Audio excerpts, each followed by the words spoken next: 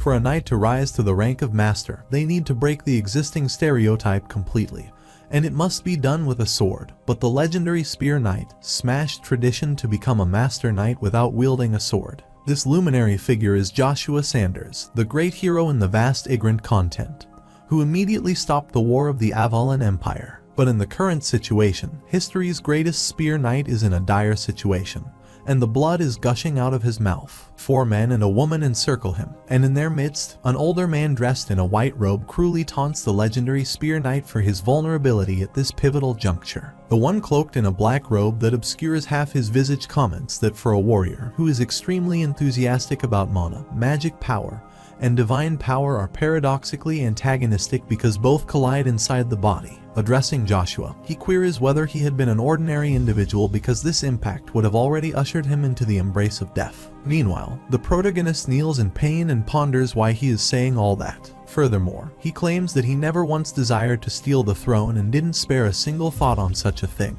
Joshua clarifies that he just wanted to show the world the greatness of the weapon known as the spear. He wanted to ease the grievance of being the son of a concubine and to help his master and his one and only friend. He had dreamt of a lifetime devoted to safeguarding the Avalon Empire Emperor's reign, shielding the realm with his unwavering presence. The master of the Tower of Magic, Evergrant, steps ahead, stating that there are beings that are a great danger to this world just by existing. While Joshua gnashes his teeth with ire, the man adds that the civil war is over, and the Emperor envisions an ascent to the pinnacle of authority, where he can enact his ambitions without impediment. Moreover, he reveals that Joshua is the one person who instills fear in the Emperor. Egrant remarks that even martial artists who have spent their entire lives researching mana take decades to cover a single small dagger in sword aura. However, Joshua can completely cover that massive spear the size of 2 people in an aura. This leads him to contemplate the extensive tally of adversaries he must have vanquished with that spear. The orb the man holds begins to emit a radiant gleam while Egrant claims that he knows Joshua has transcended another formidable wall. Joshua is aware that orb should have been within the ruins of Ammon, prompting him to wonder about its acquisition. A middle-aged knight stepped forth, asserting that he feared Joshua and that the spear made him feel unwell just by looking at it, thinking that the spear might appear and stab him. He confesses that he grew paranoid because of it. However, Joshua longed to respond, yet his lips remained resolutely sealed. Egrant feigns to thank him for everything until now, as it wasn't for him, they wouldn't have been here today. And for that, he bowed deeply to express his gratitude. Then in stark contrast, the man wearing a malicious grin whispered a parting message, addressing the old companion with a sinister tone. Joshua tumbles down on the ground, and blood profusely spills out of his mouth, while the Avalon Empire's Emperor Caesar von Britain averts his gaze, asserting that he cannot witness his best friend's last moments. Addressing Caesar Britain, Juhak yells not to think this is the end of it. Meanwhile, a magic explosion circle glimmer on the ground. It is an explosive magic circle with the power to annihilate everything within a 50-meter radius. At this speed, the protagonist realizes he has 5 minutes at the most. Nevertheless, he deems the time frame inconsequential. The gradually intensifying light makes his heart pound, and he concludes that the legendary Spear Knight is a false title now. He is in despair for being betrayed by his friend and considers himself a second-rate knight that will die namelessly in this forest. Amid the chaos, his attention is drawn to his crimson spear. Lucia, known as the Grim Reaper of the battlefield, emits a radiant gleam energy. He desperately crawls to grasp it and thinks that a special strength would be hidden inside it. But to think that it would show that strength at this moment. Like a possessed man, he desperately stretched his hands toward the spear on the floor. Joshua choked down the pain, resolute in believing that taking action now would end his suffering. He sighed triumphantly when his hands finally met the spear. In an instant, a bright flash accompanied by a thundering boom. The magic circle exploded with an earth-shattering bang, and everything disappeared with a violent roar. The Grand Duke of Avalon Empire, the land of knights, Joshua Sanders, met an empty fate that goes against his fame as the undefeated Spear Knight. Later, Joshua stumbles on a haystack and notices this is a horse stable. He contemplates how he survived that massive explosion and why his hands are tiny. A thought hits his mind, and he rushes toward the well and sees his reflection in a bucket full of water. He cannot believe that his body got younger, but as he looks around, he comprehends that this is where he used to live. Soon he realizes that he has returned to his past, and a smug smile crosses his lips as he perceives this is another opportunity to rewrite his history. With a slightly eerie expression, he thinks about Caesar von Britain, asserting that this life will unfold differently. While he stands there, 3 boys come up, asserting what he is doing here and why he's not attending to the task of cleaning horse manure, as previously instructed. Joshua recognizes that those guys are Agnes Dutchy's personal troops. One of the boys, Lloyd, expresses frustration, urging Joshua to respond when spoken to. Another boy named Rolf sarcastically asks his companion if he has forgotten that Joshua is mute. Meanwhile, the protagonist remembers that he pretended he couldn't talk since he would get hit more if he opened his mouth. The boys mockingly remark about not having seen Lucia, a maid, for some time.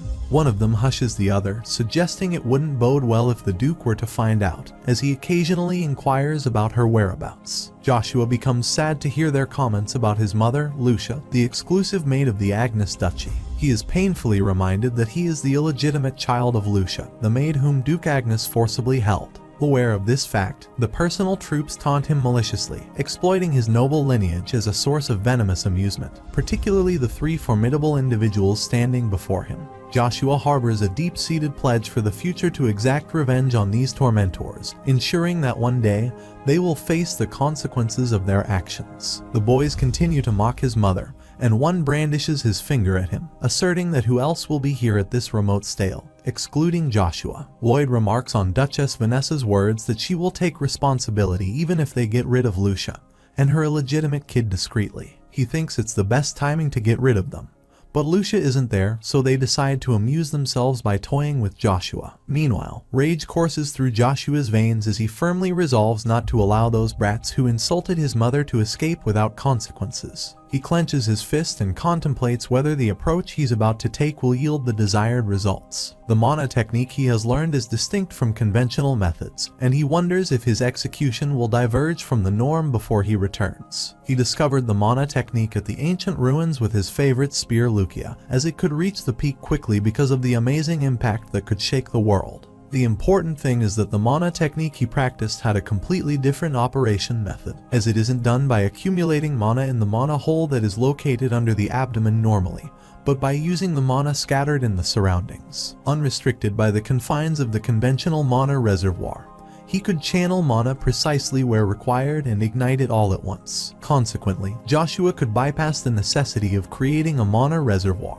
a process others labored through for years to achieve. In tandem, Gort strides forward, brandishing a baton intending to strike Joshua, and asserts that he won't be able to rein in his strength. Despite the chilling threat in Gort's voice, Joshua kept his eyes shut and didn't respond. They deride him, assuming he has succumbed to their intimidation, yet Joshua remains aware that he needs to manipulate a small quantity of mana before his return. It took him a decade to achieve this level of control, but now he already knows how. The menacing gaze of Joshua enrages the brat, who then lunges to assault him. However, to their surprise, the protagonist knocks him down with a soul move that startles the remaining delinquents. Joshua then feels something really sticky and disturbing under his abdomen, which should be completely empty. He is sure it was something he couldn't feel before his return. Lloyd unleashes his sword, asserting that Joshua is crazy because he wants to die. Despite being aware of the danger of facing a trained soldier wielding a long sword, Joshua calculates that if he can incapacitate Lloyd, the most cautious of the trio, there's a strong likelihood that Rolf won't engage in an attack. Joshua remains unfazed when Lloyd attempts to assault him, and he evades it easily. In return, he smacks the delinquent's face with a handful of mana, causing him to fumble on the ground with blood gushing profusely through his mouth. Rolf finds it crazy as he doesn't expect that bastard who can't even talk was hiding such formidable power. Meanwhile, Joshua remains in contemplation, puzzled by the intensity of pain he's experiencing despite employing only a modest amount of mana. He knows that Rolf was promoted to Centurion with his wit more than his skills, and he isn't better than Lloyd and Gort. Nonetheless, Joshua acknowledges that Rolf, even with his skills, poses a potential threat, and Joshua resolves not to reveal any vulnerability in this situation. With a stern posture, Joshua asserts that from this moment onwards, anyone, including the Centurions, who dares to insult his mother will face his unwavering resolve under the name Joshua. His stern demeanor and gaze shiver down Rolf's spine, and he immediately retreats to save himself. As the delinquents flee, Joshua's strength wanes. He tumbles onto the ground and eventually succumbs to unconsciousness. The next day, the bizarre rumors spread among the Duke's soldiers like wildfire, and it's been the talk of every mouth that Joshua, the mute kid of the stables, beat the crap out of the 3 centurions. At the courtyard beside the residence, groups of servants were gathered at the corner of the courtyard entrance and chattered as they worked. The janitor shares the rumor about Joshua pretending to be mute all this time on purpose. Among the speculations, a man muses how the young master Joshua managed to overpower the centurions despite being over 5 years younger than young master Babel. However, Baran remains skeptical of the rumors, as he thinks the story got exaggerated and asks whether they think the mute kid who got abandoned by his family a few days ago could single-handedly defeat the centurions. The elder among them asserts that if the rumors are true, the standings of Duke Agnes' children in succession may change. Baran confidently asserts that even the esteemed Duke Agnes, who currently holds mastery, achieved mana user status at 16. In comparison, the young master Babel, at a mere 14 years old, has already become a mana user. He concludes that this early accomplishment indicates Babel's exceptional genius must be an outstanding genius who will surpass even Duke Agnes one day. Joshua steps in out of nowhere, and, with a firm stance, he directs his words towards Baran, commanding him to convey to the Duke that Joshua von Agnes has arrived. On the other hand, at Duke Agnes's workplace, Rolls kneels in front of him and discloses the entire story of their confrontation with Joshua. The master recognizes him and then asks about his affiliation, to which he responds that he is from the 29th Griezmann's battalion. Duke then commands him to bring him that suit of armor. After witnessing that, he ponders whether Joshua was the one who did this to the armor. Chiffon, the master's adjutant, warns him to think carefully before answering because he will not be forgiven if he utters even the slightest lie. However, Rolls vehemently insists he isn't lying. The master can't comprehend the situation and inquires Chiffon about Joshua's age, to which he informs that he is 9 years old. In response, the Duke asserts that destroying a suit of armor made of orc leather with mere physical strength at that age would be possible only if Joshua had employed mana somehow. Apologizing for the discourtesy, Chiffon intervenes abruptly to state his viewpoint, and flatly dismisses the possibility, asserting that there is no record in the continent's history of anyone being able to effectively employ mana in an actual combat scenario at the age of 9. He contemplates the potential that young Master Joshua might become an unparalleled genius in history, pointing out that even a highly accomplished B-rank knight would require substantial talent to envelop their hands with mana. Thus, he firmly states his disbelief in the notion that a 9-year-old like young Master Joshua could have executed such an act successfully. Chiffon then exclaims, his frustration evident, that it appears far more plausible that these individuals were gripped by fear that their mistreatment of the young master would be exposed. He contends that they concocted a nonsensical excuse using their feeble minds. He implores the master to grant him permission to take Rolls outside and administer a public lesson, aiming to rectify the declining discipline within their troop. Despite Chiffon's accusations, Rolls persists in asserting the veracity of his previous account, maintaining that Chiffon's assertions are untrue, and that the details he previously shared are indeed accurate. Chiffon advances toward Rolls, his anger palpable as he questions Rolls' audacity to raise his voice before the Duke and urges him to reveal the truth. Rolls is terrified because of his rage but persists that he isn't lying. Duke Agnes halts him from further acting against that guy and declares they will discover the truth once they meet the person in question. Instead of calling him over, he plans to meet Joshua for the first time in forever. Captain Chiffon contemplates the Duke's unprecedented action of personally meeting the son of a concubine. He reflects that the Duke has never displayed such interest, even in young Master Babel, renowned as the Empire's greatest genius. Duke Agnes inquires where Joshua is, and the captain informs him that he has arrived and must be inside the first floor's waiting room. Then, the Duke urges him to lead him toward Joshua. On the other hand, while walking through the Agnes Mansion's corridor, Babel notices Joshua and ponders what that bastard is doing there. Simultaneously, Joshua is captivated by a portrait of the current Emperor of Avalon, Marcus van Britten, hanging on a wall. The sight of the portrait triggers a surge of anger within him due to the uncanny resemblance between Marcus and Caesar van Britten, fueling his determination to exact revenge on him. Suddenly, Babel lunges forward in an attempt to strike Joshua's face, voicing his frustration at being seemingly ignored. However, Joshua's swift reflexes allow him to evade the blow skillfully, and he fiercely grasps his outstretched fist, making him tremble in pain. Babel clenches his teeth, wondering whether the rumors are true, and plans to use the mana as he won't go down without a fight. Soon, Duke Agnes steps in there, asserting what he is thinking of doing. Babel abruptly quits his plan and kneels in deference to greet his father. When the man repeats his question, Babel responds that they are exchanging heartwarming greetings. The Duke's expression becomes stern as he shifts his gaze to Joshua, who affirms the statement with a nod. Chiffin becomes enraged at Joshua's nonchalant behavior and brandishes his blade to punish the juvenile. The Duke of Agnes halts Chiffin and urges Joshua that his gaze is filled with hostility and spite. However, he abruptly lowers his gaze, contemplating that portrait reminded him of that scumbag's face he despises and has ignited an overwhelming surge of anger that he struggles to control. Joshua inwardly realizes that this situation isn't favorable because Agnes doesn't easily let go of the people who show hostility before him, even if it's no different if the hostile person in question is his child. Duke Agnes asserts that Joshua should approach him if he has regained his composure. He declares his intention to personally verify whether Joshua is genuinely capable of using mana or not. Babel, who had been silently observing, is taken aback by this question and ponders how could someone like Joshua, whom he regards as lowly, be capable of using mana. Babel finds the idea utterly implausible, considering his status as the son of a servant and his significantly younger age. The adjutant respectfully advises the Duke against engaging in such a futile act. However, the Duke remains unmoved by the counsel and, with a tinge of solemnness in his tone, instructs Joshua to come over. Filled with tension, the protagonist's face pales, realizing that Duke Agnes is one of the 5 masters of the vast empire. He is far more sensitive to mana than others, and if he finds some abnormal symptoms in his body, his plan will go down the drain.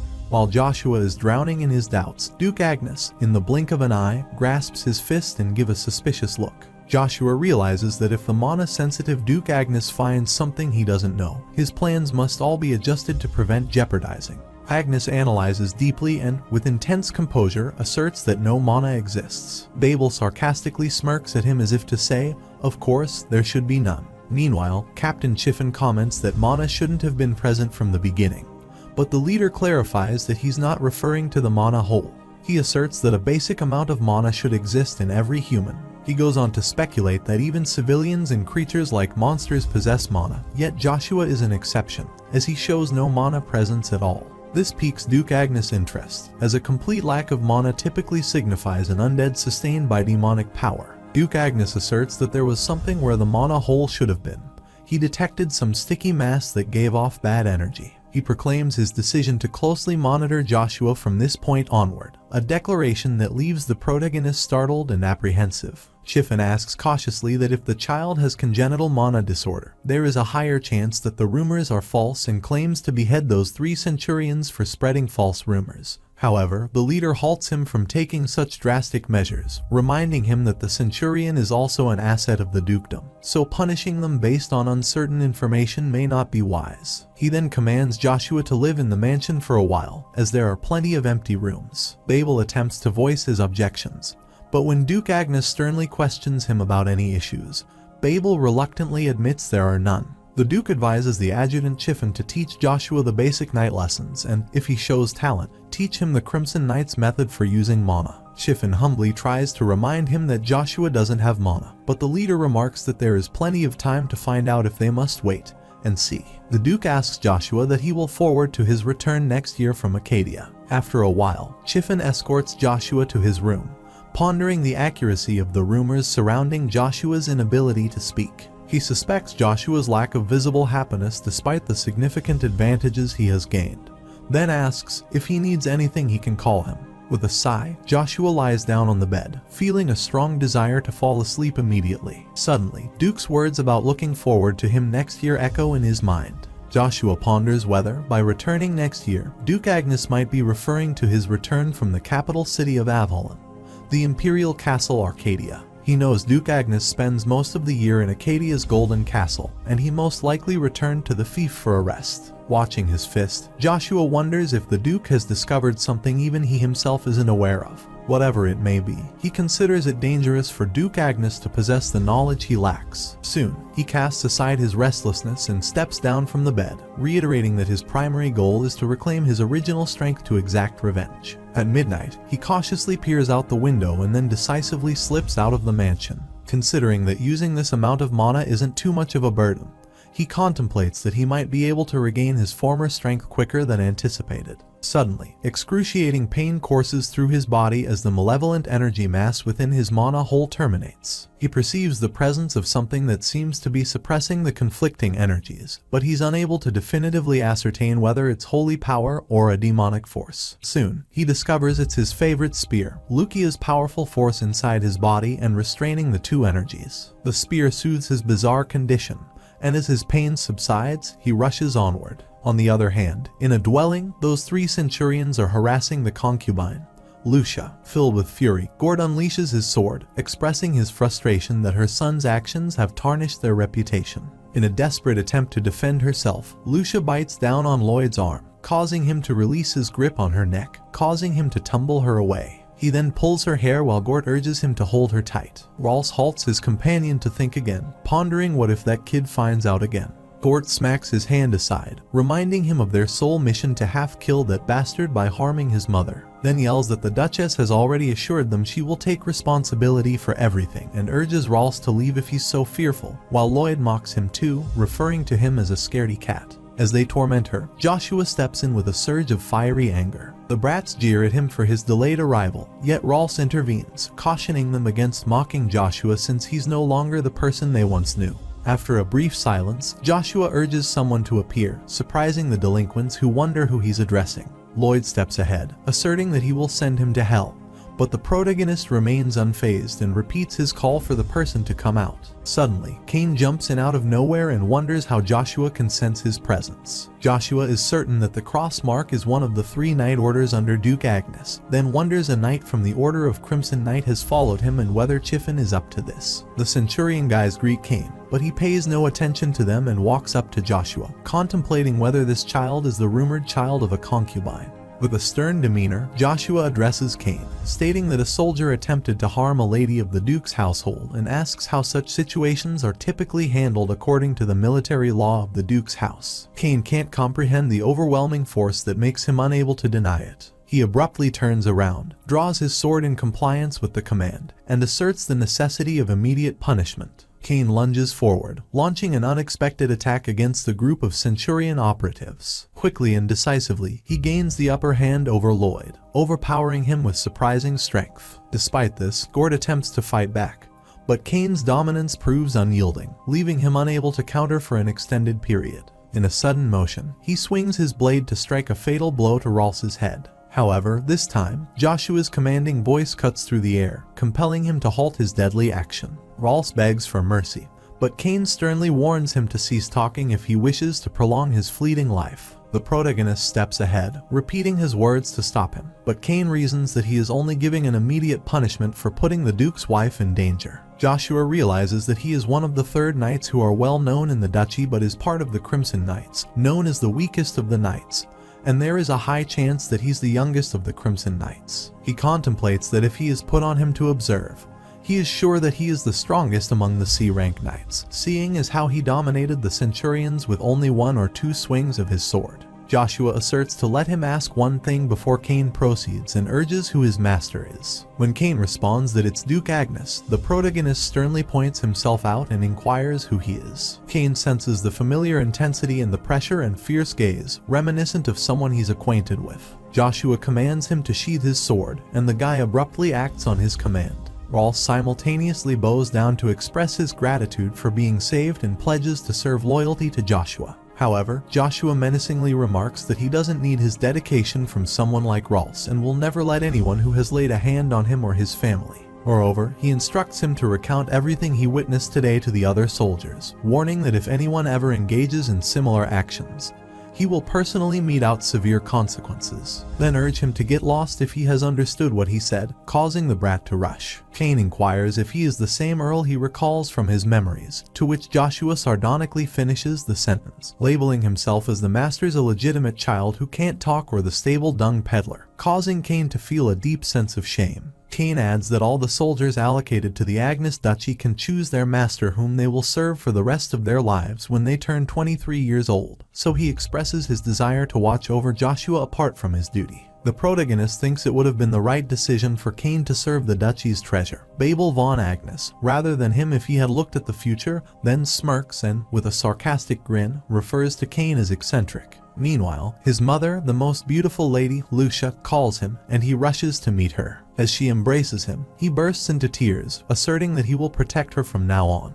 Later at night, he thanks the heavens for giving him another chance to return to his younger days, tainted with regret. Determinedly, he vows to change his path this time around, shedding the timidity that once defined him not as Joshua von Agnes, the disdained offspring of a stable worker, but as Joshua Sanders, the most formidable spear in the annals of the continent's history. On the other hand, at Agnes Duchy's mansion, Chiffon briefs the Duke that Rebecca has paid a visit, and is in the reception room and reveals that Count Rebecca didn't come alone this time as he came with Miss Iceland, to which the Duke with a deep sigh wonder whether he wants to put an end to this. An uncomfortable visitor who has suddenly come for Count Agnes, Count Fonsel Jin Rebecca, though he is of lower status compared to the Duke, is someone who can't be disregarded because of his influence within the Empire. His daughter Iceland Jin Rebecca is one of the talented people being obstructed carefully alongside Babel. She is recognized as a prodigious magic user, having entered the second tier of classes at 9. In a world where some are cursed with the inability to wield mana due to their genetics, others are blessed with an innate proficiency in its manipulation, the recipients of mana's favor. Iceland stands as one who has been bestowed with the blessing of mana. The blessing of mana, often referred to as the god's finest gift to magicians, endows its recipient with the ability to sense and interact with mana without having to learn it. Chiffon proceeds to apprise the master that Earl Babel will soon reach the age of 15 in the upcoming year, which likely has him in a state of anticipation, considering that his official coming-of-age ceremony is less than 3 years away. The Duke ponders the matter, reflecting on the presence of Lady Cheryl and how it might factor into Babel's circumstances. The 5 duchies of the Avalon Empire wielded significant influence within the empire, each in their distinct manner. Lady Cheryl, a member of the Font family, secured a duchy status based purely on their considerable wealth. The adjutant notes that, as he previously mentioned, considering the Font duchy, it might be more prudent to choose Lady Cheryl, to which the Duke concurs, stating that he always feels the same thing.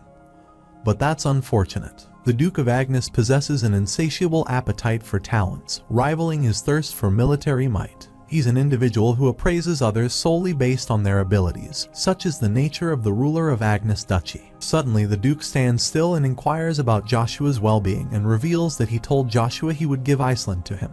His revelation takes Chiffon aback, contemplating the match between Lady Iceland, who has been bestowed with the blessing of mana, to the mana-disabled Joshua, who has been afflicted with the mana curse. In contrast, Joshua is standing near a partially ruined palace with broken pathways and dilapidated towers. Joshua ascends the old cliff located north of the Agnes Duchy's garden. Before he returned, he used to climb this place because he wanted to be closer to his deceased mother, and there he discovered a hidden tunnel where he found Lucia, his cherished spear. He nips at his thumb, allowing blood drops to drip onto the ground. Suddenly, an incandescent portal materializes in a surprising turn of events, casting its radiant glow over the surroundings. He enters the gateway and lands in a different world, where he finds a partially ruined palace with broken pathways and dilapidated towers. He steps into the castle, wondering whether it's the same temple because when he first discovered this place, it wasn't in ruins like this, and Lucia was located on the altar in the center of the temple, wrapped in chains. However, this time there is just a metal stick instead of Lucia. He steps toward the metal rod, and when he grasps it, a sudden surge of sparks envelops him. Soon, everything turns into a pure white landscape, and he is taken aback to see the metal rod hanging in the air. To his astonishment, the baton responds, asserting it isn't a mere metallic stick but rather the demonic god's artifact, Lucia. This revelation catches Joshua off guard as he grapples with the realization that the spear he wielded in countless battles was, in fact, a relic of a demonic god. He notices that Lucia's appearance has changed, and amid his contemplation, Joshua ponders whether this transformation occurred because the spear journeyed back in time with him. However, his thoughts are interrupted by the baton's assertion that the concept of time doesn't apply here. It further imparts that 2 energies within Joshua's body will gradually erode his lifespan over time, prompting a deep sense of concern and urgency. The baton advises Joshua to swiftly regain his initial strength, emphasizing that this is the sole method to quell their restlessness. It explains that this approach will enable him to harness the 2 serene energies within him. He must strive to attain the magic spearmanship stage 4 to achieve this. This guidance underscores the importance of his journey toward restoring balance and control. Joshua recalled that the ancient spear technique he was learning, the magic spearmanship. This spear technique he discovered with his mana technique had incredible potency. In the realm, all the knights of the Ignorant content used swords as their only weapon, and spears were widely considered weak and crude toys. However, before his return, only a handful of people could rival him in battle. Back then, he had reached the pinnacle of magic spearmanship at stage 5. If prowess were measured in ranks, a rank knights could fashion swords from mana, while those deemed masters were accorded the illustrious absolute rank. Even within the 8-tiered hierarchy of the magic spearmanship, Joshua stood at stage 5, reigning as the Empire's paramount knight. Now he mused that achieving stage 4 could place him on par with the mightiest B-rank knights. The attainment of this level shouldn't prove excessively challenging, yet his concern lay in the constraint of time.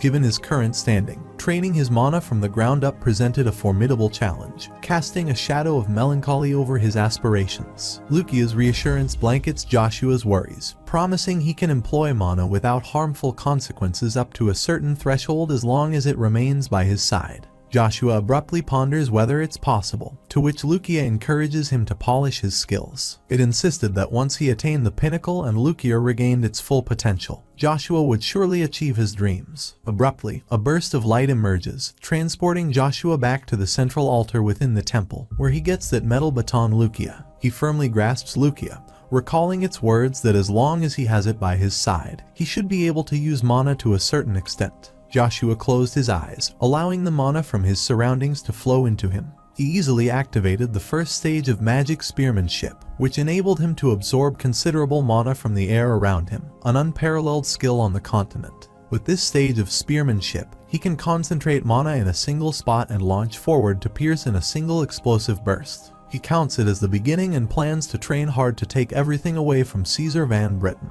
On the other hand, in Agnes Duchy's guest reception room, the receptionist announces the arrival of Duke Agnes. Cheryl Dyfont, daughter of House Font, greets the Duke while he wonders what brings her here so late. In response to his inquiry, Count Cox Ron Vajan, a vassal of House Font, apologizes for Cheryl's persistent insistence that led to their sudden visit. Cox is a prominent vassal of House Font and oversees their financial matters. The Duke assures him there's no need to apologize and mentions that it's unfortunate how seldom they get to meet despite residing in the same city, making this encounter opportune. Amidst their conversation, she playfully quips that she's heard rumors of Babel attaining the rank of a C-rank knight, and she amusingly contemplates the idea of establishing herself as a prodigy too, which startles the Duke. Cox abruptly apologizes, stating that she is immature. However, the Duke's response is magnanimous. He reassures Cox that her behavior doesn't bother him and affirms that it's perfectly acceptable for a girl her age to behave in such a spirited manner. Duke Agnes then turns around to greet Fonsel and express his apologies for momentarily forgetting their presence. Iceland Jin Rebecca, Count Fonsel Jin Rebecca's daughter, greets the Duke. Meanwhile, Cheryl is annoyed by Iceland's presence while Cox tries to calm her down.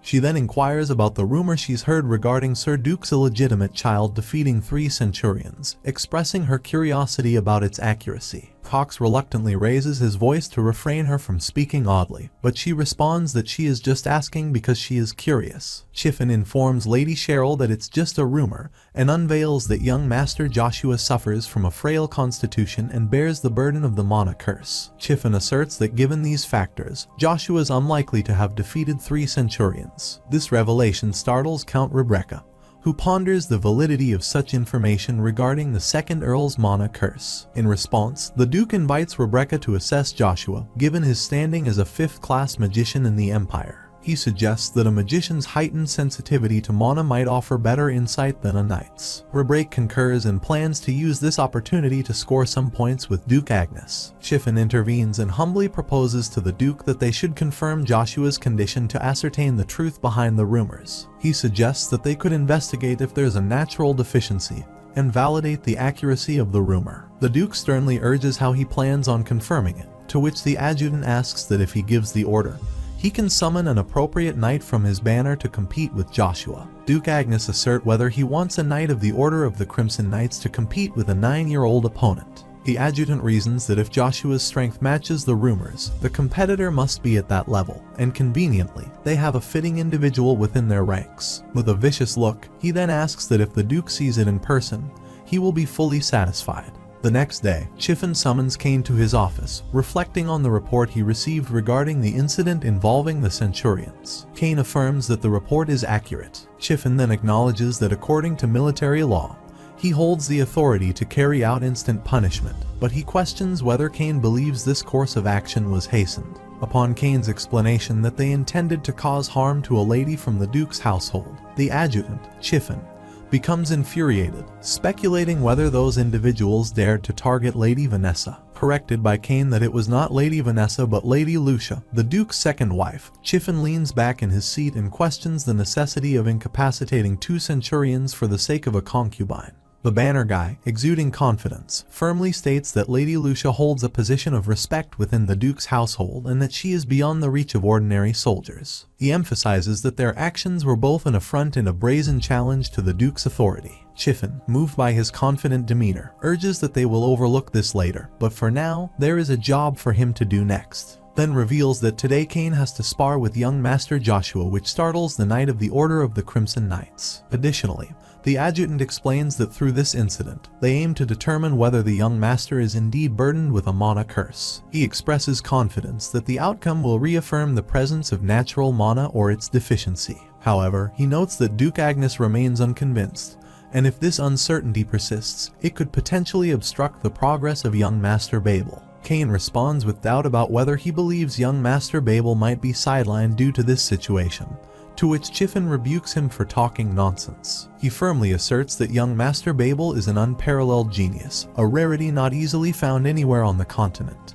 He questions if Kane truly believes Babel could be bested by a mere pebble. In response, Kane secretly acknowledges that the pebble he observed was a meteor capable of tearing across the vast expanse of the sky before crashing down to the earth. Chiffin commands Kane to discreetly infuse mana into Joshua during their sparring session, ensuring no one notices. He explains that if Joshua is indeed afflicted with the curse of mana, his body will reject the mana injection. In the case of a mana-cursed individual receiving a mana infusion, it would act like poison, leading to death within 10 days. His intentions stun Kane. He knows that the adjutant is biased towards young Master Babel's side, but he can't believe he could show his true self this explicitly. Chiffin then commands him to wait in the military armament because the Duke and Count will soon be brought there. While waiting in the apartment, Kane contemplates that even though it's an order from his direct superior, he plans that as long as he is watching over young Master Joshua. However, he has no plans to harm him. Meanwhile, the protagonist arrives there and confirms that he heard they are sparring, to which Kane concurs, stating that it's to confirm Earl's abilities and it's Sir Duke plans to order a spar. Joshua smirks while gazing at his fist, asserting that the Duke has recognized some of his abilities, so he plans to take it on. Kane urges the protagonist not to worry about it and clarifies that he has no intention of sparring against them. In response, the protagonist retorts that Kane's statement makes him laugh or wonder whether Kane wants to gauge his abilities, which Kane abruptly denies. Joshua confidently states that the right to choose the master is an exclusive authority to knights. However, Joshua has the authority to choose his subordinate, and has no plans to entrust his back to someone as insignificant and weak as that, which stuns Kane. Then assert that Kane should do his best if he wants to see the real self of Joshua. Soon, Duke Agnes and his guests arrive at the military armament, pondering whether they have introduced themselves. While Kane greets the Duke, Chiffin thinks Joshua has no etiquette towards Duke Agnes. However, Joshua greets the Duke as well, which impresses the Duke, who ponders that he doesn't remember separately teaching him etiquettes. But he is good at this, while Chiffin seems frustrated. Joshua remarks that he just learned from watching. The Duke wonders whether he knows what is going on, to which the protagonist remarks that he was told that the Duke wanted to test him. Chiffin intervenes, remarking that there seems to be a misunderstanding because this is not the test from the Duke but his consideration because he wants to examine and classify Joshua's handicap to cure his ailment properly. At that time, Joshua realizes that the Chiffin bastard is on Babel's side, orchestrating this situation to kill him. The Duke asks Kane whether he is ready, to which the guy concurs, asserting that he is ready to spar. Duke Agnes assert that Guy is misunderstanding something because Joshua's spar opponent is not him. It's Joshua's older brother Babel. With a malicious grin, Babel feigns that this older brother cherishes him. However, Joshua is aware of his underlying motives. The Duke informs that they will be using wooden swords for training since it's only competitive training. Babel abruptly grasps one and casually brandishes it at Joshua, stating that he has no intentions of doing his absolute best. The protagonist grins as he knows that Babel and Chiffin are trying to make a show because they want to kill him, so he plans to show them properly what showmanship is. He breaks a wooden mop to get a stick and declares that it's enough for him, which startles the Duke and the adjutant. Lady Cheryl scoffs at his choice, finding it hilarious as he selects a mere stick for sparring against a mana user. Chiffin tells Joshua it isn't a joke and ponders what he plans to do with a stick like that. Duke Agnes halts the adjutant and asserts whether Joshua is sure about his choice, which the protagonist confidently concurs with. The Duke then commands everyone to have a seat and cautions Babel not to use mana. Babel urges his dad not to worry about it, considering that using mana on that stable cleaner guy would be a waste. Babel questions Joshua's intention to face him with a stick and mockingly suggests that a wooden rod is fitting for someone who used to clean horse excrement and can't even speak. The sparring begins with the Duke's signal,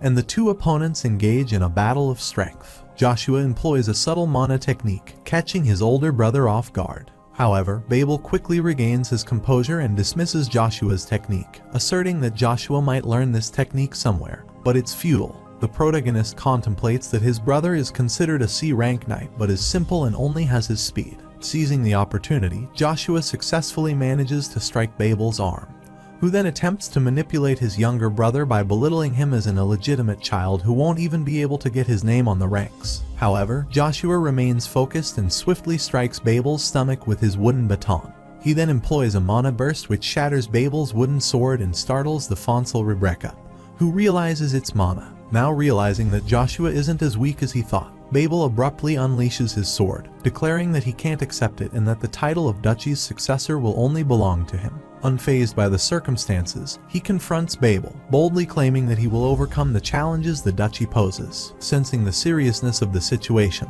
the Duke abruptly halts them in a menacing tone from further confrontation, declaring that he will not forgive them if they continue to fight any longer. Meanwhile, Chiffin is stunned and can't comprehend that Joshua possessed mana at the age of 9 because this is the first time in history. In other words, it's a fantastic feat. Duke Agnes urged the adjutant whether he isn't satisfied yet. However, Chiffin still seems incredulous as he has never seen that before. Meanwhile, judging from whatever he has seen, Rebecca confirms that it indeed was mana, and it's not much compared to Earl Babel when considering the amount of mana. Still, it's a different type of mana than the one they know, especially regarding its concentration. All that happens takes them aback, while the Duke is impressed by Joshua for being able to use mana at the age of 9. Chiffin tries to intervene, but Duke Agnes sternly gazes at him, then addresses Joshua, informing him that he needs to discuss some matters, and instructs him to come to his room later that night, which startles Chiffin and Babel, while Joshua abruptly agrees. Amid all this, Babel clenches his fist tightly in frustration because his father, Duke Agnes, has never summoned anyone to his room before. He cannot fathom how a mere stable cleaner could turn into someone who commands such attention. Later at Agnes Duchy's guest room, Lady Cheryl jumps thrillingly, amused by all that happened in military armament. Despite Cox's attempts to placate her and encourage a composed demeanor, her amusement remains undiminished. The notion of a 9-year-old possessing mana strikes her as implausible and amusing.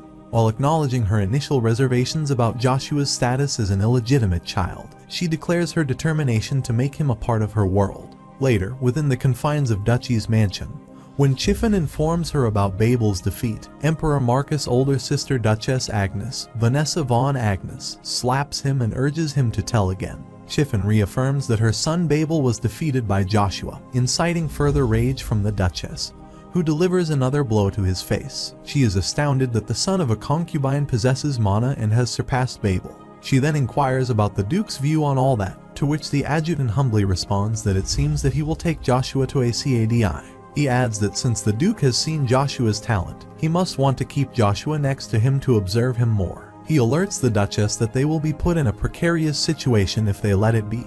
However, she retorts that would never happen if the adjutant had properly fulfilled his responsibilities. Chiffon asserts there is no need to worry because he has a way of going about this, and she abruptly inquires what it is. He clarifies that it is just a hypothesis. However, he is sure that Duke Agnes might attempt to publicly declare Joshua as a C-rank mana user throughout the Empire, to which the Duchess asserts that he is still spouting nonsense. Furthermore, he states that not only the Duke but also the two counts also witnessed Joshua's prowess firsthand.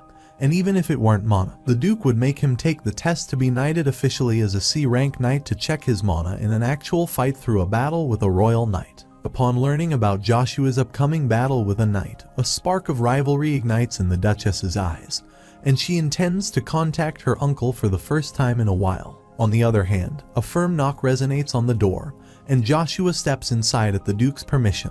When Joshua kneels to greet the Duke, he ponders who he is, and the protagonist responds that he is Joshua von Agnes. The Duke takes note of the considerable change in Joshua's appearance since their previous encounter, and Joshua acknowledges this observation by remarking that a significant time has indeed transpired. Duke Agnes then inquire whether he hates his father, but Joshua denies, asserting that in a situation where he needs to be wary of the royal castle, the Duke wouldn't have been able to expect much from him.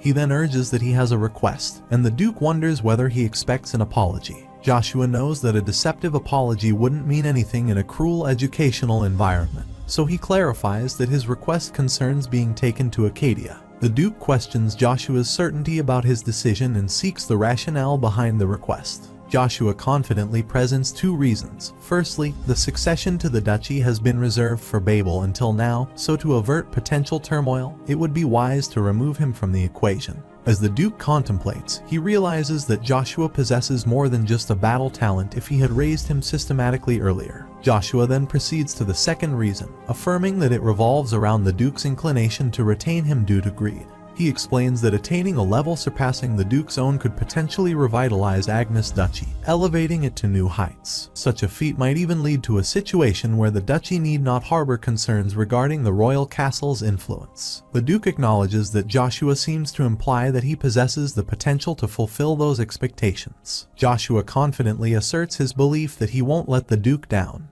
Duke Agnes admires Joshua's audacity for speaking so boldly in front of him and contemplates if there is a way to do both things simultaneously. Joshua concurs, stating that he must consider sending him to the academy at Acadi. The noble children of the Avalon Empire must study at the academy in Acadi for 6 years, from 10 to 15 years old. It's even possible to graduate early for skilled professionals like Babel. The reason the royal castle made such a system is so that they can take the children hostage through the academy to hold the nobles' loyalty towards the royals in check and to win over outstanding talents. The Duke admits that he will be coming to the city with him. Also, he commits to teach Joshua personally if he is close by. Joshua recognizes this as a remarkable chance to learn swordsmanship from one of the 5 masters of the Empire. Nonetheless, he points out that while the Duke excels in swordsmanship, he himself intends to specialize in using a spear as his weapon of choice. This declaration leaves the Duke taken aback, as he had been uncertain due to Joshua's utilization of a seemingly ineffectual stick during their one-on-one duel. In response, Duke Agnes channels an immense surge of mana directed at Joshua, questioning if he intends to wield a spear. The sheer magnitude of this mana force makes it challenging for Joshua to maintain his footing. However, as much as Agnes is proud of his sword, he also has much pride in his spear. Nonetheless, just as Agnes takes immense pride in his swordsmanship, Joshua, too, possesses a deep-seated sense of pride in his proficiency with a spear. With resolve, the protagonist proclaims his intent to vanquish any obstacles that cross his path using a spear, regardless of whether they belong to the esteemed group of the 9 stars to which the Duke belongs. In response, Duke Agnes asserts that if that's his intention, he will personally demonstrate the merit of a spear, declaring that he will test Joshua's prowess. The protagonist knows that Agnes is one of the 9 stars, so he takes it as an opportunity that won't come again. Joshua then proposes that if he passes the test, the Duke has to accept the request he has made. Duke Agnes agrees to this condition, stating that should Joshua pass the test, he will be allowed to wield a spear and commit to addressing Joshua's specific request. However, if he achieves the opposing result, he must follow the Duke's command. The protagonist smirks, fully aware that the Duke will likely command him to attend the academy and focus on swordsmanship. Nevertheless, he is confident that this scenario won't transpire, as he harbors no intention of concealing his remarkable abilities. On the other hand, the Duchess seeks out a magician to establish a magical connection with her uncle through an oracle. As they exchange pleasantries and inquire about each other's welfare, her uncle probes whether the duchy is still a suitable place to reside. With a cunning glint in her eyes, she replies with a hint of malevolence, asserting that an incident has befallen the duchy, and she seeks to request a favor. Later, Joshua steps out of the Duke's room, acknowledging the impressive prowess of someone who holds the title of a master. He comments that the experience was remarkable and reveals that his body still trembles from the encounter. Shortly after, Babel arrives and approaches Joshua, requesting a conversation. When the protagonist declines, explaining that there's no matter to discuss, Babel's demeanor becomes more ominous as he conveys his intent to engage in another battle. Joshua perceives a distinct change in his brother's gaze, driven by an intense desire to triumph, a pure passion for combat, and an unwavering determination never to taste defeat. Then smirks in a concurring way and ponders whether Babel is confident about his decision. On the other hand, at the Kaltika Palace within the Avalon Empire's Grand Imperial Castle, a knight relays the entirety of the situation to Emperor Marcus van Britten. The Emperor contemplates whether it's indeed true that yet another child possessing the potential to become one of the stars has emerged from the Agnes Empire. He questions whether his elder sister, Vanessa, has been concealing someone of this nature. The knight confirms this to be accurate and unveils further details. It's not the Duchess's own child, but rather an illegitimate offspring of a woman who served as a maid within the duchy. Marcus is intrigued by the situation and remarks that Babel alone is a precious asset they might not encounter again within the Empire. However, he expresses a sense of envy towards Duke Agnes, who now possesses two remarkable individuals as treasures. The knight supplements this by mentioning that the princes are also exceptionally talented individuals destined to make waves in the world. Nevertheless, Marcus refutes this notion, asserting his certainty that while a few might be born with the aptitude for becoming emperor,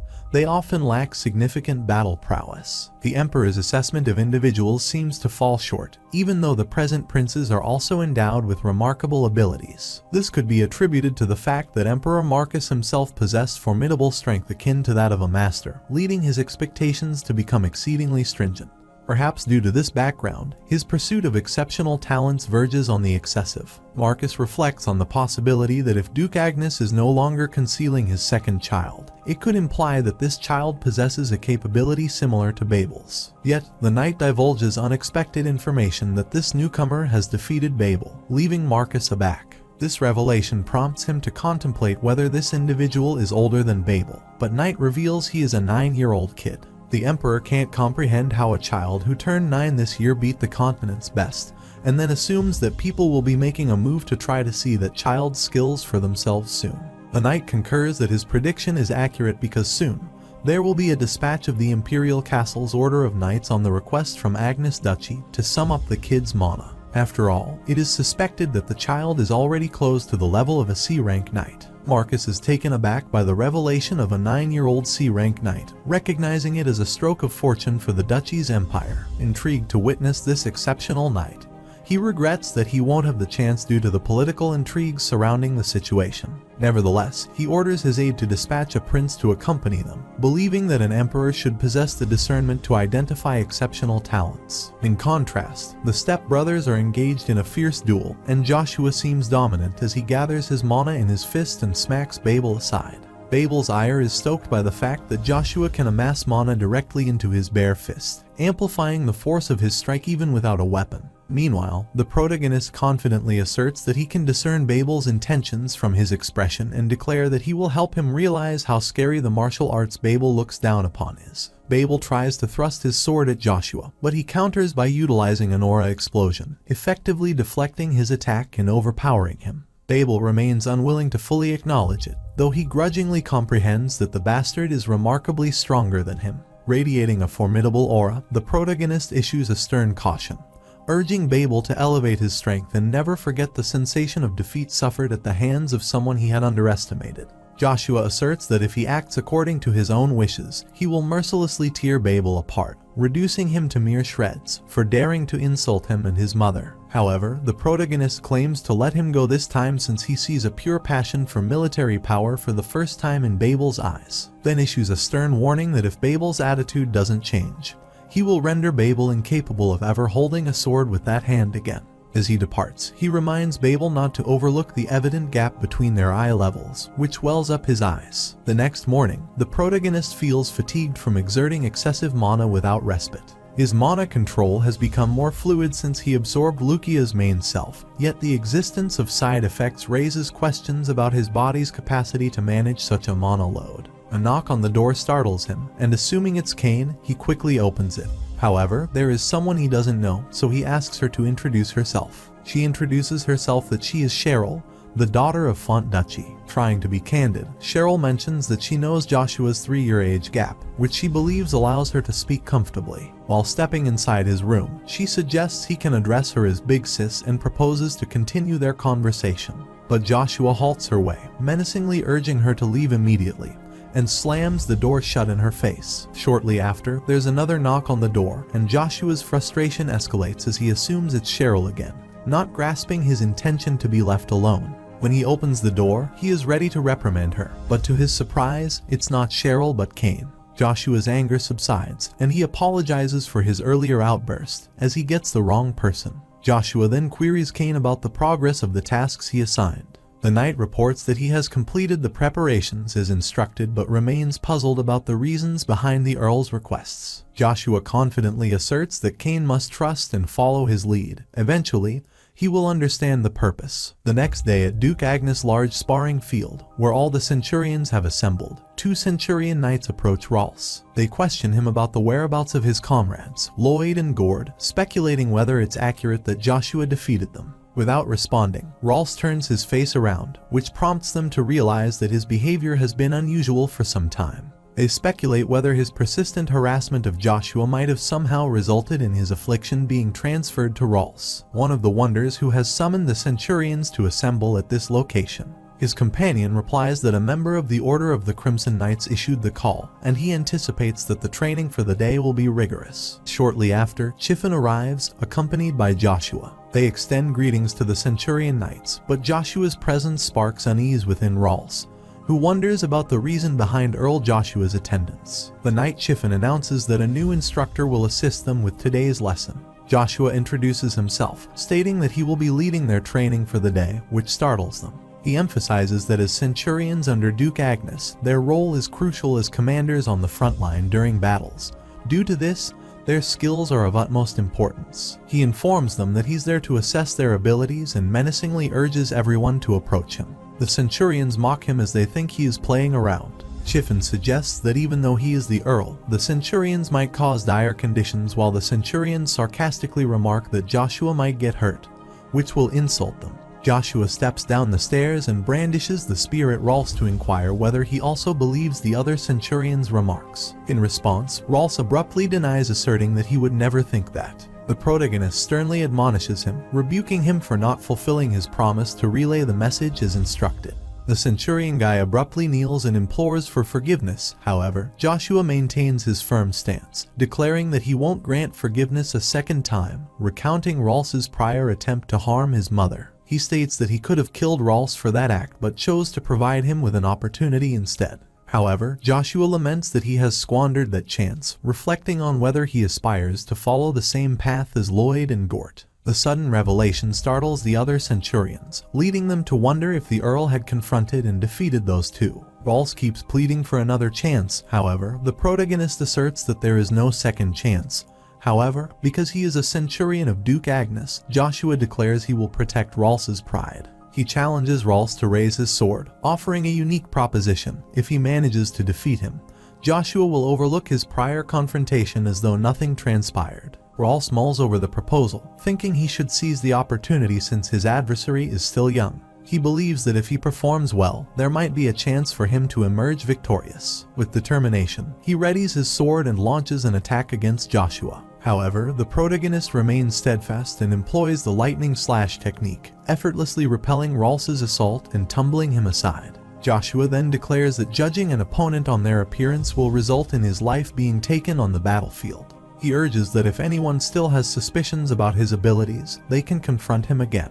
In response, the 23rd Centurion leader steps forward and greets Earl Joshua. This gesture prompts all the Centurion leaders to express their respect and greetings. Chiffon is deeply impressed by this display and is excited to witness how Earl Joshua has lived up to his expectations, and he pledges his full support to Earl Joshua's endeavors. On the other hand, in Duke Agnes' guest room, Lady Cheryl is in despair due to Joshua's cold demeanor. Suddenly, Cox barges in there and excitedly informs that the Order of the Imperial Knights will soon arrive at the duchy. Despite the news, Cheryl's expressions remain unchanged as she puts her head down on a pillow, asking him not to bother her for the day. Cox abruptly ponders whether she is hurt somewhere, as she hasn't looked great since the morning if something happened. Cheryl exclaims in frustration not to bother her, urging him to follow her father's instructions. Cox responds that he momentarily forgot about the Lord's orders, to which Cheryl reminds him not to lose sight of their purpose for being there. Cox apologizes and assures her he will prioritize carrying out their Lord's orders. In contrast, Duke Agnes summons Joshua to his office to inquire whether he executed a centurion.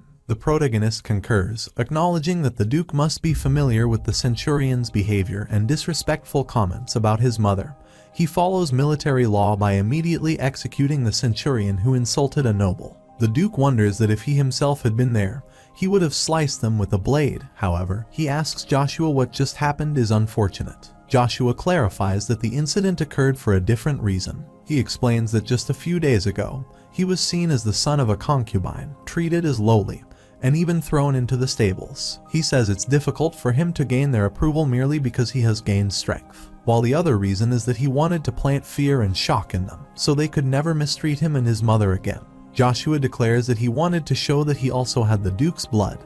He had to demonstrate where all the Centurions were gathered properly. Duke Agnes gets up from his seat, asserting him to finish this discussion and that Joshua should slowly prepare to leave for his Mana evaluation today because the Order of the Imperial Knights has been dispatched. Joshua concurs that he will leave soon as his preparations are over. Outside the Duke's office, Armstrong, the first leader of the Order of the Golden Mane Knights, is surprised that 2C rank who haven't come of age would come from their duchy. When Chiffon frustratedly retort that one of them is a son of a concubine, Armstrong mocks him, stating that he is pissed that his position is at stake because young Master Babel lost to young Master Joshua, due to which Chiffon starts quarreling with him. Soon, the Duke arrives there, remarking that the Order of the Imperial Knights is about to arrive, and they are already bickering. They greet the Duke while Armstrong privately contemplates if that person is Joshua and remarks that he doesn't seem strong. Shortly after, the caravan arrives, prompting Chiffon to be startled to see a whole battalion for the Imperial Palace and wonder who could have arrived.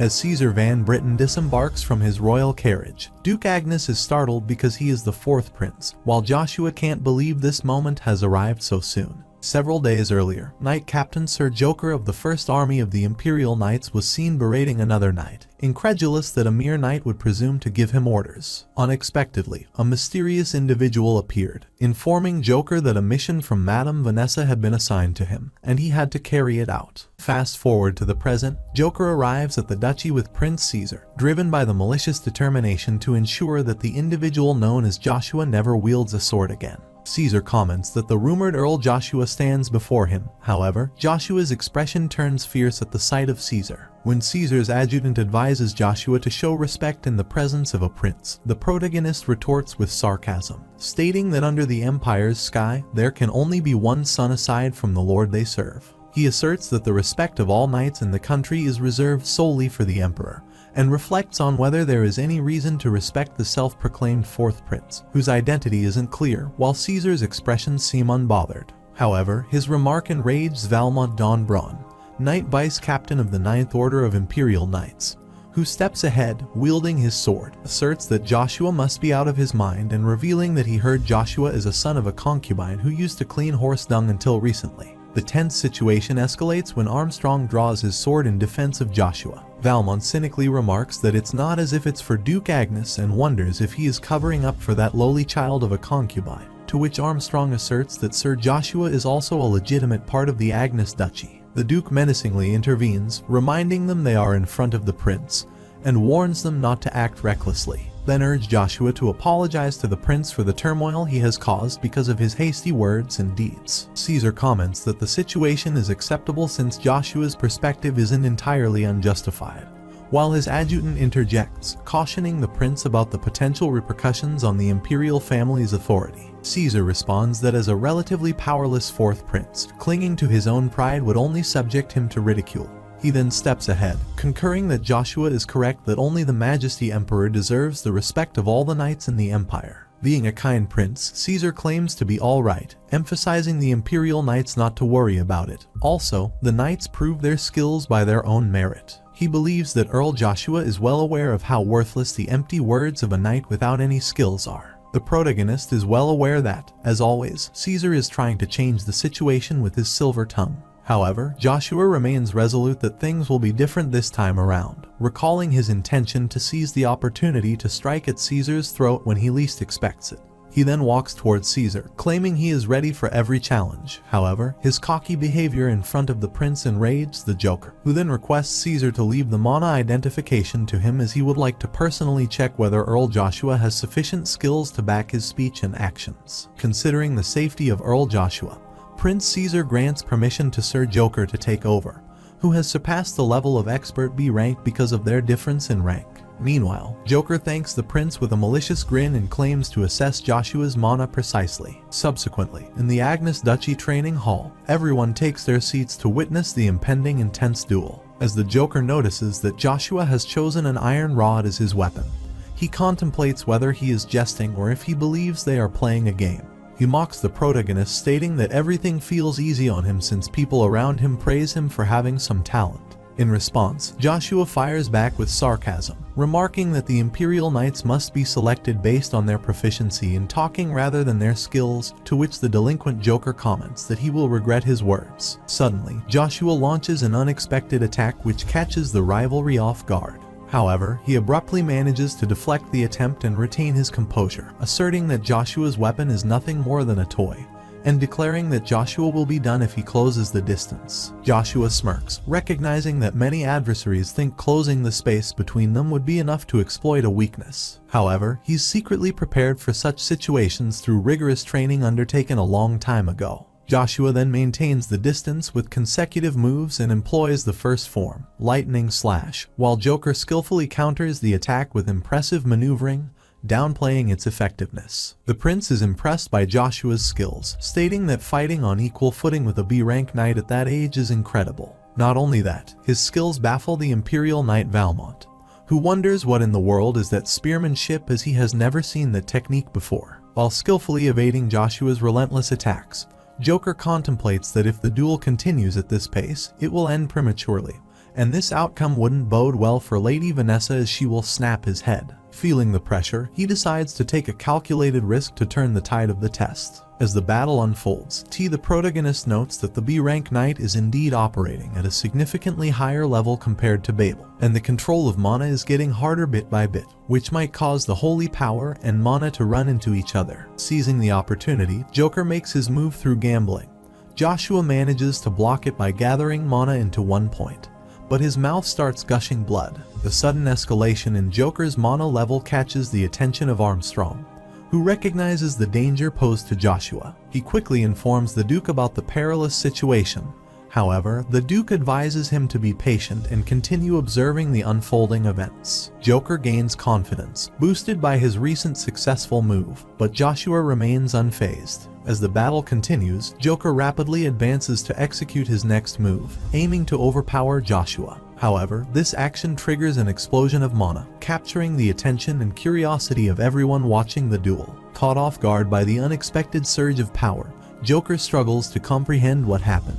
An unfamiliar force seems to have pushed him back, leaving him bewildered and off balance. Meanwhile, Joshua remains composed and stationary, firmly holding his cherished spear, Lucia. As Joshua anticipates the impending clash of Joker's B-rank sword aura and his own C-rank mana, he recognizes his perilous situation. He knows that a collision between the two forces could lead to severe internal injuries for him. Just as Joker confidently advances towards him, believing his victory is assured, Joshua calls out to his trusted companion, Lucia. In response to his plea, Lucia awakens and exerts its extraordinary power, forcefully pushing Joker back and preventing the collision. This astounding display leaves Chiffin astonished, witnessing the mana-saturated artifact's historical moment in awe-inspiring might. Observing Joshua's exceptional abilities, Prince Caesar acknowledges his unique talent, even though his understanding of battle might be limited, and commands Valmon that it's enough for the test. Meanwhile, Joshua contemplates how Joker must be feeling, having his attack blocked. Joker admits his confusion and acknowledges that this is the end of their bout. Valmont steps in to express gratitude for Joker's efforts and officially announces the conclusion of the test. He is intrigued by how Joshua intercepted Joker's B rank attack in a mere C rank Knight Mana test. Valmont is confident in Joshua's prowess and doesn't believe the best genius of the Empire could surpass him. With a sword in hand, he proclaims that, as per the prince's orders, Joshua von Agnes, the second son of Agnes Duchy, has now attained the rank of a C rank knight. He raises his sword in the traditional knighting gesture, signifying the official recognition of Joshua's new level. As Prince Caesar and a Vagrant applaud Joshua's impressive skills, the protagonist's inner thoughts reveal that he has no intention of playing along with this C rank knight stuff because he doesn't want to show them his weak state. However, he is determined to take revenge on them at a decisive time, as they assaulted him in his past life. Duke Agnes steps ahead and inquires about Joshua's well-being. The protagonist kid notes that this is an impression he hasn't encountered in his past life and responds that he is doing fine. Valmont presents him with the Highness's sword, and Joshua triumphantly raises his sword, thinking that he had never witnessed that before in the entire continent. It was the birth of the youngest mana user. Later that night, a conference occurred in the Agnes Duchy's Grand Conference Room under Duke Agnes's supervision. Count Angel, a vassal of the Agnes Duchy, requested the first leader of the Order of Gold Main Knights, Armstrong, to report on an important matter. Armstrong reported that all the Gold Main Knights who had been recently dispatched had suddenly returned. The reason for their return was the significant increase in monsters emerging from the creature's forest. Armstrong explained that the leading cause of the Knights' return was the appearance of a black ogre among the monster mob. The black ogre was the most formidable creature within the black creature's forest, also known as the Monster's Haven. It was a resilient troll that could tear through bodies as if they were made of paper. Only individuals with considerable strength, such as high-ranking magicians of the 4th class or higher or knights with a B rank or higher, could match it in combat. The news of the Black Ogre's presence raised tension among the members of the conference, who began to worry about the possibility of the monster encroaching on their lands. Taking note of their concerns, the Duke assured the assembly that he would personally address this matter and urged them to report the next issue. Armstrong remarks that the next point is regarding the 5 duchies, prompting the Duke to wonder whether there is a separate reason that Cheryl and Cox came here, then instructs the knight to explain that matter privately. Count Angel commands them to raise their hand if anyone has something to report. The adjutant Chiffin abruptly raises his stand, stating he has something about Earl Joshua. A buzz of conversation begins as people start discussing Joshua's recent achievements, particularly his becoming the youngest C-rank knight, surpassing even Earl Babel. Chiffin continues, mentioning that Joshua was initially quite frail to the point of suggesting he had a genetic mana disability. He expresses his perplexity over how Joshua could have transformed from such a state to a C-rank knight so quickly, believing that the explanation can't be solely attributed to talent. He speculated that Joshua might have somehow obtained power from creatures or demonic beings, as he found it challenging to comprehend the situation otherwise. He reasons that Earl Joshua was using a weapon no one had ever seen before and ponders whether artifacts are saturated with magic, the only weapons that can change shape.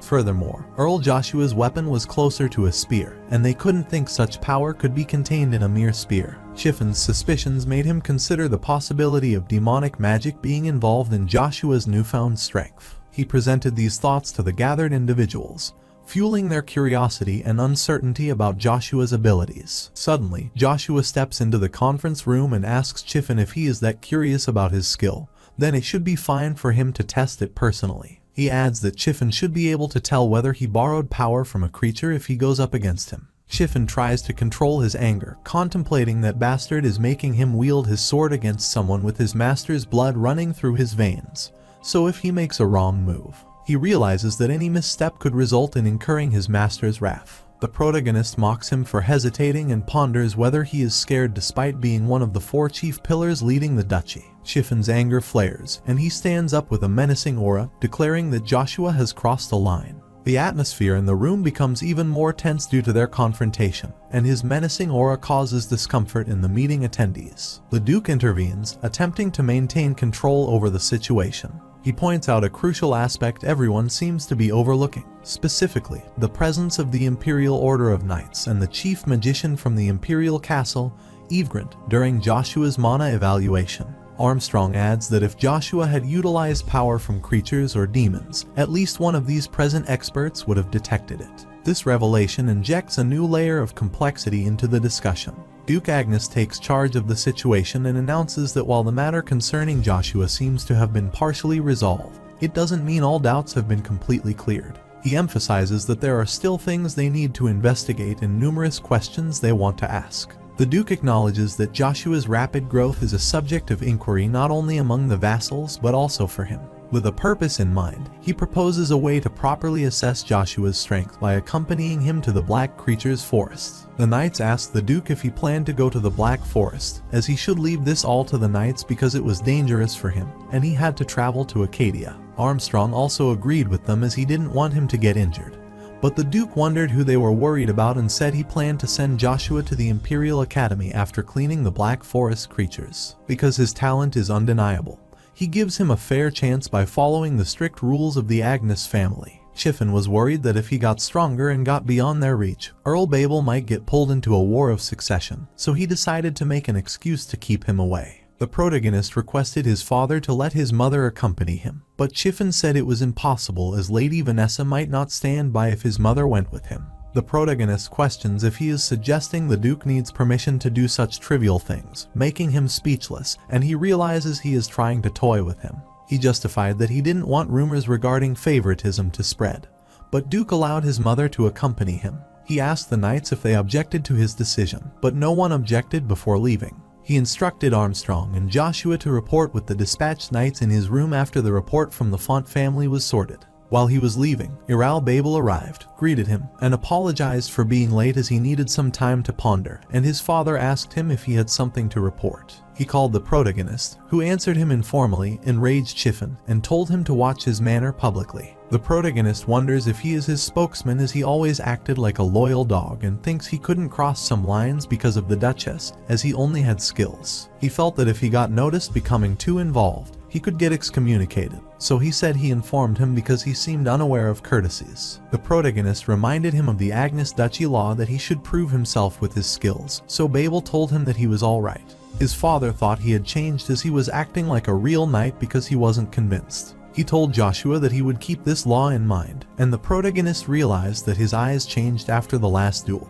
Earl told Duke that he wished to evacuate the position of the formal Agnes heir. Everyone was shocked and wondered if he lost confidence after the talented competitor arrived. But he wanted to have a fair competition, so the Duke agreed to him, so the meeting ended and left. Later, in Duchess Vanessa's room, he is frustrated knowing that Joshua is going to the academy with his mother. Because Earl Babel gives up on his position, she worries that he is her everything. Chiffon assumed he should do his best to convince, but she knew he was stubborn and blamed the protagonist for everything. She asked him what Joshua was doing tomorrow, and he stated that Duke was taking him to the Lock territory. She thought the Barren territory would take 2 days to get there. Chiffon said that Duke wanted to take care of the creatures in the Black Forest. She assumed he left after returning, so she instructed him to notify her that she wanted to dine with him before he left. Later, while the man prepared to depart, he looked at his dawn ring and remembered his meeting with the Duke Agnes, who told him before leaving that he had to throw away the name Agnes, so he gave him the ring as a gift. He stated that he received this ring after helping the owner of the Magic Tower once, and he assumed that if it was the ring of the Magic Tower,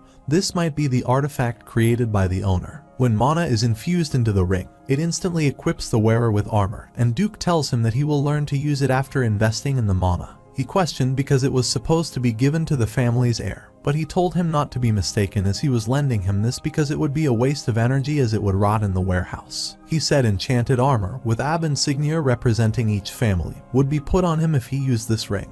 This would hide his identity from the insect, and his fake identity is now as heir of an anonymous viscount. He instructed him to select a suitable name, and he realized that the reason behind this might be not to affect Duke Agnew's house. The Duke asked him if he had resent him, but he didn't know about this and thought he would never expect to die in vain in the war between empires after 10 years. He barely saw Duke Agnes's face in his previous life, so he slowly forgets the resentment as time heals the wound. While he was still thinking, Caesar arrived as he heard that he was departing to the capital, Acadie, after the subjugation. He suggested visiting him as it would be helpful, as the imperial family could recommend a knight who would protect them to the Order of Imperial Knights, so he would be able to serve the imperial knights without taking the exams and could enjoy the privilege of eliminating 10 years of compulsory service period after passing it. He wanted to tell him that he was greedy, so he wanted to give them this offer, but he found them disgusting as their laughter was mixed with pretense and hypocrisy. But he had to join the Imperials to get another beloved weapon from his previous life because his gun was sleeping in the secret warehouse of the palace. He said he would think about it later because he was busy now while departing.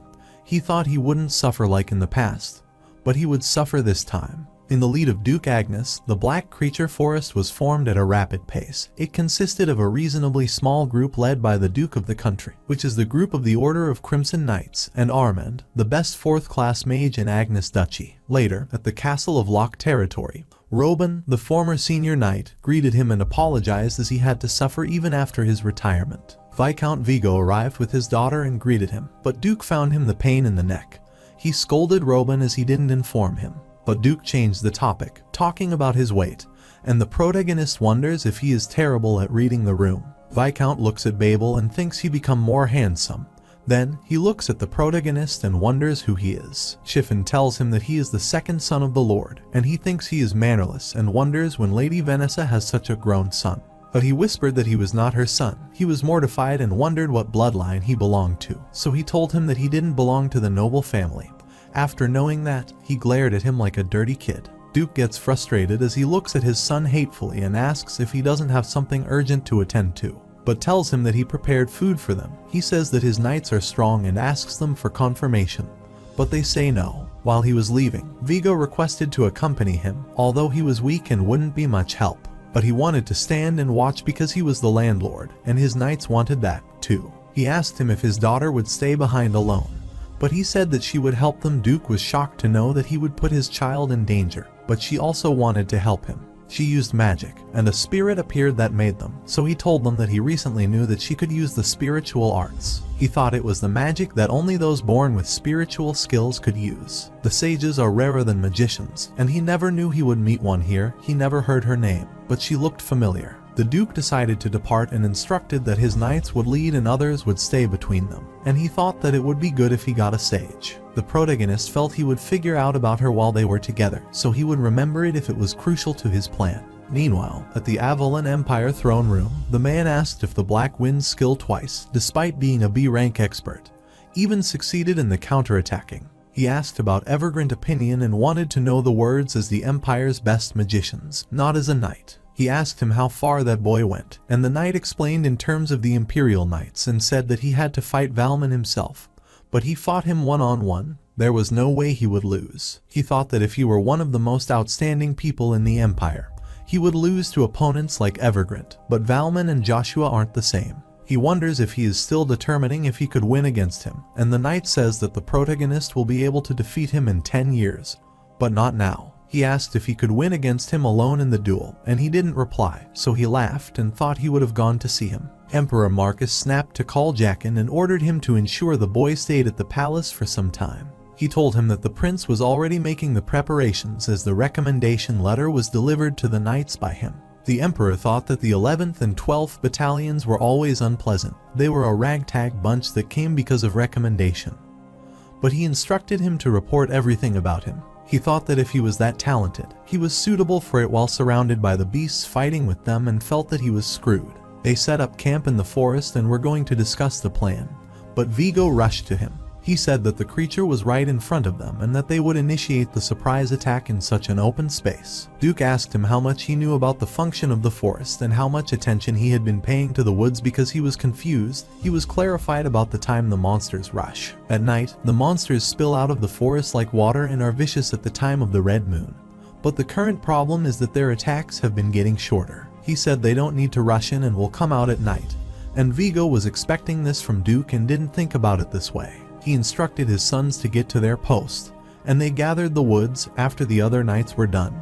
They left with him as he was still in progress. After they left, he thought it was his last chance and went inside the forest, holding his spear while Vigo watched him. Genesis Stone is a magic enhancement item that contains the power of creation, and it is believed that this stone covers every element, but the world has only discovered 5 of them. Those 5 are yet to be found, and they can enhance first circle magic into third circle magic, an item coveted by everyone. He remembered that in the past, there were Genesis stones in the deepest part of the forest. If he could find them, he would be able to control his abundance of advancement of power. An hour passed, but he still didn't reach the center of the forest and was stunned as he saw the black ogre that was blocking the path. He knew he needed to be at least a B-rank knight to take it head on. But it was the solitary monsters, so if he filled Lucia with those energies as he did at the test, he could kill the ogre with no time. He wanted to finish it in a single blow.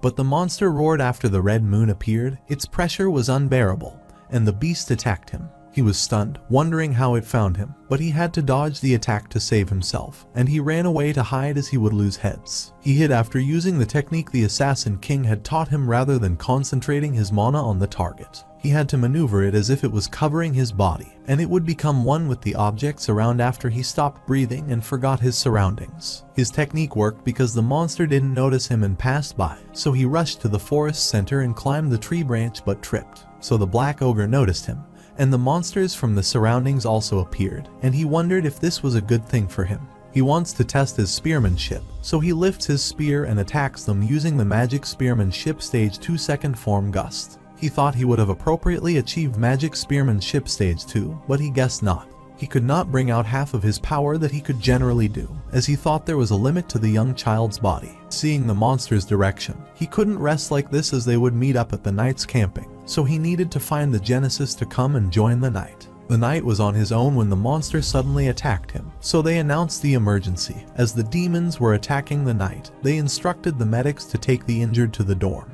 Babel shot the monsters, and one of the knights also killed them. He wondered who he was as he never knew someone skilled would be in the Crimson Knights. He heard the noise and looked back where 1,000 monsters were rushing toward them. After seeing that enormous number send a shiver down their spines, they wanted to retreat. Chiffin scolded and warned them they would receive heavy punishment if they left the campsite, so he ordered the Crimson Knights to form the line. The battle between the monsters and the knights begins even after killing many of them. There is no end to their number because of the sudden appearance of the red moon that is supposed to appear the following midnight. The B-rank monster roared from behind, and he was stunned to see such a high-level monster around him, so he gushed to split it in half. But the beast attacked and threw him back. Knights were worried to see the black ogre approaching as they might get torn into shreds if they got in its way. And the number of other monsters was also not decreasing. Chiffin ordered them to retreat as they became more alive due to the red moon.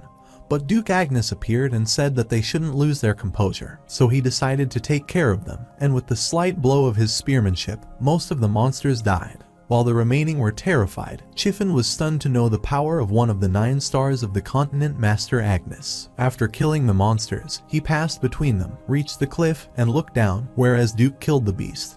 And his son was stunned, so Vigo told him that his father was that powerful. He wished he would become like that because his blood ran through his veins, and he thought it made sense that he was surprised. He was a child who had never seen something like that, and he remembered the protagonist and went to the commander to ask about him. He wonders if he runs away to live on his own. Knights were stunned and asked if he run away and thought he was different from Babel. He thought it was too much even though he had that fantastic blood running in him, and he shouted at them as the battle hadn't ended yet. They rushed toward them to kill them while the monsters ran away. Knights were amazed to see them like that. They were shocked as the demons were killed by someone and wondered what the matter was. Then, some black ogres appeared and roared. So they spread out, but the monsters attacked them. But the knight told them not to retreat and fight. The commander thought they could eliminate them, but the horde of black ogres appeared. Then he felt the strange aura, and the protagonist used the thunderbolt and killed it. And they were stunned as Joshua Agnes killed the black ogre with twice its normal strength due to the red moon with a single blow. Vigo was more astonished, asked him what trip he used, and wondered how he appeared at good timing after hiding all the time. Because he did not want to believe this, he assumed that the Duke had killed it and ordered his man to go and help the Duke. They were also amazed by his timing and thought the Duke killed the monster because the ogre was challenged to defeat by the B-ranked knights. He doesn't want to be looked down upon, so he surprises them and rushes toward the monster to attack it. While thinking that although he became able to use Bronto's power of decree, he wasn't sure how far his body would be able to handle this and killed the ogre using the thunderbolt wind. Vigo was surprised, and everyone realized he killed the black ogre even though he was a C-ranked knight. They never heard about mana like that and wondered if he was the magic swordsman. Duke wonders how he is standing and assumes he doesn't want to show himself as weak. Armin realizes why he is keeping an eye on him because he is fantastic. He told Duke that seeing how he uses double casting that requires the higher class than the third class, he is the monster who can change the country's history. While talking to him, he left as he saw the protagonist collapsing while the beast was attacking him, so he killed the monster and embraced Joshua. He opened his eyes and looked at his father, thought it was not that bad, then closed it. When he became conscious again, he saw fire. The people were calling for help, and he saw Agnes Duchy and wondered what was happening, and the building was collapsing. He wondered if this was a dream, but it felt too real to be a dream. He saw Babel coming out of the building and wondered if it was the scene where Agnes Duchy was wiped out. He wonders why he has such a dream as this would happen 10 years later, and if he has a precognitive plan because of Bronto's power. He felt the strange wind, after which Annabelle Grace appeared with a high-level spirit wind sea lion, which startled him, and he remembered the daughter of Vigo. He remembered something like that happened between them and wondered if her master was also there, but he was frustrated because he could not hear their conversation. He went close to them, and Babel told her that August wouldn't kneel to such a breed organization. But the man smiled, and the sea lion attacked him. When he looked at his face closely, he realized he was Draxia Vel Grace. He woke up and was shocked that his dream was closer to a precognitive dream than an ordinary one. He got up and wondered how much time had passed. He wanted to get out of bed, but his body was still unable to tolerate it. He entered the second stage after the first stage in magic spearmanship, but it was similar to the best C-ranked knights, and he assumed he could go against the B-ranked knights if this were the power of his magic spearmanship against the monsters. He presumed it would be because of the Bronto stone and the precognition, so he decided to dig further into the Genesis stone. The Duke asked him if it was interesting that the red moon, which looked like it would swallow the whole world, was now casting a wonderful moonlight. He told him he would be heading to the academy after returning to Duchy, but his identity wouldn't be Agnes. Instead, he is the son of the fallen Frederick Visconti, someone who desperately trying to raise the fallen Visconti. He agreed because it would do no good to him if he grabbed all the attention as he had to focus on retaining all of his strength. Duke asked him how he knew the cursed name like Draxia Vel Grace, but he decided to leave so that he could rest first, and they would leave and return to the state tomorrow. Meanwhile, in the secret room of the Loch Castle, Vigo asks the commander if the lady knows about him, and he thinks that she is turning a blind eye to such a threat. Chiffon told him that she didn't have the opportunity as Joshua to do the errands in the stable, but his powers suddenly awakened. He was stunned because Babel was revived after the close instruction of the Duke. He was astonished as he didn't get the facilities like Babel, yet he defeated the Black Ogre, which most C-ranked knights could not do. He told him the knights thought he was magic, but Vigo didn't believe that and supposed he had contracted with a high-ranking demon. But he was sure that something like that didn't happen as he was with him all the time and didn't sense any demonic energy. But he decided to keep an eye on him because his daughter Anna Vel Grace was also in his academy, so he could quickly get the information from him. He suggested he pay attention to this matter before he started desiring the position of the heir, as things would get complicated, and left. Later, the man rushed to her at the Agnes estate and informed her that Joshua was returning after completing the subjugation. She was sad, then he wondered why she was unhappy and asked him why he was worried because he didn't like him. But things changed because he was the son of the concubine and the first person to use the mana at age 10. He told her that although they had enough wealth, they couldn't buy some things and asked her if she knew why Duke Pontier sent them there, and she said that it was because of the mercenaries king. He is the sword master of a commoner who rose to rank and is one of the 12th superhumans who could compete for the absolute seat of the 9 stars. But they were informed that he secretly joined the Marks Cromwell. He boasted the most incredible wealth after the Duke. They constantly butted heads, which came to the point that a battle about territory could break between 2 families. He told her that if the rumors about the engagement were spread, they could surpass the other party, so they were trying to engage her by engaging her with a label to get Agnes's help. But he still felt bitter about this. She wonders if she needs to ask him for help, but he tells her there is no need, as the pride of the noble family matters. He knows she is pretending to leave Babel, so he tells her not to sacrifice too much for her family. He told her to talk to the protagonist as the way she acted toward him didn't feel fake, so he wanted them to have a severe conversation, so she instructed him to arrange a dinner between them before he left. On the night when the Crimson Knight Order returned, a grand feast was prepared at the Agnes estate. Everyone was discussing his skill, and he started calling him his liege, but he felt uncomfortable. He wanted to refuse to take the oath, but he believed he would be that ignorant. The protagonist told him to head back as he tried to rest. After he left, he thought people wanted to learn from him, but he refused because he wanted to become his sword and was afraid he would become vigilant if he knew that. He remembered the painful memories of the betrayal in the past and grabbed his head. Then the man arrived and asked if he should call a doctor. After hearing he was okay, he told him that he had the dinner arranged by Duchess Vanessa, and that his mother Lucia was also attending. He entered the dining room and was glad to see his mother while Lady Vanessa talked to him. But he ignored her and didn't greet her. Chiffon told him to behave in a manner but glared at him. After her mother told him to greet her, he greeted her and introduced himself, but she was pissed off after hearing him use the name Agnes but decided to hold on since she wouldn't see him after today as he was going to the capital.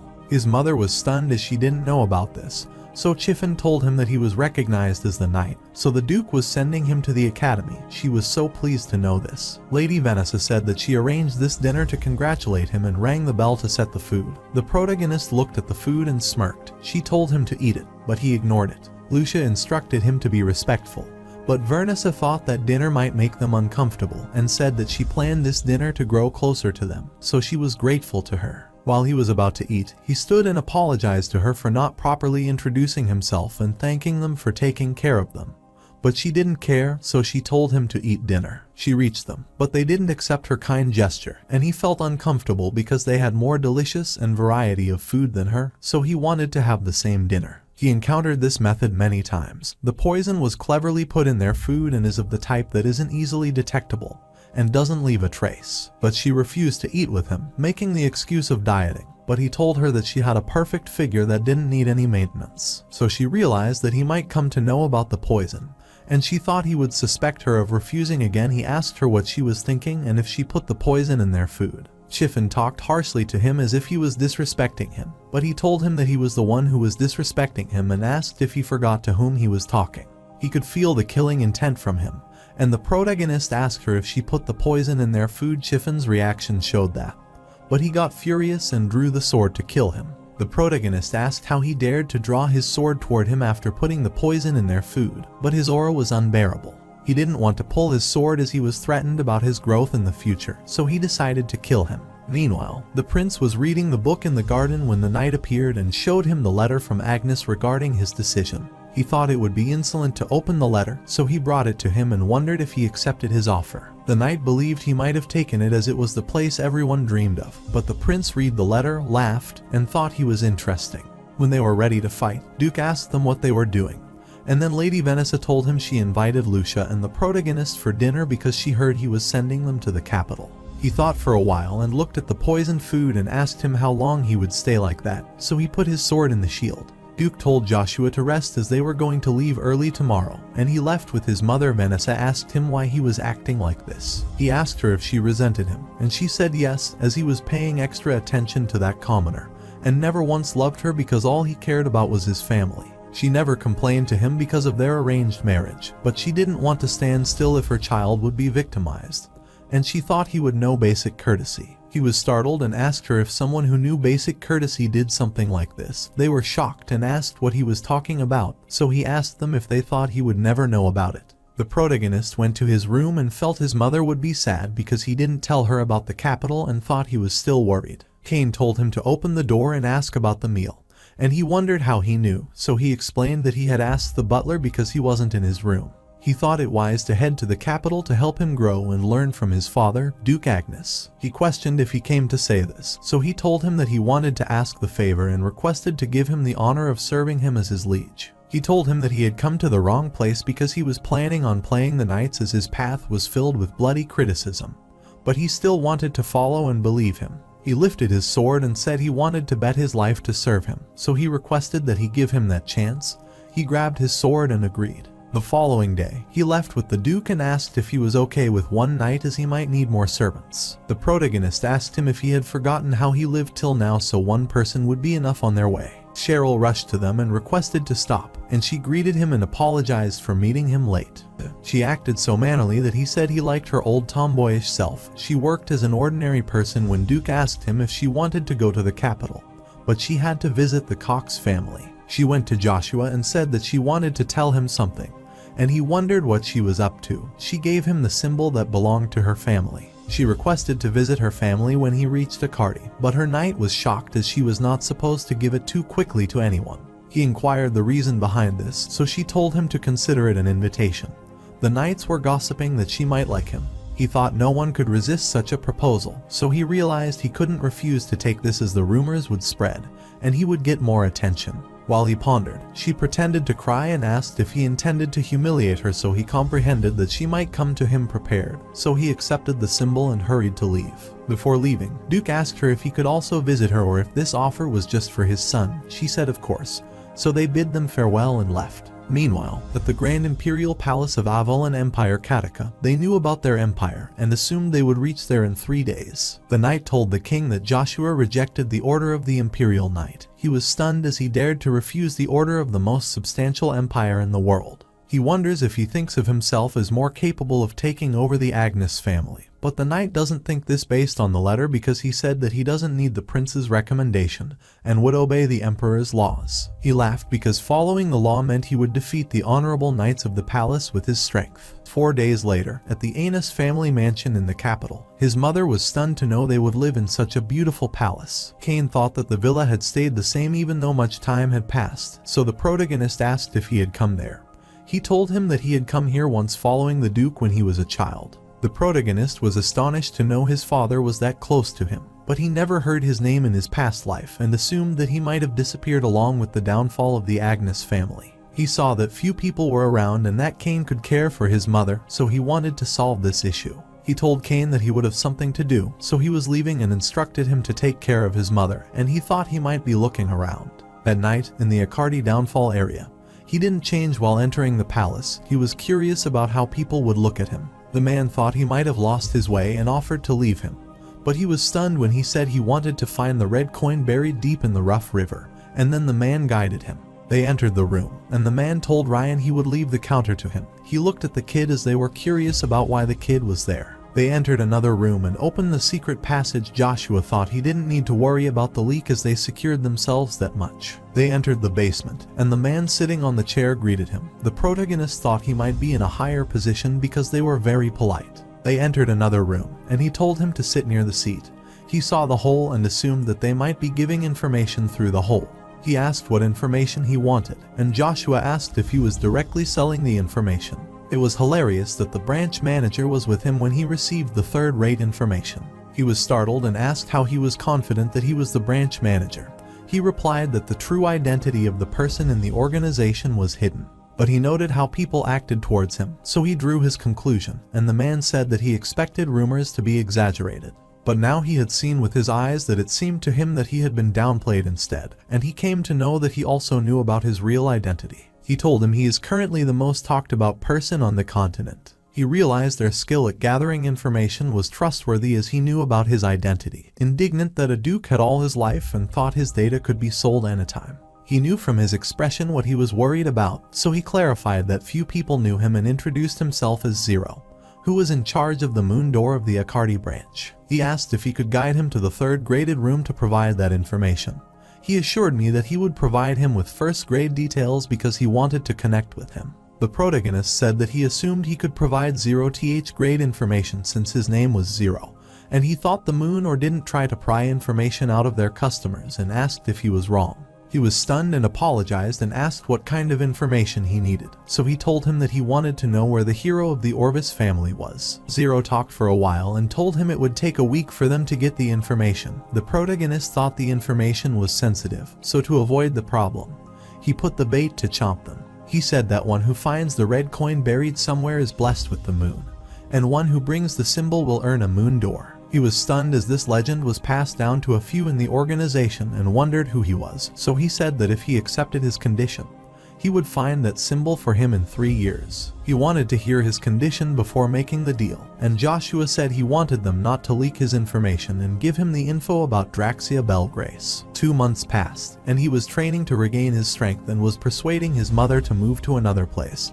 He stubbornly persuaded her and moved to another location. A week before his admission into the academy, he wondered why he didn't get any information when they told him to wait for a week and wanted to enter the academy because this might significantly impact his plan.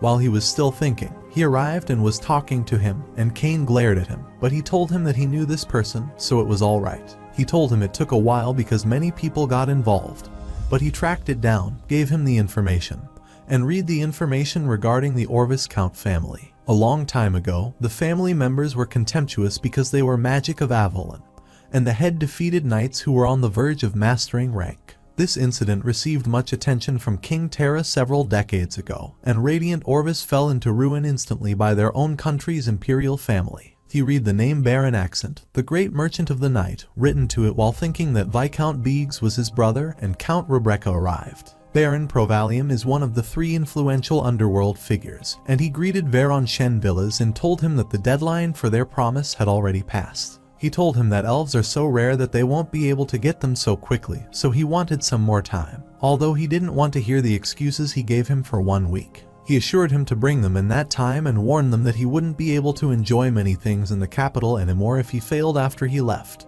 He thought his life shortened every time he met him. He had to make this impossible thing happen in a week, otherwise everything would crumble because he is the son of an influential figure in the military, and he will make this happen.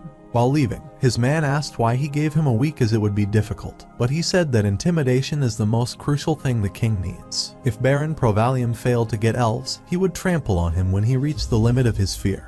He would become more obedient after he showed some mercy. Meanwhile, Count Rebecca met them after a long time and asked if he disturbed them, but he said no. The protagonist remembered that Pincel Jin Rebecca was an ignoble noble born with a weak body and a weak-looking appearance.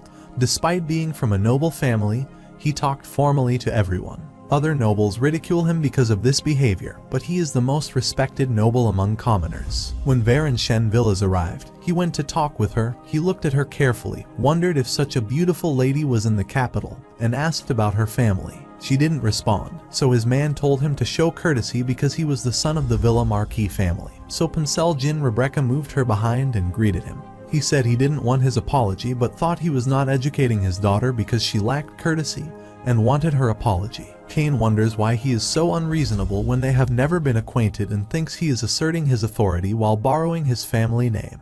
He went to her and ordered her furiously to show some courtesy, but the protagonist told him to stop messing around and thought his father must be concerned with his only son being simple. They get angry with him and ask if he wants to get killed because his man pulled out his sword. He tells him that he should know the weight behind his action because he was trained with his sword. He wonders what he is talking about, and she tells him to take responsibility for his actions and trembles at his killing intent. He asks his knight why he isn't attacking him, and the protagonist tells him that he is Ashven Friedrich because he keeps asking about him. Veron repeats his name, so he tells him he doesn't need to keep saying it since he will engrave it into his memory. Meanwhile, Anna was meeting a man whose father was out of his mind, and he asked her if something was wrong because it was an emergency summons. She told him the monster appeared in the Agnes Duchy, and he wondered if she was talking about Babel. She realized that news hadn't spread to their continent, so she told him that Duke had another son whose abilities surpassed Babel's.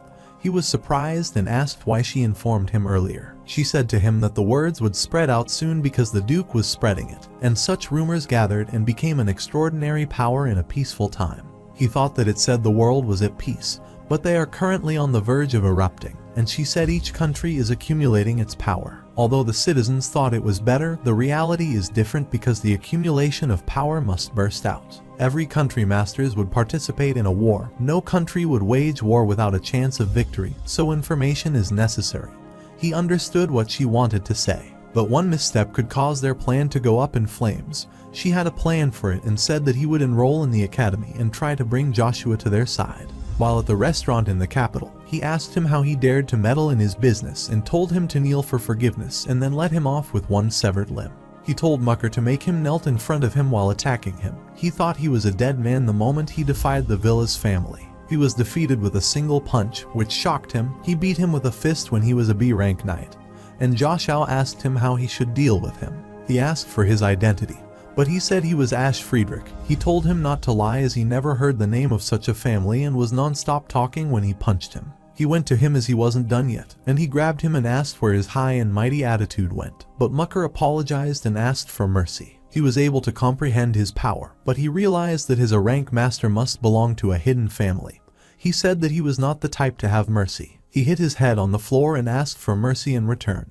He offered his arm as he didn't mind if he began to use a sword because he failed to protect his master. He remembered the man who dedicated himself as an idiot for his sake, but he wasn't the type to forgive his enemy easily. So he got his family ring and instructed the knight to tell him to come and get it after he became conscious, otherwise he would sell it. Cain thought he was always like that, but he told him not to follow him. Countess Rebecca was amazed by him and asked Iselin what was wrong. But he rushed away, looked at Mucker, and proposed to guide him to the nearest clinic. After he becomes conscious, he looks at his swollen face, gets furious, and orders Mucker to bring him. But he cannot do this with his current strength, so he warns him about the consequences he will face. He ordered him to return to the state and find out about him while he found out about his family and cut their throats. But they don't have justification, as no one would believe a 10-year-old child beat them. Even if they fought them, the family's reputation would fall to the extent that society's views about the family would change. But he thinks reputation doesn't matter, so he tells him that it matters to the noble family more than their life, and says that even if he doesn't believe him and his father heard about it, it won't end with the punishment. He suggested killing everyone there and erasing the evidence, but he told him that the protagonist took the token of his family, and he was stunned and looked for it. Mucker told him that he wanted to see him if he wanted the ring and suggested to quell his anger because this situation had more costs than benefits. He asked if he wanted him to find him and apologized, but he told him to send the substitute. Cain asked if he thought he would come for the ring, but he said he would probably send the replacement someone of high enough status with no risk of information leakage. There are rumors that Accent Provalum manages the Knight of Accardi, and that he is the puppet of Baron Shen Villas, and he is amazed to know that it was all his plan, not anger. Lady Iselin arrived and thanked him for his help, but he told her that she didn't need to thank him because he didn't do this specifically for him. She still wanted to thank him because her family was going to fall due to this incident. He thought his personality was utterly different from someone who would become a future grand sorcery, and wondered how such a gentle person would become who didn't shed tears or blood. She was like an ice flower that exuded beauty even in the cold, and he thought her name suited her well when she wanted to testify for him as a witness. He told her there was no need, but he wanted her help in the future, and he looked out the window where the light was shining and smiled. Zero rushed away from there and was stunned to know he knew about him all the time. He thought his strength wouldn't be found by a master from his skill, but he could tell the information was not wrong. Baron Accent was outside the restaurant, and after he saw Countess Rebecca coming out from there, he became sure about the location and entered the restaurant. He greeted him and requested to return the ring because it was precious to him. He told him he wanted to meet Baron, but he lied and was still unconscious. He told the Viscount to bring Knight Mucker with him next time, and then they would discuss it. He told him that since he accepted one of his requests, he should also accept his, so he told him to hand over the rings he was wearing. While returning, Cain says he is a monster as he extorts treasure without change in expression, but he thinks it a fair trade to get something equal in return for giving him a chance. He asked him why he wanted this ring that poorly, and he thought that, sometime before, beautiful elves fascinated him, so they started killing them and hiding in the forest. High-level magicians protected the woods by a barrier maintained by High Elf, who died, and only one High Elf remained was named Alunbus. Alunbus had a human friend from the Orvis family, Zerath Dick Orvis, who died while being tortured by humans to get their information, but he did not say anything. Alunbus, when they knew about this, went to meet the only disciple who was working as a servant, and she shed her tears, which seeped into the ring. Since then, this ring has been called Elves' Tear, and it was supposed to hold extraordinary power. Cain asked what he was wondering as they had arranged the mansion, and he requested that he return to Duke after enrolling in the academy. Cain assumed he wanted him to become Lucia's guardian, but was worried about him as he would be the son of the noble family without any attendants. He started facing the problem, so he would need him to take care of them, and he was worried because Baron Shen Villas was also in the academy, so that he would go after him.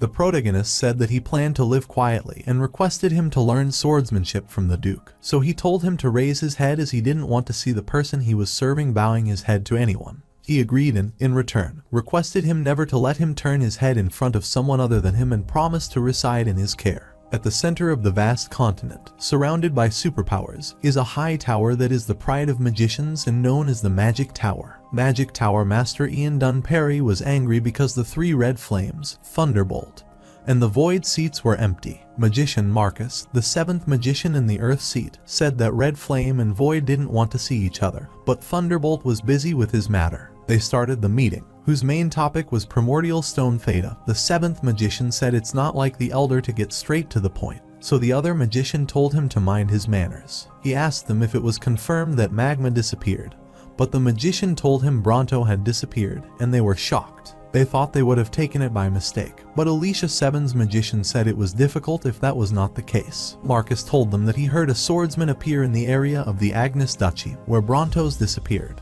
He told them that the swordsman that occurred was the person who just turned 9, and the leader instructed him to pay close attention to the one who took the magma, but Alicia thought it would be the swordsman. Marcus thought it was not true as the swordman was the son of Agnes, and Theta told him to tell all the information earlier, but the elder told him to be silent, and the meeting ended. After they left, the elder thought that the world changed very quickly, but he did not know if that change was for good or bad. He was casting the spell in the rune language, and he was surprised and wondered how he knew this language because only high-level magicians knew this. After the magic was completed, he asked if he was right. He wondered which elf gave this a blessing that the rune language was engraved on this, and he told him that this was a 7th class high-level barrier that protects its user. He requested the ring but said to him that it was made for the daughter of the Orvis family so that the man couldn't use it, and he planned to give it to his mother. Later, Zero put his hand on the globe and greeted his master, who asked him if the matter was about the child, and he said he wanted to report the trivial case. She already knew he was special and asked him if he knew the magic tower started to find him, but he was stunned, so she said that one of the magicians was looking at him thinking he was a magic swordsman.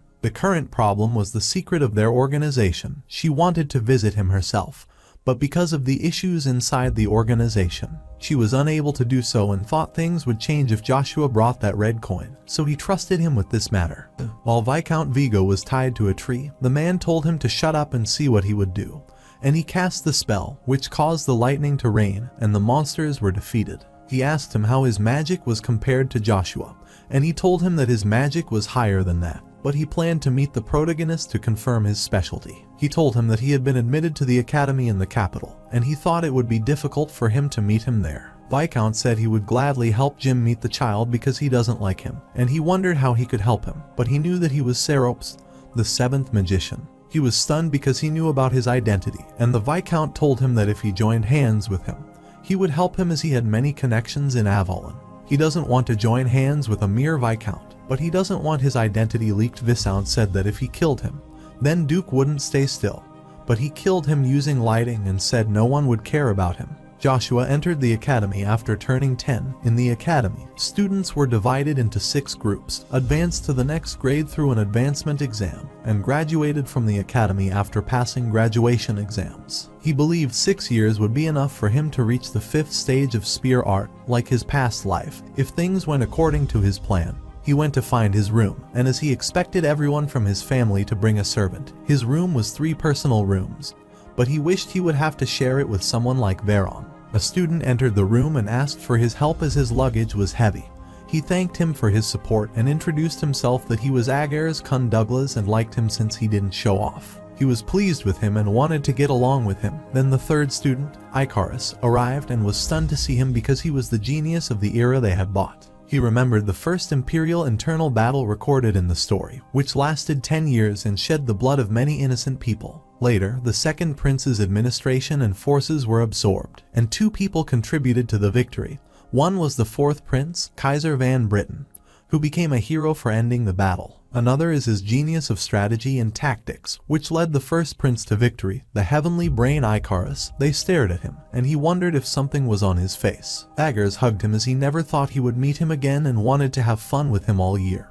And the protagonist wondered if they knew each other. He harvested territory. The Baron couple, who couldn't have the child, adopted Icarus after seeing his talent, and he could not get rid of his commoner image regardless of his talent. The one who reached out to him for the first price, Kisser Van Britten, treated him like a person, and after hearing his story, he thought they were similar, and he went to greet him because he wanted to bring Icarus to his side. While at Duke's residence, she was looking for her ring and wanted to see her soon go to the academy, but Cain told her that he didn't want to go with him for fear of his identity getting revealed. He told her that her son was marvelous, and she was glad to hear this. The Duke came and asked what they were talking about. He told her to speak to him if she had any problem, but she said he was already very generous, and they left his man and asked him why he was letting her live with him, as it would make Lady Vanessa have treacherous intentions. He was aware of Joshua's skills but thought that Babel was also talented and a legitimate child, so there would be no bruise regarding legitimacy if he became the heir. He wondered if authenticity has to be influenced by the blood instead, and he wanted to watch this matter a little more. He asked about the authenticity of the legitimate son. During the first class, after entering the academy, he learned about the relationship between Agars and Icarus because they weren't famous for good reason. 3 students appeared and made fun of them as the illegitimate child, and the commoner were together. Agars recognized Amaru Brunstead, and the protagonist wonders if he is the son of Ari Brunstead, the master of the raper. They thought they would get a good grade if they were in the same class as them, and the protagonist noticed their yellow tie and realized they were in the second year. He made fun of the Agar, so Icarus told him not to disrespect him. Then Duncan Paul Dunnett stepped forward and asked him how he dared to contempt toward the Sten family. While explaining that he didn't say anything that contemplated them, he punched him and told him that being adopted doesn't mean he would be noble, as the blood flowing through his veins is that of the commoner. Agars told them to stop behaving like this with his friend. He kicked him, which made the protagonist furious, and he thought he wouldn't be able to spend his days quietly as he had to destroy their mindset utterly. While he was going to end this issue, the 4th Imperial Prince, Kaiser Van Britten, appeared and was sad that he knew he would find him there. Meanwhile, Veron told Mucker to find out about the protagonist from the moon door, but he remembered the promise he made to him while taking the ring that he would stop him from doing anything further. He told him that if he behaved again like this, the world would know about this and make fun of him. But he gets furious, throws his wine on him, and orders him to do as he said, so he is left with no choice but to follow his order. While taking his lecture, he thought that although he didn't plan to draw attention, he needed to do something to drag Icarus to his side. He remembers the prince who told him to visit the Imperial Palace before graduating, but he was already planning to do that because he needed something for the storage room. Agars was sleeping, so the teacher called him, and he wondered if the time for lunch had arrived. The class mocked him when the teacher told him to pay attention and continue the lecture. The teacher emphasized the importance of the sword, that most of the knights, including the Duke, used the sword, and asked the class why it was considered the greatest weapon. Amaru raised his hand and said that it was because all other weapons are trash, but the teacher said that from what he said, soldiers should also use a sword rather than a spear. Joshua said that from his perspective, rapier is the worst weapon, which made Sten furious because their family used this as the primary weapon. The teacher told them to stop fighting, but he asked if he was asking him to tolerate his family's mockery, and if they should fight to check which weapon was potent. The protagonist told him that fighting is prohibited between students, so he suggested sparring in the practical class. He requested the professor to allow the sparring. The teacher agreed but told them to use the wooden weapon instead of the real sword, and he thought it would be perfect as he would break his body using this. They looked at each other and smirked. Later, Mucker was with Zero at the moon door and asked about the information regarding Freydic, and they were ready to pay as much money as they wanted. Zero said the information would be expensive as he wondered about the person to whom their organization is giving special treatment. He told him to pay $1 million if they wanted the data, and he was stunned, so Zero told him to take his time to decide and visit again. Zero thought that since they demanded so much, Veron would give up on revenge, thinking he is a strong person because of the protocol because Vero is a weak person. The protagonist was practicing and thought that despite the strict rules, the academy didn't restrict the students from going anywhere after class, so he should focus on regaining the power he lost in the mansion. He wanted to stabilize the power of the divine and demonic energy inside his body using Bronto's power. Then, a light appeared, and he got unconscious. After he became conscious, he wanted to practice further. He looked for Luja everywhere but couldn't find it. Then the subspace appeared in which Luja appeared and scolded him because he was unconscious for 3 days, so he had to take care of him. The protagonist thought he could regress this ability in his past life and never considered a command like this would appear again. But because it appeared as a child before him, he felt he wasn't the only one who regressed. Luja could read his mind and asked if he thought he couldn't listen to his mind in first awakening state. He told him that if he considers that the primordial stone he obtained has had just elemental power, then he is moronic, and said to him that its true strength lies elsewhere. He questioned him what Bronto's unique ability would have, and after pondering this, he realized that its power might overlap with magma. He told him that he needed to think about it carefully because it would help him achieve his primary goal. Joshua wondered what purpose he was discussing, so he asked if he wanted revenge. Later at the academy, Agares and Icarus talked when Amaru Brun appeared with his friends and bullied them because their roommate ran away on time and suggested they ran away too. While he was bullying, the teacher seemed to remind them of the rule that they should fight, so he left him. The teacher thought it was his mistake, but he felt he could take disciplinary action since Ash Friedrich was. While he was thinking, the protagonist appeared and apologized for the late arrival while he wondered why he would have his own grave, and the students hoped that he wouldn't be able to graduate safely because he shamelessly appeared after disappearing. The teacher told them to be quiet, and he told him to take the seat the lesson was going to start, and he thought he would do everything in his power to stop the practical class. After taking his seat, Agar told him that he should have run away as his family had collapsed and suggested bowing down a little to save himself, but he told him that he would show him how to protect his conviction. Icarus was worried about him but didn't want to be concerned about the children's fight as he had something more important to do. He remembered his meeting with Luja, asked how he knew about his revenge, and asked if he could return to the past with him. But he wanted him to fulfill his one condition, then he would answer all his questions. He told him to regain the connection he had in the past and take care of himself more because he agreed to give him the hint. He said to him that precognition is not the power of the Brontos stone, but he thought that he remembered something like that happened in the past so that it couldn't be just a dream. He told him the precognition dream was because of two divine powers that resided inside him and were just like the prize revelation.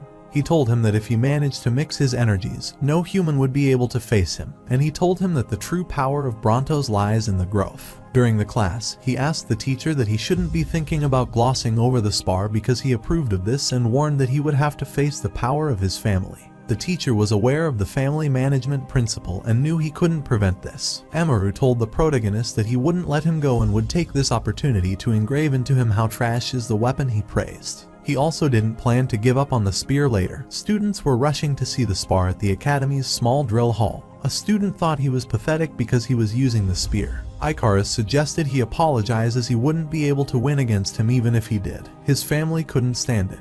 But the protagonist replied that then he had to beat them all. Since he doesn't believe him, he makes a bet with him that if he wins the spar, then he has to fulfill his one wish. Icarus wonders why he is so reckless because he does not even know what he will demand in return. The teacher told him to stop since the time the duel started, and the duel commenced while the students were cheering him. Amaru wondered what he was doing while closing his eyes and thought he was an attention seeker. The protagonist thought that although he reached stage 3 of magic spear art, he would use spearmanship alone to defeat him and thought he could get the height he couldn't in his past life because he could see the path. Amaru rushed to attack, but with a protagonist's single hit, his sword was broken, and he fell back while everyone was stunned. Anna, who was watching the match, said that she knew Joshua Agnes did how she wanted him to, and Icarus was stunned to know his real identity. Joshua thought that he became able to master the extreme swiftness that could surpass the opponent, and was able to obtain the enlightenment of stage spear arts magic in one swoop. Later, at the Avalon Academy female trainee dorm, she talked to her father and told him about the mess he made. She asked him why he was answering the call directly and wondered if there was a problem in Thran. He said to her that Thunderbolt killed Viscount Beak, who was perfect for their disguise, and she wondered if they knew about their plan. But he said that it seemed Joshua had obtained their valuable item. She told him that he caused the fuss the moment he entered the academy, and he found it interesting and thought Agnes would change the heir from Babel to him. She wondered why he would do that when he wasn't even his legitimate child, but he said he wouldn't prefer his son to someone else. The teacher called him and asked who he was because the members of the Friedrich family wouldn't use such a high-level spearmanship, but he didn't disclose his identity. He told him this should be played off as a mere dispute between children, but the story would be different because he defeats him in front of man and noble children. He was ready to take full responsibility. The teacher said that last year there was a child with the same mindset, Simmy's Kun Douglas, and told him that even in the academy, the students have a hierarchy between them based on power. He told him that they would now endlessly harass the children of weaker families, and he asked him if sitting idly when the students use violence is something that teachers do. The teacher said that something could be changed in the world, but he believed that nothing could be changed as this was the excuse the coward made. The teacher told him that he would recommend him to the Imperial Knight if he wanted, but he had already declined that offer from the prince. He said that although he didn't want to waste his time there, he was also not a coward to run away, so he excused himself to leave, and he left. Darren had told Duke that he received that intelligence that the Empire would start progressing and gave him the letter from the Sten family regarding the matter and told him to read it for the details. Later, Duke was having a war with Kane. Despite being severely injured, he didn't want to give up because he wanted to become stronger to protect his liege. The Duke asked why he was doing so hard, and he said because his leader promised that he wouldn't let him bow in front of others. The Duke defeated him and was amazed that Joshua could get a loyal person in such a short time.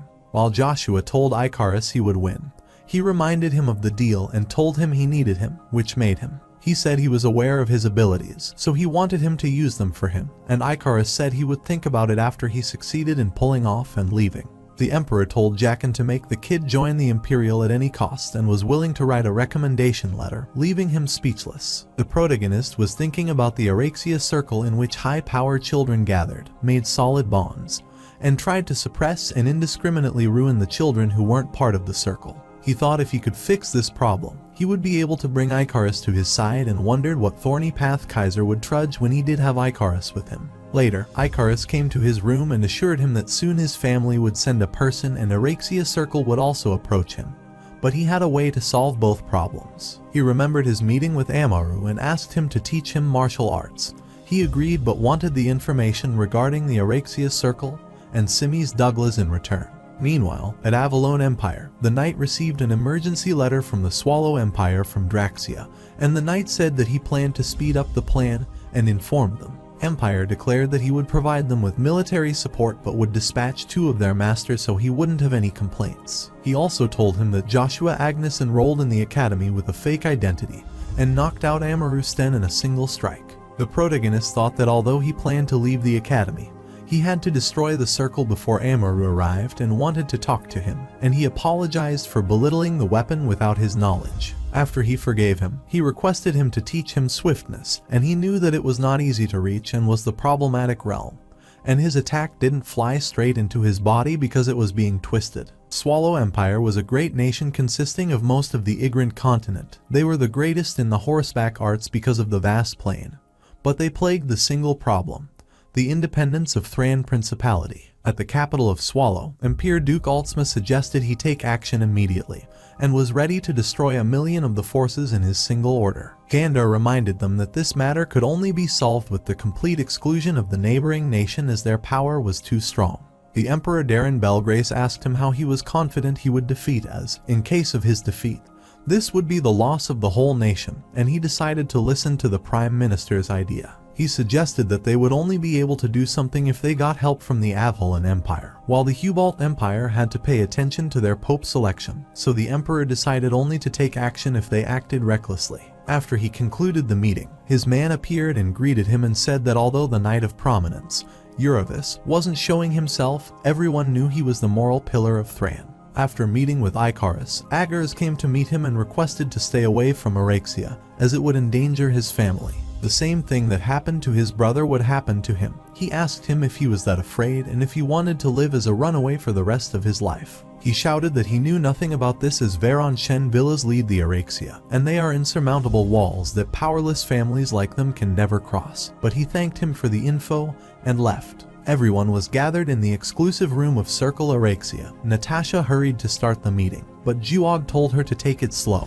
She thought his father might have worried about everything since he cared, but he wanted to enjoy the moment and not be like her. Veron Shen Villas told them to stop fighting, asked about the incident regarding the defeat of Amaru by someone named Ash, and told them not to treat him lightly. They wonder why he would worry about a kid from a fallen family, so he says he beat him. Natasha recommended recruiting him, and he also agreed with her since it would be advantageous to them. But he can't bear to watch him strutting around and will teach him a lesson just like Simas Douglas. Joshua was summoned to the headmaster's office. He thought it would be because of Amaru, but after he entered the room, a man wearing a mask said he was a messenger from the Emperor. He told him that he was from the Black Wind, part of an intelligence organization, and he realized that they worked under the Emperor directly and were willing to give their lives for them. He told him that the Emperor ordered him to join the Imperial Knights, and if he refused, he would do everything to expel him from the academy. Later, Duncan Paul was bullying Icarus when Agars tried to stop him. He said that he should understand the situation as they are done now, and he wondered what they did now, so he told him that their fault sin was that Ash was their friend. But he said they are together just for a few days, so he is still determining if he considers him their friend. Then Veron appeared and said that he likes to meddle in other matters, so he would capture them and call him. He said that he needed to do as he did in the past, and he remembered how his brother got beaten because of him. He also remembered what the protagonist told him, so he got furious and rushed to attack him, but he punched him. Icarus thought they were pathetic and asked if taking one hostage was the best the nobles could think of after not being able to beat one person. So Veron went to him and kicked him and said that in this world, the most substantial prey on the weak. If they eat quietly what they feed them, this wouldn't happen, and wonder how they couldn't be furious when they tried to change this principle. Joshua arrived and said that he broke his promise so he would make him regret it because the sin of laying his hand on his friend was worse than he imagined. He told him to stop as he had the authority to change the fate of their families. After he stopped, he was glad because he understood his place, and Juog asked if he were sure he would be able to face every single family present. Natasha said that they have 12 families there, so even the children of the 5 Duke wouldn't be able to do anything. But the case would be different for Duke Agnes. Veron wondered if he would return the Dawn Ring to him as he would be aware of it, but he says that he doesn't do filthy things like that. He said that this ring was completely different from what he knew, because after pouring a certain amount of mana in, he could gain power more potent than Mucker's, which would be enough to defeat him. He draped the armor and said he would show him how foolish his action was, while Juog thought he should also try to persuade his father to get a B-rank mana like him. Natasha told him he wouldn't be able to get one because it cost millions of gold, but she thought it was terrible that Veron didn't mark him first because Joshua was like her type. Veron said that he reminded him of Simis, who was also rebellious and wanted to change his fate, thus becoming crippled for the rest of his life. This made Agars furious. The protagonist moved toward him, showed him his mana, and said that he brought this on himself after he heard the Dawn Ring. Everyone was shocked because his armor was different, and the symbol engraved on it was of Agnes's family. Juog realized that the rumor regarding the child who became a mana user at the age of 9 in the Agnes family might be about him. Joshua told him his proper name since they said that the power of the family describes everything in the academy. He asked them how high his position was at the academy, and Natasha said there might be a misunderstanding because if they knew about him, they wouldn't do that, but he told her to shut up. He was unwilling to forgive them because they thought lightly of other people's lives and threw someone into despair, while Juog said he would like to be the enemy of 12 noble families. He asks him if he is okay to make Agnes their enemy, and he thinks that their hands are already packed with the Pontier family, so if he made him his enemy, he would not only put his family in danger but also be cast out of the successor position. Joshua said that he only had to deal with the one who beat his friend and would forgive them, and all the members ran away, which made Veron angry, so he threatened them, but the protagonist told him to worry about himself. His single punch caused him to be severely injured, and he told Juog to take him to the infirmary. He said that he would regret this moment. Natasha told him to take Veron to the infirmary first. He apologizes to them because this happened due to him, although Agars was surprised Icarus wasn't, as he thought it was strange from the start. 9 out of 10 students in the academy hid their true identity, and he felt he was a top-notch strategic because he had the guts to speak his mind, even knowing the other person's status. He looked at him and smiled, so Icarus asked why he was staring at him this way, but he was startled when he said his eyes were beautiful. The Thran Principality is a small country under the rule of the Swallow Empire, and King Anthony dedicated his life to the independence of this country and passed away at the age of 72. His daughter was crying when Uravis told her to let him out while pointing the arrow at his body. He remembered that he had left his daughter and Thran to him before dying. He burned his body, and his daughter decided to follow his father's will, so he told Uravis to see the matter from now on, and he promised to dedicate his life to this country. He thought he should take the Magma Stone to face the Magic Tower and Swallow Empire on the other side. Jackie Steropes reached the Avalon Academy. The protagonist thought he had to quit the academy soon and go to the Imperial Palace because he had to find something from the storage. While thinking, he appeared and introduced himself. He said he came there to get the Bronto from him, but it was not the right place to discuss this matter, leading them far from the academy. He was prepared to fight and asked if he thought he could obediently hand over the Bronto to him and attack him because he was confident that he wouldn't lose against a mere magician. He grabbed his hand, applauded him as if he might be the strongest in his generation, and threw him on the ground. He said he would break his arm since he did not give it obediently, but Joshua said he was impatient because he let his guard down and called Luja. His spear attacked him, but he managed to throw it away and thought it could be dangerous because it was an ancient artifact, and the protagonist grabbed it. Although he felt more robust than expected, he did not know he had already absorbed Bronto, and Jackie Stereope used mental magic to attack him. He was stunned because he could produce grade 4 lighting by just word casting, while he told him that he shouldn't worry since he would leave him half dead and attack them using the lighting spear. There was a flash, and he thought he might be quieter, but he was amazed as he was left unscathed even by such a lighting attack. While attacking him, he told him to stop pulling these apparent tricks. The protagonist thought he needed to maintain an adequate level of tension and keep his move as straightforward as possible, while the magician believed that the density of his mana was high and sharp. They kept attacking and dodging each other attack, and he wondered how long he would be able to avoid his attack. He attacked the magician. The magician said he heard nothing more humiliating than losing to a magician, so he wanted to let him taste it and pound him using lightning strikes. He takes the head on and can tolerate it, so the magician is surprised but tells him that this is his last chance to hand over the Bronto because he feels significant guilt while harming talented children. The protagonist was stunned after seeing the lightning glares surrounding him, and the magician warned him that if he didn't give him the stone, these spheres would attack him.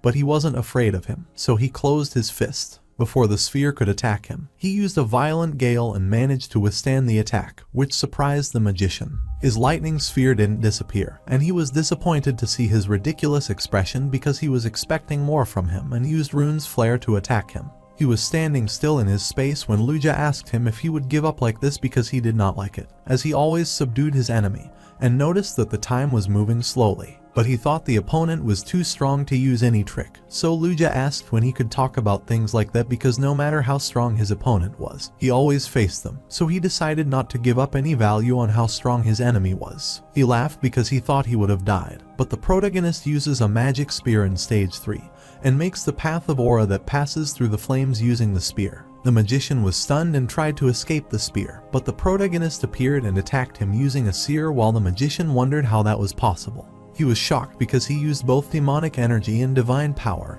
and died while the protagonist spent the blood, and he thought he would have been killed if he hadn't let his guard down. Suddenly, light appeared from the magician's body and threw him back. He thought this was his end, but Luja told him to cultivate his mana before the magician's mana circle and went into berserk, so he developed his mana and absorbed its energy. Later, at the Academy faculty meeting room, they were discussing the admission of Joshua's Agnes that was carried out covertly. Baron Segerdum said that no student revealed their origin and caused trouble among students before. They didn't make the deal out of it because he is Agnes's son. They thought if they continued to covertly admit the student, the Academy's reputation would be targeted.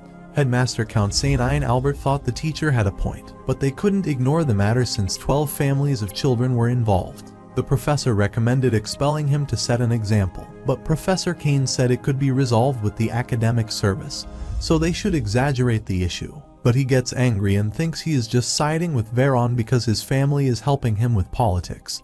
He asks other teachers for their opinion, but they do not respond. He asked the headmaster for his opinion as no student should be expelled without listening to their circumstance, and thought he should be praised since he disbanded the wicked act of circle Arexia. Professor Segerdum said that he should be ashamed for supporting him, but the professor said that they should be the ones to be sorry since they didn't act like a professor and kept quiet because of the money or fear of power. Count Ari Brunsten, who was with Duke Agnes, agreed with Professor Kane, and the headmaster was stunned to see their sudden appearance. They wonder why they are there, so Ari Brunsten says he came there because of the commotion, while Duke Agnes says he came there as a parent because the Academy student would be the Empire's future. Professor Cecil asked him if he came there to cover his kid's mistake in the special admission, but the headmaster told him to be careful of what he said. Duke Agnes told him it was alright because he was there to resolve the issues regarding his son. The professor said that the Academy is the place that nurtures the kids, but didn't he think that the presence of someone from high status would affect their decision? He felt that for the special admission, the fault didn't lie just with the student headmaster telling him to keep quiet because he was putting all of them in a difficult spot. Duke said he wasn't there to influence their decision.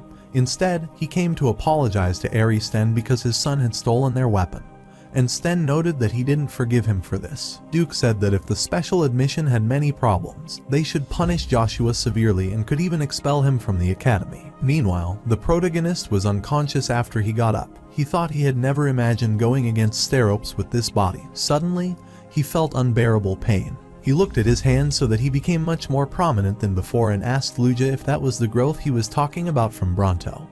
He said that was right, but it didn't mean he would become a wrinkled older man right away, and told him that the growth would remain until 5 years, and then he had to nourish his body. He was worried about something that Bronto's was devouring the power of his loss and thought that might also be related to his growth. There was a new stone on the spear because of Bronto, and he said that the humans couldn't absorb Bronto in the first place, but the curse had been lifted thanks to him. Joshua was stunned that he removed the cause from him, stabilized the divine and demonic power, and asked who he was. Luja asked him if he was confident enough to bear the weight of knowing who he was, but the protagonist said that if he didn't tell him about himself, then he would use it. Luja noted that he is the most fabulous existence of all the beings, and the protagonist thought he could throw him away. Luja informed him that he couldn't do it because their contract had been established when he returned to the past. Amaru asked Aggers if he would run away again, but he told him to stop bothering him. He said that at this rate, he would be expelled like his brother and asked if he would make something else to regret. He started crying and asked what he knew about his pain and how pointless he felt when his brother was chased away.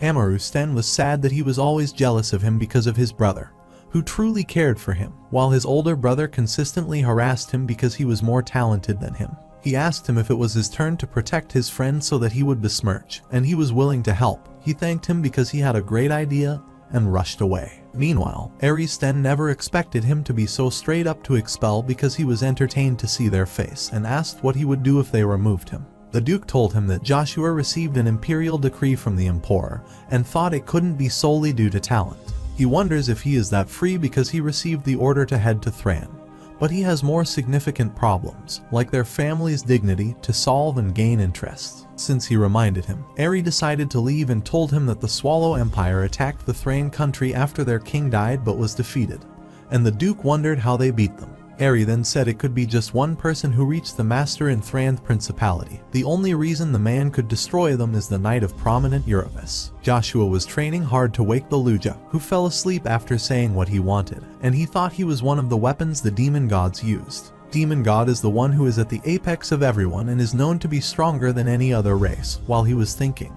he heard the sound and saw students approaching him. They told him that the school was in uproar because of him, and they told him that they gathered together to oppose the school's punishment toward him and that they would file a petition to oppose the penalty. He started crying after knowing they were all there for him while Aggers looked at him because he was crying, and Icarus wiped his tears and felt he had gotten taller. Professor Segardum was angry at the headmaster for not punishing him because it was the best, as he had been offered the position if he managed to take care of the matter. The headmaster would be appointed chancellor because all the families supported them. He said they needed to keep a check on the Agnes family since the mercenary king sided with the Cromwell family, and the Pontiel family sent Cheryl to the Agnes state. He suggested leaving the matter to him because hundreds of students set the petition to punish him while they were still discussing. Professor Cecil arrived and told him that students were protesting, so he should check it. Segardum said they knew the student would protest to survive and assured him they would rectify the issue. Still, the professor told him they were protesting against the academic circle Araxia.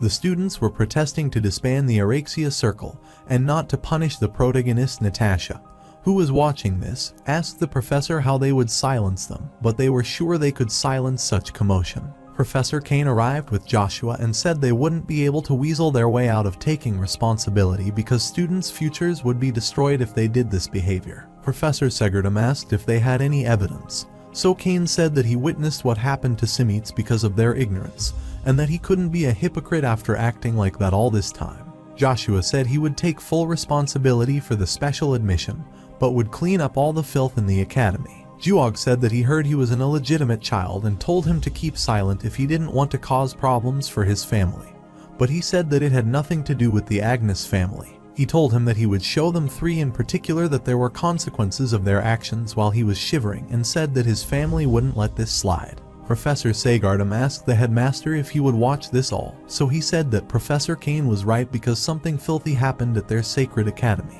He told the headmaster that he would lose his position if he acted that way, but he said that position doesn't matter, what matters is how they work in that position. Juog said that status mattered as being talented Agnes would make Babel their head, but Agnes noted that he left that it could be changed anytime because anyone with power could aim for it. Aristen said he wouldn't plan on supporting Agnes but advised him not to act in a way that caused problems for his family. Regressed told Gowag to stay away from his child, and Duke Agnes told Joshua to follow him since the issue was resolved. While at the capital of Swallow, the Emperor asked them about the injury of Duke Ultzma, so he told him that he had received a psychological shock. He wanted to console him, but his Duke Musk said he didn't deserve consolement because he brought disgrace to their country, and wanted him to take full responsibility. But the Emperor thought of a way as they were trying to get rid of their fellow, and he said that it was not because of the Duke but because of their lack of information, so he told them to get more information. While discussing, the knights rushed and told the Emperor they had chosen their king.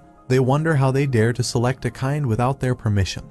But the king asks who is the next king, so the knight tells him that he is the knight of prominence who will soon hold a wedding ceremony with the previous king's daughter, Erebus. Duke Agnes asked him if he received a direct order from the Emperor to join the Imperial Knights. After he confirmed this, he asked if he planned to join the Imperial. He wondered what he could do as a helpless citizen. After he knew all he wanted, he decided to leave, so Regressed chose to discuss his matter and thought if he knew him. The protagonist is aware of him because he is the respected master, and Sten asks him if he thinks the rapier is trash. He says that he didn't know it was trash, but thinks the spear is the weapon. He thought he was bold while the bloodlust created by him was pretty unbearable for him. But he passed through it, which made Sten surprised, but he could also feel the pain produced because he was piercing his spirit. The pain was unbearable for him in the thought that there was a wonder he would be called the great mana user if he reached his peak one day. He wanted to show him despair as soon as possible, so he decided to hold on until then. Duke Agnes told him to stop and said that if he wanted to go to the Imperial Knights, he should rise to at least the RD battalion.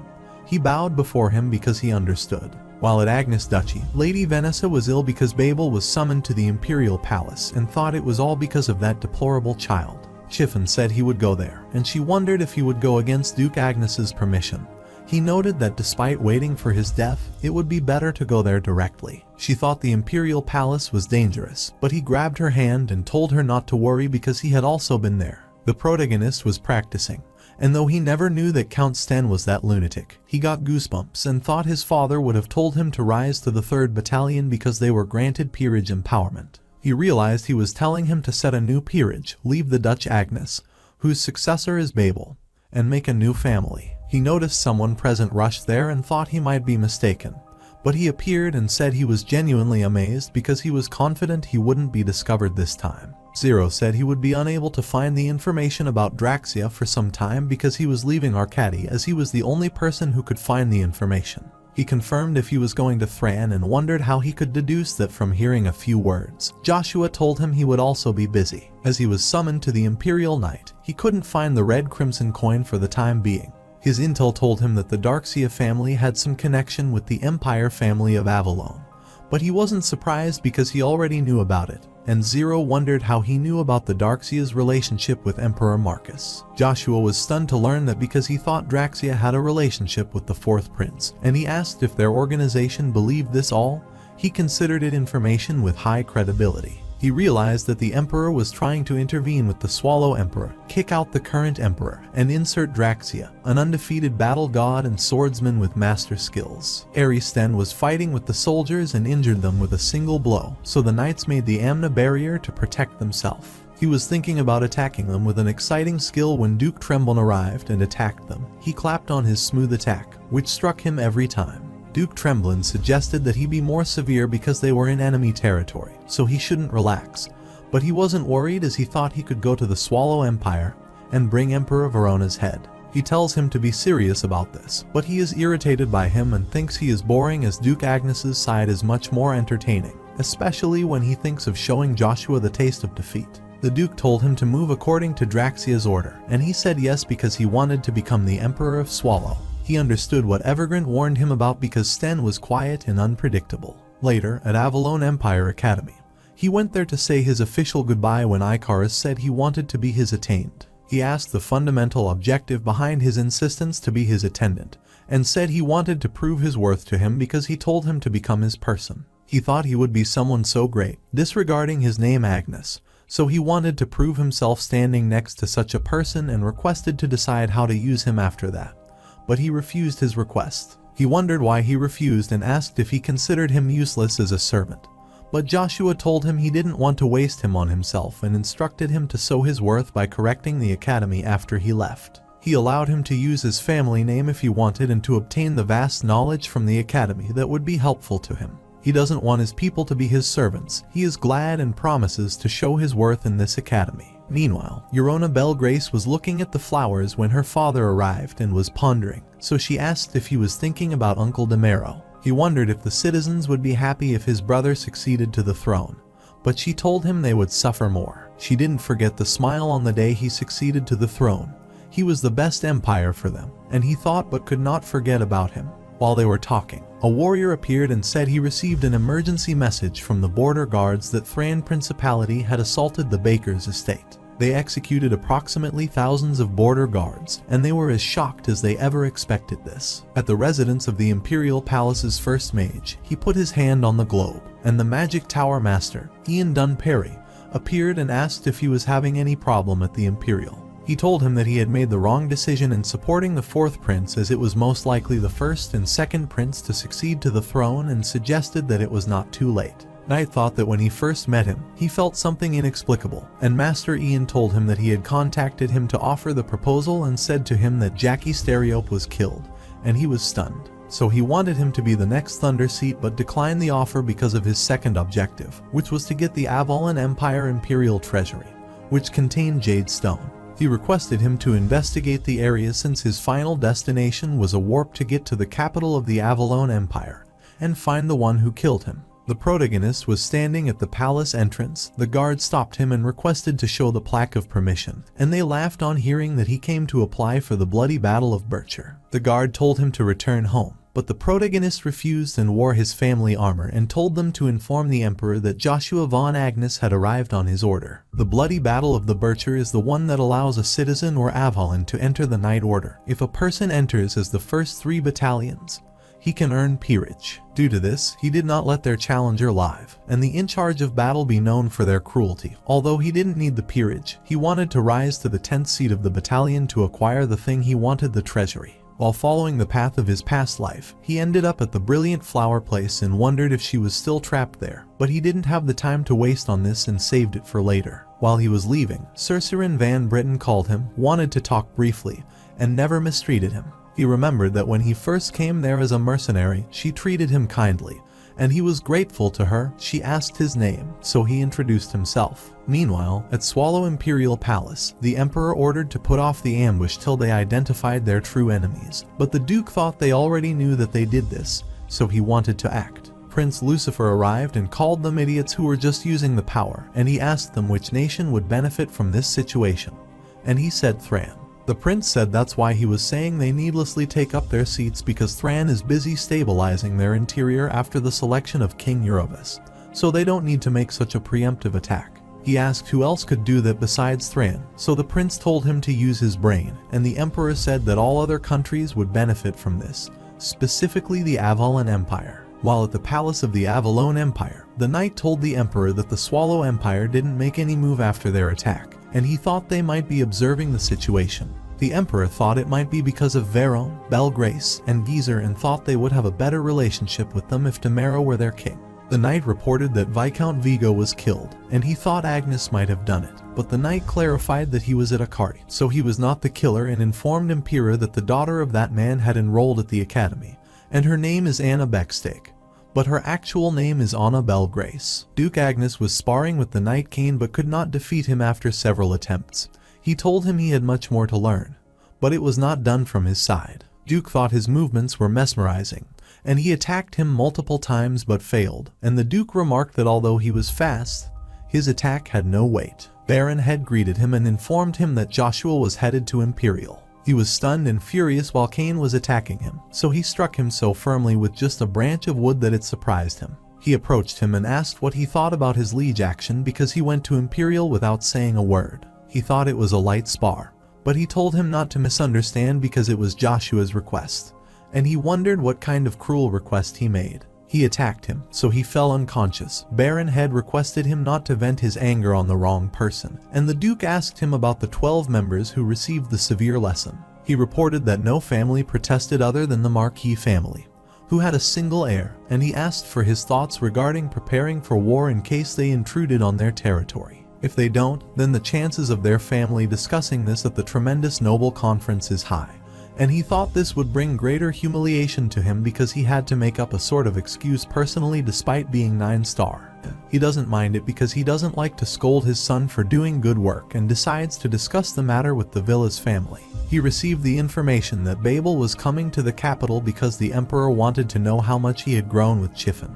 And he was surprised to know this. While they were on their way, Chiffon told him that he didn't need to worry because the emperor might want to see his progress. And since he seemed tired, he said that they were all supporting him. He questioned how a child would behave if he knew that his birth father and current father are different, and thought what he blunted out because he was confused. Babel replied that he should live his life to the best and give happiness to his father, and Chiffon commented that he had grown up as a better person and smiled. Cicerone called him, and he asked if she thought he would be from a noble family, but she said his name was Beautiful, because it's the name of a flower that possesses beauty even more extraordinary than a fully bloomed rose. He said to see the person with the tragic fate and remember that Emperor Marcus has the name Severine of Blood, who ascended to the throne by creating a pool of blood before raising the throne. He killed all his competitors and had no male siblings, and people were afraid that Britain's bloodline would end and made a decision that was the worst tragedy. Emperor Marcus' political objective birthed a princess who would fulfill his ambition, but she was born blind but could see through the eye of the mind. He wondered if he could do the same thing as her. She felt so sad that she started crying when her servant appeared and told her it was time to head to the palace. At the Emperor Marcus' villa, he meets Annabelle Grace and asks her if her father liked the gift they sent, although they do not get results. He told her that the people of Continent said that if they had Agnes, then Swallow Empire had Prince Lucifer, who is challenging to deal with, and asked if they had any plan. She said that he was not sure, which made him angry that the blood-lusted energy that emerged from his body was unbearable for her, and he asked how she dared to utter a word impossible after assuring him about the success. She apologizes to him. He changes the term and promises Duke Peerage instead of Marquis Peerage, and she wonders if he is thinking about killing the soldier and thinks he is a complete lunatic amused by the blood. He told her to inform the War of God that he had nothing to worry about because his plan had deteriorated. A meteor plan needed to be prepared, so he ordered them to devise a plan. While the magicians were looking around to find the trace, they found dust everywhere. The other magicians suggested he close his eyes and feel the air. After closing his eyes, he felt the mana void and realized that it might be either created by a supernatural power, or when a mage of class 6 or above receives enough damage to his heart. They figured out that there was a high possibility of him being killed by someone who possessed Bronto, so they decided to follow the traces of Bronto to find the culprit. Cicerone Britain asked her servant if she had heard of the name Joshua, and she replied that she listened to this name because the knights were talking about him as he had recently entered the empire. She told him that nobles don't think highly of them because 2 talented kids appeared in the same family and had a high chance of becoming one of the 9 stars in the future, and she was amazed. He was at the Imperial Knight 11th and 12th Battalion Drill Hall, where the battalion was sparring, and they argued with each other regarding their level. The 12th Battalion said that they both are treated the same by superiors, so he might not think highly of himself. But he attacked him and asked if he was trying to go against the rule of majesty. He fell back, so the battalion asked him if he understood the difference between their levels. He received the money, and his companion told him to kill the loser, otherwise he would re-challenge him. While unsheathing his sword to kill him, Katja requested Langer to forgive him this time. All the other people were commenting on taking full responsibility till the end. Then he laughed as this place was like a coliseum while they were stunned to see a kid and battalion telling him this was the place he should play. He filled the Dawn Ring with energy and went forward and said to them that he had come to apply for a bloody battle of Bircher. They were stunned to see the symbol of Agnes's family, and he asked them if anyone wanted to spar with him. They were gossiping that he was the one who became able to use mana at such a young age, and they never expected to meet him there. Langer stepped forward and asked if he knew the meaning of the battle, and he said, according to Majesty Order, the challenger earns the position of Knight on victory. While Knight member is stripped of their position as an Imperial Knight, all the results depend upon participants, and revenge is prohibited. He asked him if he still wanted to participate after knowing all this, and he repeated that he came to apply for the battalion and asked if anyone wanted to comply. But they didn't want to hurt the son of Agnes's family. Langer wondered if he had to step up because the battalion commander was away, and he looked at Katja, but he held his stomach, saying he got hurt during the spar. They were not stepping in, so they decided to agitate them by targeting their skills and assuming that they were nobodies because they got scared after seeing someone at a higher level than them. They were holding their anger, but Catcher was very frustrated and came out and became his opponent but told him not to blame him if he got injured. Everyone cheered and told him to teach a lesson so he wouldn't run his mouth while preparing to attack him. Langer told him to back out because rank aura can't be defeated by C rank mana, and he showed his aura, which stunned them, and asked them when he said he was C ranked. He thought he was showing him the artifact and borrowing the power of his family, and nothing more, and even his aura was fake. But he told him to confirm it himself and asked if he got afraid after seeing his aura and called him a coward. He was frustrated and attacked without thinking, but the protagonist attacked him with high energy. Langer was worried about him and thought he should first figure out his opponent's strength rather than attack. He was surprised to see him completely fine and saw the vice captain who blocked the attack, and Joshua recognized the vice captain Viper Bison. Viper Bison told him that an official battle captain or vice captain should be present there, so he asked him if he was canceling the Emperor's order. He said he did not deny the ruling but would be his opponent instead. Catcher wanted to fight, but he told him to step aside as he might be stripped out. He insisted, so he shouted that if he continued, he had to lay down his position as the knight and asked how he would take care of his daughter if he went back to being mercenary. He clapped for his sacrifice, and the vice captain asked if he was sure he could defeat him. He was confident as he saw his skill, too. He thought he was steadfast as he always walked side by side with him and was more reliable than anyone. And one of the reasons he joined the Imperial was because he wanted to traverse the battlefield with him. The vice captain told him if he managed to defeat him and take his place, he might be acknowledged by those higher than him. But Joshua said that he would end the discrimination between the battalion and make them stronger in 5 years, while the vice captain was startled by his aura blade, and the protagonist asked if he would join him. Babel greeted the king because he turned 15 this year. He said he would be higher than his father because even his father could reach the bank.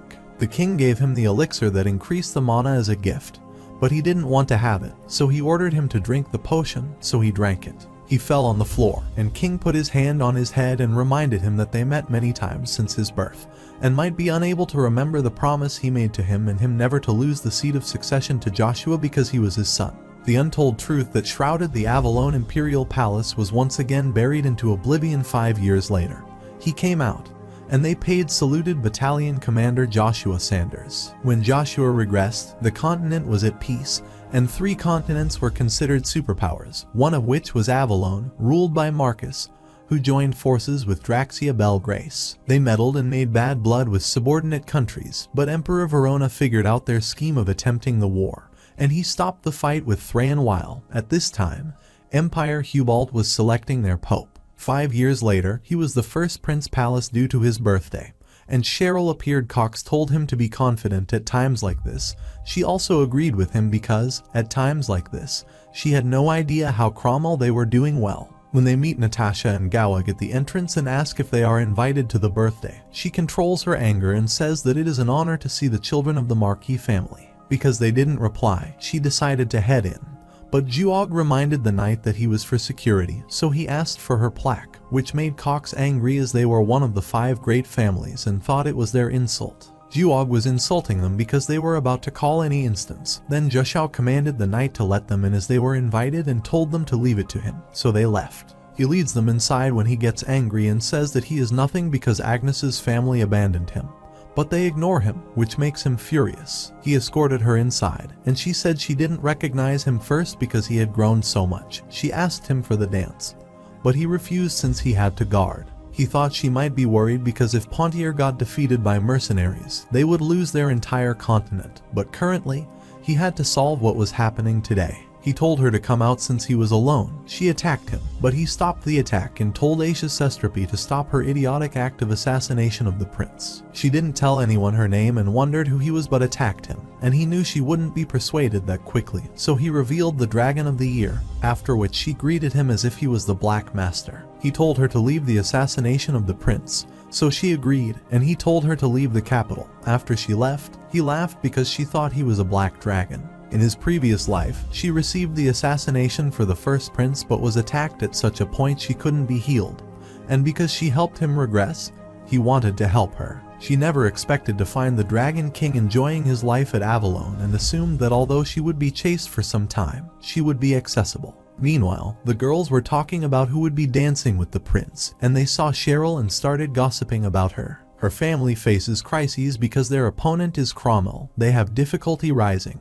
and nobody supports them. She felt sad after hearing this, and Prince Kisser and Princess Cerceran's arrival announcement was made, and the prince thanked everyone for joining him. Princess's servant told her that Joshua was again not on the guest list, and she became sad even after 5 years. She was named to forget about him, and the prince asked her if she was alright. He was worried because he had come out of Flower Palace after a long time. He was stunned after seeing Cheryl as he was expecting he wouldn't be able to see her again.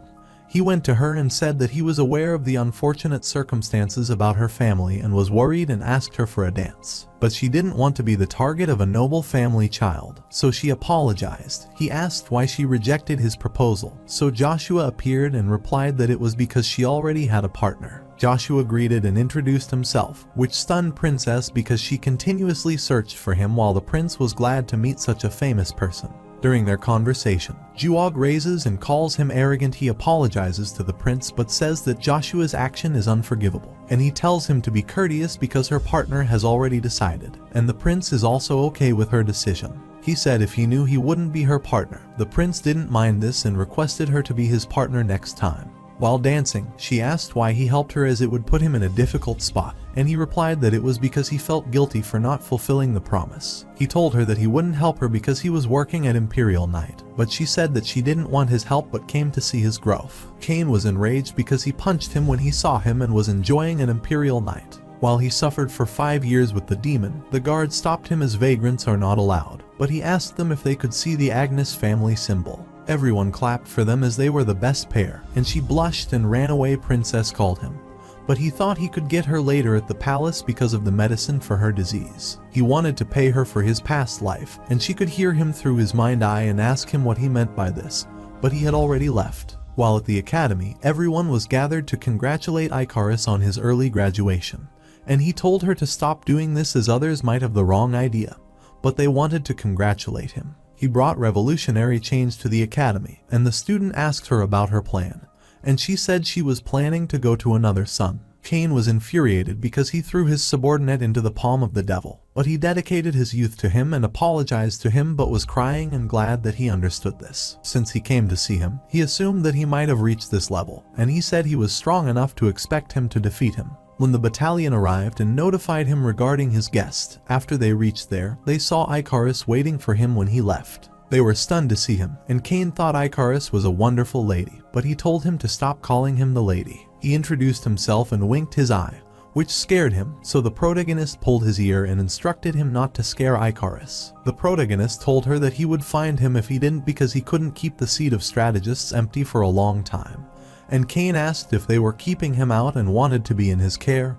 Grand strategist. He thanked him for the compliment, so he discussed his plan with them and instructed them to head to Pontier.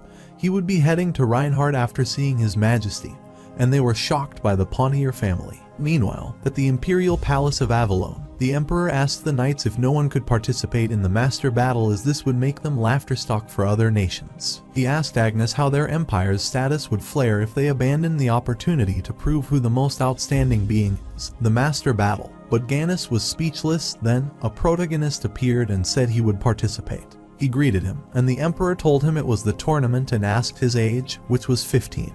He was amazed that he was willing to participate in the master battle at the age of 15, but knew he was not someone to whom common sense could apply, so he wanted him to prove his qualification. He had one condition to participate in the master's battle. The other master was angry and wondered how he dared to propose a condition to him. The Emperor was willing to accept all his conditions except for leaving the Imperial Knight as his property. The protagonist said that if a person joined the bloody Battle of Bircher, he could leave anytime. He gets frustrated and says he also had a condition in that case and attacked him. The attack was unbearable for others who held against it. He laughs because it is absurd and tells Agnes he is jealous of him for the first time. He wanted to check if he had the Aura Blade, but he reached the Mind Sword, which meant he had already reached the Master Realm, and instructed him to participate. And if he gave him a satisfactory result, he would surely listen to his request. Meanwhile, Cheryl was writing when her guests arrived, and Icarus and Cain greeted her. She thanked them for coming and wondered what the continent's most intelligent person of content was doing there. She saw Duke Agnes's crest and realized Duke Agnes might have sent them for help. But Kane informed her that Joshua Sanders had sent them, and she was surprised. Joshua was satisfied because he could leave the Imperial without any suspicion. Duke Agnes appeared and asked if he would leave them without a word again, and wondered if he resented him for choosing Babel as a successor. He resented him, but it was his own choice to abandon the name.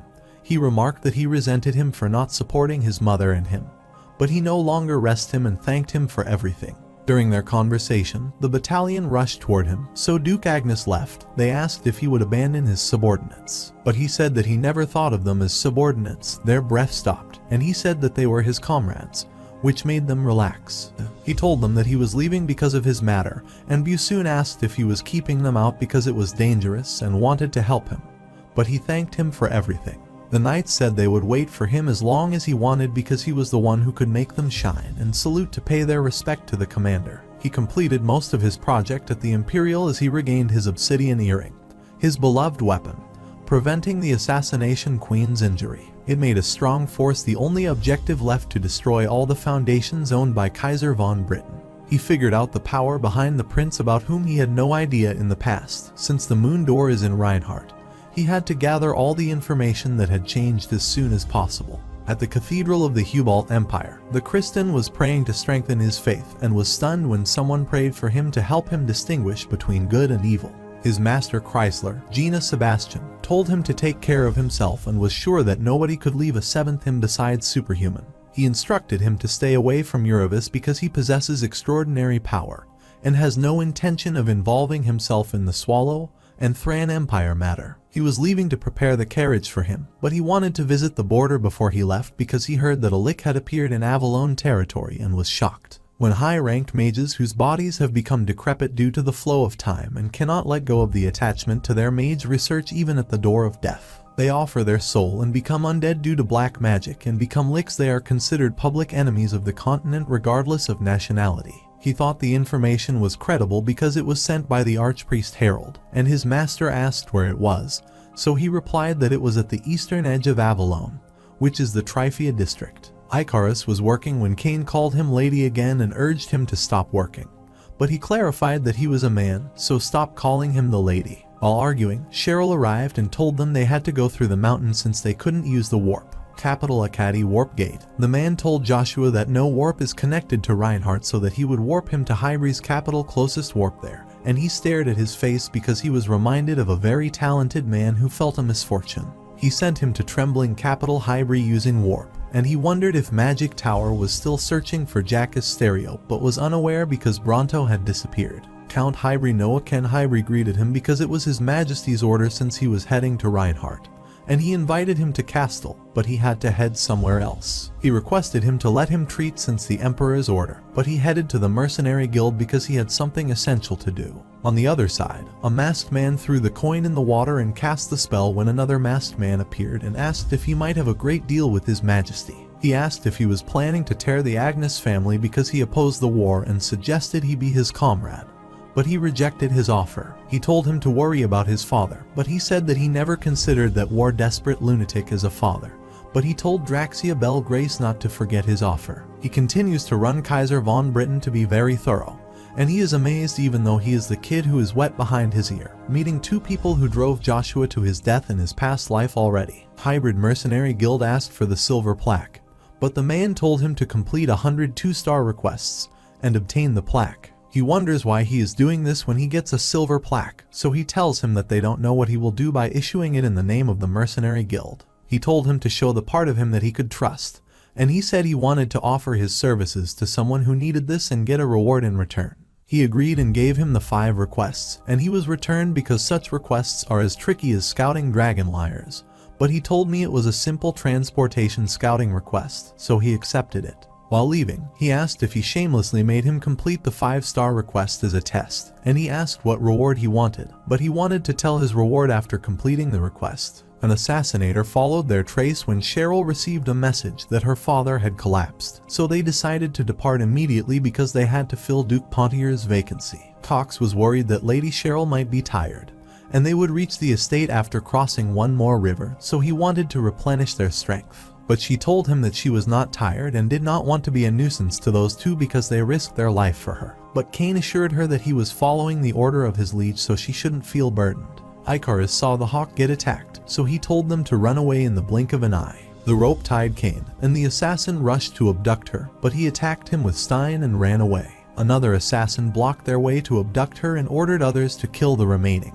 But Cain appeared and subdued most assassins. He realized there was a person with strong mana, but he could harm them if he brainlessly used it. He was confident that he could defeat them and told them that his mana would have alerted people from far away. He thought he was dangerous, so he guided them to use blitz tactics to kill the knight first. At the same time, he was loading the boxes on the truck, and the man scolded him for working lazily, so he wondered if he should have asked for a solo request. He instructed him to stay close to him since he might not know how to use aura, and although it was a 5-star task, their journey might be difficult. Aiden told them to prepare for the battle and ordered the mana user to step forward as the pack of undead was on their way, and the mercenary guild instructed them to defeat them by beheading them. The situation becomes more complicated when Dullahan, the high-ranking monster, appears and can only be defeated by B rank or high aura users. The protagonist knew it would be around this and moved toward it to kill, but another master appeared and killed the undead using the Frost Nova. This shocked the mercenary because they didn't know a 4th-class master member was also participating in this request. The protagonist thought that because Avonlone disrespects mages, those who are 2 circles and up are so rare that they had barely been able to find them. So there is only one 4th-class magic user in Trifia district, the Archmage of Ice Iceland Jin Rebecca. The frost was melting, which worried her, so Aiden told her to stay back because he would take care of it. Then, he swung his fist near the frost substantially, and they were defeated. Other mercenaries were cheering him as they expected that the branch manager would defeat them. And Joshua heard about the artifact imbued with invisibility magic, Abraham Knuckle. Its power was astounding, and even in his past life, this was a valuable weapon. Mercenary rushed toward the manager and worriedly said that a strong pack of dead was approaching them, so they had to escape immediately. He was worried, but before they could, another group of undead appeared. 5 were Dullahan, and they thought no one except the manager could defeat them. They wonder why the 2-star task is that difficult, and they return because their life is much more valuable than the money. While he calls them, the protagonist reminds him to pay him hefty because he will earn his keep.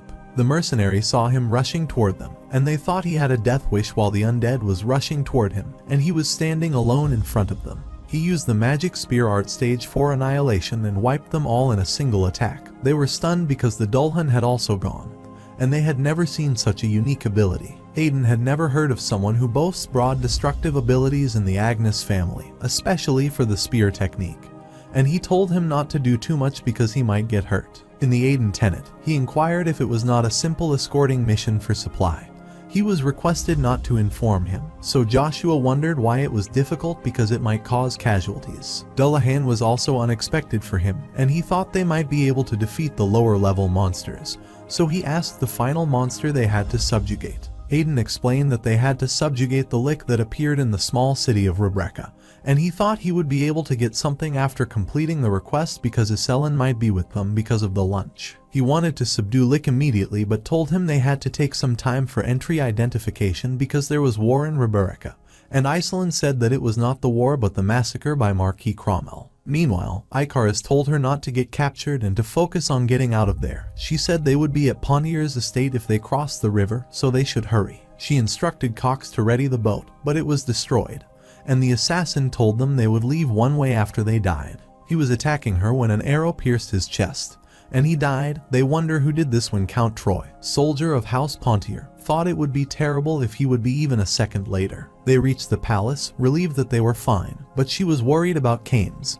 so Icarus assured her that he would be fine since he was Joshua's man. Count Troy was heading to the conference room, and she decided to join him too because she had to fill her father's vacancy after he collapsed and must prove to the vassals that she was the Lord's proxy. Baron Arna discussed allowing soldiers into the area when they arrived, and she ordered him to tell her the details. He thought it was too early for her to know, but she wanted to know, so another man told her that Cromwell started attacking their clients. The route to bring supplies to their state had been entirely severe. They would starve to death if this continued. She was worried but had no idea what to do in such a situation and wondered if anyone could advise her. While she was pondering, Icarus asked them if it was impossible to cultivate the food within the estate. Baron was furious because an outsider was participating in their internal matter, so she told him he would be assisting the Pontier house because he was a guest at the top of his university. Baron told them that they were discussing an important matter, so they should stay away from the matter.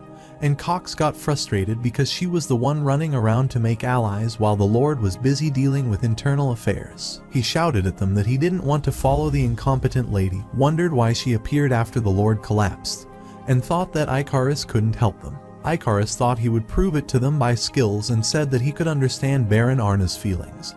And he told him that he shouldn't behave at times of war like this. He told them that 70% of people's food could be prepared at the estate, so they should focus on the military provision for the soldiers to last longer. He explained that Cromwell might be planning to end this all in a single battle because by dragging war, they would face financial crises.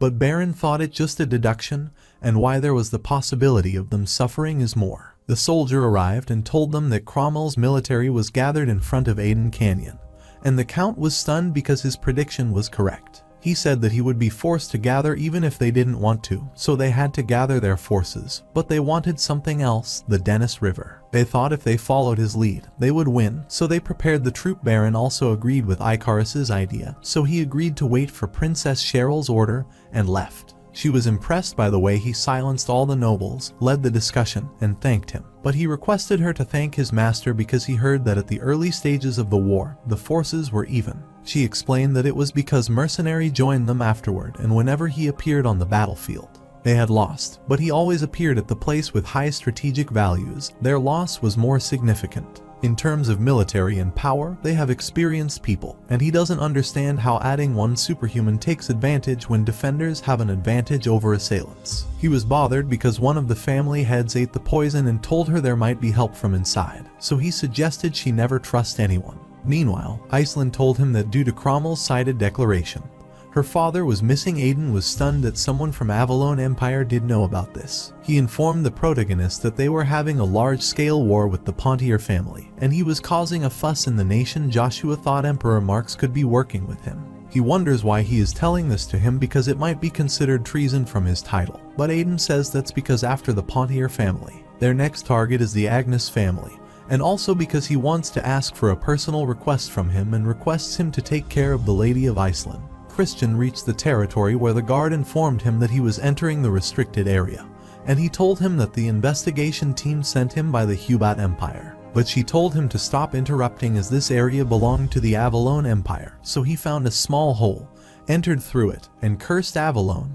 He wondered what the Emperor had to do with the lick and reacted to the castle's reb. He entered the castle and heard the noise. When he turned, he saw the undead attacking him. He attacked them, fell under the ground, and killed them. Then, he saw a herd of undead and thought he was scared. He attacked them using a lightning spear but was shocked to see that they were unscratched. So he used his holy sword, Durlandana, and prayed to God, struck the sword on the floor, and made the holy cross. The energy emitted from the holy cross killed the ghoul variants, and he wondered how strong Lick was. He was hoping to take care of this quietly, but it was impossible, and he wanted to take care of this matter as early as possible. He prayed to Lord Hermes to awaken those who are holy and find the evil source, and he followed the lead and found an undead. He wondered what he was doing there. He was tied and asked if he wanted a continental war because it even made the Death Knight. They showed them the same order to enter, and they cast the spell and a way open. Aden told them that he would return immediately, and he had already reported the horde of undead to Avalon, so they should take action soon.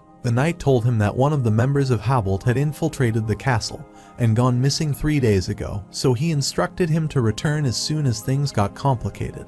While entering, she asked him why he demanded an artifact that was currently being developed in return for protecting her because she thought he was not asking for much, as Cromwell was giving the hefty sum of money for her head. He thought it would be convenient since he was with Aden, and she laughed and assured him that she would give them to him after it was over. He questioned how father went missing. She replied that that bit happened without warning while all the warriors and servants were in danger of being killed. 5 years ago, there was a fire at the castle, and Count Rebecca ordered them to leave because he would take care of them. So the knight grabbed her for safety while the warriors were chasing them. He sacrificed himself to save them, and the estate was half buried after people forgot about this. She decided to get there, and that's when she heard the rumors about the Lick's appearance. She wanted to see the Lick with her own eyes, and Joshua told her that might not be something she was expecting. He felt the presence of Kaiser men, so he rushed out. He hurriedly rushed inside, which worried Aiden, so he said he needed to look around urgently because he wanted to confirm something. He surveyed the area and found a recently made magical circle. He sensed the energy of someone fighting with a high aura, so he used the anti-magic field, which broke the illusion barrier around the Christian, and asked him what happened there. He told him to watch behind him when the dead knight appeared and attacked him, but he dodged and was shocked because he could not sense it. Luja told him it was his prey, so he possessed his body and stopped the attack. Christian was stunned because he could feel both the demonic and holy energy from him. He amputated his arm and was sure that it might get the idea that he couldn't beat him, so he shouldn't try to resist and die peacefully. But the dead knight told him not to be ridiculous and pulled out his sword, and he was stunned to see the wolf fangs blade wolf cry. While in the Swallow Empire, Prince Archduke Lucifer killed the warriors and told the king that he didn't have the ring to be the emperor because he had ridiculous ideas of peace for the citizens. He disagreed with his idea of war, so he said that if his brother were on, he would agree. And Bariona asked how long he was planning for this. He wondered if he had planned this since he dispatched the Dyke Altasma and told him he wouldn't sit behind if he heard about it. But he informed him that he was dead and assured him that everything wouldn't go according to his plan. But he laughed and killed him. He killed the dead knight, and the knight wondered how he became like this, but the protagonist said he had no idea how much resentment he had to become the knight. But he was sure of one thing: a human soul of master level can't be taken by force, so their path is their choice. He had no idea what resentment he had left in the world, but he asked if he could walk that path with him. After being defeated by Uravis, he lost his position as a master and was forced to the countryside, which was just an excuse to keep him away from the Emperor Verona, which made him a great sacrifice, all at the hand of Emperor Oro's brother. Being injured, he questioned if he wanted the power that badly, so he suggested taking it forcefully because he was capable enough to do it. Demaro Belgars told him that he was not interested in the seat as Lucifer would take the seat, and he thought he was stupid and should stay with the Emperor. He suggested Evergrant make the demonic beast from the master full of rage and regret, and agreed because it turned out to be an exciting being. The protagonist told him that Death Knight is the demonic best made after the agreement with him and requires the body and soul of one of the best knights. Duke Altasma requested him to kill him because he made the wrong decision if he didn't want to dishonor himself by playing at their hand. Joshua suggested the better way as he would take his control and borrow his strength in return. He smiled because conditions favored him, so why would he make the other decision? It was as expected from the continent genius because he agreed he would take control. Aiden told everyone to be careful because monsters other than Lix might be around. While they were going to enter the castle, a few knights from the Hubalt continent appeared and told them to disperse. Mondrian said they would be taking control over Reb's castle, but Aiden wanted to enter because of Joshua, but he told him to end things on a good note. He wondered if he was threatening him, so he asked if he wanted to have the continent war surrounded by tremendous demonic energy coming out of the castle so they could prepare to defeat the demons. He came out of the cast and asked what the Habultian knights were doing in their territory, but the knight attacked him, thinking he was the demon. Aiden stopped him because he was not the demon, but he wasn't willing to eat because of the demonic energy he could get from him. He thought it would happen, so he told Luja that he should go easy but wanted to show them that he had absorbed the Death Knight. Saintess Syrian appeared and told them to stop because it would cause conflict between the two nations if he were Joshua.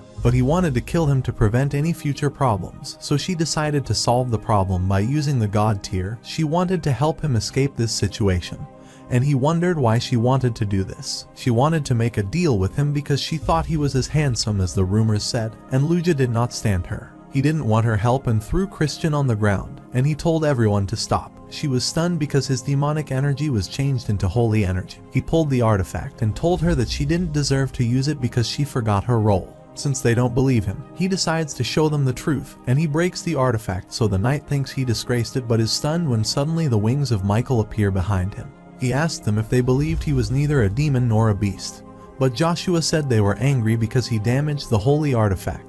He asked him if an individual, a follower of the Hubalt Empire, or a paladin, could destroy holy artifacts. They were speechless because they had never thought about it and argued when he reminded them not to waste their time on this if they wanted to save their fellow. Sainitas rushed toward Christian Bevasu. He was poisoned by demonic energy and urged them to hurry because they had to save him. She instructed Knight Mondarian to stop fighting because he had already seen the wings that appeared. So he was not a demon, and he agreed while leaving. She looked at him and hoped to cross paths with him in the future. Luja was irritated by her, so he put one on his ear. Luja suggested that he should kill the Death Knight but thought it advantageous because he knew he could regress his demonic power time. Meanwhile, at the Magic Tower, Alicia reported that the undead were traced, and because of this, the Hubalt Empire was on the edge. Marcus was also worried because they sent Theta for the Master War, but the Elder told them that the selection was based on skills. He sent some people to the Imperial on Evergrance's request, which made her angry because he always backstabbed them. He reminded them of whatever Evergrance said before leaving, and they were shocked that he could find Zerath Dick Orvis because the leader of every nation tried to find him but failed. Zerath Dick Orvis was the talented mage of the Avalon Empire, and was considered priceless because he knew the location of the Forest Elves. He made a deal with him because many people still wanted the information regarding him, and he assured them that he was not the one who partook in the deal that brought loss. While the blood spilled out of his body, he realized that he lost the connection with Death Knight, and assumed Hubalt Paladin had defeated him because he had lost the Master's body, so all he was left was him. He did everything to get his hands on the dark magic spellbook while holding the chest and promised he wouldn't suffer any disappointment. He decided to use the body of Zerath Dick the best because he would make him a lick, but he decided to change his name to Berber because of the glistening darkness who has given you his cell to the devil for his faith. Aiden gave him the silver plaque to show their gratitude because of him. They could defeat the monsters and knew about the lick. He thanked him but was wondering why Iselin was loading her stuff on his horse. She reminded him of his promise to protect her from Cromwell. He almost forgot about it and wondered why Aiden followed them. He uncovered the Laphon, so he revealed his true self and asked if he didn't think he had the right to enter the Master Wars held at Reinhardt. Meanwhile, at Cromwell's meeting room, Jehar Don Cromwell asked if they were sure that Pointier was incapacitating, so they should have the upper hand. He was frustrated because they were still standing against them, and his family members told him that they heard the heavenly birth of Icarus was helping them, so they were a step behind them, because they figured out their diversion plan. They failed to cross the Denny's River, so the only thing they could do to them was cut their supplies. He suggested getting help from the mercenary king, but he said he was already asking for more than half of the Pontier region they stole. Emperor Marquis would take him on his side if they further involved him so that he would become their enemy. He ordered them to get the information from the insider and VT their supplies. Then a knight appeared and relayed the message that the soldiers who were cutting the Pontier supply had been eliminated. They were trying to protect their supplies from the soldiers and wondered how they knew about it while the Cromwell knights were killing them. A mage attacked them using a fireball, but Cain protected them and assured them not to worry. They wondered why he was helping them, so he replied that he moved according to his master's order. Icarus wondered why they were late, so Baron told him that they might know about their route, and he wondered how this was possible because he was the one who knew about the route except him. He wonders how dare he think of him as the spy and asks if he is getting close to Lady Cheryl to take over as Duke Pontier. While he is staring at him, they hear the announcement to open the gate because the supplies are there. Cheryl was transporting the injured and ordered to distribute the medicine and blanket to those who needed this, and Icarus appeared and came to know that Cromwell knew about their route. He thought it was a miracle because they came back alive, and Cain said he made it happen.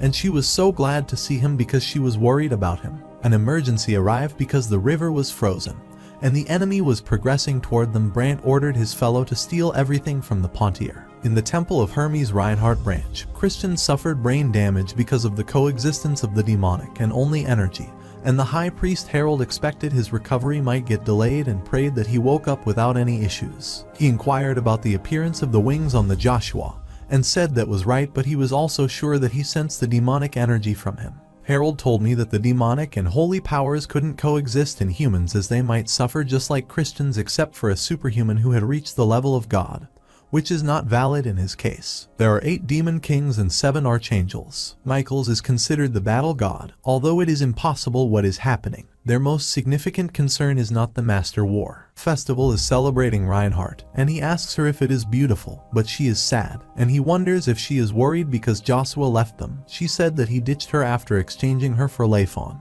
and she thinks they got closer. People looked at Aiden, and she thought he was famous. Then Eurovis arrived, and they paid attention to him. He told her that it was fair that the blade he welded was hotter than the internal flames of hell, and she was opposite to him. He heard their conversation, commented that he was more of a monster, and left while they apologized and said he would await the day he crossed blades with him.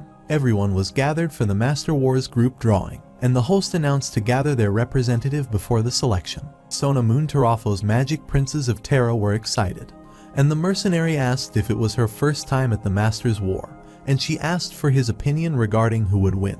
She wondered if Uravis would win this time, but it depended on him. If he set his mind, he would win, as he made the great beast kneel before him. Chesro and Esro Logan can't listen to them and tell them they are oblivious to the world and that Terra is bound to leave them in the dust by bad-mouthing them. She tells them to apologize to her, but they don't think they did anything wrong, which frustrates her. Since the Avalon representative Joshua Sanders didn't arrive, they thought they sent his brother as a replacement, which made Babel angry, and he told them they weren't brothers. Uravis and Aiden arrive, and people praise them, but Joshua does not arrive, and they think he might be just talking and asking Babel for his opinion. He also wants to believe that an announcement regarding Joshua's arrival was made during the conversation. Sona Moon realized that the rumors about him were not exaggerated, although he is young, but is as strong as Uravis and Axular. He saw Babel on his way but ignored and passed him.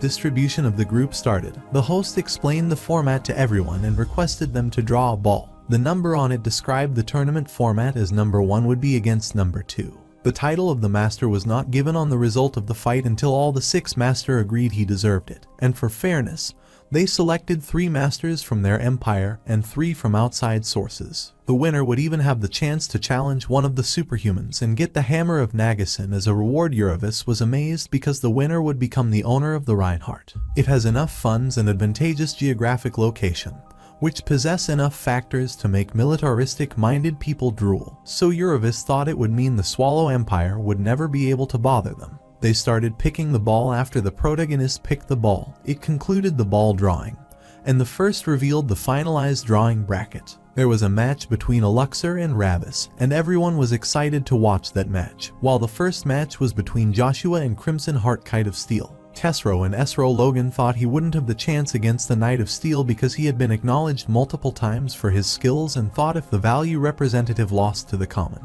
it would be a disgrace. Sona Moon told them to stop commenting on each other because they never knew who would win till the end. But they replied that it is clear as one can tell seeing the ripened apple. Lily's Aphrodite replied that it is all just social perception and construction that stains their view of the world. She told them that other green and red apples are considered ripe depending on time and that they could win against the one here. The host announced that the first match would be held 2 days later and that late arrivals would be disqualified. They got frustrated by her, so they left after hearing the announcement. Babel looked at him and thought he would admit that no matter what he did, he wouldn't be able to surpass him. But in the end, he would be the puppet working within his palm. The first match of the Masters of War begins, in which Babylon, representing the Heart Empire, faces Joshua from the Avalon Empire. Judge Windmill is amazed because he is young and wonders how to overcome the difference in the experience. He asked other judges, Hasky and Lurden, about their opinion, and they also thought of him as a mere child without skills, and he wondered if someone had his tactics. Ari laughed and wanted to jump on the ground to fight him, and the duel commenced. Babylon mocked him for using the spear. He wanted to teach him the lesson, so he let him take the initiative but was stunned by the main lead's sudden attack. He could not endure the pressure and strength created by a stretch of his arm and was stunned because he is 15 years old. Joshua asked why he gave him the first move when he struggled with it. He was enraged and reminded him that his one strike couldn't decide anything, as he would be the one who would win in the end and attack him. But he attacked him with a spear. He laughed and asked if he thought he would be attacked by the same trick again.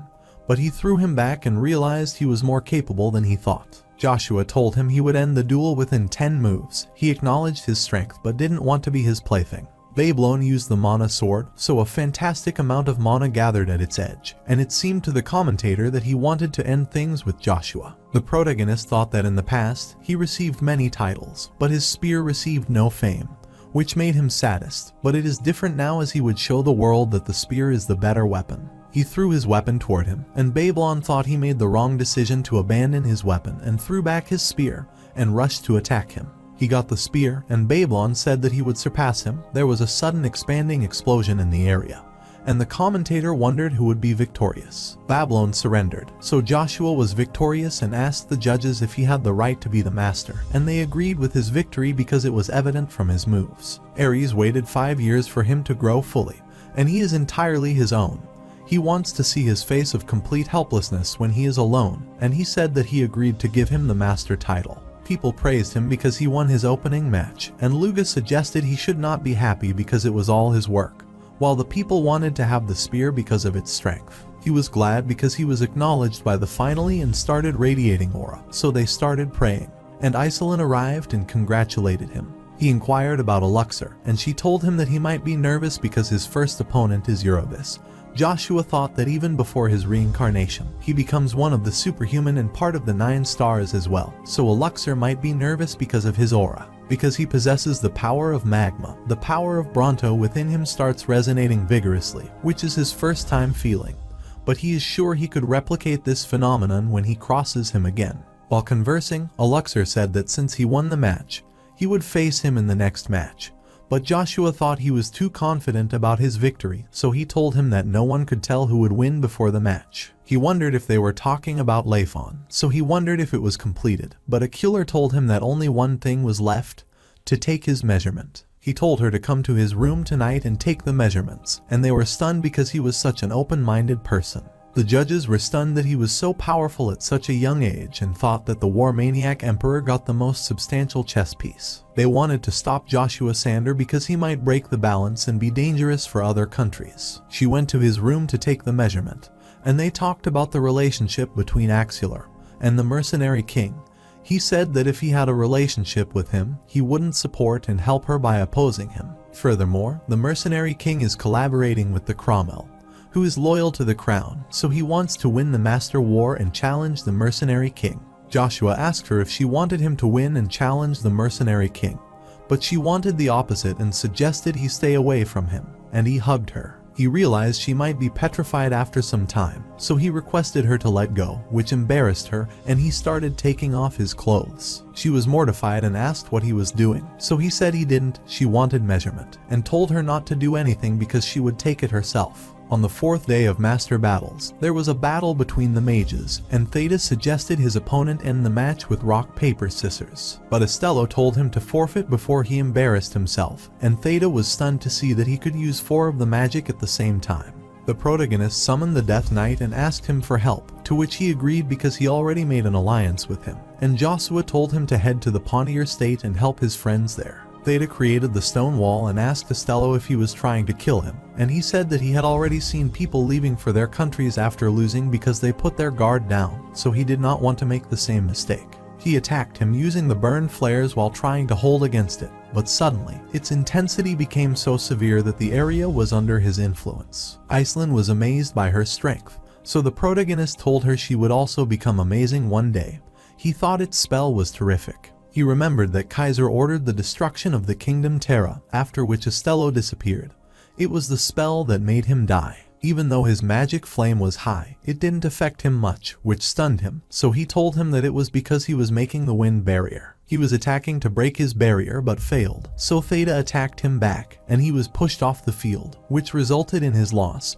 4 of the masters supported him, so he won the title of the Magic Master. She was stunned because the great magician Estello had no effect on his defensive speech and told him to be careful because magician Estello seemed to reach the 6th class. He was excited to think he would fight the Grand Magician as it would be a worthwhile experience. The next match, the most awaited match between Eurobis and the second greatest mercenary, Axular, commences, and she is worried. Although Joshua showed her he was not worried, he was worried since he knew the result of this match from the past until nothing changed. He skipped the pleasantries and attacked him, but Eurobis thought he wouldn't be able to do much with bare hands. He was stunned because he dispelled his sword's aura and punched him.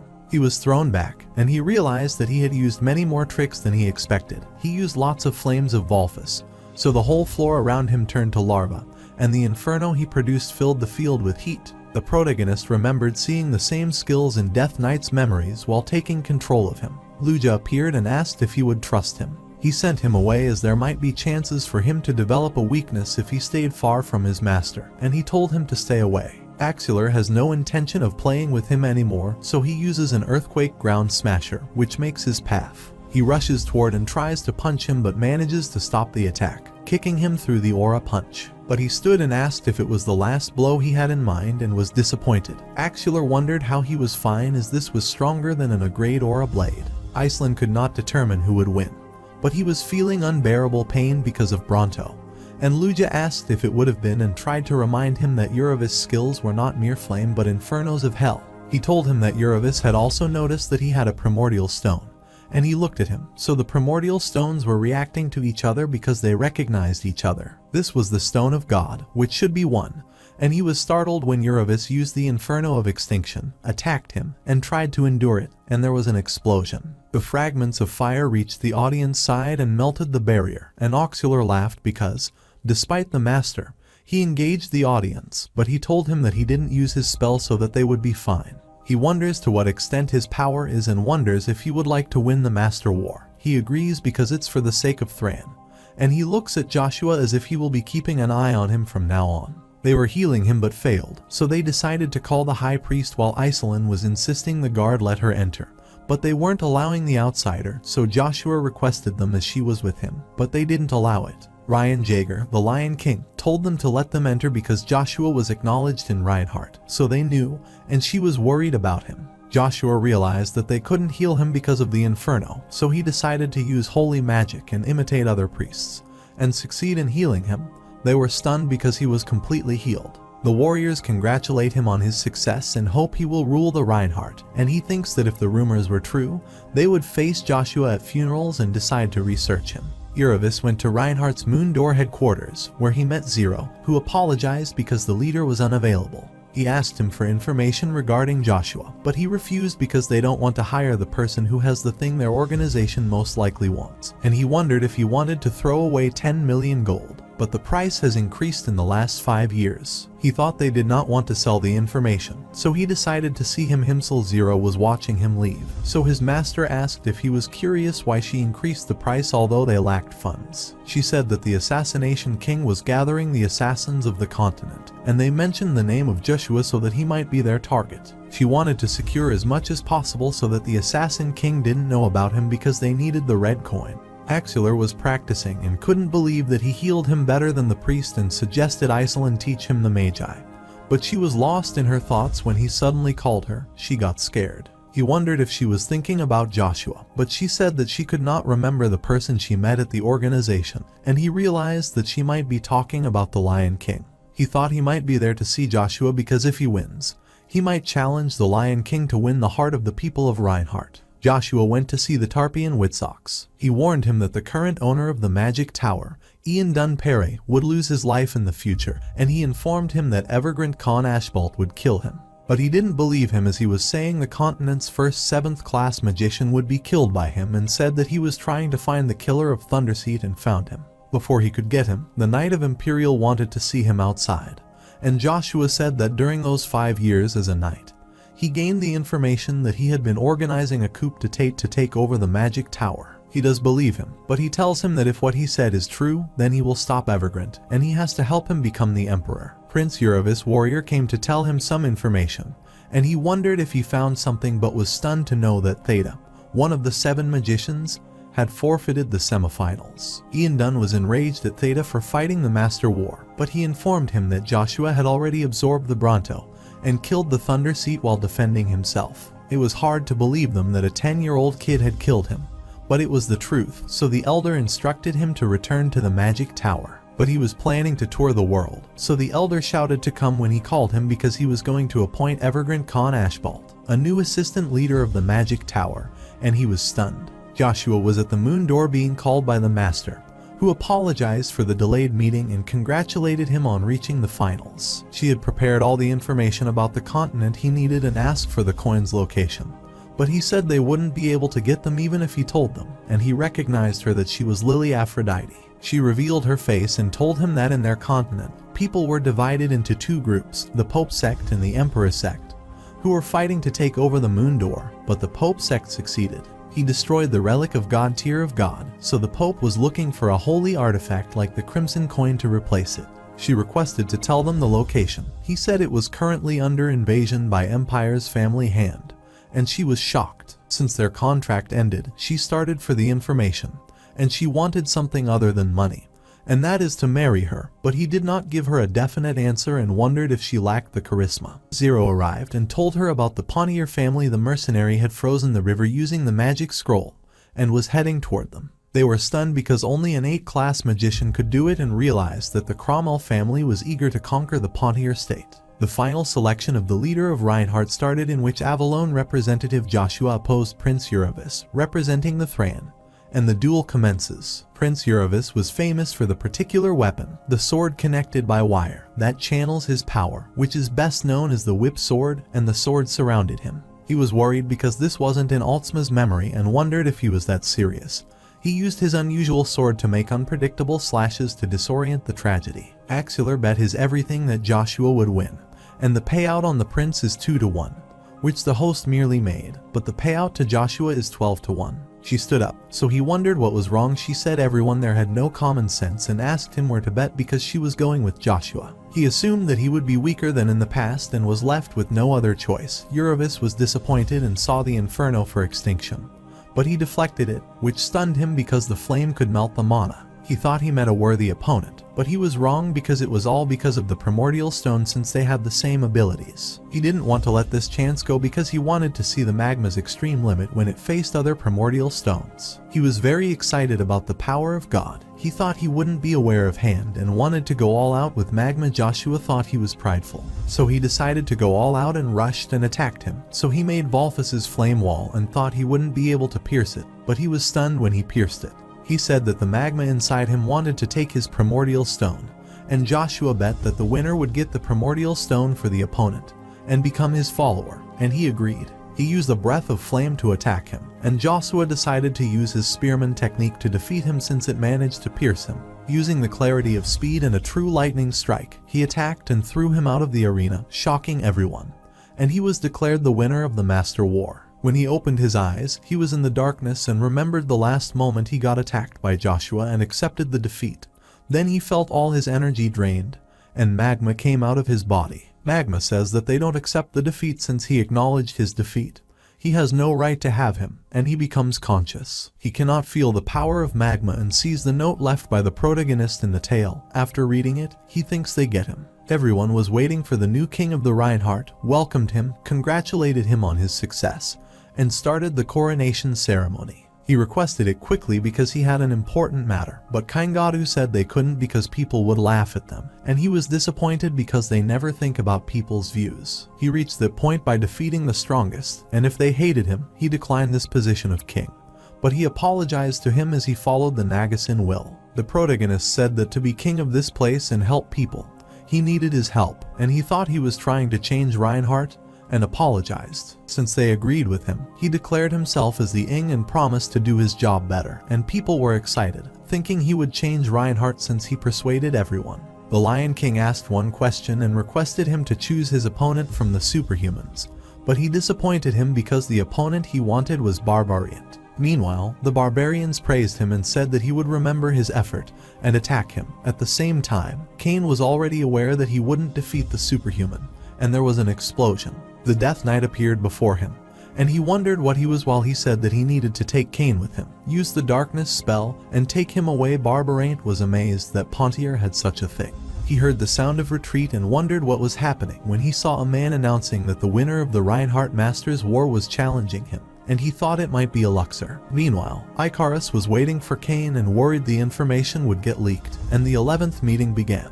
She asked Count Beard if he found the communication orb from the father's vault, and he found it because the leader had been conscious for some time and told him, and the Count told him that the mercenary king disappeared. They heard he disappeared after receiving the invitation for a duel from the Master War winner, and she wondered who created this miracle. The Count said that the winner was Joshua Sander from the Agnes family, and they were surprised. Baron arrived and said that because of Icarus's stupid plan, something terrible happened to Cain. He found the broken sword in the area of war and insisted it occurred because he insisted on sending him there. Count tried to calm Baron down and said that Icarus just gave him the information regarding the supplies route. But Icarus said they were both right because he gave everyone different information. He reminded the princes that he told him never to trust anyone, so he set the trap while the Cox was rushing out, and he stopped him because he told him about the route of Cain. He asked him where he had gone in the middle of the night, and he said that he had gone for a walk yesterday, and wondered if he was suspecting him, but he didn't mention any night, and he was stunned. But Baron told her that Cox had no reason to betray them, and she also believed that because he had been with her since childhood, she thought he admitted that he was a spy. She was crying and wondered why she was doing this. He asked if she had forgotten the gold monster, and that monster was craving for the gold. He told them that today was the end of the honor and loyalty of the Pontier family and suggested they look outside where the explosion was occurring everywhere. Lion King put the crown on Joshua's head, and he promised to do his best for Reinhardt. Lion King was disappointed since he didn't choose him as his opponent, but he assured him that they could arrange things anytime. He reminded me of his youth, gave him the plaque as a gift, and told him to be careful of the people of Avalon. He had something important, so he left, and the king reminded him to write his name on the tomb of Nagasin before leaving.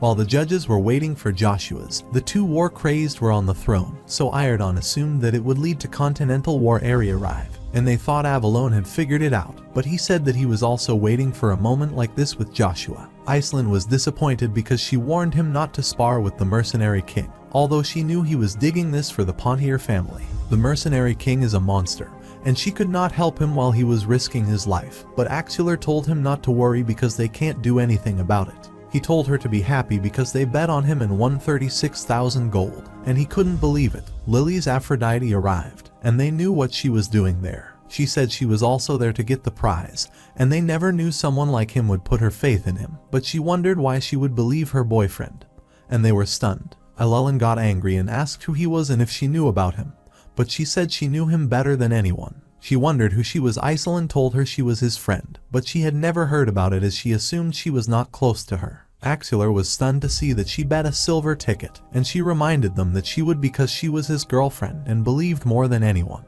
They were stunned to see Iceline gold ticket because she bet 500,000 gold, a small amount for his friend, and she never imagined she would get this much. Iceland gets this money by loaning a family heirloom. She refuses to let go of the treasure Blue Wing even when her family falls because Xeroth's Dick created it and can increase focus and speed. Because she believed Joshua earned 6 million gold with this, she could rebuild the old land and stay there, but she left Axelar out of the story, so he got upset. Lilies wanted to know more about him and sent messenger magic to Axelar, and wanted to make a deal with him. She requested him to take the title of the Mercenary King after Joshua defeated Barabriant, and he accepted the offer while Eri killed the judges and Joshua arrived there. He killed the judges, which stunned him because he was on par with the superhuman.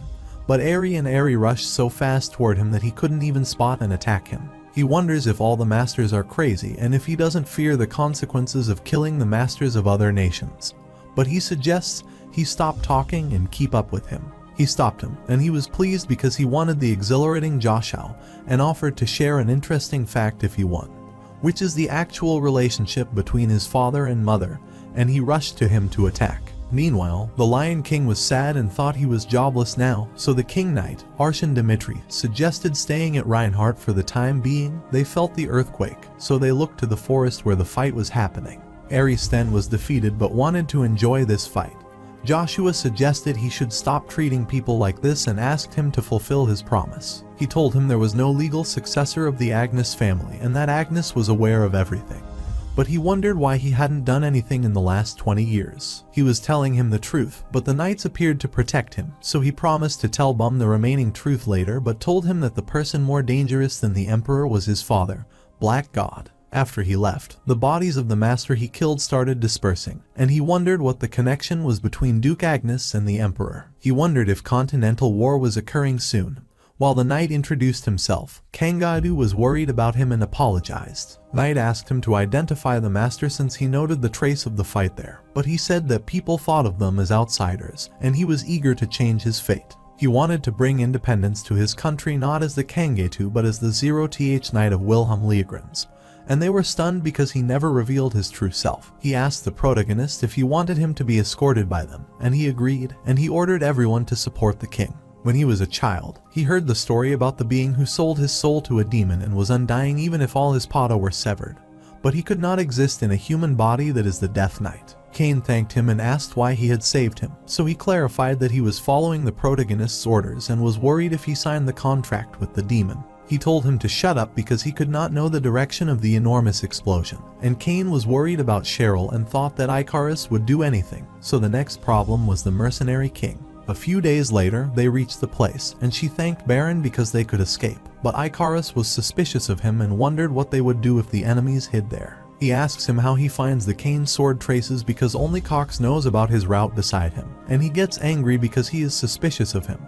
But other people suggest him not to be suspicious because they lack time. He wondered how they managed to escape without any casualties, and she agreed with him because even the killer of Cromwell didn't appear. Icarus told them to come out since they had to face them later, and Baron changed suddenly and instructed the men hiding to show himself so they would see their faces before they died. The knights of the Pontier family appeared, and they were stunned because they decided to betray them for their benefit. Baron grabbed the sword and moved toward them to kill them. Cheryl requested them to stop because she would fulfill their desire with blood shedding, so she requested them to let others go. Although his companion wanted to protect her in the end, she didn't want to lose them. Baron Arna wanted to hand her over to the Cromwell family and was fetching her hand, but Cain appeared and warned not to touch her. He wondered how he had escaped and if the barbarian had lost, and he attacked him and assured him of saving her, but she was crying because she didn't know how to face him in the afterlife. He wanted to take care of them first. Baron was sure that he would end them all, and he wondered if he could deal with them alone.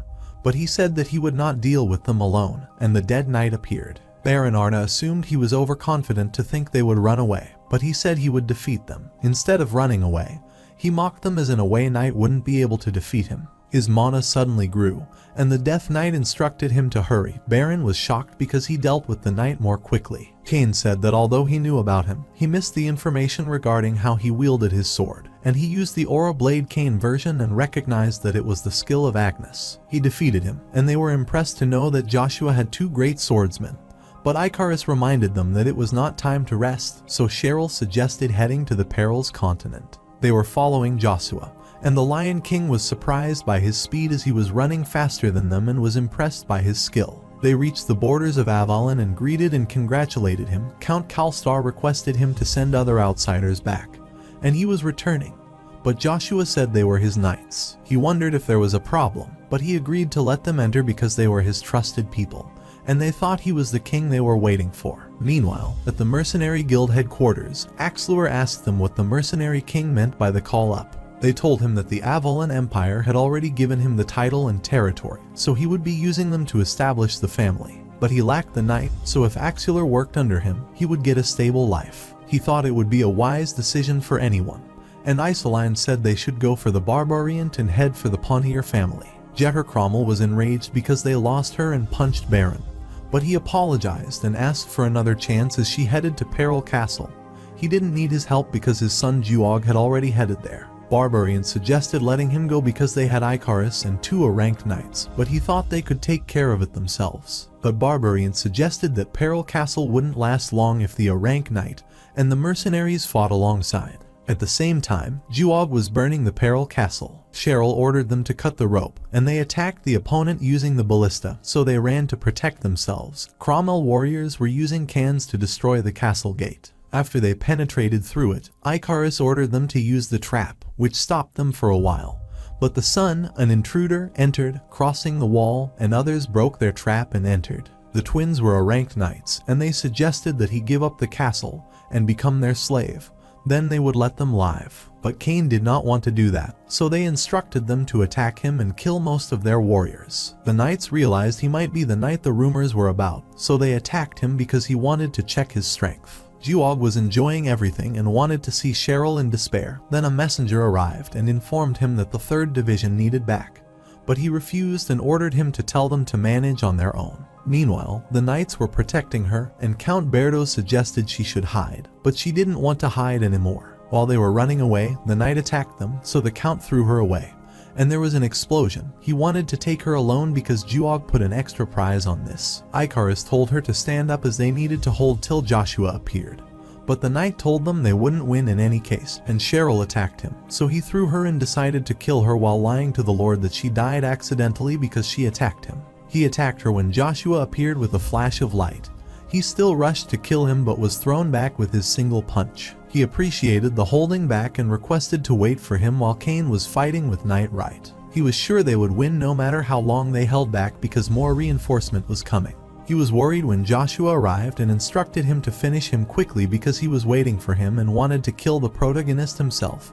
but Cain told him to shut up and attacked him, and there was an explosion. The warriors wonder what is going on, and the protagonist gives them a chance to leave if they have remorse regarding the massacre Cromwell did. But they rush to attack him. He reached the 5 stages of Spearman and thought if he combined the magma and Bronto, he could use the fire of magma and lightning of Bronto to reach another level. He used the excellent Heaven Lightning Depth to eliminate the entire vanguard, so Juog ordered the troops to attack. But they were stunned to see the Knight of Wilhelm attacking them. They attacked the tower, which fell on them, and Cheryl was jealous of Joshua for having such a knight. But Cain said that he was the only knight Joshua had and rushed there. Juog ordered the troops to fire them, but they hesitated because their warrior was there, but he didn't care about them. Joshua assured him to let him meet the same fate as Veron Shen because they are the same, and he trembled down his pine after seeing him because he supposed he would be at Reinhardt. He warned him not to kill him because he would face the bitter consequences, and he was no more the art of the Agnes family. He didn't plan to kill him but would take everything from him. Cain arrived to help him as his first knight and Juog troop was praising him, but he thought a mere knight wouldn't be able to do anything. Then all the knights of Wilhelm appeared and attacked the soldiers. The battle was over, and he took him as a prisoner and hoped he would enjoy life without his title, and where he would be imprisoned, his family wouldn't hold the power. While in the forest of dark beings, humans have forgotten when they kneeled before the true power and the promise they shouldn't break. The next day, they were repairing the castle and taking the injured and were working hard since they had to complete till dawn. And Joshua requested to remove the bar so his knights could enter. He greeted her and appreciated all the hard work while the warriors of Peril Castle raised their swords and thanked the great warrior of Avalon for his help. And the Lion King was glad because he was the right one to replace him. They were reporting the defeat at the Peril Castle to the Emperor and telling him about the Juog being imprisoned. And the Emperor wondered if the Peril Castle still had that strong warrior. He told him that the Pontier family called Joshua and the Knights of Wilhelm for help, and Talon Munbrul requested to punish Joshua since he brought another nation. The Emperor asked Arden Agnes for the punishment of his son, but Duke Prillis suggested calling Joshua and asking about the situation before punishment. He decided to follow the imperial law, because he gave enough favor to the Cromwell family that exceeded the limit. The Pontier family had the right to reach out. Joshua also spread their influence throughout the continent.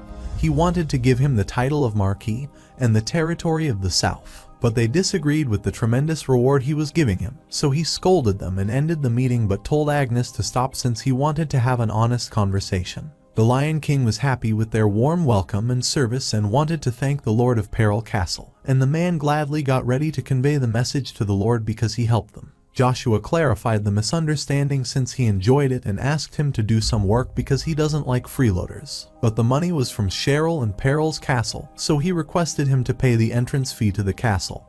He got enraged and asked for the amount he had to pay, but he told him that he could request him to be his notary. He had his duel with Barbariant at the castle to gather people's attention.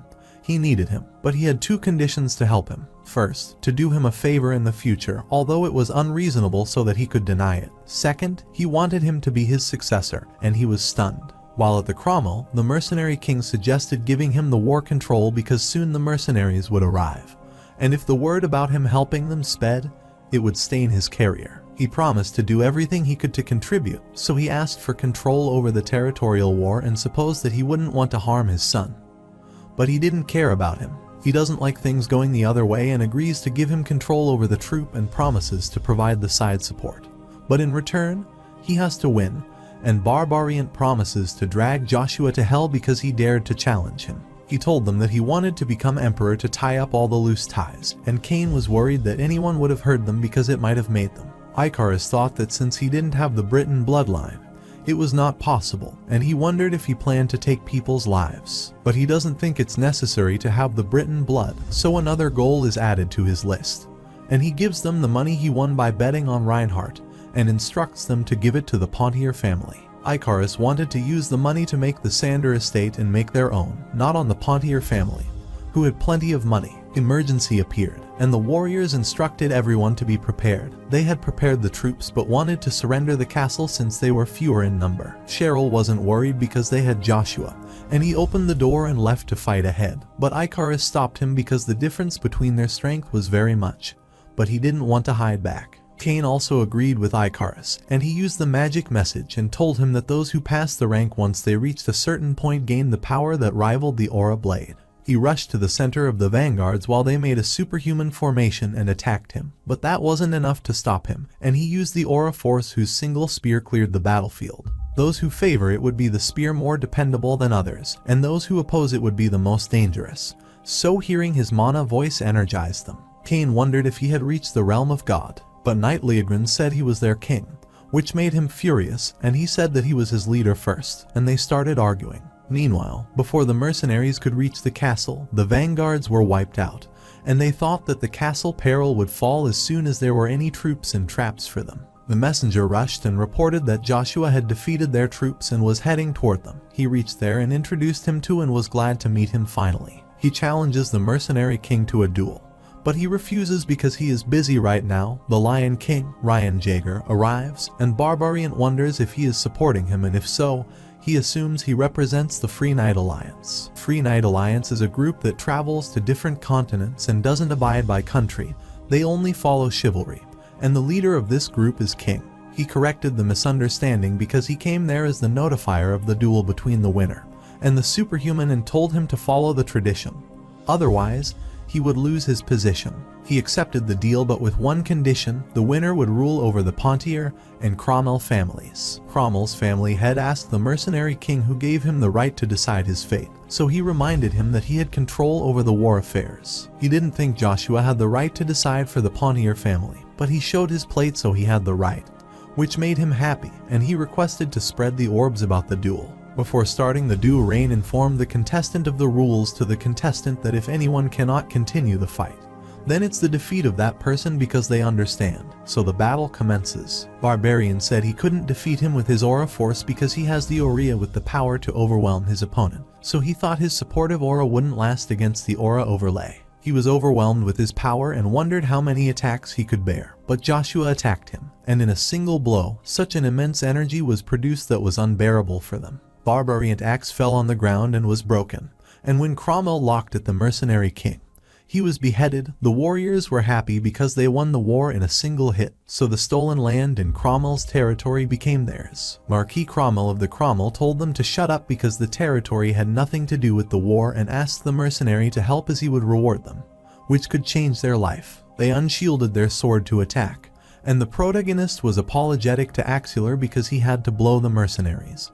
But suddenly, the ice crystal blocked their way. Axelar ordered them as the new commander that all the relation contracts between mercenaries and Cromwell are void, so they should step back. Besides the mercenary, he has the silver plaque, so he is the new commander of the mercenary and would lead it according to the rule of the mercenary guild, so he requests them to head back. Jahog Cromwell wonders who he is to end the contract and reminds him that he had to pay twice the amount in compensation, but he tells him to take this money from the dead barbarian.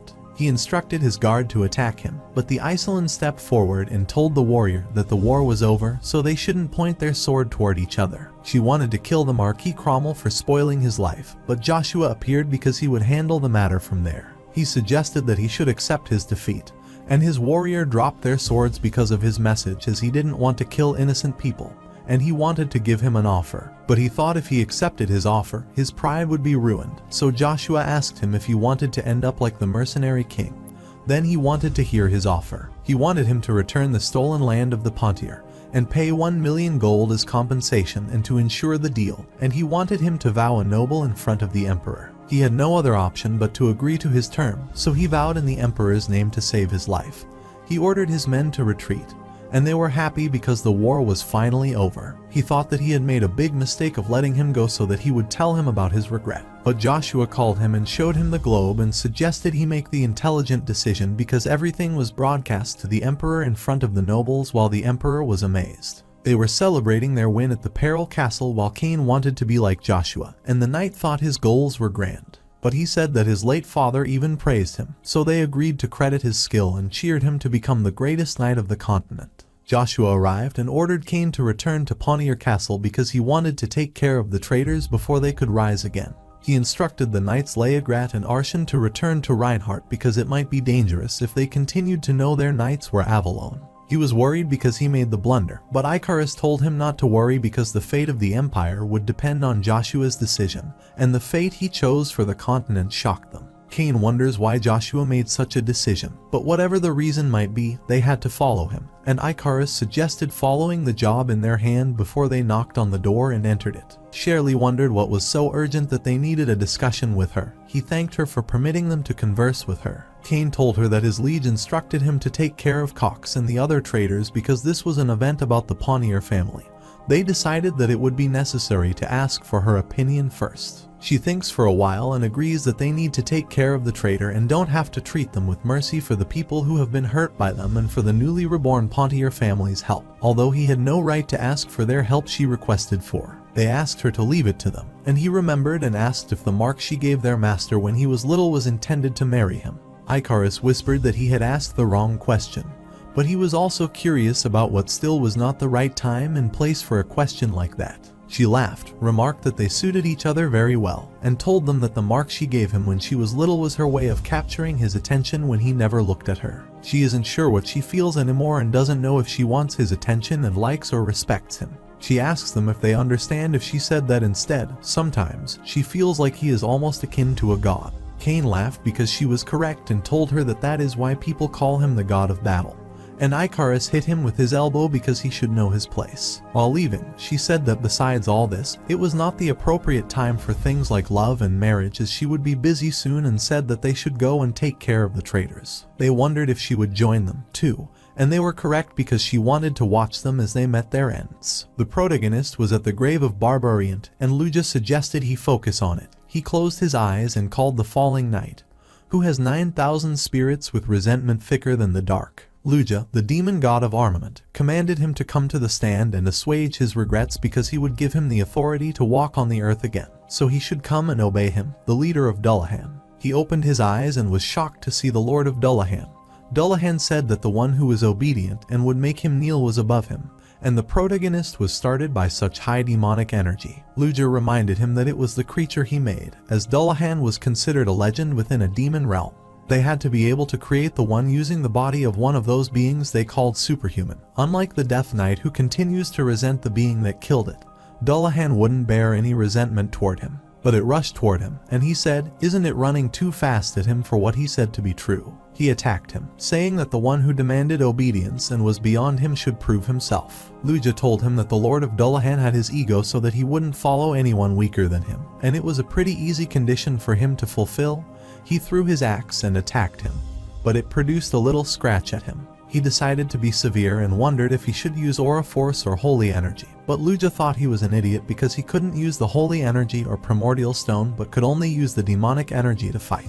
He only acknowledges those with demonic energy that overpowers him a near to pyre demonic energy while he picks his axe to attack him and says that he wouldn't follow anyone weaker than him and that only death awaits those weaker than him. He asked why he was telling him the important part now and used his demonic energy to attack, and Luja told him to try his best. He remembered that 300 years ago, even the demon god with the most substantial authority failed to defeat him. But he shouldn't have to worry much because he was using the legendary Lord Luja. But it wasn't helping him much, so he asked what he was doing because he should expel more demonic energy as he lost. He shouted to shut up because Luja didn't understand how difficult it was to use demonic energy without hinting at holy energy or mana, and he was doing his best. But Luja was stunned when suddenly the protagonist changed, and a horn appeared on him. He thought it would have taken thousands of years to be like this show. The Callahan was trembling and kneed before him and said he would serve him, so he accepted and told Luja to use the seal of obedience. Luja said that the power of control originally belonged to the demon god, and he wondered what he meant. So he explained that the seal of the crimson moon on his chest depicted the demonic realm. But it was not the form that pierced through the seal, and told him that he was an angel, an archangel with 6 pairs of wings, a fallen angel who left the heavenly realm and was accepted into the demonic realm by the demon god but stole the power of control. He was the soul being marked as the traitor by the heavenly and demonic realms, but he was too strong to be ignored. He could handle 2 demonic kinds. Now, his symbol, the seal of control, has appeared in him as well, and he wondered what his name was, so Luja said that he was the one who stole the light, Lucifer, and his conversion led to Luja's second awakening. They reached the Aden Canyon, the destroyed Pontier Castle. While the warrior guarding the castle was arming their archers on them, Baron was worried, but Cox was calmed. Baron assumed he made the safe bet to go there instead of leaving for the Peril Castle, but he knew this would happen because Marquis Cromwell lost the war. Cox wonders why he decided to stay back as he should have run away, and he is enraged since he was making fun of him as the Black Knight of Dennis River blocked off all the escape routes, and they are stuck there. Cox suggests making it out of the situation alive if he is well aware of that. Kane was looking at them from afar and understood that the traitor had no intention of coming out of the castle. That was why people on the defending side of the sage had an advantage, and Icarus advised him to return to his position because they would start advancing after the sage tower was ready. He thought there was no need for that and suggested they should rest and look closely as he would show them his recent progress. He pulled out his sword. Although his power is nothing compared to the protagonist, he thinks he has something noteworthy enough because he will use a different way to use the aura, which is the aura on the top aura. He was advancing toward the palace, and so they started attacking them still. He blocked the attack and figured out if he could contain aura within the sound and affect his opponent's sense, it would be possible to layer the aura atop the aura surrounding his body, the aura protect. They were shocked because all the arrows were reflected, and Baron wondered if he manipulated the air to create the barrier. Kane shouted to stop hiding behind the castle and came out. An explosion destroyed the cast gates, and they shouted to charge and take back the castle and kill the traitors. Later, they were tied, and Cheryl asked them for their last words, but Baron couldn't believe she was doing this to him because he was a gnoll of the Great Avalon Empire, and shouted that she had no right to tie him down. He ordered her to release the mana-restricting cuff and show him respect, as he would forgive her if she did it. But she looked at the Cox and asked about his last words. He laughed because what does a traitor like him have to say? But he have to say that he failed to fulfill his goals after listening to him. She returned and thanked him for everything. She signed the warriors so they arched the arrow while Baron asked her if she didn't understand what she was doing was against the Emperor's orders. The Emperor approved this war, so it was only proper to follow the imperial law while handling the losing half of a territorial war. Killing people like this would be a direct violation. He suggests she put her bow down if she doesn't want to be condemned for mutiny, while Cox thinks that she should take care of herself and release the bow, and Baron asks if she thinks she could get away with this. Even though he raised her like his own child, she killed without hesitation later, and this became the first instance that would lead the people to name Cheryl the Iron Lady. With this, the territorial war between Marquis Cromwell and Duke Pontier was officially over. However, to deal with the remaining Cromwell forces that refused to accept the outcome, Joshua Sanders decided to stay at the Pontier family estate. The Wilhelm Knight and Lion King returned to Reinart to prevent any accidents. Leongartz was crying because he had to leave the king behind because the Lion King became the witness of the duel. The protagonist agreed to be his successor as the leader of the Free Knight Alliance. Axular, as the new leader of the Mercenary Guild, acknowledged the secret dealing between the Mercenary Guild and the Cromwell family, but they decided to draw from the Avalon Empire all mercenary forces. He wrote an apology letter to a critical organization affected by the recent event to apologize for losing sight of their original cause. They agreed to have all commission fees for 2 years. The idea left no margin for the organization to work with as it made them work like slaves. Once those years were over, the guild agreed to change the settlement ratio between the guild and mercenaries. One of the mercenaries brought an excellent offer as he had been working hard these days and was glad to see him and asked him if he had the time to have dinner. Because of his fast decision-making, his public image was at its best, and his popularity among the guild mercenaries went through the roof. However, even with the war over, it wasn't all peace. In Tryphia, a small village, the people working looked at the sky and saw the dragon, and they wondered what that was. The dragon opened its mouth and attacked them, which led to a huge explosion. Meanwhile, at the Peril Castle, Kane is stuck with the protagonist's leg and asks why he is leaving the subject again. He requests him to let him go, but he doesn't want to let go even if he beats him to death. He wonders why he is going to the region, Tryphia, and wonder if he is trying to defeat that rumored dragon. But he is trying to assure him that he is going there for personal reason, not for the dragon, so he requests to release him. He told him to look after Lady Cheryl, but Iceland and Icarus also blocked the door and reminded him that he was their lord, not Lady Cheryl. The Cromwell family may come back for revenge, and even if he is going there for personal reasons, they don't want to let him go because the dragon was spotted there. It was too dangerous, so he suggested he delay taking care of his matters. Iceland also agreed with him, and Kane whispered as he always wanted to ask him why all the women around him were beautiful. He wonders if he doesn't remember her but guesses that it is possible for him not to remember since they only saw her when they were little, and he thought he needed to explain this situation. He told him that she was with him because he promised to protect her because she would join them, so he should take care of her, and he was fine with this. Icarus wondered what kind of relationship they had for him to protect her and walked away because he did not care whether there was a dragon, as he couldn't deal with it further. Cain warns him not to underestimate the dragon power since they can bring down the entire empire with a single wipe. And Tryphia has been evacuated, so he can't enter the region without the imperial family's authorization. Iselin added that they don't appear without reason.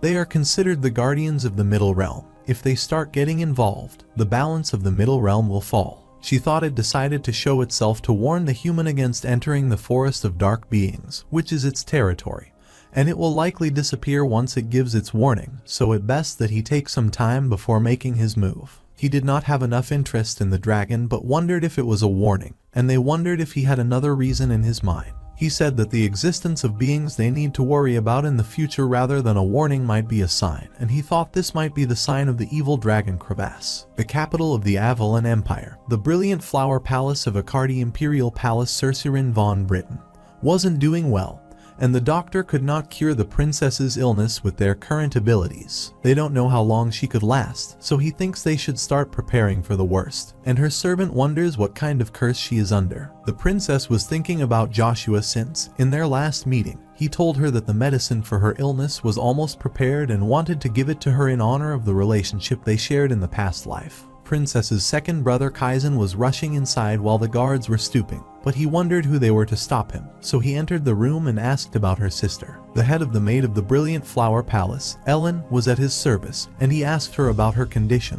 She said that no medicine was working on her, and her condition was worsening as time passed. She was sitting to see her brother, but the maid requested some rest, and he said that it happened after the eternity of being used by the father. But she said no because if she could help the country like this, then that's all she wanted. But he told her that it's okay to be honest because she didn't ask for a cursed power like the Eye of the Truth. He thought if he were her, he would have run away from the palace a long time ago since she did not have much time left. He wanted to make great use of her eye for truth, so he suggested she should come with him. She could sense his evil intent and asked him what he was talking about, telling him to let her go and not do that with her. The maids were blocking his way and requesting him to let her go, and his knights suggested they move out of the way if they valued their life and were afraid. Meanwhile, in the Tryphia region, deep inside the forest, a high elf was cleaning the backyard when he heard a rustling sound and looked ahead. Joshua approached him and said he knew he would find him there. He was shocked to see a human and wondered what he was doing there. He introduced himself and told Ash that he was glad to see her. She was enraged and said that although he didn't know how he got there, he was at the wrong place because he wasn't Ash. He said that he was Ash because it was the name he gave him in his past life, and he liked it. She wondered what was wrong with him and told him to leave. He breaks the barrier using the anti-magic field and tells her that if he could get him the Sanders flower, then it would be of great help to him. He is shocked because he broke the barrier, and there were many monsters behind him. He wanted to talk with the last surviving high elf, the fifth Alunbus, and he was enraged and thought he is the greedy human who dared to walk there knowing this would happen. He had no intention of discussing anything with him, so he commanded the monsters to attack him and warned him that he wouldn't return alive. He told her that he might be a bit rough, but he was there to save him from the black dragon crevasse. He was stunned, and he asked him if he was willing to rid himself of the title of the Alunbus and serve as a slave to the dragon until the end of the time. Because he used the dragon fear, monsters ran away while she called them to come back, and after they left, he suggested he should talk peacefully. He wondered how a mere human like him could use the no mere human could imitate black dragon fear, as the only black dragon that hasn't gone to sleep is Lord Crevasse. He asked if he thought he could imitate it with the magic, but he asked if he thought he was an idiot who couldn't even differentiate between real and fake as it was genuine black dragon fear of something. Because he was so curious, he agreed to tell him about it on one condition, but he wondered who he thought he was and requested him to listen to him, the elf's only friend. He told him that someone knew about the whereabouts of the Zerath Dick Orvis, and he was shocked because he is an old friend of elves who sacrificed his life to save them. She wonders if he is alive as she doesn't get to thank him and asks him what he wants, so he tells her that it's something she could handle easily. He explained that a child had been born with the eye for truth. As he knows, those born with it are fated to live short lives. As he was a genius in alchemy, he figured out he might be able to make an antidote for her curse. He thought that to create the antidote, he would need the sander flower that grows here, and he agreed that he would tell him how he learned to use dragon fear. Since he agreed, he decided to take the vow of mana because trust is the essential thing in a situation like this. He tells him that he could make the antidote, but he needs to get the ingredients, and he agrees to get them for him, so they make the deal. He thought he was stupid because someone is only born with the mind eye once every 1,000 years, and he thought making an antidote for it would be easy, because even searching for the ingredients would take an eternity, and he wanted to see how he liked that. He vowed on Mana that in return for creating an antidote to cure the curse of the mind eye, he would provide information regarding the Zerarch Orvis and the truth behind the dragon's fear. He cunningly said that he would tell him about the ingredient for the antidote and was sure that it would take a long. So he wanted him to tell the truth behind dragon fear. He told him not to worry because, except for the sander flower, he already had all the ingredients. So he told him about the flower and was shocked that he had all the ingredients. He thought it was impossible as he might have the most, but few ingredients would be impossible to get with just the power of a mere human. He wondered if he was talking about the dragon's heart fragment, and he took off his earring and said it would answer her second question. He was shocked to know that his earring wasn't an ordinary earring but a black dragon earring, and realized that fear would be possible with that dragon. It was filled with curses just like the mind eye, and it has a dragon curse to top it all off because it was made using the dragon heart. If a lesser being than that of the dragon used it, they would go crazy from the demonic energy it radiates unless they were a demon or demon king. No one could withstand that. He said that even if he used the dragon earring, it still wouldn't have been enough to break through Lord Crevass's barrier, and wondered if he was a human, so he asked who he was. He can't tell yet and asks if he still looks human to her, and he wonders who he is. He says he is a god, so he passed on. He is always interested in making fun of Ash and the Assassination King, and it is the perfect moment for him to take him home. And that's how he gets his first pet. At the Grand Palace of Avalon Empire Kalatika Palace, the knight uttered that the Black God Arden von Agnes has agreed to fulfill his orders. He will lead the vanguard in the upcoming Continental War, and the Emperor knew he should have no choice but to follow his order. Still, the knight thought that although it might be presumptuous, he got rid of the Duke's financial source, the Pontier family, and his strategist leaders, the Rebecca family. So Jacqueline thought that the fact that Duke Agnes wasn't resisting his orders and was following them smoothly instead was very suspicious. The Emperor was sure he wouldn't betray him and that the knight would know that Agnes's child had recently caused a significant accident. Not only did he lead a foreign nation's knights inside his territory, but he also killed many of his men, including his favorite Count, Cox. He might be well aware that his son's life is on the line. That's why he made this deal with him in return for looking the other way. While standing, he explained that all the conditions have been fulfilled at the center of the continent. Reinhardt and one of the continent's strongest superhumans, Joshua Sanders, are within his grasp. He ordered him to call the Grand Nobles at the palace and call Joshua Sanders to the Grand Palace immediately. Avalon Empire Ivory Tower of the Imperial Magicians. The prince told Evergrant that he moved Cercerin to his palace, and his father isn't even paying attention to this. But he was curious because he acted as if he wouldn't help him when he asked for assistance. Why was he helping after all this time? Evergrant uttered that because of the Empire's current situation, the Emperor wanted to start a war in the name of continental unity, so he did not care about anything else that was happening. Because the Black God, Duke Agnes, is leading his troops to the Swallow Empire for the war, he assumes that things will end quickly. After the war, he is confident that he will inherit the throne and take control and calm down this messy country. And the prince smiles cunningly and questions if he assumed he would inherit the throne instead of his brother, the first prince. Even though everyone called him a tyrant like his father, he wanted to end the conversation because he supposed that he was trying to end this conversation because he saw no intention in it if that's his intention.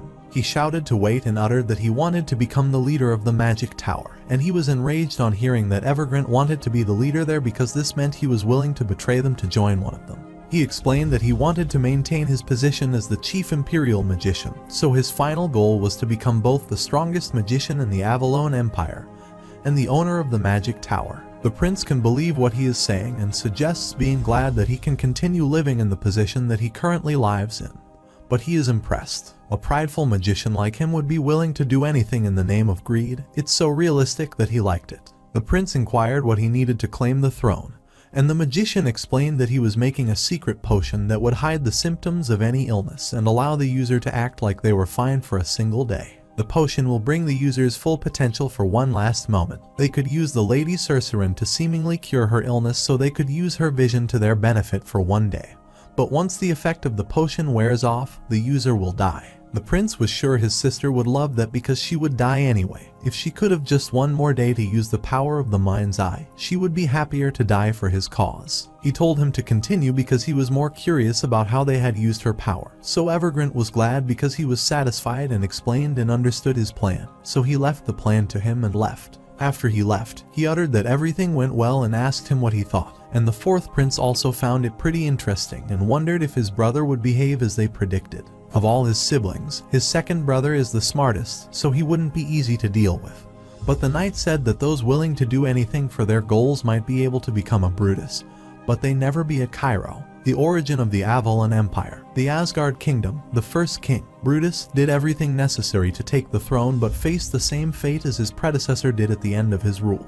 On the other hand, Cairo, who led his people through vision and leadership, was one of the most fabulous kings in the history of the Asgard kingdom, claiming more than half of the continent as his. Evergrant Khan Ashbolt supposed that wasn't enough to earn the second prize trust, but he also had no usefulness at his disposal, and the first prince, Kisser, had the support of the Tremblin family in power. In the current state, the second prince won't be able to win in a fight for control, and he thinks that although it's the case now, but the entire story would change in Zerath. Dick Orvis gets involved and thinks it would be more accurate to call him Barubaru after he sold his soul to demons. He explained that if they continued to help the second prince, he would have a choice but to start depending on them. They would use the second prince to pressure the first prince and use him as bait, defeating him and gaining the first prize trust. That was Kaiser's plan, too. But this is all under the assumption that there won't be any big issue like Joshua Sanders, as the Old Kingdom Reinhardt used to ignore their previous king Rain-Jiger, one of the 12 superhumans. But they have to move to protect him and others. They are usually highly skilled at that age, so he might be hiding something, so they need to get rid of him before he stops them. That was why he needed to ask for another favor. He needed both the second prince and Joshua to become a potential danger to the Avalon Empire. If they can do that, they will no longer be able to express their power within the Empire, and Evergrant understands what he means and assures him that it will be possible as long as he returns on time. He trusted him more than anyone else, so he was sure he would take care of things and decided to leave to rest because he had bothered him enough. He thinks for a while and apologizes for asking this late and questions he thinks he resembles the most, Brutus or Cairo, but he had never thought about it, so if he has to pick someone, he wants to be like Heimdall. Trifier region, the Sanders Flower, also known as the Flower of Oblivion, and Alundus was pointing at the mountain top. The protagonist assumed that it wouldn't be difficult to retrieve it. He told him that it was dangerous to enter this area with the black dragon earring and thought it would be a waste to use it on something like medicine. He told him to be quiet and remember who he was because he would face retribution if he kept talking like that. He is enraged as he lies and asks if he thinks he will believe him, although he says he is trembling. Alundus says he is only helping him because he wants to see his old friend. He asked if he knew the side effects of the Sanders Flower, and he was aware that to gain something, he had to lose something in return. If she uses the Sander flowers, she may regain her eyes and life, but she will lose her memories, and he isn't sure how much she will forget and thinks it would be better if she didn't have to remember her painful past. They were started, and Elnubis started crying because he thought they would both die because the black dragon Krevissa was back. The dragon never thought that a mere human would trespass into his territory and said that he would make him pay for it and rushed to attack and kill him. The dragon rushed to attack him, and he attacked him back using the spear and hitting its head, but the dragon threw him back, and the protagonist smiled as it was stronger than he expected. He knew that the black dragon would be something else, and the dragon looked at him and asked who he was. He thought that if he told the dragon he was the god, then it would get angry as it would be considered blasphemy. He decided to make up a story to tell the dragon. Alundus rambled that he was highly suspicious, and the dragon looked at him and asked what he meant. He explained that he claimed to be dead despite being human. He said that if he looked closely at his right ear, he wore a black dragon earring when the protagonist told him to shut up. Dragon wonders if he is a human and wonders what he means. So Dragon explains that he uses demonic energy to attack, yet he uses holy energy to heal himself and wonders what kind of being can use both demonic and holy energy. Joshua realized that Krevissa wasn't as hot-headed as to ignore what Ash was saying and assured that he would be able to end this with a conversation. But the dragon wanted to punish those who trespassed onto his territory as his identity was none of his business and attacked him.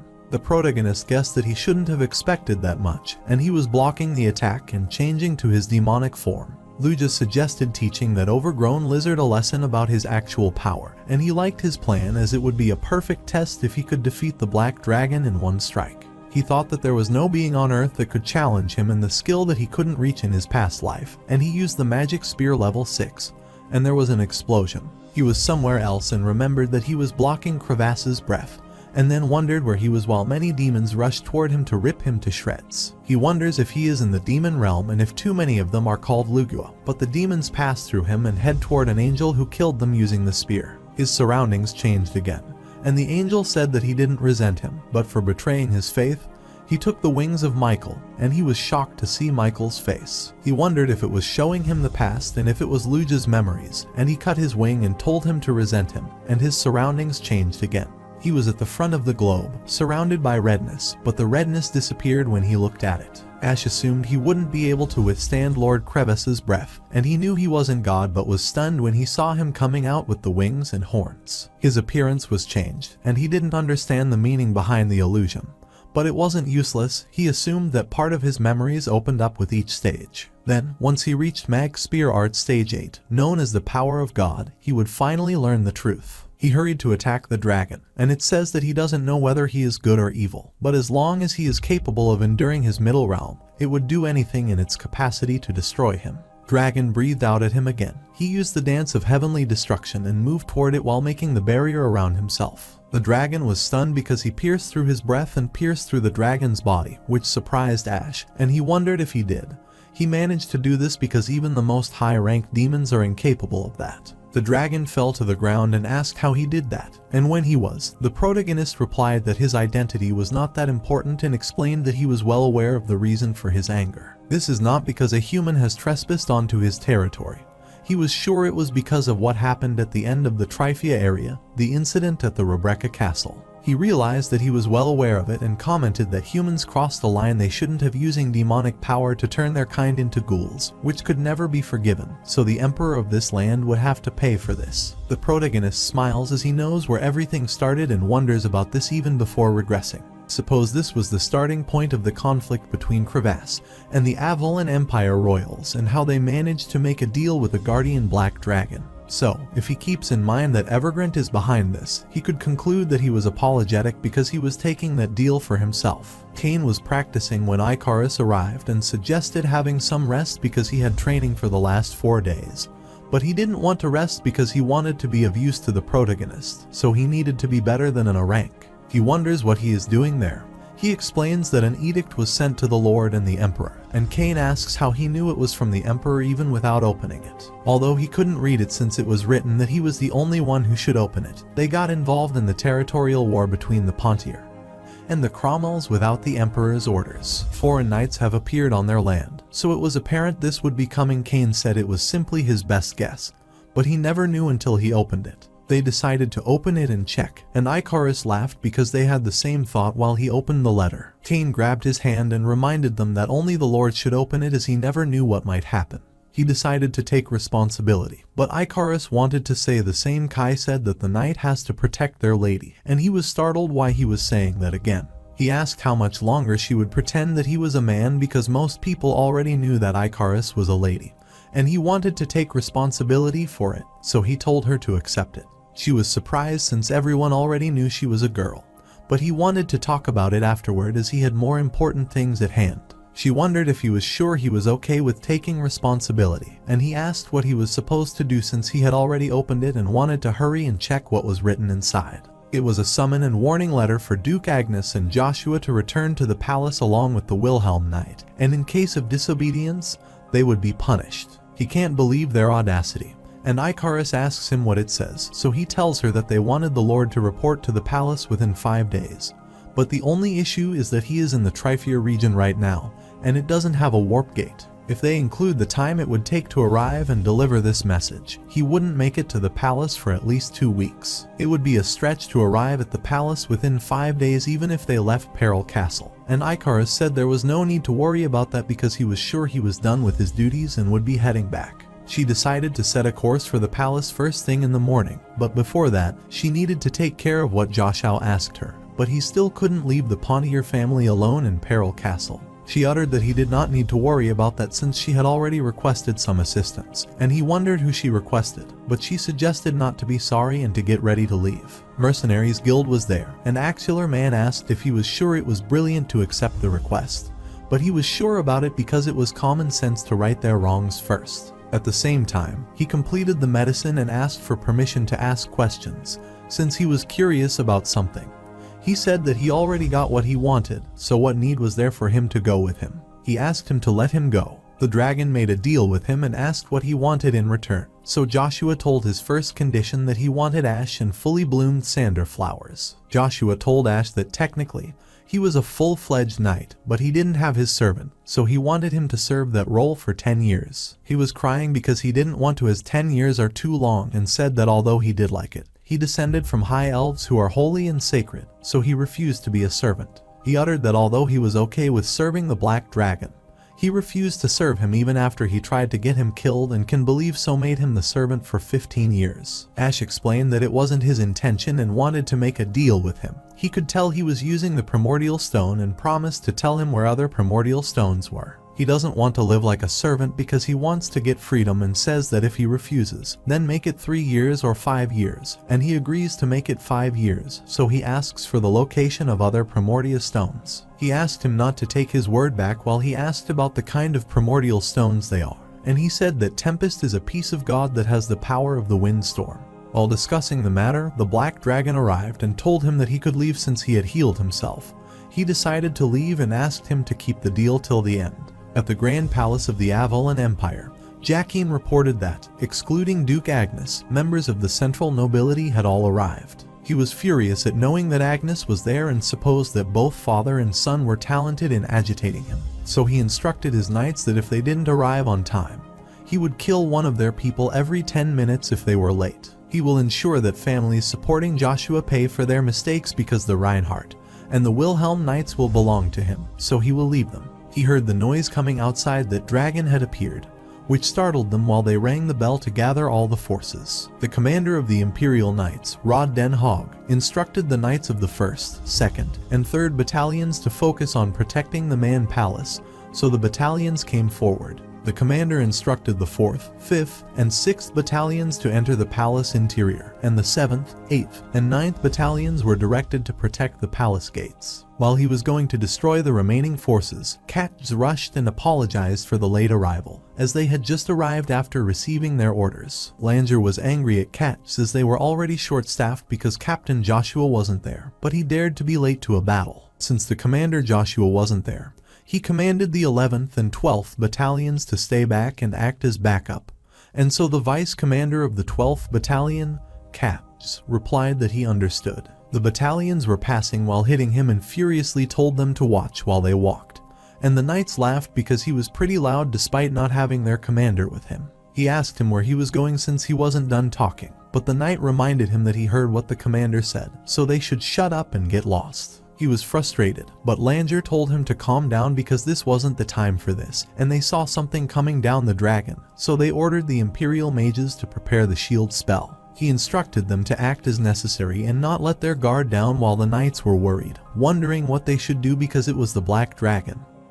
But whatever it took, they had to protect the castle. Bison was looking at the sky, shocked and wondering if it was what he thought it was, and they wondered what he was talking about. So he told them to look closely at its commander Joshua while Ash was falling and terrified, and the battalions were shocked and wondering where he was coming from. He doesn't want to ride the Black Dragon and requests he kill him instead.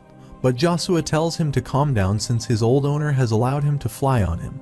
But he fears heights. He said that was why they needed to jump because it might be like his practice, and he wondered what he was talking about.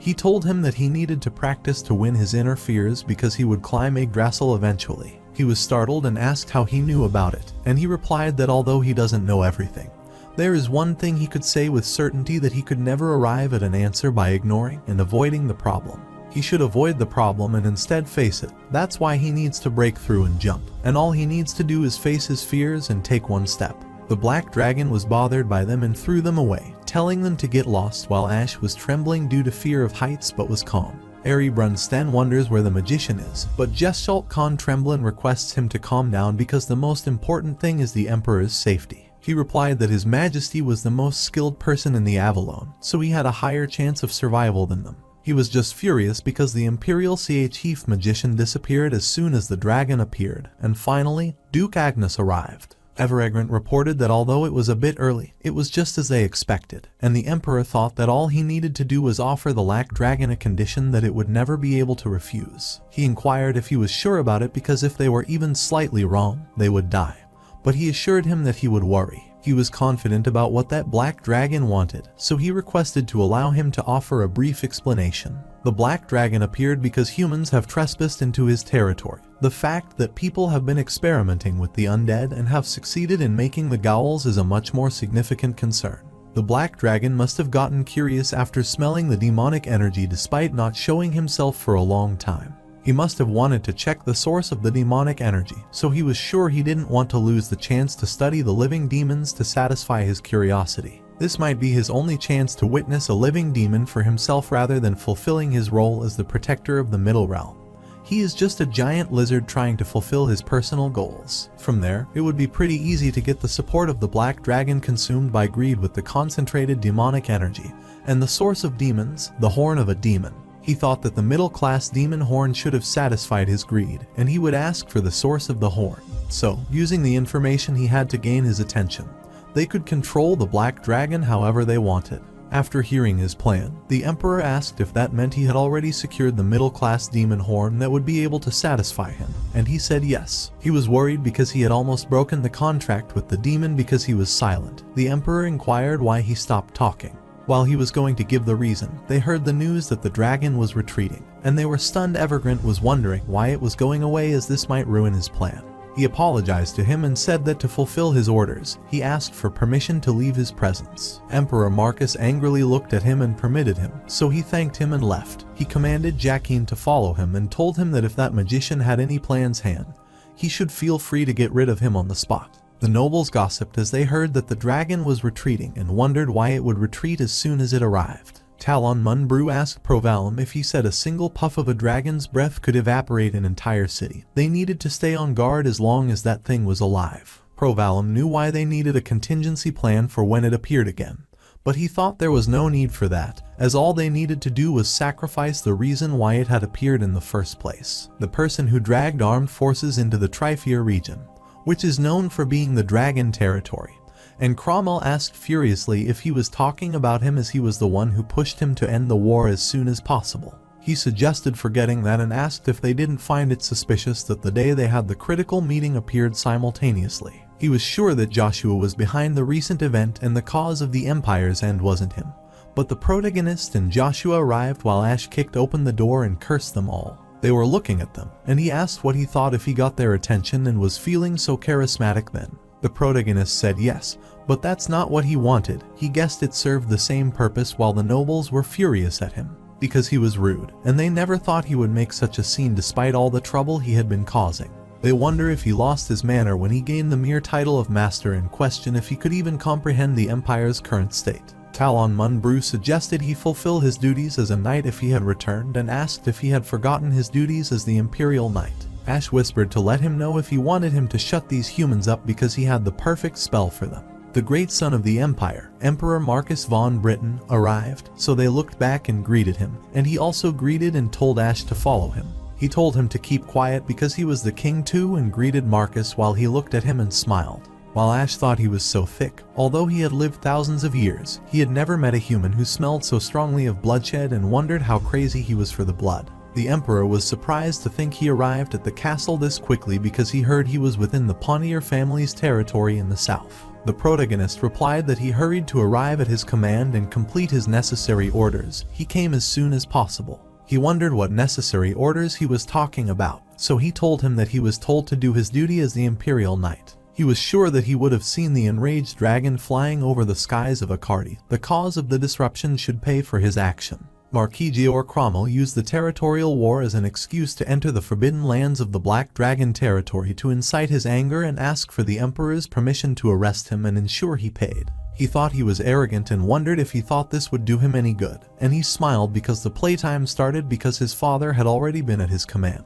So he was satisfied with this and commanded Joshua to do as he pleased, which shocked the noble, and they wondered if he just cut ties with them and what they should do now. Cromwell requested that he listen to him as he lied and explained that although they entered the trying region, they were moving strictly on his orders. He looked at him angrily and asked Aidan what he would do if he were at his place, as he claimed that he was the reason for everything. He was trembling in fear, telling Agnes that it was not what it meant, and Agnes uttered that merely following his order was such a boring answer, so Joshua went to him and said he would be taking him to his jail cell. They were at the Imperial Palace meeting room when the announcement was made that Imperial Knight Joshua, who arrested the Marquis Cromwell, was arriving. He greeted the Emperor and reported that he had returned safely after completing his order. The Emperor remarked that he was always surprised by him and almost scared, which is the only source of enjoyment that he experienced in this peaceful continent. That was why, regarding the Wilhelm Knights, who were armed forces of foreign nations, he would have to punish him for allowing them to step foot on his land.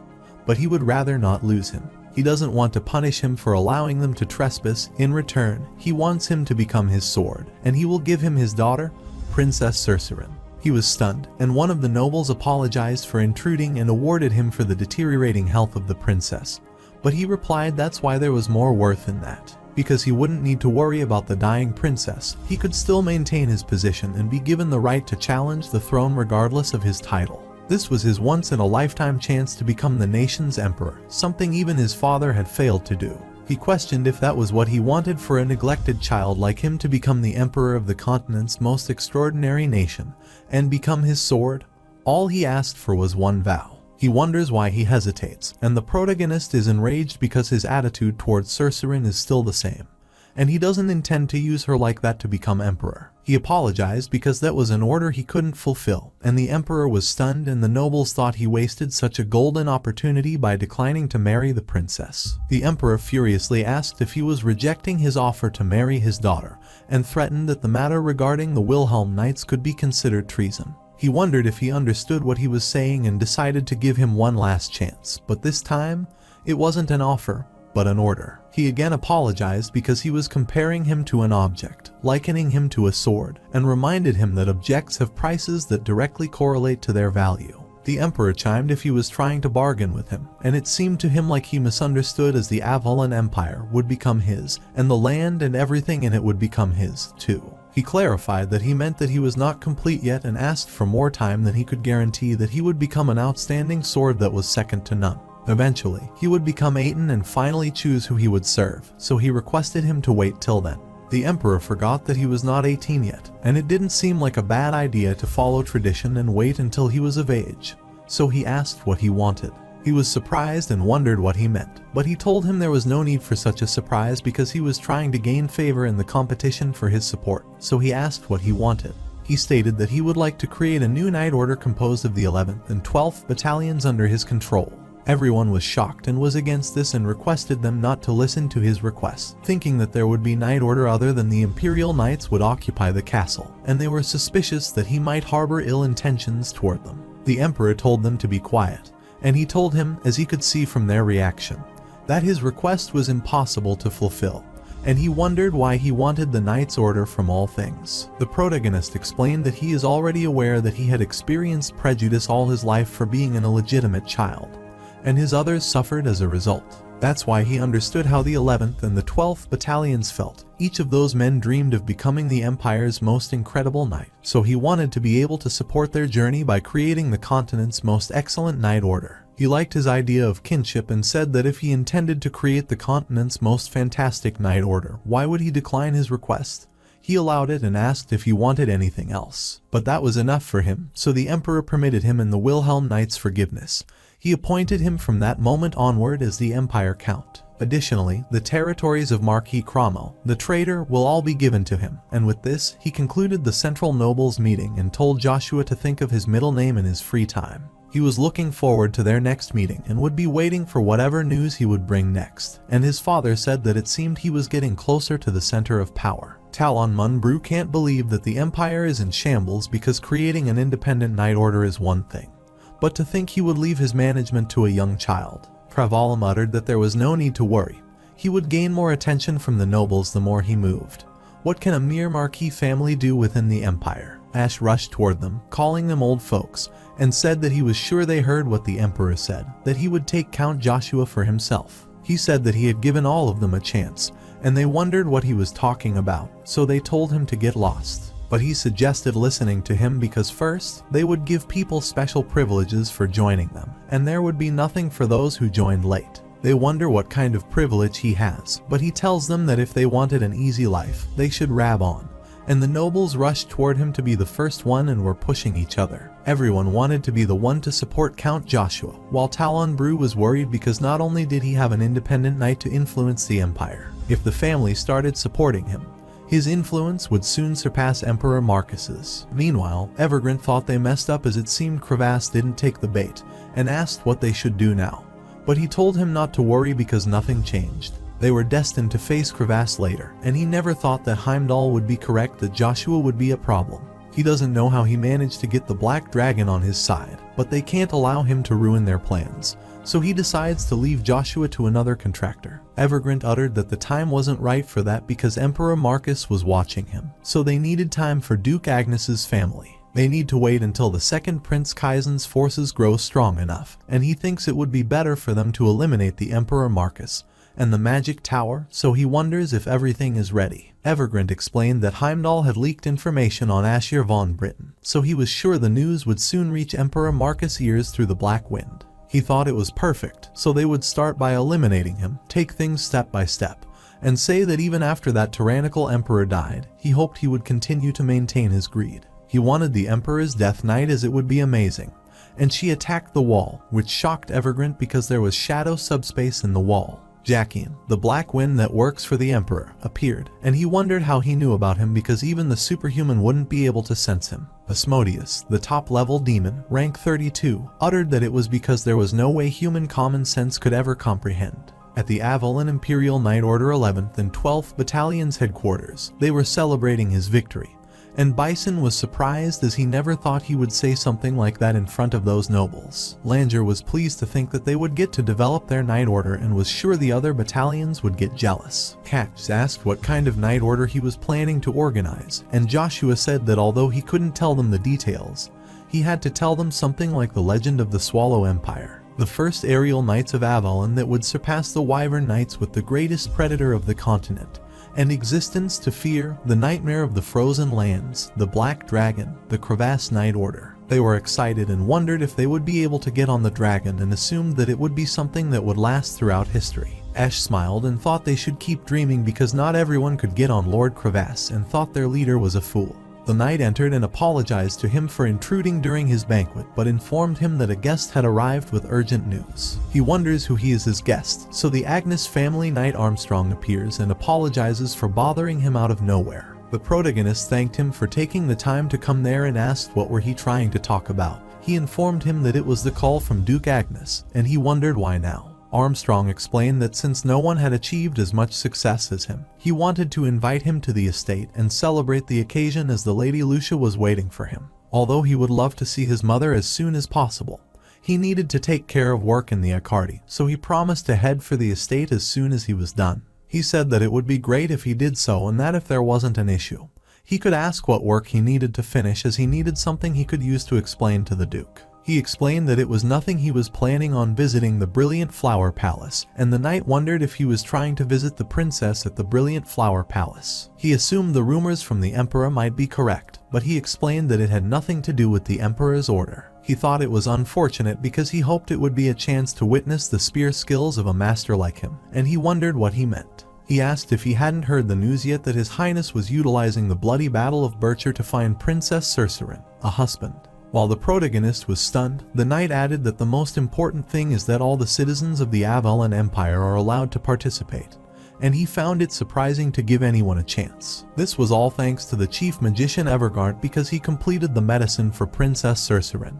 He gets furious and asks if he successfully created the medicine and is currently with her, and the knight thinks he was with her. Meanwhile, Cain, Icarus, and Iselin were at the exchange gate, and Icarus asked what he was thinking of doing after bringing Lady Iselin all the way there. He explained that he was told she wanted to come with them since they were in a hurry, He assumed he could sneak her, and Icarus asked if he considered how expensive the gate usage fees were before he said that. But he thought it was more critical for them to arrive in Akardi as soon as possible. She agreed that he was not wrong. But they had a budget, so they could use their fund without planning. While arguing, she went to the gatekeeper and told him they were there to use the gate and that there were 3 people, including the 2 behind her. The older adult looked at them, and they seemed like a young girl and a runaway knight, and magicians. They greeted him, and he smiled cunningly and said that because they were nobles, he asked for permission to check their identities first. He thought they would be perfect tools as he could get as much money from them as possible. But Cain felt terrible about this. Icarus told him that he should know that if criminals used the gate, there was no way anyone could catch those people, and reminded him that they could use it because of Cromwell. He was angry because they weren't even criminals, and he knew they shouldn't be there, so he suggested being on their way while Iceland put out a shining plate that dazzled their eyes. They were stunned to see it, as it was the rumored magician's mercenary with a gold plate known to be as rare as a spirit user. Iceline said that she is the magician mercenary Celine and asked the man if it's fine enough, and she never thought that she would use something like that she made while being chased by the Cromwell family. He smiled and uttered how unskilled she was that a young magician like her could become a mercenary, and he could already tell she was weak. He inquired if the other 2 were also mercenaries, which made Icarus angry, so she spouted that they were people from the Sanders family serving under Lord Joshua Sanders. She was sure this should be enough for him, so she suggested he stop playing with them, but he replied that he wasn't playing with them as it was the procedure he was told to follow. He wondered if they were talking about the famous Joshua, whom he didn't know, but he couldn't care less about their identity since their destination was Akardi. He demanded 1,000 gold per person, and 3,000 should be enough. They were shocked as they could cross the continent with that kind of money and wondered who he thought he was. Cain tells him to stop scamming them as he is a fraud, and he gets angry because they called him a fraud. He says that his family might be famous, which is why they associate themselves with mercenaries. He refused to accommodate them and told them to get lost because he would officially report this to the Empire if they caused any more issues. Cain was angry and asked if he was trying to do something. Then he was also ready for it while Icarus was stopping him, as this was enough, and they should return because there was no need to deal with him. The older man challenged him to fight him if he could because he would burn him into ashes, and he used the rune flare and directed it to go and open his enemies. Icarus was worried because rune flare was a 4th class spell, and she wondered why a 4th class magician was maintaining a warp gate in the middle of nowhere. Iceland went to him and showed him the 3,000 golds that he demanded, and he was glad because she had the money. He changed the price since they wasted his precious time and asked for 15 gold for each person, which would total 45 gold, and told them not to be sad because it included the damage they had dealt to his pride. Cain could not bear this, so he wanted to teach him a lesson. He saw the frost while trying to pull out his sword. He requested Iceland to freeze and cover this land with her cold breath, and her Rost field was getting rid of the rune flare.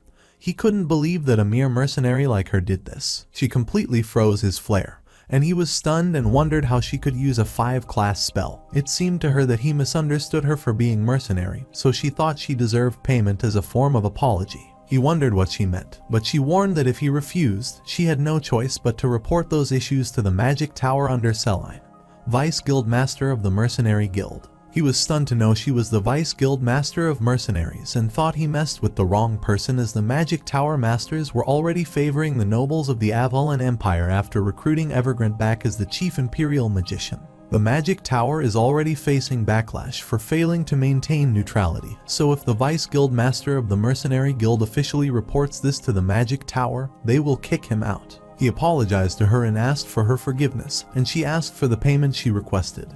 And Cain and Icarus also asked to pay them. He asked how much he needed, and she said that 100 gold per person and a free usage of Rapgate, and he was shocked to know that price. That day, Cain and Icarus thought they were looking at Joshua while Iceland was extorted money. The protagonist went to see the second prince of the Avalon Empire, Kaizen von Britten, and he said that he was honored to think the famous Count Joshua would come for him and asked what he wanted.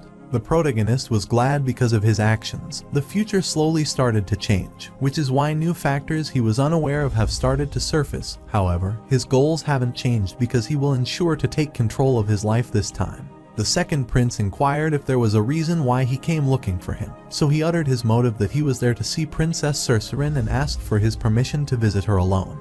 His knights were shocked and wondered who he thought he was because he was talking so casually with their lord and told him to show respect to the second prince. The prince calmed them down as there was no need for them to get involved and questioned why he should allow him to see the princess because he didn't even have the right to be there. The protagonist replied that he had the right and was sure he would be already aware, and would have heard the news that the princess's husband would soon be determined through the bloody battle of Bircher. He will be the event's victor anyway, but there would be no point in his struggle if the princess's condition continued to worsen, so it would be necessary to check on her condition. The knights were angry because he dared to enter the second palace unauthorized for such a reason and supposed his pride must be through the roof. Kaizen asked if you were saying he would take on the entirety of the imperial knighthood by himself, as even Captain Rod would try to hinder him, and said it wouldn't be impossible. The prince liked him, so he agreed to entertain him with the idea.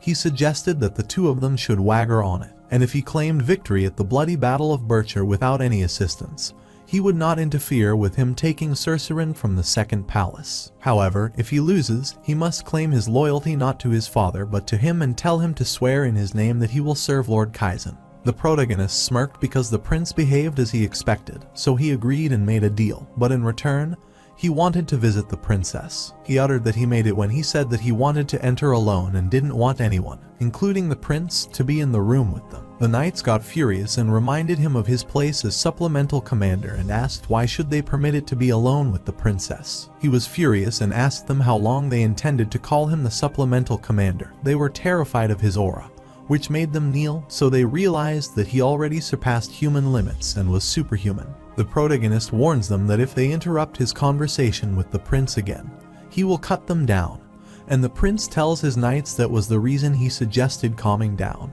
The prince agreed to allow him to visit the princess alone and realized there might be something to look forward to during the bloody battle of Bircher, thanks to him. He wanted to keep their promise that he would defeat all the knights and become his trusted sword. Meanwhile, at the palace of the first prince garden, the first prince was worried about his sister because she had fully healed and wondered why his father was trying to decide who her husband should be. He can't understand his father's thoughts, and the commander of Imperial Knight Rod Den Haag is also confused. The prince hears that the first challenger for the bloody battle of Bircher is supplemental commander Joshua Sander and wonders if that will be alright. The commander realized that he hadn't heard that Count Joshua was no longer a supplemental commander, nor was he his subordinate. He thought it would be perfect if he could handle him personally and asked him to take care of him. And the commander thought that the first prince had been primarily on edge since Joshua arrived at the palace. That was because the first prince was most influential after the Emperor Marcus within the Avalan Empire, even if every other force combined powers, including the second prince. However, if Count Joshua marries Princess, he would earn the right to challenge the throne and become the most significant threat.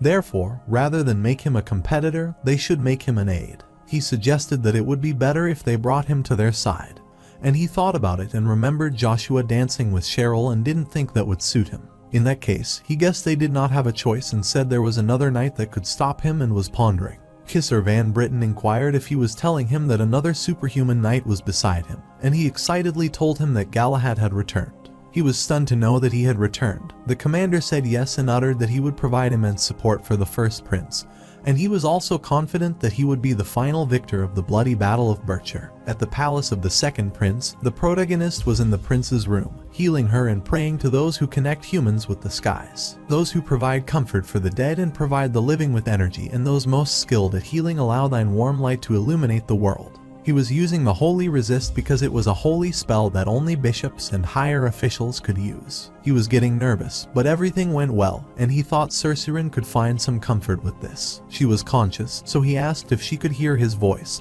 She recognized it and was surprised and wondered if it was him. He confirms his identity and asks her if she remembered their promise about finding the cure to her illness. So he tells her that the cure is finally completed and thanks her for waiting. She asked if it was the medicine Evergrant made, but he told her he was sure that medicine was just used to put her in a more unstable state.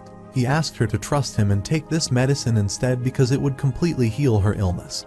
But there was just one side effect. She would lose part of her memory and might even forget him. Although he knew the medicine, he could not give it to her because he had no right to take away her memory. But when he faced her death, regretful thoughts flooded his mind, and he was apologetic to her. He hesitated even now because if her illness were cured, Her family would only use her to exert their influence. She asked him why he was hesitating and told him not to try to shoulder any of the burdens alone, and if he was doing it for her sake, he should think about how she would feel. She told him to come to her if he was worried about what might happen in the future, and she wanted him to promise her as her precious friend, so he promised to find her. She reminded him of their first meeting when she told him that he shared a name with a flower that she liked, but he remembered she said that made her sadder, just like the meaning of the Sanders flower. She asked him if he knew the meaning of that flower, and he was aware and told her not to forgive him. She said that he would not forget him especially and asked for one last favor. She requested him to feed her the medicine, so he took medicine and thought that since he had received so much of her help in his past life, he would do this for her. She thanked him, but he said he should be the one to thank her and thought he would take care of her in this life and opened the medicine to feed her. At Avalon Empire capital, the Academy Magic Tower branch office in front of the Rap Gate, they were at the capital after a long time, but it felt like just yesterday they had running away from there but had finally returned. Icarus said they should first find their lord, but Iselin asked if it was right if she could join them later, and they wondered why she wasn't coming with them. She explained that she had some personal business to attend the Magic Tower branch office and would return after she was done with her business. It was a bit unfortunate for them, but they promised to see her again, and she assured them to be back soon, so they shouldn't be so sad as she would see them later. Cain tells Icarus that he will be on his way since he has to do something, and she pinches his ear and asks where he is sneaking out. He says he has something to do and asks if she is bullying him. She threatened that she should show him what actual bullying is, but he said that was not what he meant and explained that he heard that the Knights of Agnes Duchy were there, so he wanted to meet up with his old buddies. She wonders why he is meeting his old colleagues, so he asks her if he is not the commander of Count Joshua's Knights Order and must gather skilled knights to recruit. A knight order solely for his lord that far outstrips Avalon's 7 knights, who were soon to be called Gold Spirit Knights. It was the name he came up with, and he wanted to give his all to complete it. She guessed they have WLM Knights, but calling them their household knights would make her feel bad for Reinhardt. She finally feels like they are starting to take shape as a noble family, and it seems he made quite the effort, unlike Cain. She agreed and said she would be looking forward to the Gold Spirit Knights he mentioned, and he also wanted to meet their expectations. A warning letter was sent to the Magic Tower of the Empire's capital regarding a mercenary mage who appears to be a teen at least at the entry. Class 5 has appeared, and her name is Salem, so they shouldn't get on her nerves. Wufa Avalon Empire, Capital Magic Tower branch manager, thought it crazy to think that she was in her teens, but at the entry of Class 5, he was shocked because she was at the same level as him. A man speedily opened the door and told him that he needed to come downstairs because someone in Class 5 who wanted to register at the Magic Tower had come. He added that she claimed to be the mercenary mage, Celine. She was waiting downstairs, and he rushed there, introduced himself, and asked if she had waited for long, but she replied that she didn't think he would show up so quickly. Wufa explained that although there were several procedures in the case of someone like her, he wished to see her directly and briefly explain her since she mentioned that she wished to register as a Class 5. But she is already affiliated with the Mercenary Guild. She cannot become affiliated with their Magic Tower, therefore, she may need to transfer her affiliation. She explained that she had come there to register for her class but didn't want to become affiliated with the Magic Tower, and he was shocked. He asked if she was saying she could reach Class 5 purely through self-study, and without using any of the Magic Tower's knowledge. He suggested taking this opportunity to change her affiliation to the Magic Tower and pass on their knowledge to her. Without the knowledge of the Magic Tower, going past Class 5 is nearly impossible.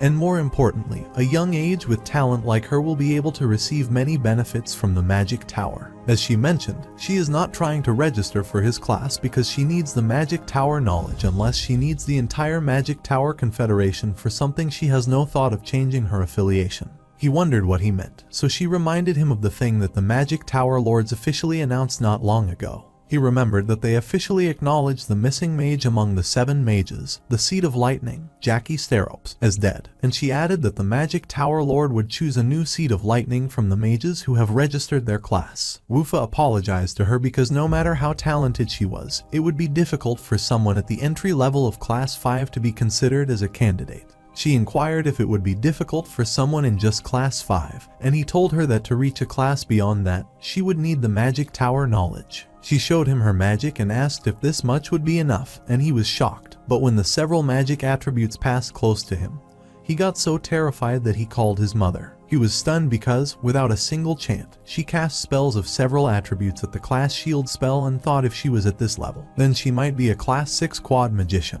which means she had the talent at the level of the 7 mages seed of Storm Theta Al the very least. On the other side, Cain was pondering what he heard from his colleagues to obtain the Imperial Princess. His lord had to face off against the Knights of Avalon, including the Imperial Knight Order. He was worried because this was going too far because his noble family might be eradicated as soon as he became a count. What would he do with his followers for him to cause such a big issue? He was worried because Duke Agnes wouldn't survive because of Joshua. While he was worried about this, he heard 2 knights gossiping that it was pretty unfortunate for the off-duty battalion commander because he would have to face off against the most decisive knight order in the Empire, the Imperial Knight Order. Because Galahad, who was guarding the 3rd Imperial Prince, has returned, they wouldn't even get the opportunity to face him. Knight Galahad du Lancelot said that he did come to bring Joshua to his knees. It was not his intention to steal everyone else's opportunity, so if the other 2 wished to face him first, they should. Cain wondered if, by duty, battalion commander, they were talking about his lord Joshua, and he was dumbfounded to think they would bring him to his knees and was furious as they dared to insult his liege.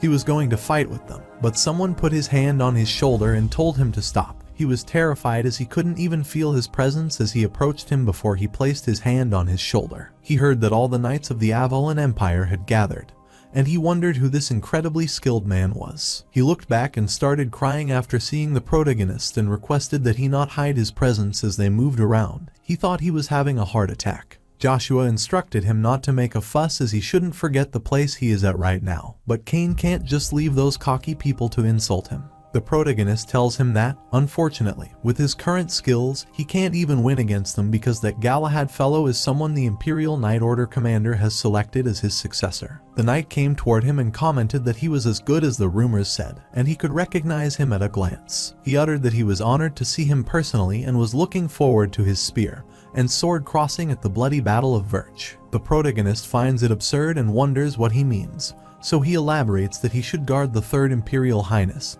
So why is he at the Empire? Laughs. He believed it was a bit excessive for him to leave his affiliation with the Imperial family to create an independent Knight Order, and he was somewhat surprised because it had been a while since he left Acadie. But still, he knew him. He wished to have a deeper conversation with him now, but as he had many things to prepare, he would leave after only greeting him, so he excused himself, but he will be awaiting the bloody Battle of Bircher. Cain asked him if he was someone he knew because he was someone who had just been insulting him, but he came and acted all friendly, and he was furious and said that, of course, he knew him. He remembered that he was one of the followers who betrayed him and led him to his death, and he thought he had met him at the perfect time. Still, as he wishes today, he will tear him apart limb from limb on the big stage and fulfill his first act of vengeance. Cain requested the protagonist to be on his way since it would start soon, and the protagonist asked him if he was also going. And he said yes because he should also take care of them all, so that they wouldn't be able to touch a strand of hair on his head. He agreed and thanked him as he was very comfortable, so they decided to leave. At the Imperial Grand Training Grounds, the ruler of the Avalon Empire, Emperor Marquis, announced that all the Knights of Avalon should grant them an opportunity to become the husband of the Imperial Princess. The rule is simple. It is a death match where until only one man stands, they will fight according to the bloody Battle of Bircher. When the final man standing is left, the battle will end, and it doesn't matter how many days and nights it takes. So he orders to commence the bloody battle immediately. The 4th Battalion member in the Huddles family's second son wished to cross swords with the Rand Master Joshua first. Aaron, the member of the 3rd Battalion and the 3rd son of the Frank family, wished to attack his 2nd, 3rd, and 4th opponents. But Joshua suggested not to be like that in a tone as there were no rules against this time. He uttered that they should cast away their worthless pride and barge in all at once because he didn't want to waste his time on all of them, which made them all furious. They decided to do as he wished and asked not to resent them later. They all attacked him at once, and he used magic spearmanship stage 6 chapter of Earth Mountain crushing descent, and they all fell back. The next one was Galahad, who thanked him because his competitors decreased in number because of him, and he was pulling out his sword for the duel. Balmung Dun Brown was born to the Count Brown family, who are famed for their swordsmanship. As appropriate for the son of such a family, he was born with an innate talent for wielding a sword. He rose to the position of vice commander of the 9th Battalion of the Imperial Knight before he was even 20. From that moment onward, His family's attention towards him became an obsession. While having dinner, his father asked him if he was sitting at his table with that sort of merit as, according to the rumors, Agnes Duchy's eldest son Babel started wielding mana at 14. He asked him if he didn't have to show others that he could at least surpass that, and his father wanted him to prove to others that he was the best constantly. But he was furious. Being in that environment, he became sick of everything and stopped putting effort into what he did. He felt so good being the vice commander, and even if he was not training, there was no one to criticize him. It made him feel alive while resting. The commander slammed the door and asked him if he was playing hooky again. The commander advised that if he could fix his laziness, he could become the best in the world. It was indeed a shame for him to be wasting his talent like this, and he apologized to the commander. He asked for the reason for coming there because he didn't think he would have come there to force him to train. He gave him the direct order issued by the Imperial for him, which is the perfect Imperial decree for someone as lazy as him. He instructed him to head to the Agnes Duchy immediately and proceed with the mana identification test.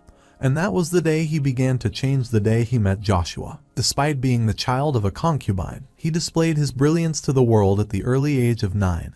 He thawed his frozen heart and made it beat again. He had once been a rising star, after all, so he wished to shine once again even brighter than Count Joshua. Since then, he had worked hard, and with hard work, he could surpass everyone else. He wondered if that was his arrogance speaking, if it was his misjudgment, and if Joshua was an existence he could not surpass through hard work because he felt like an insurmountable being. At the present moment, the protagonist's next opponent was Galahad, and the Emperor was amazed by the aura force, including mana into Voce to suppress the enemy instantly. He never thought an application like this was possible and knew that Count Joshua was interesting as always, but to think that the Imperial Knight Order, that the Empire of Knights prides itself, would collapse so easily against him, who only just rose to the status of superhuman alone. If other nations saw this, they would not belittle Avalon, and he asked for his opinion from the commander.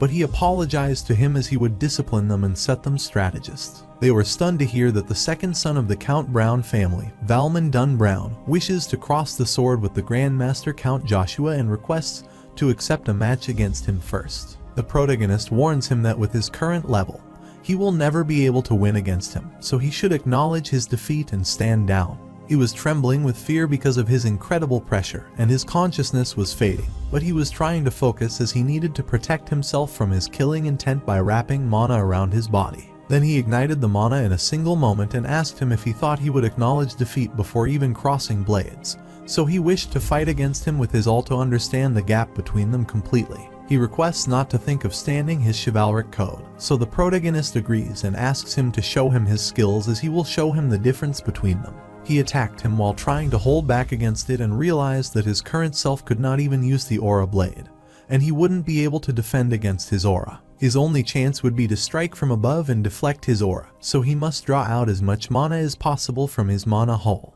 To change the properties of Joshua's mana, he will have to control and change every single bit of it accurately, and decide to wrap the collision of mana around his aura, and he will manage to stop his attack. The main lead wonders if he could learn the aura of the overlay on his own without having seen it before. He thought he was a genius who surpassed Uravus, a genius beyond all geniuses, and he was stunned to see that the mana fragment that Valmon shot up into the air was changing its shape. He remembered that he had seen it before in his past life as the Brown family's ultimate move, and all the fragments changed to swords and were attacking him. Valmon used the Brown family's ultimate move, Rapid Star, and the words rushed toward him, but he used the magic spearmanship stage 4 eradication and got rid of all the mana swords. He was stunned as the ultimate move collapsed so effortlessly, and he knelt on the ground and assumed that his body could not handle using an intercepted aura to this degree, and he felt like strength was escaping from his body. The protagonist remarked that although it was only for a moment to think he could use power way beyond his class, he believed that if it were with his talent, he would be able to soar far and above. Valmon said that even if he told him, he could feel that it was his limit, and he admitted his defeat. The protagonist stated that motivation is essential if he wishes to surpass his limits, so he should keep an objective in mind. If it's the position of the Imperial Knight Order commander, isn't that something truly worth fighting for? He believes that if it's his abilities, then it's attainable. While Galahad is uncomfortable listening to this as he thinks it's discourteous of him to tell him to become the commander of the Imperial Knight Order. That was especially so if he suggests that they place someone with no will to put in the effort, like Valmon, in the commander position, which all the Imperial Knights treat as their motivation. he thought it would have the opposite effect. Valmon was speechless, and Joshua thought that even with his genius talent, he could not mature properly.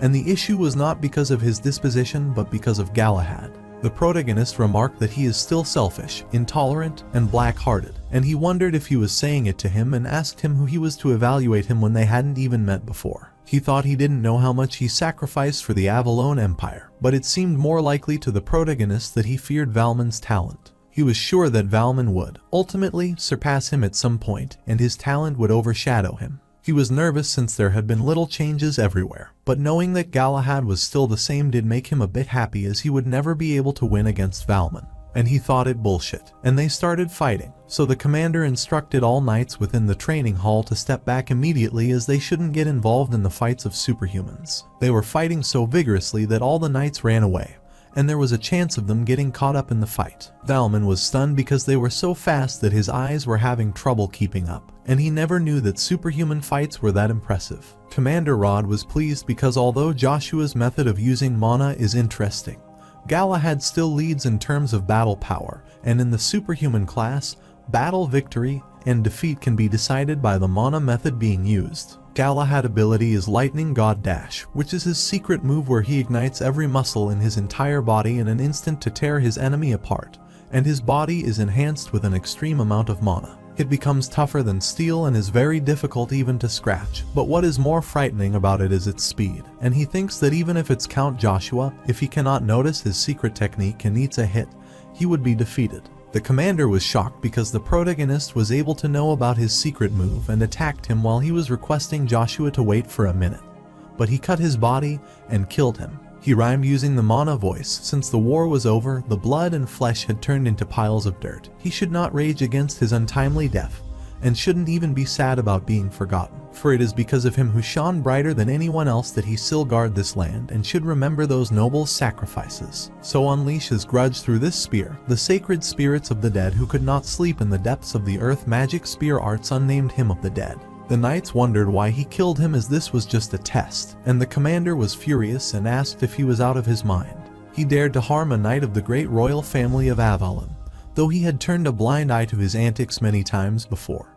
But he couldn't let him get away with it this time. He, the captain of the Imperial Knight Order, will execute him right there now and rush to attack him. He didn't expect Captain Rod to be so enraged by Galahad's death, and was sure he wouldn't listen to him in the present, so he needed to calm him down. His aura overpowered him, and the Emperor asked Duke Agnes if he was nervous because the commander was the top ranker of the 12 superhumans. He might hurt his insolent son, but this was funny because it was funny if he fixed his personality. Then, the Lord of Knights, the strongest sword of the Avalon royal family, would have made him respect the Knight Order and Avalon a bit more. Commander Rod was stunned to see him completely fine even after such a strong attack, and Joshua suggested stopping this fight there, and letting him spend some time explaining this. He does not want to listen to his nonsense because he murdered a knight of the Imperial Knight Order as if it were nothing in front of so many people, yet he was trying to get away with it.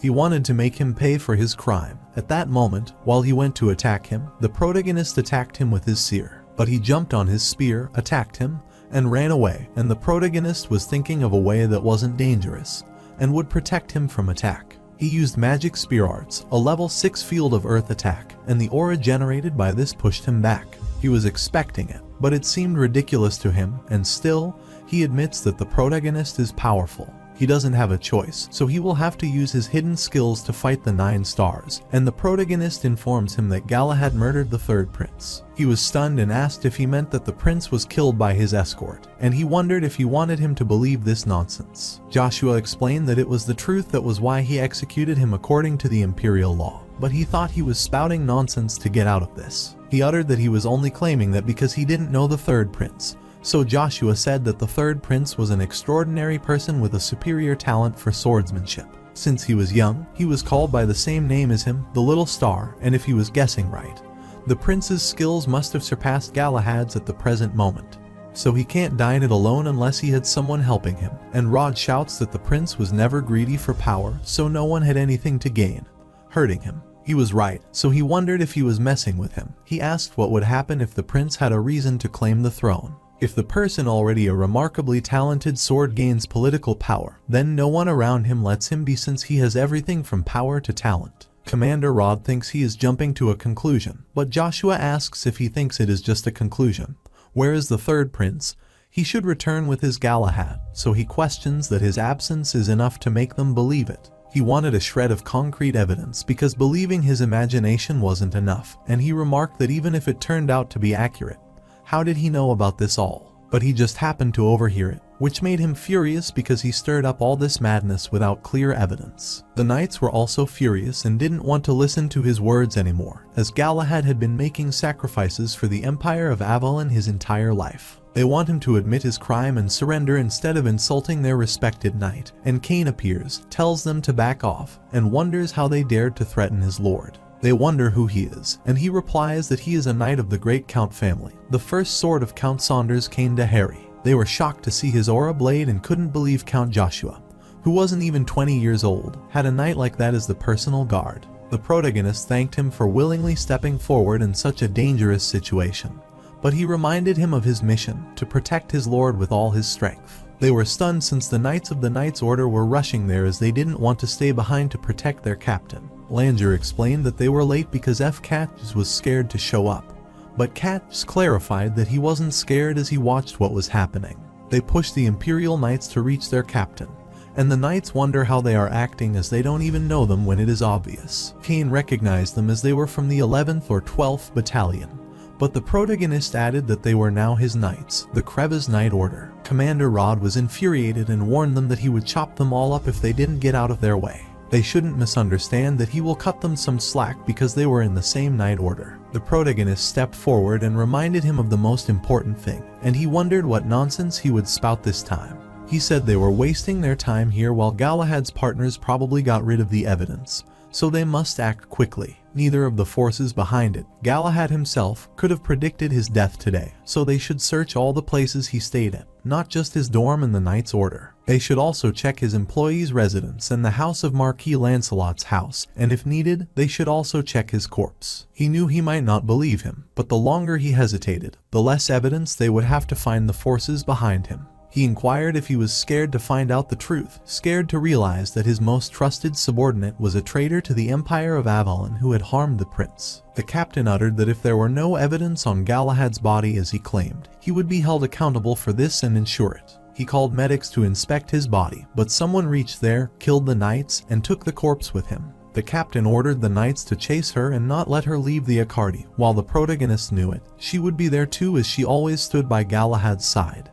Even on the day he died, he was leaving to chase the suspect, but he stopped him because he was still not cleared of suspicion, so he had to stay there and answer his question. The Emperor ordered him to let him go because they had to check who that unknown mystery man was, and also, the present situation lent his words credibility, so they would give him another chance to explain himself. But the commander wasn't specific as there was a chance he might run away if they let him leave him, but he was okay with this, because he ran away.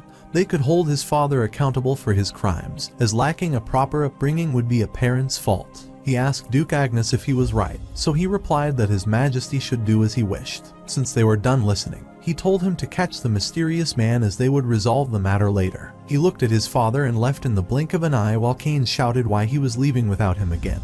But he also wanted to go along with him, so he left with him. The fourth prince contacted Evergrande, who greeted him and asked if something happened because he hurriedly called him. The prince said they ran into huge trouble, so he asked how long it would take to conquer the magic tower. He explained that it must take some time because Ian, the magic tower leader, has an unexpectedly high number of followers. However, some of his people are high-ranking mages, so that it wouldn't be too difficult.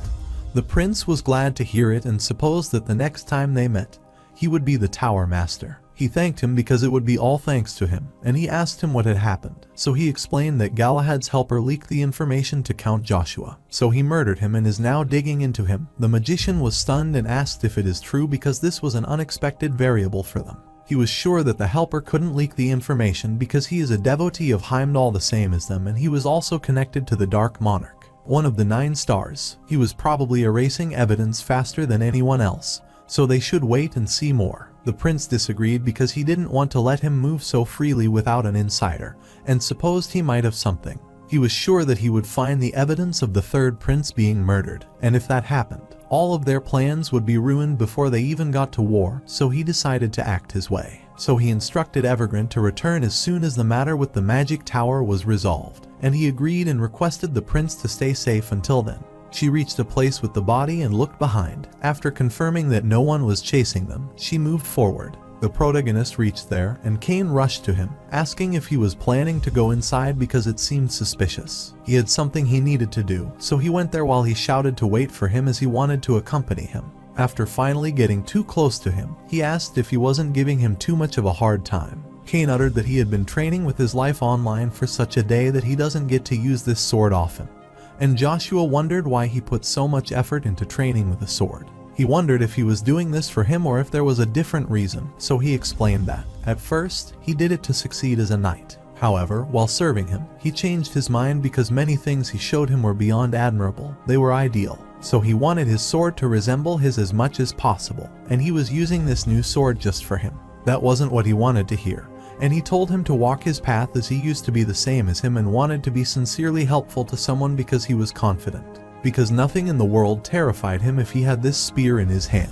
But the genuinely terrifying stuff was somewhere he hadn't even thought of. He remembers his past when Kaiser van Bjarteton became the ruler of Avalon, and he acknowledged his good deeds and conferred him the title of Archduke. He sincerely congratulated Joshua Sander and promised to bear this honor and remain by his side until the end of his days. Galahad, the current captain of the Imperial Knights, congratulated him on his success and praised him. His great deeds in the magical country of Terra will forever remain in the history of the Avalon Empire, and he was very proud of him. He wanted to be a friend, so he asked for his permission, but he said that it had already been 20 years since they had known each other, so they were already the best of friends. He was delighted that he thought that way, so he wanted him to call him by his name, Galahad, since they were friends. Later, they killed him while he shouted to Kaiser van Britain that he shouldn't think this would end.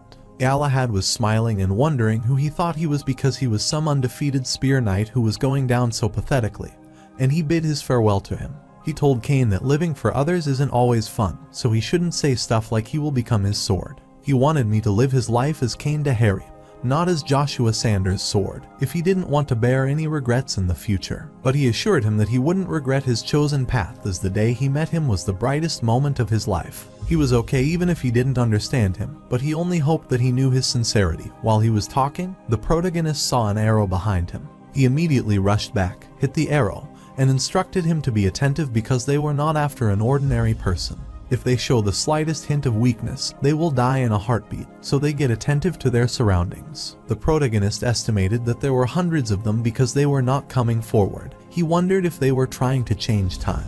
He smirked as he expected such a strategy from them, so he could predict it all easily. He wanted to kill them even if the Dark Monarch ended up detesting him.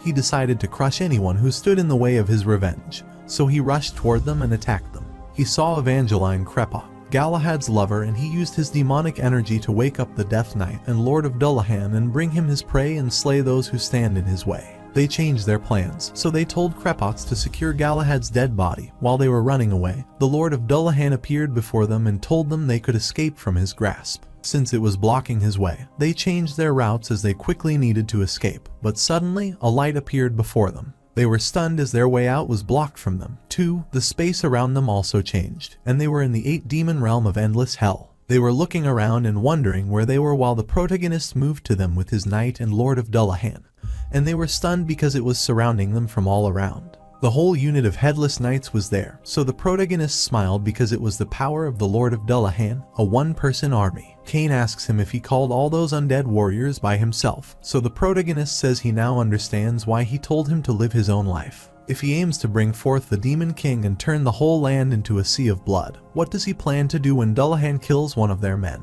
The manufactured unleashed the Dark Death Formation, Opening Formation, and Dark Dragon Spikes and put their hand on the ground to surge their energy, which cracked it. Then they filled the cracks with the poisonous dragon mist to kill the Dullahan because the poison was coming out of the ground. Joshua instructed his knight not to breathe it in, so he covered his nose. They approached him and, using the War Dragon Claw, filled the claws with the aura and instructed their companions to get rid of the summoner first. So they all attacked him simultaneously. He used Magic Spear level 5, Commander of the Sun, which led to a colossal explosion that stunned them, and they died. After the smoke and dust were removed, they saw the Death Knight bringing Krapota, and he put her on the ground. She furiously looked at him and asked if he was a monster. The protagonist asks her if she is the true monster, and she wonders what he means. He says that she even thinks about how it feels to die alone and accessible without even knowing the reason, so now it's her turn to die. Luja asks him why he is so talkative as he should kill her while he thinks he is gone, and asks why he is showing himself now. Luja said he needed time to regain his memory, but for now, he should focus on his revenge instead of asking questions, as he is finally getting some proper revenge after all these years. He shouted to raise his spear and plunge it into her heart as he would make sure even her soul writhes in agony forever, and he was continuously telling him to kill her. He raised his spear to kill her and attacked her when his knight grabbed the spear and requested him not to kill her, but the spear was too heavy to stop. Aisha Sestrophy appeared, and he wondered why she was there, but she greeted him and stated that Kretop possessed important information, so if he killed her, her intel would be buried. He doesn't care about that and tells them to get out of his way. Otherwise, he would them, so Cain throws his sword on the ground and tells him to stab him first. He asked him if this was the life he had chosen, and he said yes and uttered that he didn't know what was going on but could at least differentiate between right and wrong. He is obligated to stop him from slaughtering others and guesses it is for them, but he always wants to stay by his side, even if he turns into the Demon King and loses his memories. He wondered why he would stay by his side even if he became the Demon King, so he said it was obvious because he was his first and last lord and would always be his lord. Preventing him from making the wrong choices is his duty as well, so he requests to end this killing. Aisha also believed that his knight was right, as they shouldn't kill Evangeline because she was the only one who knew where the third prince's body was. At the second prince's palace, the prince already had the hunch when Evergrande suddenly offered to side with him, but he was curious about what he was up to. He is the only one with dark intentions hidden in this royal palace, but Kaiser replies that he already knows his intentions very well. He knew why he was there and asked if he was there because he needed Cercerin, and he wanted to give her to him because she suited him well. He didn't know where he would use her power, but he was sure he could use it better than him, and his brother thanked him and ensured to return the favor. They were startled when they heard the call for the fourth prince to come forward and receive his punishment because he harmed the royal family and was a traitor plotting against it. He recognized Joshua's voice while calling him to come out instantly and subjected himself to the great judgment of the sun because he murdered the third prince, Calcian. While he was standing at the front door of the second prince's palace, the knights were blocking his way, but he was calling him out loudly to receive the punishment. Lucia was worried about him and sighed while Duke Aina saw this and asked if she was worried about Joshua. She greeted him. The Duke didn't know what she had heard around her, but she shouldn't think about leaving the mansion without permission because this wasn't the right time, so she should bear with it. But she wanted to go and see her son, so he told her to act with her position in mind, and he thought he could not pay attention to her while under Black Wind's surveillance. So he could only protect her in this fortress mansion, especially because the Jacqueline had disappeared. The Emperor Marcus might be up to something as he must be even more vigilant. Armstrong hurried toward him and stated that they were in trouble, and he wondered what was wrong. So he told the Duke that the Emperor had ordered an emergency summon as the Great Judgment of the Sun would be held after 2 decades. The Great Judgment of the Sun is a trial for royalty that has only happened a few times in the history of the Avalon Empire. Excluding crimes above treason, royalty is not held accountable for their transgressions. Moreover, even for crimes beyond treason, only the son of the Empire, His Majesty, could punish the royal member of the royal family. Therefore, it is incumbent upon all citizens to report any suspicion of treason by a royal family member to the imperial palace. The protagonist was standing in front of them with his knight and Evangeline. Since the imperial knights were holding the sword, he asked why they were hostile toward him because he is not a criminal. The emperor suggested not to sweat the small stuff, and instead of wasting time, he should get straight to the point. He inquired that he claimed that the fourth prince plotted the murder of the third prince, so he asked for concrete evidence to prove his claim. He said he had the proof and stated that he captured one of the people who backed Galahad, and she knew where the third prince's body and the evidence were. He told her to speak the truth about the corpse of the third prince and requested her to speak up for the sake of Edvan, the child she had with Galahad. She was startled and asked who he knew about Edvan and thought she had to protect her child. She stated that the fourth prince hired them to murder the third prince and make him into one of the undead, so they reanimated his corpse in a secret room in the basement of his royal palace. If they go into the basement, they will find the corpse of the third prince. This makes the first and second princes, but the emperor and the fourth prince are calm. The emperor said that if it's true that he murdered his brother and turned him into an undead, then it was the worst crime at all. But he can't believe Kaiser did such a thing, and if he asked him, he would probably say he didn't do it. The only option left is to search the secret room in the basement. But he could not sense even the slightest ounce of demonic energy inside the palace, so there was either no secret basement or the prince had someone skilled enough to hide the demonic energy on his side. So, to find that hidden demonic energy, they will need Hermes worshippers who are experts, which means they had to get the priest from the old empire, Hebalt, into his palace for investigation. The emperor cannot trust the world of the dishonest sinner and allow such fanatics into his palace, but he requested not to worry, because there is a way to solve this without the help of other nations. The emperor gives the key to solving this case, so they need to use it. The emperor wondered how he was aware of such a thing when unaware. Most importantly, he had already been there once as a battalion commander. He wonders if he is asking for special permission to enter again, and the first prince requests not to permit Count Joshua. Kisser uttered that even if such an object exists in the royal archives, then letting him in there would be the same as helping him, which would defeat the purpose of a judgment where everyone is supposed to be equal. That was why he thought the count must find the secret room in the royal palace where the undead were created by himself. The knights agreed with the prince that the judgment should be fair because the testimony can be tampered with, and no one knows her relationship with Galahad. They only had a testimony claiming that the fourth prince murdered the third prince, but no actual proof. The emperor tells him everyone's opinion, so he can't permit him to use the imperial archives, so he asks what he will do now. The protagonist wonders if Kisser was always close to him or if he was helping him as his brother. Whatever the reason is, the odds are against him, so he has to take the chance. The emperor inquired if this was the only way he could prove his case, so should he consider him guilty of disdain against the royal family. He was left with no other option, so he agreed to find the secret basement room himself. He asked for permission to search the fourth prince's palace. Commander Rod told him to stop using his aura because he was before the majesty, and if he didn't stop, he wouldn't sit quietly but was stunned because he cut his arm. The protagonist claimed he is also exceptionally talented with divine power, and had no problem detecting the demonic energy, so he could find the secret basement room fine without a Habalshan priest. But if they still refuse to permit him, he will do his best to protect himself. Rod yielded his sword against him and asked if he were saying he would wield his blade against his majesty, and thought it was such a blatant treason. Joshua understands that his action might be discourteous, but isn't that why the words are double-edged? Well, he thought that from now on, the fight would be head-on. The emperor was furious as he couldn't stand to watch that reckless daredevil rampage any longer. But if he lost him here, he wouldn't have any more tricks to manipulate Arden. He had no choice but to give up the undead army and choose Arden, and he thought he should run wild if he could because as soon as the tables were turned, he would abandon him. He allowed him because Kaiser was framed. He wanted him to investigate and clear his name, so he assigned him as the investigator of the fourth prince palace. He allotted him 2 days to find the undead of the third prince within that duration.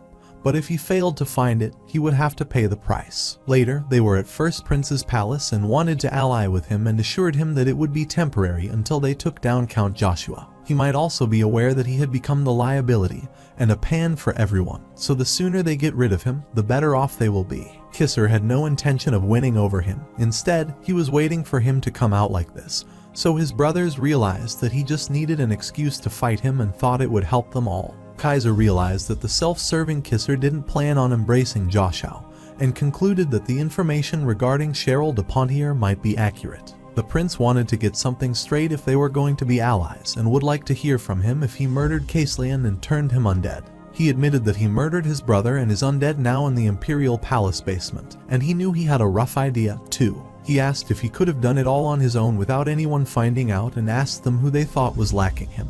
They were stunned if their father was supporting him and if he told him to kill his brother to get to the throne. But they couldn't believe he did that. Kaiser said he backed him but was just a spectator. If they want something, they should take it themselves by any means necessary. Unlike his brother, he has no power and no one to back him because he is the fourth prince. So he is even more desperate and willing to do anything. So he was practicing what their father taught him. But his goal was not to be emperor but to be number 2, someone no one could look down on because excessive greed always ends up with rope around their throat. The second prince was shocked because a guy like this took a massive risk to kill Caislian and asked if he was saying they could end up like him if he or his elder brother didn't become the emperor. Kisser agreed with him because of what their father taught them and thought he would be the same if he were last in line like him. But if Joshua finds the secret room that day, then the fourth prince's seat will be no more, so he wonders if that alliance is even necessary. He assured them that he wouldn't be able to find it no matter what because the mage who hid that chamber was, as far as he knew, the best in the history of his field. He wouldn't feel any demonic energy coming from it and wouldn't even find the barrier stopping it, so they don't need to worry about it. The next day, at the fourth prince's palace, the protagonist finds the secret basement room in the fourth prince's palace, and the knight can't believe this. Kaiser was shocked as the knight's mana hall and a mage circle mana were of different types, so he wondered how he could find a barrier made by a mage. Moreover, this was a 6th class barrier spell that even a mage couldn't have found, but Joshua told him there was nothing to be so shocked about. He told him to relax because he didn't even start yet. Langer and Cage were pleased and instructed Captain Rod to ensure the prince didn't go anywhere. Langer told him to follow the commander Joshua, and they were ready to explore the basement the prince was hiding in. The commander asked him whether this was all. Because the truth was revealed, he instructed Barubaru to kill all of them, and they were startled by the noise from the basement. At Neutral City, Reinhardt, Moondor HQ, Zero informed his master that they received the message from the team serving as an eye on Aval and Empire, who say that Duke Arden's troops are on the move. She realized that they were trying to start a continental war as making the first strike in these peaceful times without cause and openly gathering makes it obvious. Lily's Aphrodite realized that they seemed to be in full-scale preparation for war, and he also thinks that was the case. The appearance of the Lich and Castle Reb also appears to be part of the Aval and Emperor Marcus's plan to create and weaponize the undead for war. In that case, if the undead army joined them and marched there, it would be their defeat, so he thought they should find the Holy Grail as soon as possible to stop them. She wonders if Joshua didn't tell him that the Holy Grails rest in the royal archives so they can do nothing about it right now. But he thought they shouldn't sit and wait for him because he started the Great Judgment of the Sun against a royal family member, so his defeat in that trial could push them further away from the Holy Grail. She realizes he still doesn't know what kind of person Joshua is, so she tells him that he never loses. Meanwhile, Katz and Langer are worried and wonder what's happening as they feel like something is leaving their bodies and wonder if their soul was leaving their body. But the commander said it was not what they thought as it was sucking them into the secret underground room and instructed them to stay alert as they might get separated. So they all were pulled inside, and only the fourth prince was left untouched. He thought Barubaru would love it as he had so much material to make more undead and wanted them to be reborn and return as obedient dogs. The protagonist was at a strange place, and Luja suggested to get his act together as there was an uncanny presence there. He heard the sound coming from behind and saw the group of ghouls and licks coming from behind, and he cursed Kaiser as he had such a substantial undead army down there all this time. Lick grumbled, and all the undead rushed toward him. Luja said that he could sense the undead not only there, but there were even more on another floor, more than 10,000 of them. He wondered how big that place was to have another floor, but that wasn't important as that enormous undead army would soon be there. The protagonist wonders what he has been yapping on about since earlier, so Luja says that he means they should snatch away the meal the prince prepared so diligently for himself. He couldn't even use what he had been preparing for so long, so they should take this away from him as that would be better revenge for him. He told him to stay still and entrust himself to him, so a bright light emerged from his spear, and he told the undead to worship him and submit themselves to him. The being they revere and serve as a trivial creature to him, so that he will be their new master. And the mark of the crimson moon appeared on the Lick and all of the undead necks. They all knelt before him, so Luja suggested that Joshua go to all other floors, dominate the undead, and take them to their side. While on the other floor, Barubaru appeared. The commander Rod wondered who he was, so the Lick asked him if the Lord of Knights was curious about him. He was stunned and wondered how he knew him. Lick Hines smiled and uttered that he knew him as one of the 12 superhumans and an eventual subordinate of his. The captain said that if he knew him, then he should also be aware that he didn't put up with bullshit, and he attacked him. The knight was stunned to see such a massive force generated by the slash attack of Captain Rod as they expected, but was shocked as it was fine after taking a direct hit. When they looked behind, they saw him absorbing the slash attack and told them that their skill would be coming back at them. He was sure that the Lord of Knights might be able to live after being hit by this, but only if others could cope with this. The captain looked back and was worried because the attack was coming back to them, but it was too late for them to go back and block the attack. Valmon attacked the Lick as he couldn't let him do that, and the captain also attacked him, thinking to behead him in one fell swoop so that he wouldn't get caught in the crossfire. Lick pushed them back, which stunned Valmon, and he wondered what kind of magic made him so strong of the mage that he could parry Captain's sword from that distance. The captain was impressed because he could wield the aura blade now, and Lick wondered if that was a big deal for him, so he assumed that the knights hadn't made any progress. He thought he was pretty famous in his time, yet he is like that now, and he could bet that the rest of the knights would be even less worthy of his glance. But to him, even in the past, he was nothing but a lump of meat. And the captain remembered that he was the only battle mage on the continent who couldn't be defeated by a knight at close quarters. That person was Zerath Dick Orvis, and he wondered why he was there as he had been missing for decades and heard that he had died. The Lick said he spent too much time on a man about to die, so now, instead of perishing him, he would reborn him and make him his faithful servant. The undead rushed to them to attack, and he instructed the knights to raise their aura as much as he could as they needed to hand them in until reinforcements arrived. It was about to kill them when the captain appeared and stopped the attack, but such a bright light appeared because the undead sword technique dazed their eyes, and they couldn't see anything.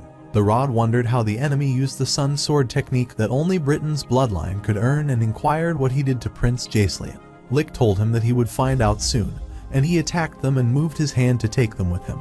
And the magic circle appeared around the captain. He suggested he wished for power, and he died as his rage and hatred would become his purpose so that his unfulfilled accomplishments would become shackles that he bore long after his death. Valmon is frustrated and can't believe he is that powerless, but he can't let the captain die. And the protagonist appears. Luja said that they were lucky because if they did well there, they could get another master of a minor demonic realm as a subordinate. Baruburu wondered another one, so Luja realized that he could hear his voice too. And as expected, he was worth the hype. He wondered how he had the demonic energy if he was a demon and asked how he opened that door. The protagonist was glad to be able to meet him finally, and Luja said that he would take his body and the death knight he had got himself. The protagonist pulled them inside the opening, and Valmon wondered what was going on and how Joshua suddenly popped out to take them all, and all the knights were left behind. They were at the 8 demonic realms of endless hell, and Baruburu laughed and asked if that spear was Bangma. But Joshua wondered what that was. He explained that the demons who have lost most of their power and are sealed in a medium are called Bangma. Many demons in the demonic realm seal their defeated opponents in a weapon to increase their power. In that case, it does not lose all of its power, and the one who wields the weapon could use it to some extent. If not for that, he may create sealed demons as a sign of victory, and he thought his sealed demon might be quite humiliated as its existence is proof of his defeat. It seemed to him that his sealed demon had abilities that leaned towards spatial manipulation. That is how it could open the door to this place. Spatial manipulation was more of a secondary skill than a battle skill so that he would turn into Bangma. But the protagonist said that he got it wrong because this endless hell isn't one of the spear abilities. Luja told him to get a whooping from him, and the Lick thought they wasted much time on the introduction and should do what they wanted. Joshua, Death Knight, asked permission to take care of the opponent, Death Knight, because he said he always wanted to experience Avalon's sun sword technique in person. The protagonist thinks if the Death Knight is the third prince, he used the sun sword technique, which only the royalty of Avalon could learn. Lick thinks he is ungrateful as he brings him back to life and allows him to ascend impossible heights, yet he betrays him.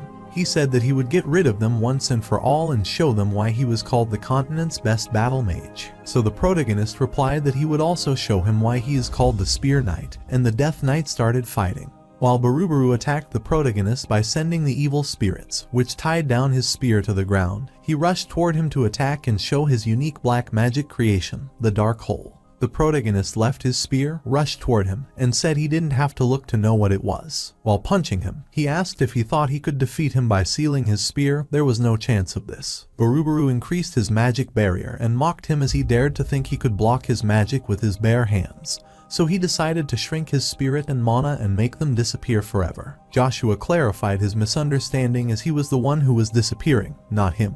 And he used Magic Spear Arts level 6 unarmed on his magic. He wonders what is happening because his dark hole is reversing, and he is getting pulled in, not him. The protagonist used an annihilating black sphere, which pulled Baruburu inside the hole, and he thought it was vain and couldn't believe his skill had taken him down. It was so unbefitting for the continent's best, as now he would with his spirit sealed in the dark hole forever. Meanwhile, Altsma was fighting with the Death Knight, and the Death Knight hit his sword. He rushed and attacked him but grabbed his sword. He wonders how he is using such obvious tricks and assumes he is trying to give him an easy victory, so he attacks him and falls to the ground.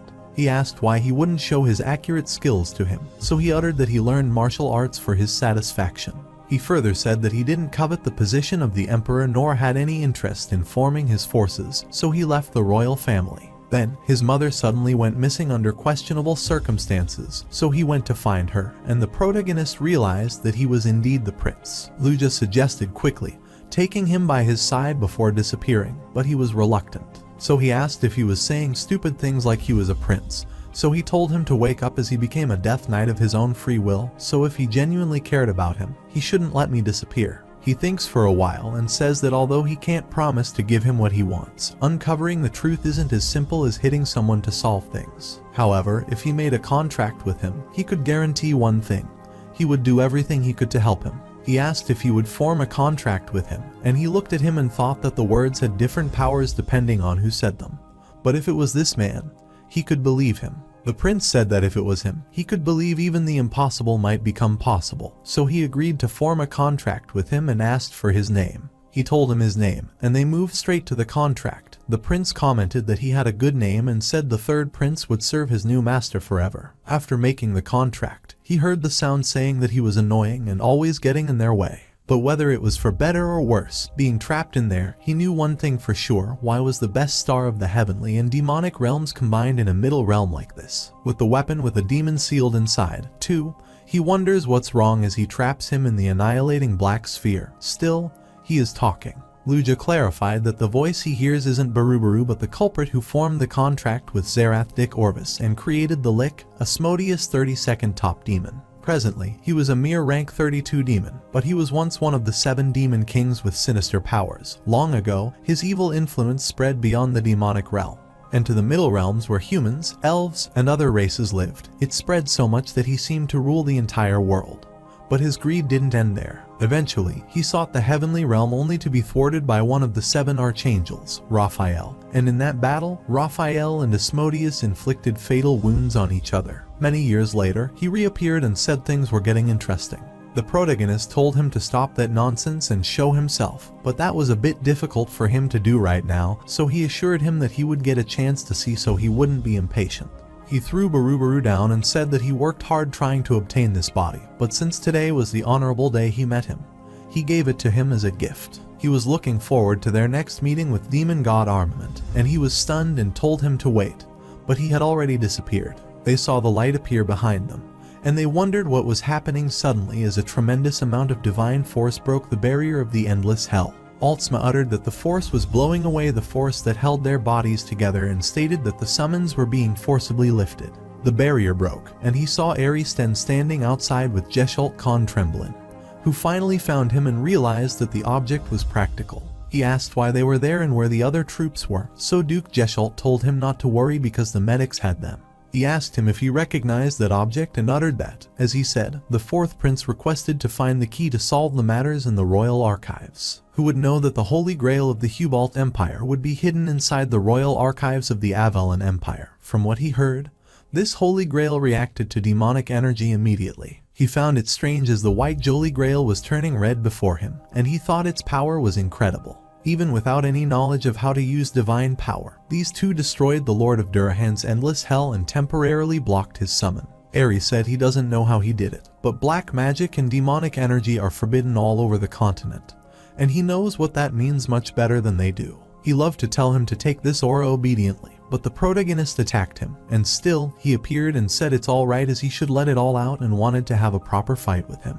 He attacked him, but the protagonist attacked back using the spear which he dodged that still left a scratch on his face, so he asked if he was trying to kill him by poking him with his spear. But he liked it because it was so exciting and Duke Jesholt stopped them as it was enough jokes. He told him that this was putting them into more difficult spots because it was an imperial order, so they had to be better off obediently following them. Joshua knew that Duke Jesholt rose to the highest position of a star with his swordsmanship alone, surpassing superhumans. The difference between the two is that of the sky and the land, and he thought he was an even more challenging opponent to deal with than Lick. Even among the other 9 stars acknowledged by the continent, he is called the Sword King. He cursed the prince for involving him in this mess and thought he was genuinely mistaken if he thought he would fall into his trap, and he disappeared. Eri shouted, asking why he was running away, and to come back as he planned such a thrilling date for him.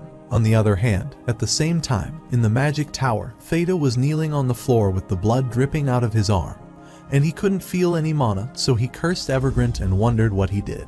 While his surrounding was burning, Evergrande said that in an environment like this with no mana, a low-grade mage like him using magic would end up poisoning himself. He was startled, thought it ridiculous, and wondered if he was using magic freely, even in the environment without the mana. For something like that to be possible, he must reach the ultimate level of magic usage in the 8th class, and Evergrande said that now he will teleport him back forcibly. Then he will blame him for everything that happened in the magic tower, but before he does that, he will destroy his magic circle so he can never use mana again. He yelled to shut up as his grandfather gave him the chance to be the magic tower master, and he stabbed him in the back. He tells him to frame him all he wants, but he will never escape being labeled a traitor as he can't hide his deeds today either. Evergrande thought it was joking that the cat hit it and asked him if he was aware that the elder to whom he was loyal had become the magic tower master. So in this world, if they don't betray, they would get betrayed and ask him who he thinks taught him about that world. And it was the elder who taught him that the winners are always the truthful ones. He also told him that the losers are always sinners, so in that case,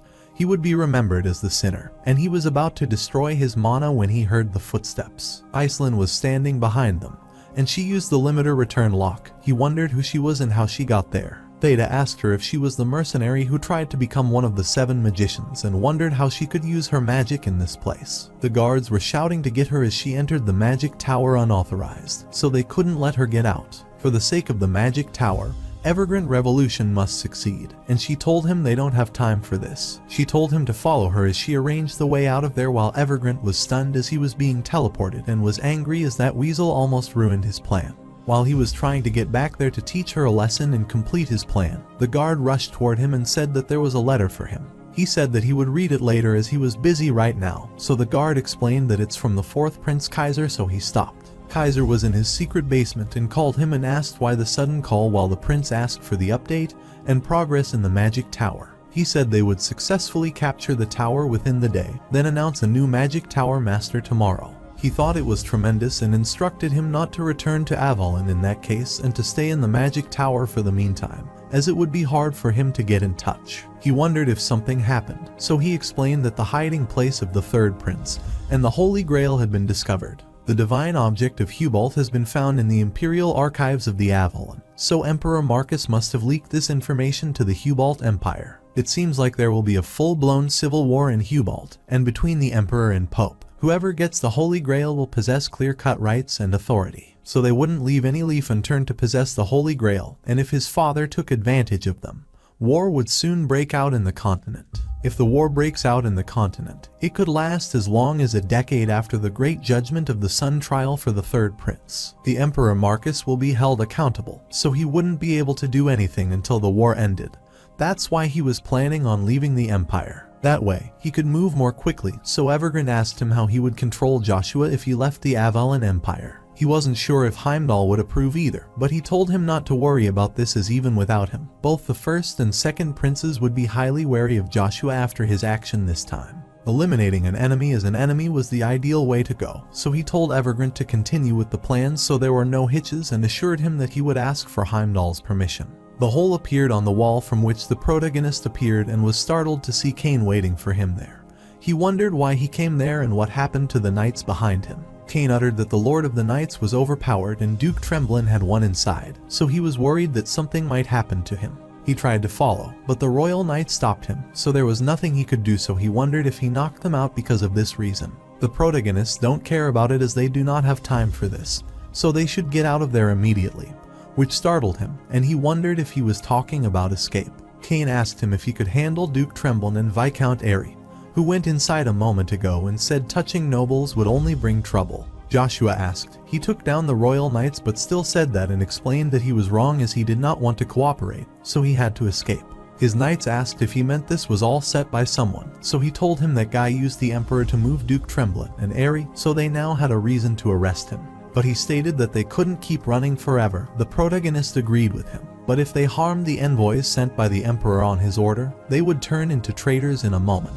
But surrendering and explaining isn't an option, and he was bothered by Asmodeus's words as he said they would see each other someday, and he was looking forward to the day they met again and called him Armament. As he remembers, Armament was the ruler of the demon realm and was quite literally the vessel of the demon god. According to Asmodeus, it might not just be a continental taboo but a greater sin, and he thought that escaping right now would be better because they don't know Luja's identity. Cain asked if the guy he mentioned was Prince Kaiser and whether they were sworn enemies in their past life, and he thought he was persistent in tormenting him. When he opened the door, he was stunned to see many knights waiting for them there, and the knights informed him that he was not allowed to leave this place according to the Emperor Marcus' orders. If he disobeyed, he would be charged with treason, and Cain thought it was getting severe because at least 10,000 soldiers were needed to stop them. The protagonist never thought that Emperor Marcus would be disgusted by his uncovering the truth about the royal family, but such action merely tarnishes the dignity of the Britain family. The Duke appeared from behind and suggested giving up and either surrendering according to the Emperor's orders or presenting his neck before his sword.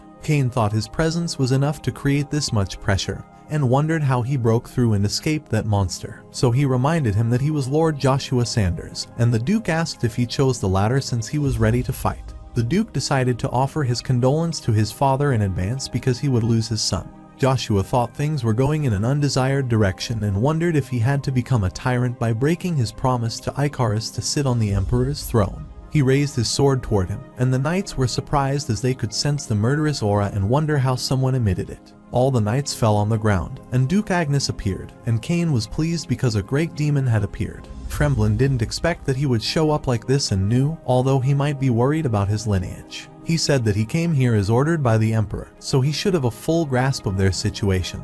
Or does he intend to defy the Emperor's will? Agnes asked if a father would act before his son on such a matter, but the knight suggested he think of his family as this was a matter of personal choice. As he's there, they want him to reconsider it once more, and Tremblin also told him to look at them as this wasn't just his personal, so he requested to step aside. But Agnes asked them if he had to say it twice, so they told him to sheath his sword, and the protagonist wondered why he was doing this as he was just the mere child of a concubine. The second one is to be kicked out of the family and never sought him out even once in his previous life, but now he sees him grown up, he feels some unjustified resentment. Viscount Airy arrived and clapped as it was such a lovely family reunion and said there was no reason for them to hesitate since they knew their intentions. He stated that they should do their job and eliminate the traitor, so they rushed to attack them. But Agnes blocked their attack while Tremblin got to their back and attacked them. The protagonist saw him and asked for the magma's power to protect him. His sword was on fire, and with the explosion,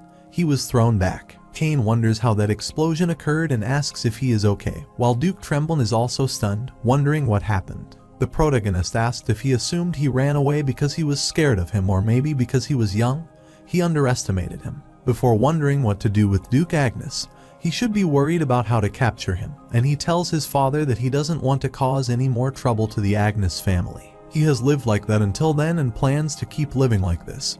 He calls his knight and tells him that they need to get out of there quickly and create an escape route. Cain accepted the mission, and Duke Tremblin reminded him that he told him that if they wanted to escape from there, they must surrender according to the Emperor's order, or he must die by his sword, so he told them to choose one of the two, so he rushed toward them to kill them, but Agnes stopped him. He requested him, but he said this would be enough, so he wondered if he was resisting the Emperor's command and said that the Emperor's command was above all else in the Avalon. Agnes said that under the law, everyone should be equal, and that's why their country isn't progressing, while the knights also rushed to stop Joshua. Cain attacked them and made his way. He thought that the royal knights had gotten more assertive, but he had become quite strong, too, and he threw them away. He suggested a swing of Cain's Agnes's greatsword, but other knights rushed toward him and told him to surrender his weapon and arrest the criminals. Cain uttered that this was getting too intense, and the royal knights were much more robust than they were in Cromwell, so they should try to break through somewhere else. He said there was no need to go toward the main gate,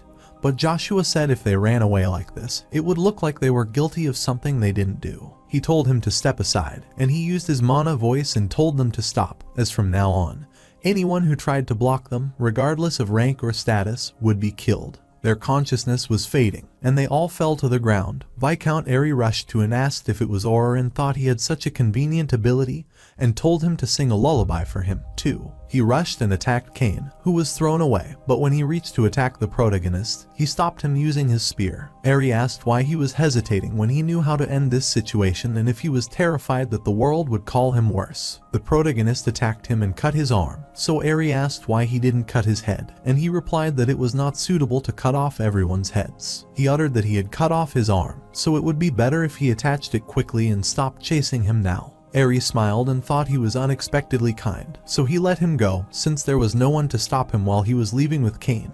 He reminded him what he said when they met in Reinhardt. Captain Rod apologized to the first Prince Kaiser in the Imperial Palace duty room as in the Avalon land. Especially in the Imperial Palace he protected, such a disgraceful incident occurred. He failed to notice it and couldn't stop it, so he deeply resented himself, but the prince told him not to be too hard on himself as nobody could know about the incident with his brother, so he should not bear the guilt and focus on recovering quickly because Avalon needs the head of Lord Nates, and he stands to leave since he has an important matter to attend to. He told him not to strain himself on his account and to rest while the prince was leaving. Valmon told him to take care of himself. Valmon asked him about Joshua and what would happen to him, so he told him that he had been branded a traitor for defying the emperor's decree and had been stripped of his noble status. So now he is nothing more than a fugitive with a bounty on his head. While leaving, the prince told him to take care of the head of the Lord Knight. After he left, the head of the Lord Knights asked if it was interesting, and he wondered what he was talking about, so he elaborated that a boy, not even 20, had stripped up the greatest knight empire of the continent. He couldn't believe the rumors that Joshua single-handedly defeated the mercenary king, but he surpassed him and withstood the assault of Duke Tremblin and Viscount Airy. Furthermore, he brilliantly escaped through the royal gate and believed he might be the first in the continent to achieve such fame before turning 20. He was undoubtedly inspiring many, which was a great fortune for the empire as there were many talented young individuals. Valmon uttered, but now he is a traitor, so Rod said that's why he was taking responsibility for the situation and stepping down. He wondered what he was saying and why he would resign, so he explained that, as he said, for the sake of the young talents of the empire, it was time for an older man like him to step aside. So he wished that the next leader should be Valmon, and he told him that even if he refused, he shouldn't blame himself as he knew better than anyone that he might not be ready. While pondering, he remembered the protagonist told him that breaking one's limit requires motivation, so he should set a goal for himself so the position of head of the Royal Kites might be worth aspiring for him.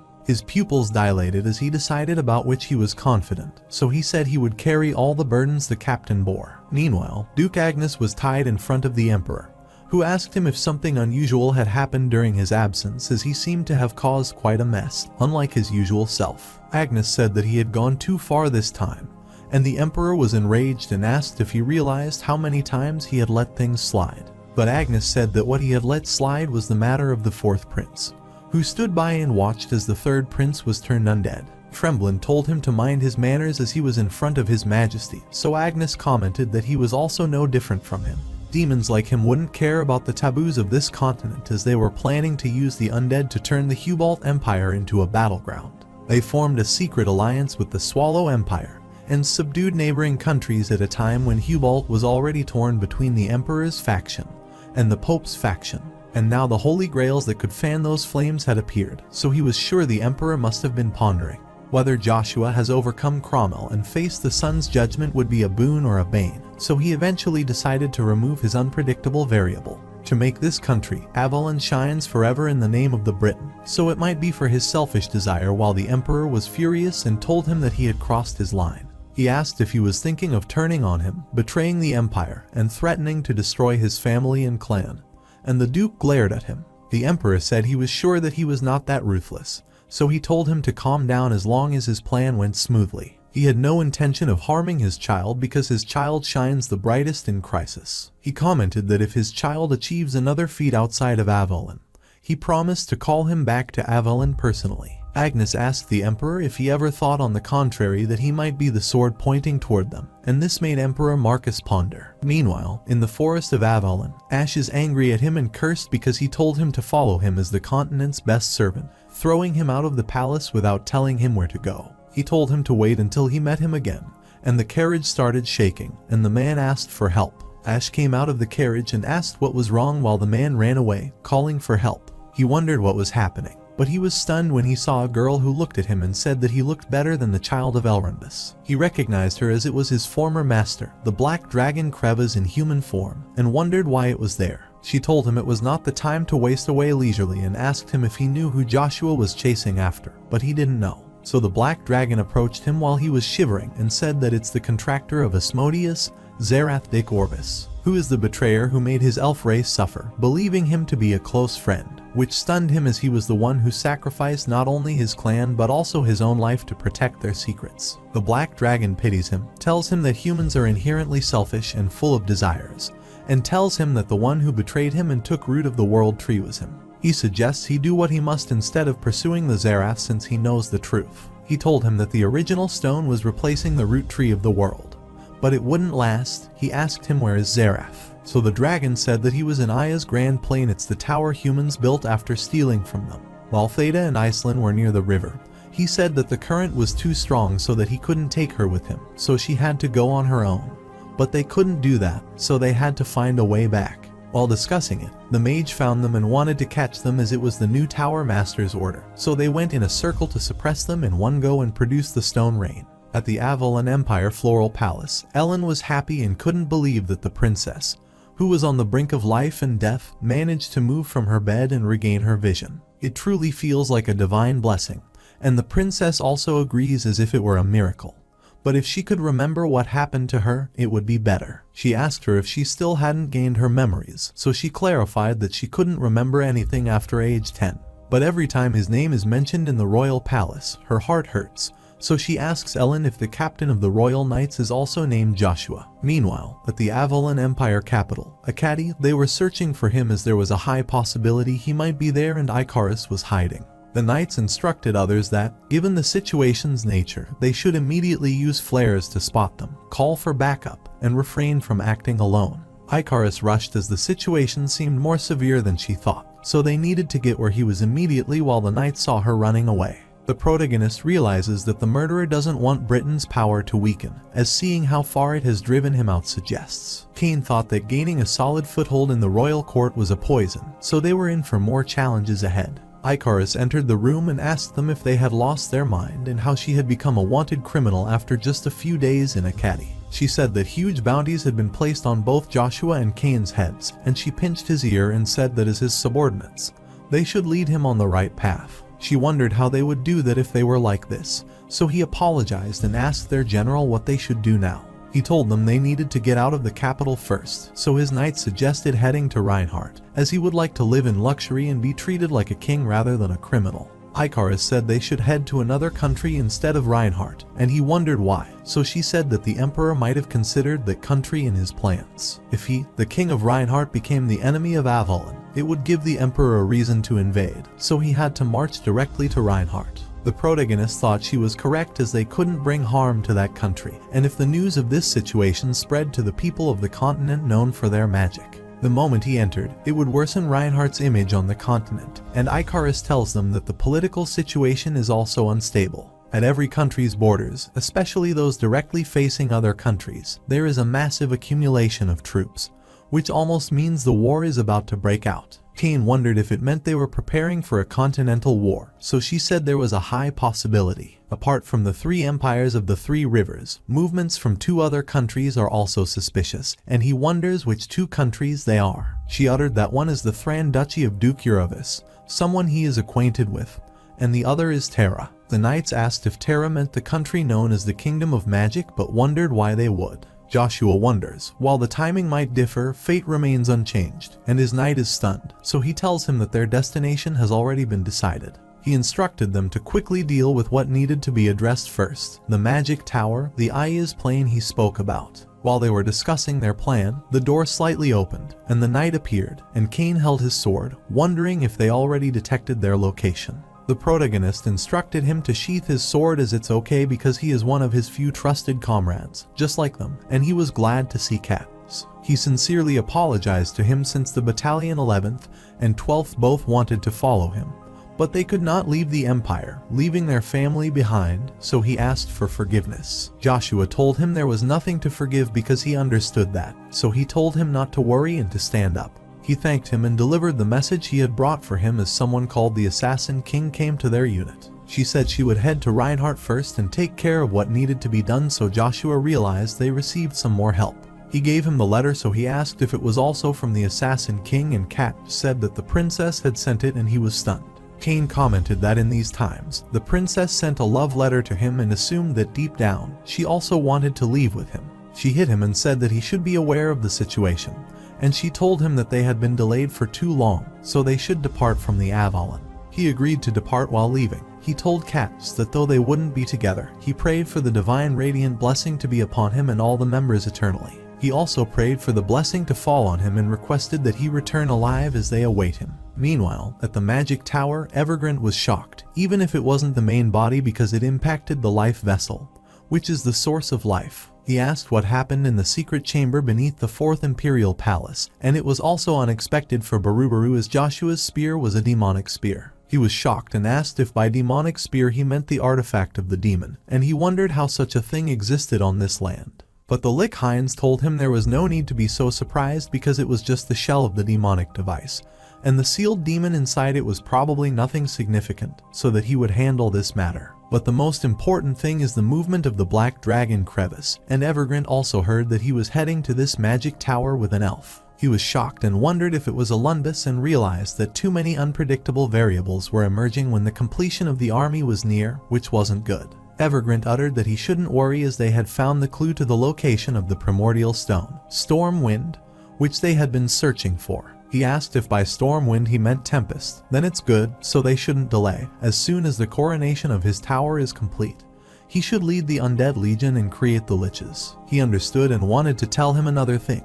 Recently, the information about Asheru Van Britten from Petrin started spreading to the royal court. A storm of blood will soon blow over Edutch Agnes and the Britten royal family, but Barubaru informed him that it was what even Heimdall predicted. What he was curious about was when the Emperor learned that the Princess of Avalon, who was believed to be dead, was in the Agnes Duchy, and he wondered what would be the Emperor's expression. Meanwhile, at the royal infirmary, Captain Rod is sitting in bed and expresses to Prince Kaiser that he is deeply ashamed to face him. He explains that not only did disgraceful events occur in the royal palace he guards, but also in the entire land of Avalon. He confesses that he was clueless about these events and couldn't prevent them, which fills him with shame. Rod requests Prince Kaiser not to be too hard on himself, emphasizing that no one could have known about the matter concerning the third prince, Caislian. He urges Prince Kaiser not to feel overly guilty and instead focus on recovering because Avalon needs him. Standing up, Rod informs Prince Kaiser that he will excuse himself and advises him to rest comfortably without unnecessary worry for his sake. Balmung bows down and wishes Rod a safe journey back. He inquires about Count Joshua, to which Prince Kaiser responds that Joshua has been stripped of his nobility for defying the crown and is now a mere fugitive with a bounty on his head. Balmung acknowledges the information and Prince Kaiser leaves the room, instructing Balmung to take good care of Captain Rod. In response, Captain Rod asks if it's not fun, and Balmung seeks clarification on what he means. He states that a man who is not even 20 yet has shaken Avalon, the greatest knight empire on the entire continent. To be honest, he did not believe the rumors that Joshua had single-handedly defeated the mercenary king. However, Joshua got past him, and even the attacks of Duke Tremblin and Count Airy could not suppress him. After that, he proudly walked out of the royal palace's gates. He declares that Joshua Sanders will be the first to rise to the position of a star under the age of 20, and the boy is an inspiration to many. He expresses that the empire is fortunate to have so many young talents. Therefore, he announces that he is going to take responsibility for this mess and step down as the leader once and for all. Balmung asks what he is saying, questioning his decision to step down out of the blue. He reiterates that, for the sake of the Empire's young talent, it's time for an old man like him to step aside. He expresses his desire for him to become the next leader. He assures him that he won't condemn him even if he refuses because he knows better than anyone that he is not quite ready. Balmung reminisces about a memory where motivation serves as the key to pushing his limits. He emphasizes the importance of having a goal and asks if the position of the Royal Knight Order's captain is not something to aspire to. He states that he shall accept that and willingly carry the burden it entails. Meanwhile, Duke Tremblin presents Duke Agnes in front of the king, binding his hands with magic. The king questions whether Duke Tremblin has developed newfound fatherly love in that short time and remarks on the trouble caused, unlike his usual self. Duke Agnes admits he has gone too far this time, and is asked how many things he has turned a blind eye to all this time. Duke Agnes responds by mentioning that this time, he turned a blind eye to the fourth prince's deeds and questions who stood by and watched Prince Caecilian be turned into an undead. Duke Tremblin, showing due respect to his majesty, defends himself by stating that he is not different and does not care about demons, demonic energy, or anything forbidden in the continent in the first place. He explains that the undead were used to draw the Hubalt Empire into battle, and there was a secret collaboration with the Swallow Empire to subdue its neighbors, in a situation where Hubalt was already intensely opposing the Emperor and Pope factions. The Holy Grail even appeared in the midst of all this. He reflects on the troubles he must have faced, considering Joshua, a significant variable who stopped Cromwell and initiated the Great Sun Judgment trial. In the end, he decided to eliminate that uncertain variable to ensure that the country Avalon would shine in the name of Britain forever. However, he admits that in reality it was to further his selfish interests. The king responds, stating that he is crossing the line, and questions whether he truly believes he can bare his teeth at him and turn his back on the empire. He asks if the person in question is willing to abandon his family and community. He expresses doubt, stating that he does not think so, as he doesn't believe he is capable of being so spiteful. However, he proposes making things easy, indicating that he has no intention of harming the person's child as long as their plan can be carried out successfully. He adds that furthermore, if his child is not the type to shine in times of crisis, and if the child accomplishes another feat outside the Avalon Empire, he will personally summon him back to Avalon. Duke Agnes asks if it has not occurred to him that the child might one day become a sword aimed at the Empire. After a while, in a forest in Avalon, High Elf 5th Alundus Ash, the servant of Joshua Sanders, expresses outrage at the abuse he has endured. He recalls stating that he would serve the number one individual on the continent one day and questions how they could chase him out of the royal palace without even providing directions on where to go. He declares that they should wait and see if he ever encounters them again and demands an explanation for the current situation. A person runs towards him, urgently pleading for help. Ash asks them to tell him what's wrong and to come back. Suddenly, Black Dragon Crevasse appears, remarking that he looks even better. Ash is shocked to see her, and she informs him that this is not the time to idle around. She asks if he knows who the human kid named Joshua is after now. He expresses that he does not know much about that. She mentions the Asmodeus contractor, Zarath Dick Orvis, and the one he is so chummy with, referring to the traitor who brought Elf Flock to its current state. Ash questions whether Zarath is considered a traitor, stating that Zarath gave his life and his family's to protect their secrets. She comes closer, places her hand on his shoulder, and expresses pity, stating that humans are selfish and lustful from birth itself.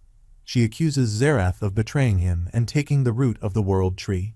She urges him to understand the truth about Zarath now, to stop looking for him, and to do his part.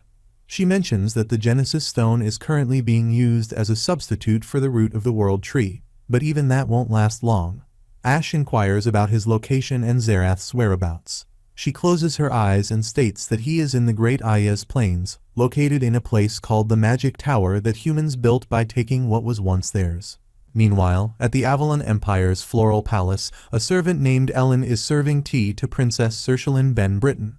She expresses disbelief, stating that not only has the princess, who was on the brink of life and death, managed to move from her bed, but she has also regained her vision. Ellen considers it a divine blessing. Cershalyn Ben Britain acknowledges it as a miracle, but expresses her frustration at not being able to remember what happened to her.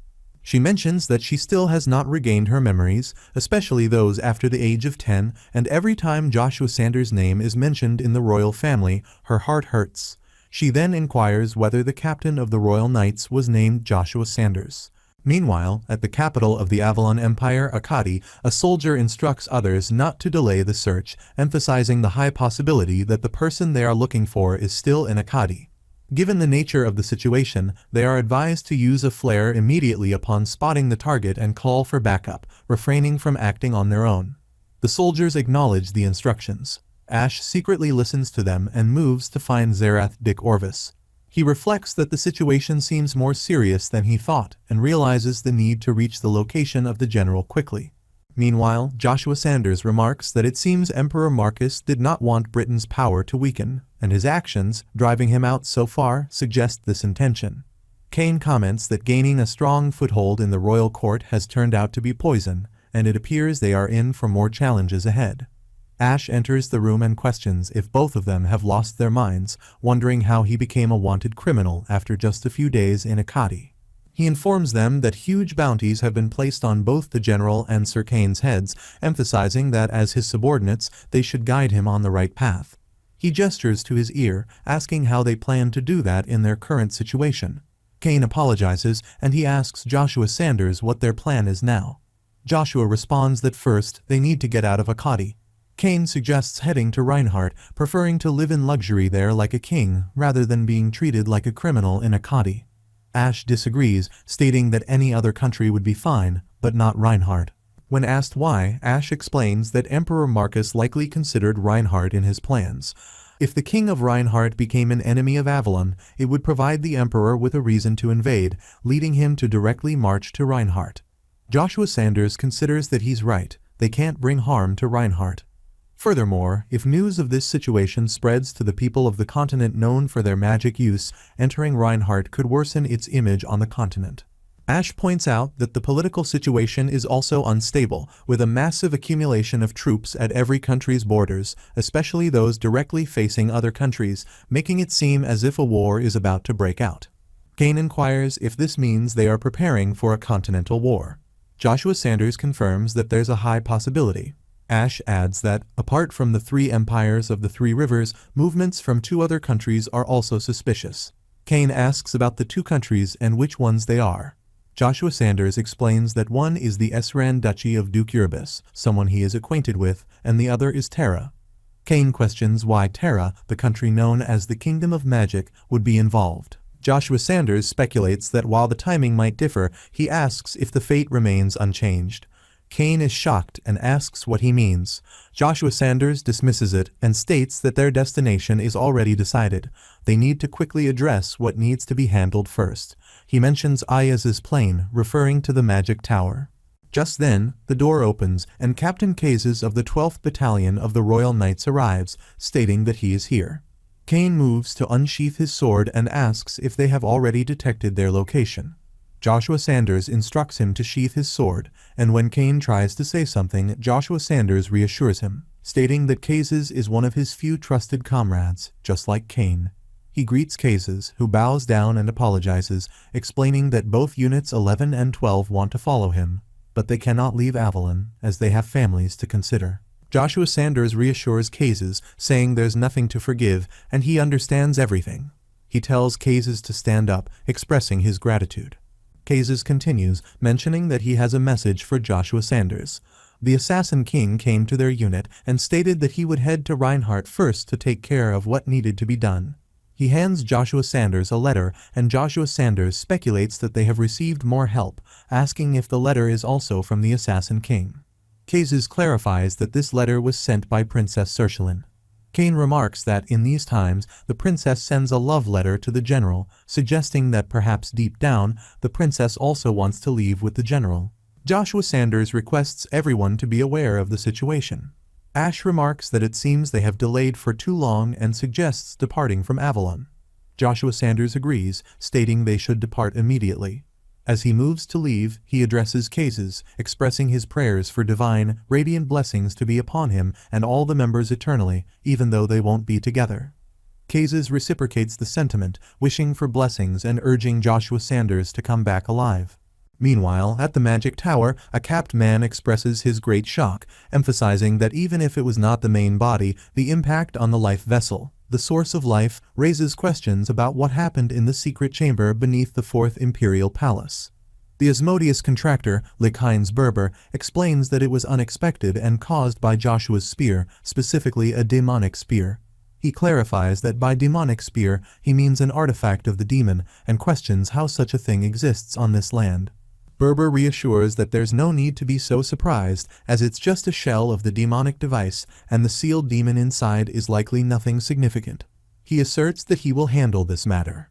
More importantly, he mentions detecting the movement of the black dragon Krevas.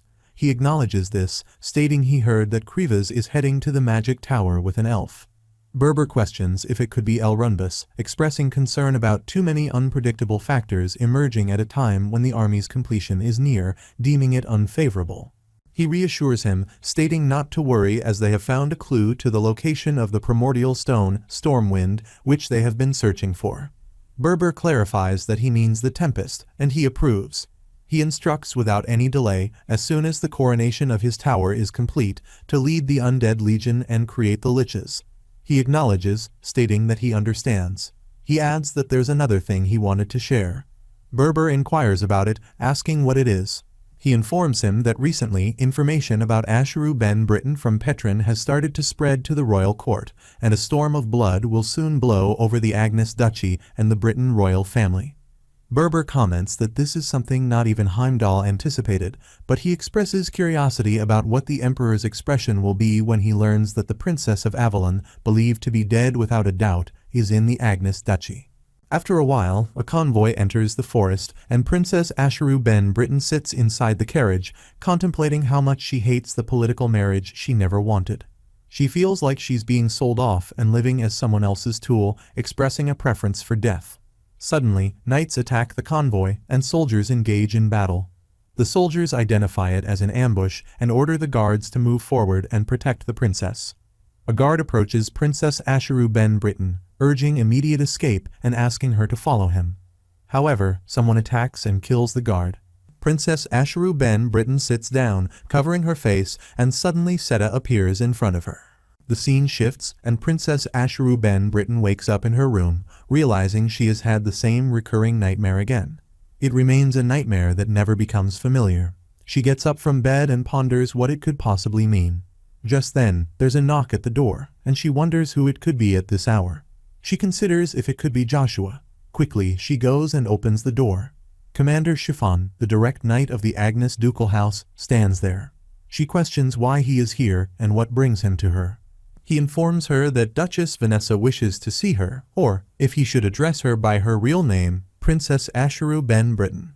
Meanwhile, in the tower, people congratulate Evergrant on becoming the new Tower Lord, expressing wishes for the light of truth to shine brightly upon their new lord. Evergrant sincerely thanks everyone for welcoming him, acknowledging that he has carried the burden of the tower for so long. He declares their intention to cleanse all the stagnant water of Ian Turn Murray and break free from the barren plains of the Ayas Plateau. He envisions transforming the entire continent into a world solely for magicians, more magnificent and splendid than the Hollow Terra. Evergrant proclaims the founding of a magic empire across the continent under the name of the new 9 stars, Evergrant Con Asphalt. The people shout, "Live long the first 8th class Grand Mage," and express their admiration for the hero of the tower, Evergrant, one of the 9 stars. Evergrant reflects that it's now time to select a lick from among those magicians to lead the Undead Legion, forming a legion more formidable than any army. 7 magicians, left Scorpino of the Void, hold a magic ball and discuss the situation. He mentions that it seems Seta and that mercenary mage have slipped through their fingers, and they request permission to handle it themselves. After a while, Joshua Sanders, Kane, and Ash arrive at Aya's Plateau. The guard at the portal gate asks them what brings them to Aya's Plateau and requests a badge proving their identity. Kane pretends to search for something in his pocket and asks where he put that thing.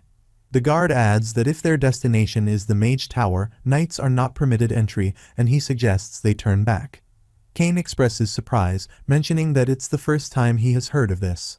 The guard explains that these are internal directives for the time being, and he asks for their understanding. Ash objects, calling it an abuse of power and stating that there's a limit to everything. Kane agrees, expressing frustration with the magician's arrogance. The guard questions the concept of arrogance and insists that, regardless of their identity, they are not allowed in, so they should turn back. Joshua Sanders intervenes, revealing that he has come in pursuit of becoming a magician. He expresses disbelief, questioning how someone with a robust physique like his can practice magic. Joshua Sanders challenges him, asking if he doesn't believe it and stating that he will prove it. He demonstrates his magma magic, causing fire to come out from his hand. He comments on the tremendous power displayed. The other guard intervenes, urging them to stop, as they risk setting the forest on fire. Kane expresses doubt, stating that Joshua Sanders is not just a complete fraud at this rate. Ash adds that he seemed suspicious from the start. Joshua Sanders clarifies that the magic he used is not a fireball, but a firewall. The guard questions if the firewall is not a fourth-class fire elemental magic, and if it was possible with just the incantation, indicating that it means Joshua Sanders is at least a fifth-circle magician. The other guard cautions against being fooled, explaining that the mana holes used by knights go through a refinement process with the mana cultivation techniques held by each house.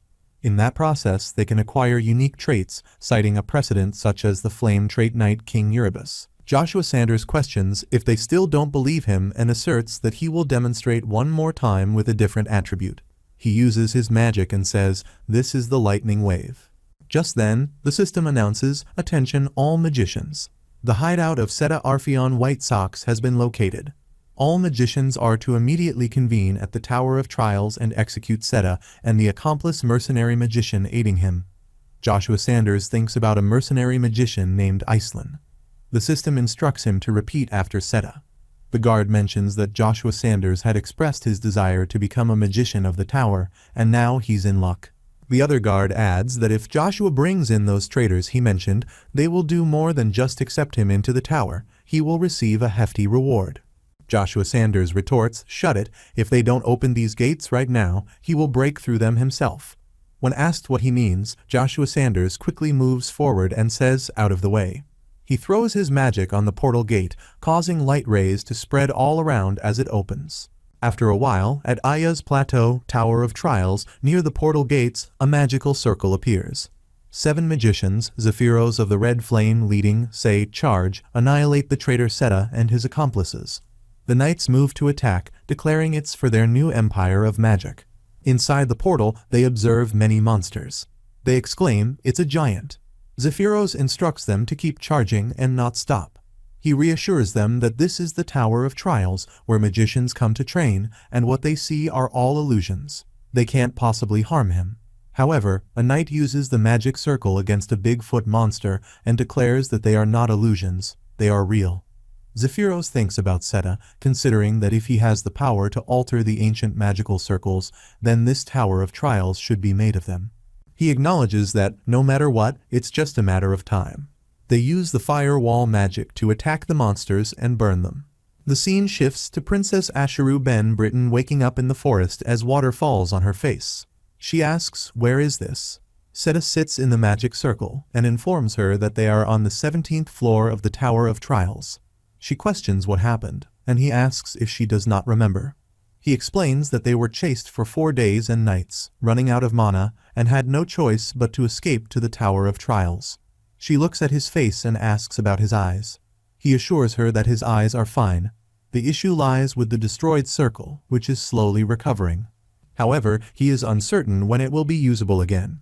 He advises her to focus on recovering, mentioning that he is not sure if the tower's magicians have cast a magic interference barrier, but teleportation and communication are blocked, making it no different from being trapped there. She inquires if this means it's impossible to escape from the tower and suggests they have to fight and hold on until reinforcements arrive. Seta makes a magical star with his hands and reassures her, saying, "Don't worry, this tower is not something he can easily climb. It's not called the Tower of Trials for nothing." He explains that it's a tower created using ancient magical formations that no longer exist, used by magicians for training. While the tower is activated, various trials on each floor await the visitors, and the higher they go, the stronger the monsters and traps become. He states that they just have to keep avoiding them, moving up one floor at a time until the tower's magicians give up. She mentions that she heard that all these trials are just illusions. He informs her that not anymore. He made them as tangible as real ones. She asks if he modified the ancient magical formations by himself. He confirms that yes, he learned quite a bit since he is the administrator here. Although once it's activated, it goes beyond his control, which is a headache. With this, it's either them or them. She feels a vibration and asks about this vibration, noting that they seem to have followed them down here already. He inquires if they are truly one of the 7 magicians like him, stating that they are faster than he thought. and suggests they start moving. He mentions that now the only hope left is the reinforcements he mentioned. He believes they are an army capable of confronting the magic tower. She corrects him, stating that it's not an army. The reinforcement is just one person. He questions how a single person can possibly deal with so many magicians. She excitedly says if it's Joshua, it's possible if it's Joshua, one of the very best on the continent. He wonders if she is also from the Shua Shua Club, a fan club for Joshua that the female magicians created, and thinks his grave is going to be here. Meanwhile, the lizard monsters move to attack, but Zephyros uses the firewall magic to explode them. He comments that it's indeed the 7 magicians, and even if the monsters are real, they can't stop them. Let's catch up with the traitors this way, he suggests. Zephyros states that the day to realize the tower's dream is not far, and with the 7 magicians and Lord Evergrant, they will surely establish the true magic empire. Scorpino suggests going straight to the next floor. Zephyros mentions that Seta, always resorting to tricks, and reaching class 7 means nothing. Suddenly, an explosion occurs, and the soldiers run from there to save lives, asking what's happening. A soldier explains that it's an ambush. The follow-up forces are hit. They are warned to be careful, as it's that damned knight, the Avalon's spear. The soldiers run from there. Scorpino asks if it's the knight of Avalon's spear. Zephyros says there should be only one. Joshua Sanders arrives and asks if the 2 are the commanders there. He offers them a chance to retreat now, assuring him that he will allow them to leave alive and cease pursuing Seta and Iceland. Zephyros uses his magic to attack, stating not to interfere with the tower's affairs. He expresses his intention to take this opportunity for revenge on Jack. Using the fire cannon to attack, Zephyros finds his attack blocked by Joshua Sanders, who wields a spear. Puzzled, Zephyros asks, "What is this?" Scorpino attempts to attack, but Joshua Sanders successfully stops his assault. He contemplates the spear, wondering if it's an artifact embedded with magic. However, he has never seen such a spell among the pyrokinetic ones. He questions if it is an ancient artifact. Some soldiers approach Joshua Sanders from behind, instructing him to unleash the Grand Cooperative Magic Circle to restrain the movements of that damned knight. Zephyros suggests to Scorpino that they recite their spells too, and send that guy flying with one strike. They begin reciting their spells, mentioning the dawn that brightens the morning and the moonlight that illuminates the night. Zephyros continues with the energy of the night sky's moon, asking it to become the ruby flame that turns everything to ash. Joshua Sanders swiftly moves and stands between them, pretending to yawn. He comments that their magicians are not suited for such battles, questioning who would be foolish enough to wait until a magician completes their casting. They are shocked to see him there, and Scorpino asks when he will come. Zephyros questions if he still thinks a magician is weak in close combat. Joshua Sanders attacks both of them, throwing them away. He mentions the spell armed with the 6th stage of spear art, the Wind of the War Divine. The Wind of the War's divine magic spell creates a storm, and soldiers start flying with the wind. Princess Ashru Ben Britain hugs Seta and asks why they are shaking the whole tower like this. She mentions that it seems they are intent on catching up with them, and she wonders if they can hold out until Joshua arrives. Seta reassures her that they can hold out. He explains that, except for him, the magicians were only interested in expanding their circles, and they haven't even come close to the trial tower, so they definitely won't easily conquer it. She understands and mentions that they won't be able to easily decipher the magic of ancient people as she can. Seta clarifies that the tower was not made by humans, it was made by dragons, and they set the rules of the tower. He adds that the trial tower gives a special reward each time he clears a floor. She wonders why they haven't received any rewards for clearing the tower so far. Seta explains that it's because she is with him, and the tower recognizes the subject. He mentions that it doesn't grant rewards repetitively to a subject who has already cleared a floor, and since he has set the trial tower record up to the 37th floor, there won't be any rewards for clearing any lower floors. She then asks about the reward given to the one who clears the final floor, expressing that it doesn't seem like it would be a normal reward. He mentions that he is not either, but according to what he heard from the Tower Lord, his grandfather, all truth, including the secrets of the tower, is hidden on the top floor of the tower. She asks if it is true. He moves to open the door and mentions that he does not believe it, but that's the legend that has been passed down. Next is the 30th floor, and the difficulty is going to spike, so he advises her to brace herself. They enter a new floor and move forward. She comments that it feels like some kind of hell and says it's creepy. He asks if this is strange and mentions that the 30th floor he knew was not like this, and he did not mess with any system that could change the environment. He wonders what on earth is happening. They are shocked to see Ash fighting with Berber. Ash asks if it is really him doing this and trying to annihilate their elf race. He demands an answer. Berber says that even if he told him the truth, there's nothing he could do but go back before he ends up killing him. He reflects that about a century ago, humans and elves lived together. However, as time passed, elves gradually lost their place in human society. Eventually, to guard their home and their people, elves hid from human eyes, fleeing to the farthest reaches of the continent. He considers the place, known only to elves, as the source of their life and all life since the beginning of time. It was where the world tree Yggdrasil hid, and they built a barrier so humans could not find them.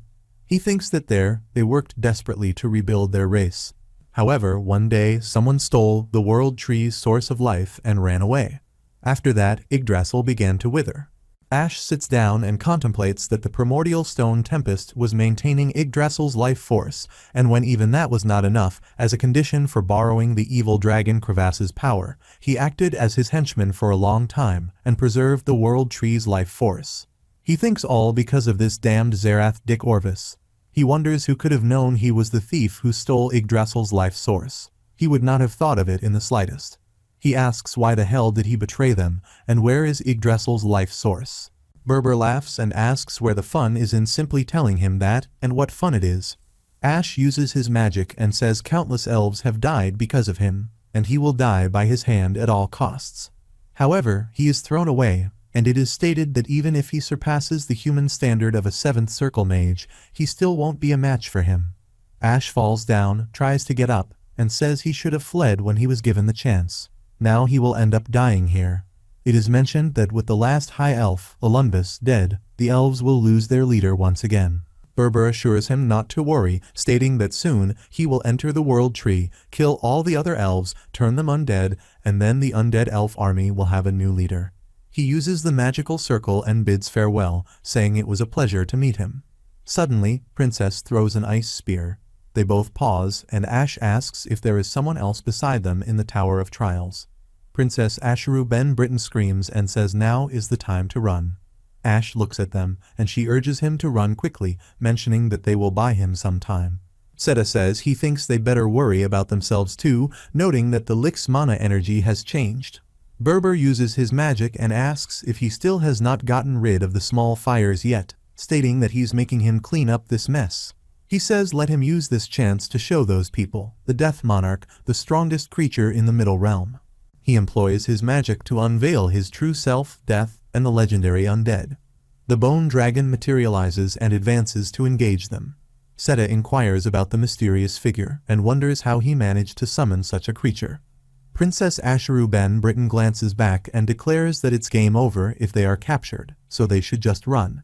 The bone dragon pursues them, prompting Seta to turn and approach the stranger, questioning his actions. He responds, asking if she doesn't see the danger, and asserts that they cannot outrun a dark entity like that. He plans to lure the creature away, advising them to escape to a distant location. Activating the twin cyclone power, he confronts the dragon. The creature howls and obliterates his cyclone.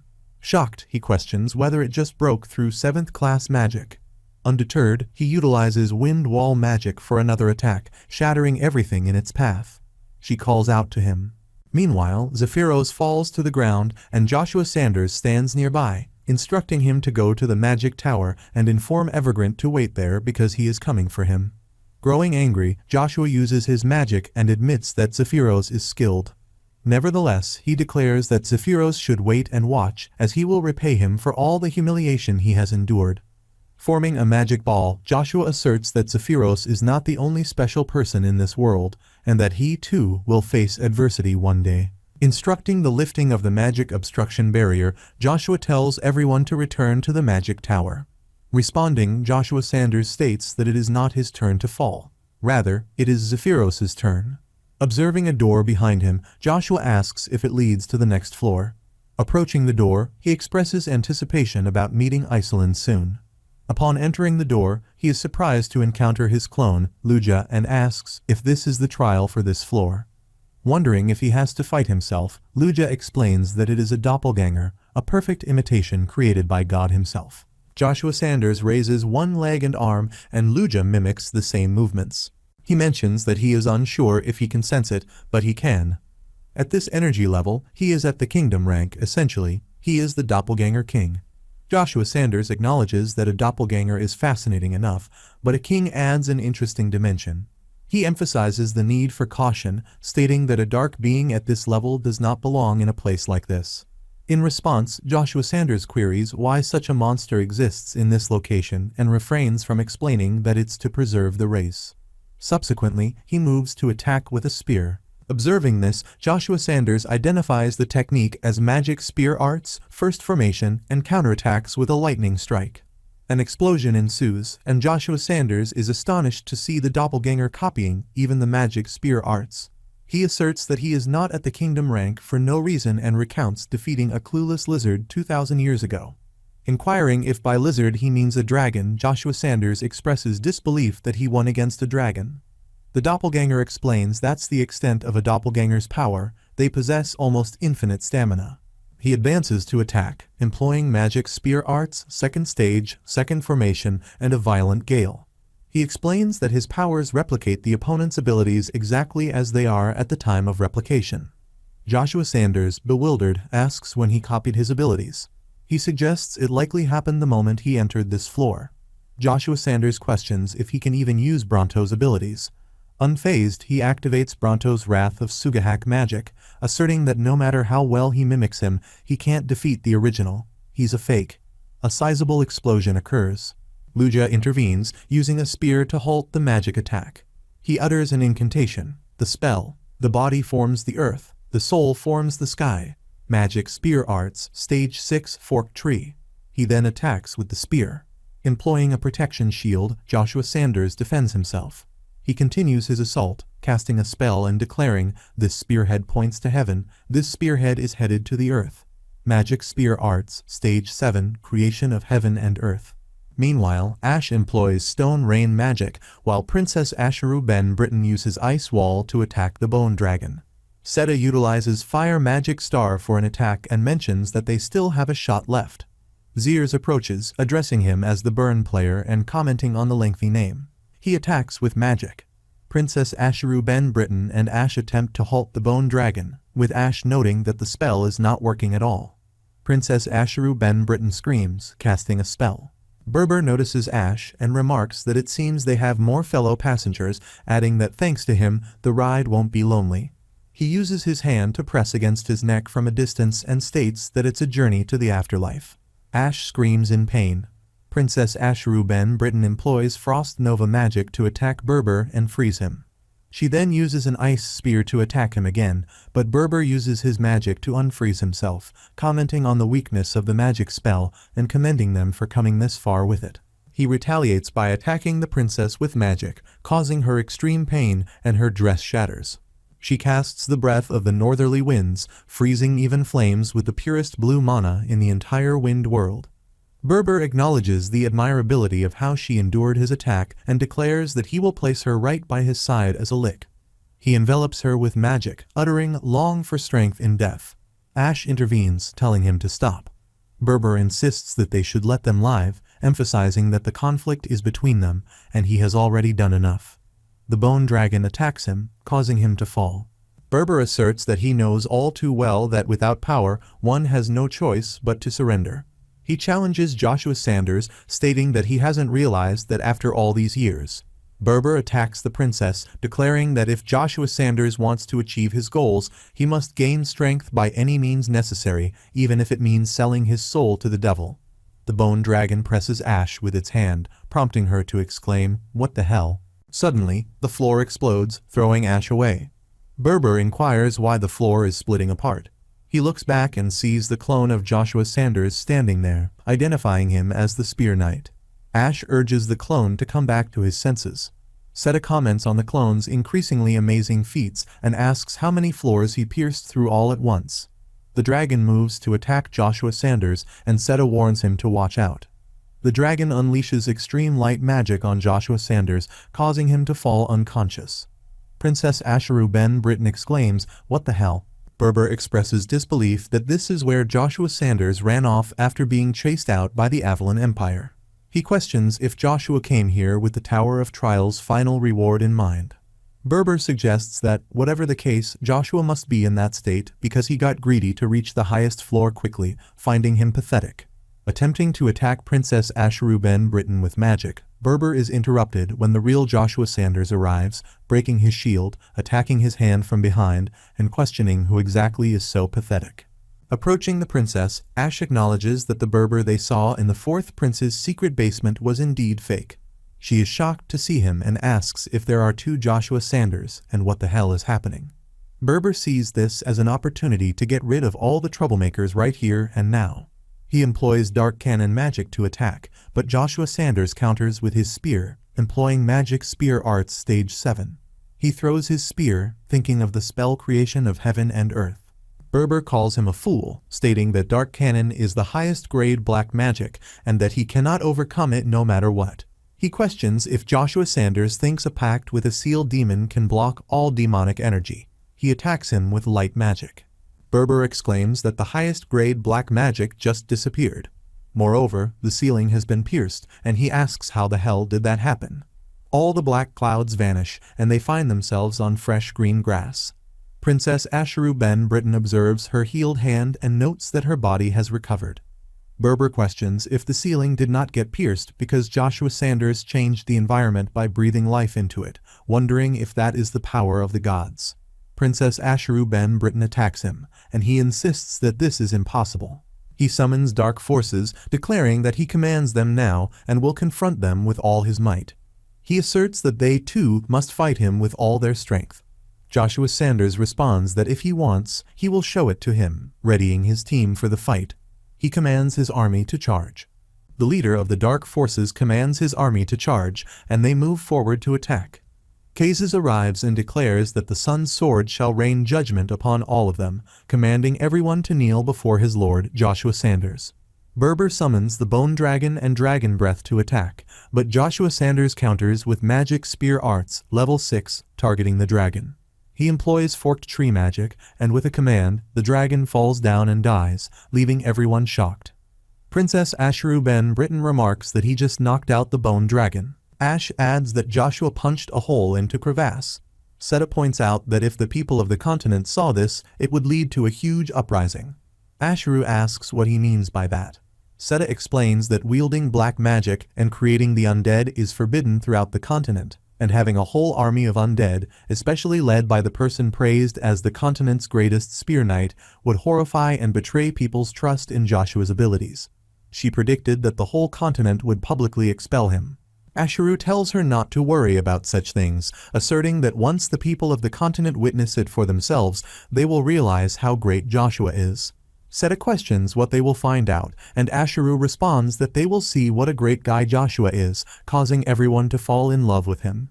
He suggests making her admiration for Joshua less obvious, to which she agrees before she disappears. Ash declares an end to the small talk and urges everyone to focus. He points out that he doesn't know what magic he is using, but their master keeps landing decisive blows on Zaraph and quickly recovers, making it seem like he's immortal. He mentions that he is no different from his undead army. Kazes employs his magic to attack the knights and reflects on how, although they might not be death knights like him, their resurrection speed is exceptionally quick. However, he is not displaying any signs of exhaustion. The knights prepare to attack, but Kazes stops their assault with his sword. He notes that the undead army, initially dashing in recklessly, is now in formation, being commanded by someone else. This doesn't seem like Lord Joshua's doing, and there is likely another lick involved. Kazes realizes that if he keeps taking hits like this, he will eventually lose. He uses an ice wall to protect himself. Seta points out that a lick's weak point is its source of life, the life vessel.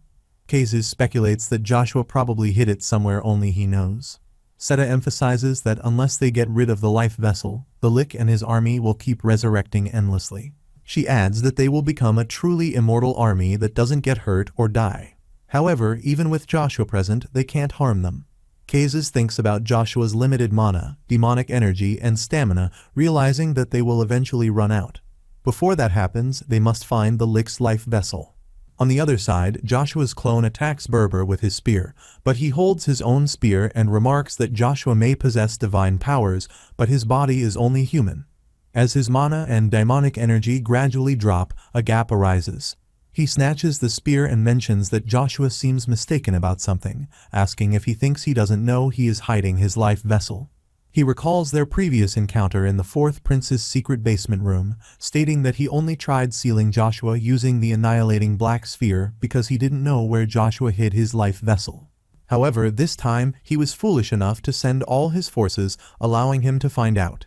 He questions if he kept attacking despite knowing all that. He confirms, explaining that he was buying time to find his life vessel and, more precisely, locating the Lich who's hiding it. Observing a soul with a life vessel, Joshua identifies Zelen. Berber screams and instructs Zelen to run.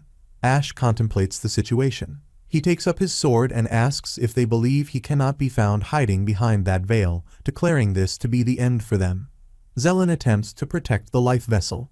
He states that he is going to cut down the opponent all at once.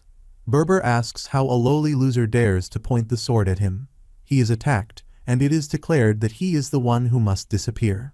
Joshua employs magic spear arts, specifically level 5, 4th form, and a true lightning strike to attack the life vessel ball, stating it is too late. His life vessel is screamed, and he falls, transforming into ash. Joshua Sanders declares that it's over. He states that this can't be. He held the power to end the empire in his hands, yet. Joshua Sanders places his foot on him and remarks, "They say trees are unsparingly generous toward humans." He acknowledges that humans cut down countless trees and burn forests for their self-interest. However, irrespective of that, trees provide them with fruit, shade for comfortable rest, and even fresh air, albeit now for someone else, but for those who harm them.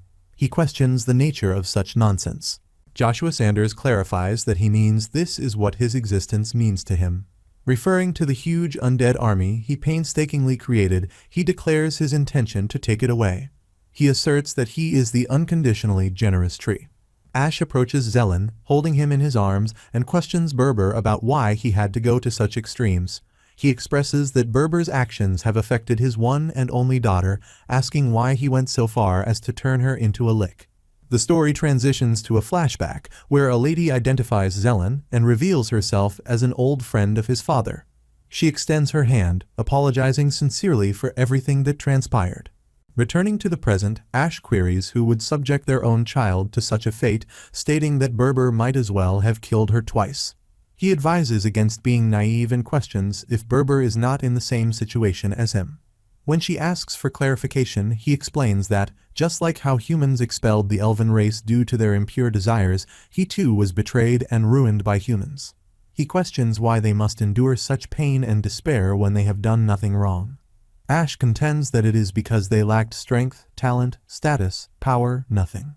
He reveals his longing for absolute power that no one could surpass, an army capable of annihilating the entire empire, and a loyal army solely dedicated to him, not the humans. He asserts that Zelen understood him, expressing that the child also desired to be a part of his family. Ash explains that Berber needed Yggdrasil's life source for a specific purpose to use it in creating an immortal army. Berber acknowledges this, confirming that it was a method to easily attain great strength and establish a contract with the greatest supreme demon possessing the most evil of powers. He explains that, as a genius mage, even if he were to offer his soul, he could not guarantee the appearance of a top-level demon for a contract unless he had a sacrifice that they would covet. Ash reflects on Berber's actions, stating that he has truly been blinded by revenge, betraying those who cared about him and subjecting his child to suffering. He questions whether he thinks this is the right course of action. Berber responds, recalling that he once mentioned that creating a union of the elven race is his dream. He questions whether it would be possible as long as humans exist. Joshua Sanders responds that it's not exactly impossible. After all, there are people who realize their wrongdoings and restore the forests as well. The entire body of Berber transforms into dust, leaving only eyes behind. He asks if that is true, asserting that humans do not change. They get consumed by desire, coveting, and destroying everything. He claims that those who carry the same will as him are countless, especially if it's that guy. Before completing his sentence, he turns into dust and completely disappears, finally bringing an end to Berber's long life. However, instead of the thrill of successful revenge, Baraburu leaves Joshua with a sense of unease. Seta declares that he can't continue, feeling too exhausted. The bone dragon launches an attack on them. Princess Asheru Ben Britain encourages him not to give up, insisting that he must hang in there and wake up. Seta expresses his frustration, stating that merely hanging in there is not enough. He mentions the bone dragon respawning, emphasizing that unless the Lick's life vessel is eliminated, there's no chance of winning. Joshua Sanders arrives and commands everyone to stop. He declares this as his command for Berbers's undead army, instructing them to obey him and kneel before him. The entire undead army complies, bowing down in front of him. He directs the bone dragon to come to him. Seta witnesses this and considers it impossible as Joshua Sanders successfully subdues the enormous bone dragon. The bone dragon approaches Joshua Sanders and the undead army begins to transform into dust. Joshua Sanders collects their dust with his hand, leaving everyone shocked. Joshua Sanders reflects on the unexpected and anticlimactic end to Zeraf, expressing regret over losing such a devoted subordinate. Princess Asheru Ben Britain inquires about message magic and questions if there is someone else present. Joshua Sanders reveals that it's Asmodeus. She asks by Asmodeus, meaning the top-level demon with whom the Lick had signed a contract before. Asmodeus arrives and states that even if it is like this, it is nice to see him again. He informs him that when he showed up, he felt like dancing. Seta looks at him and thinks it's really him. He looks exactly like the Asmodeus he has only ever heard about, and he just shows up in the middle realm out of the blue. He asks what is his motive. He states that ever since the sudden disappearance of the demon god, the 8 demon kings with the powers of sin have battled endlessly for the demon god's seat. He mentions that he was desperately hoping someone would break the tenuous balance they had formed. Of course, it would not be easy. After all, breaking the balance would take someone with power at least equal to theirs. Deep down, he hoped he was that someone. He explains that he descended into the middle realm to regain his lost glory, despite the risks. Amidst all that, he showed up like a miracle before him. He mentions that with the power he knows he possesses, he can break the demon realm's balance and create upheaval anew. He adds that it's a shame he does not have to do it himself. Ash wonders if the Master is on the same level as the 8 demon kings, and if achieving such a level is even possible with human abilities. He considers the possibility of an archangel reincarnating as a human. Joshua Sanders inquires if the reason for Asmodeus's appearance is to restore his former glory. He questions how he can believe that and whether Asmodeus is not the covetous demon of greed. He asks why Asmodeus doesn't reveal the true purpose of his appearance. Asmodeus responds that if Joshua is so curious, he should come find him. He mentions that he will be waiting on the hill where the black moon rises. Asmodeus describes the light that once shone the brightest of all and the sole existence of darkness. The princess contemplates both light and soul darkness. Asmodeus uses his magic and declares that it is his last gift to Joshua, eagerly awaiting their next meeting. Joshua Sanders observes the magical circle and questions if it's the Seal of Covenants. Seta also asks about the Seal of Covenants and whether it's not what demons use to form contracts with humans. He wonders what Asmodeus is scheming if he plans to sign that Spear Knight to another demon. Ash remarks that he is not sure, but he believes nothing good will come out of forming a contract with a demon. Joshua Sanders moves forward and Ash calls out to him, asking what he is doing. He states that there's no telling what kind of demons will show up to bind him to a contract. He advises to come back, as it's too dangerous. Joshua Sanders goes and stands between magical circles, asserting that he does not care. He claims that whoever shows up will become the prey, not him. He adds that even if one of the 8 demon kings appears, he will still accept the contract. By standing in the magical circle, an explosion occurs, shocking everyone. Ash comments that at this rate, if a demon king actually descends here, the entire middle realm will turn into hell. He urges him to stop this now. Joshua Sanders asks if he is here.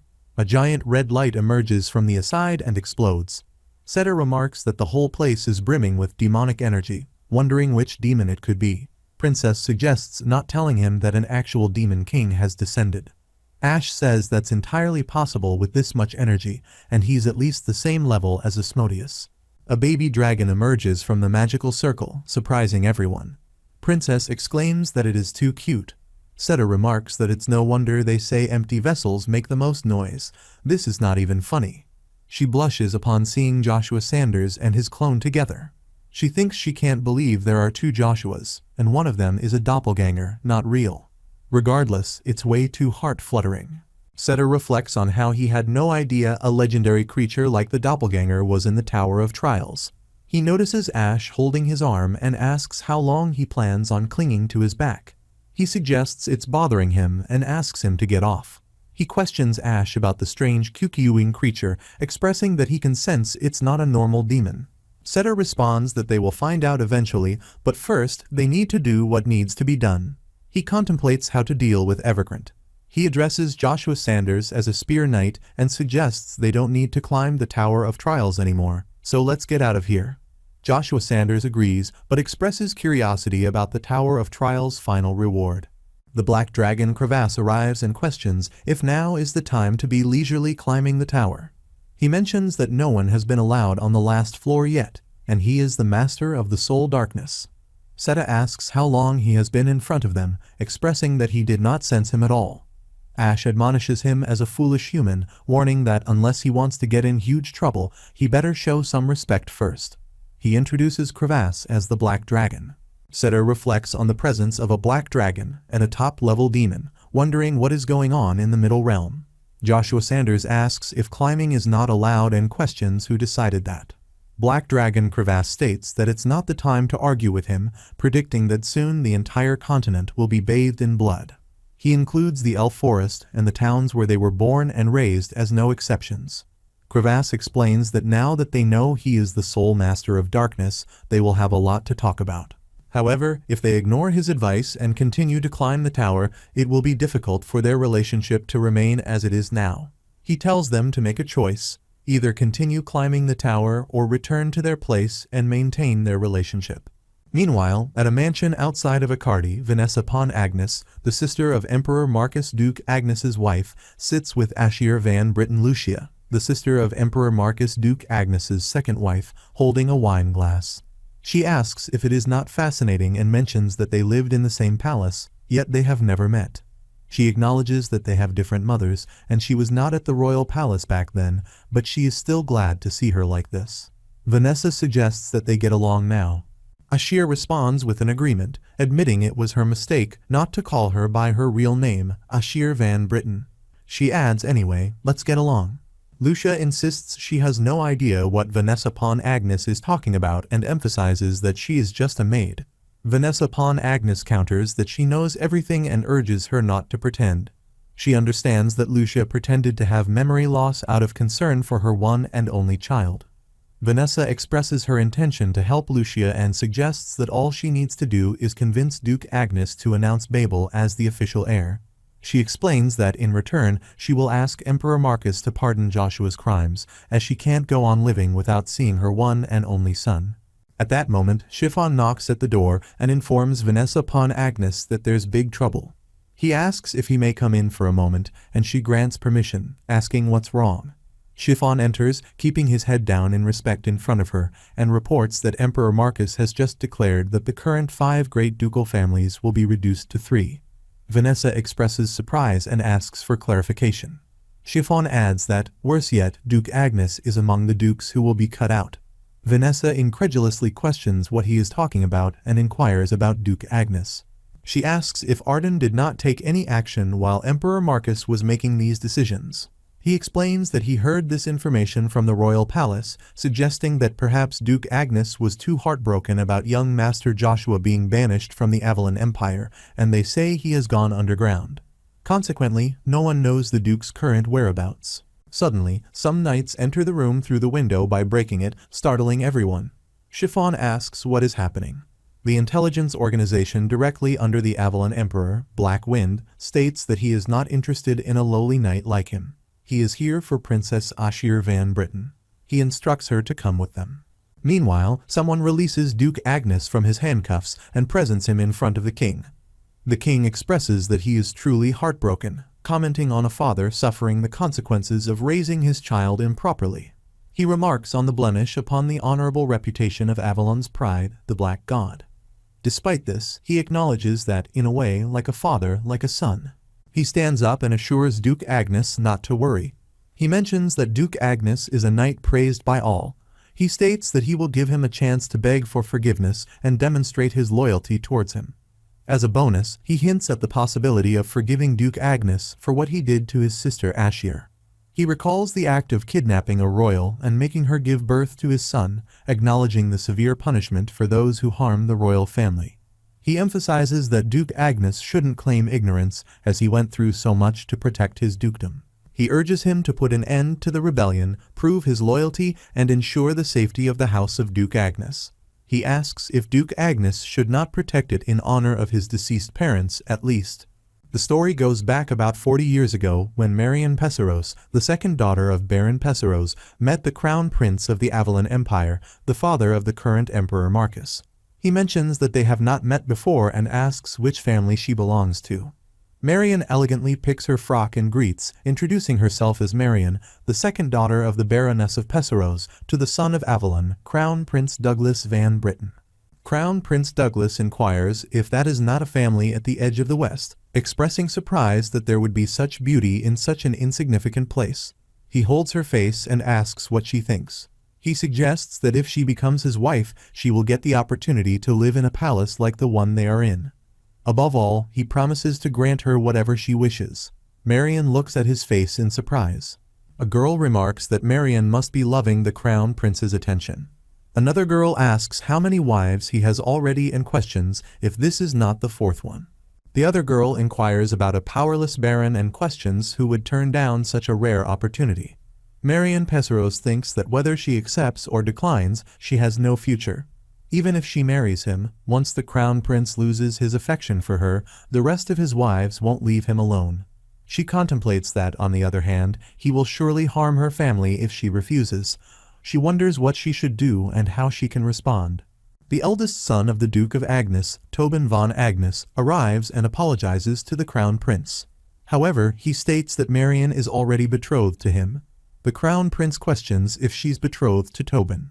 Tobin von Agnes confirms it, explaining that Marion grew up with him and understands him better than anyone else.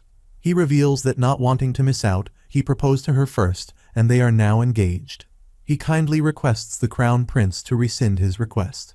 After that, he reflects that time passes, buds sprout, leaves fall, and the warmth of spring arrives again. Eventually, Marion Pesseros gives birth to a boy. Tobin von Agnes stands nearby, holding the child, and commends her, expressing his gratitude. He remarks on their healthy son. She mentions that he looks just like Tobin and predicts he will be quite the ladies' man when he grows up. Tobin asks if she has a name in mind for their child.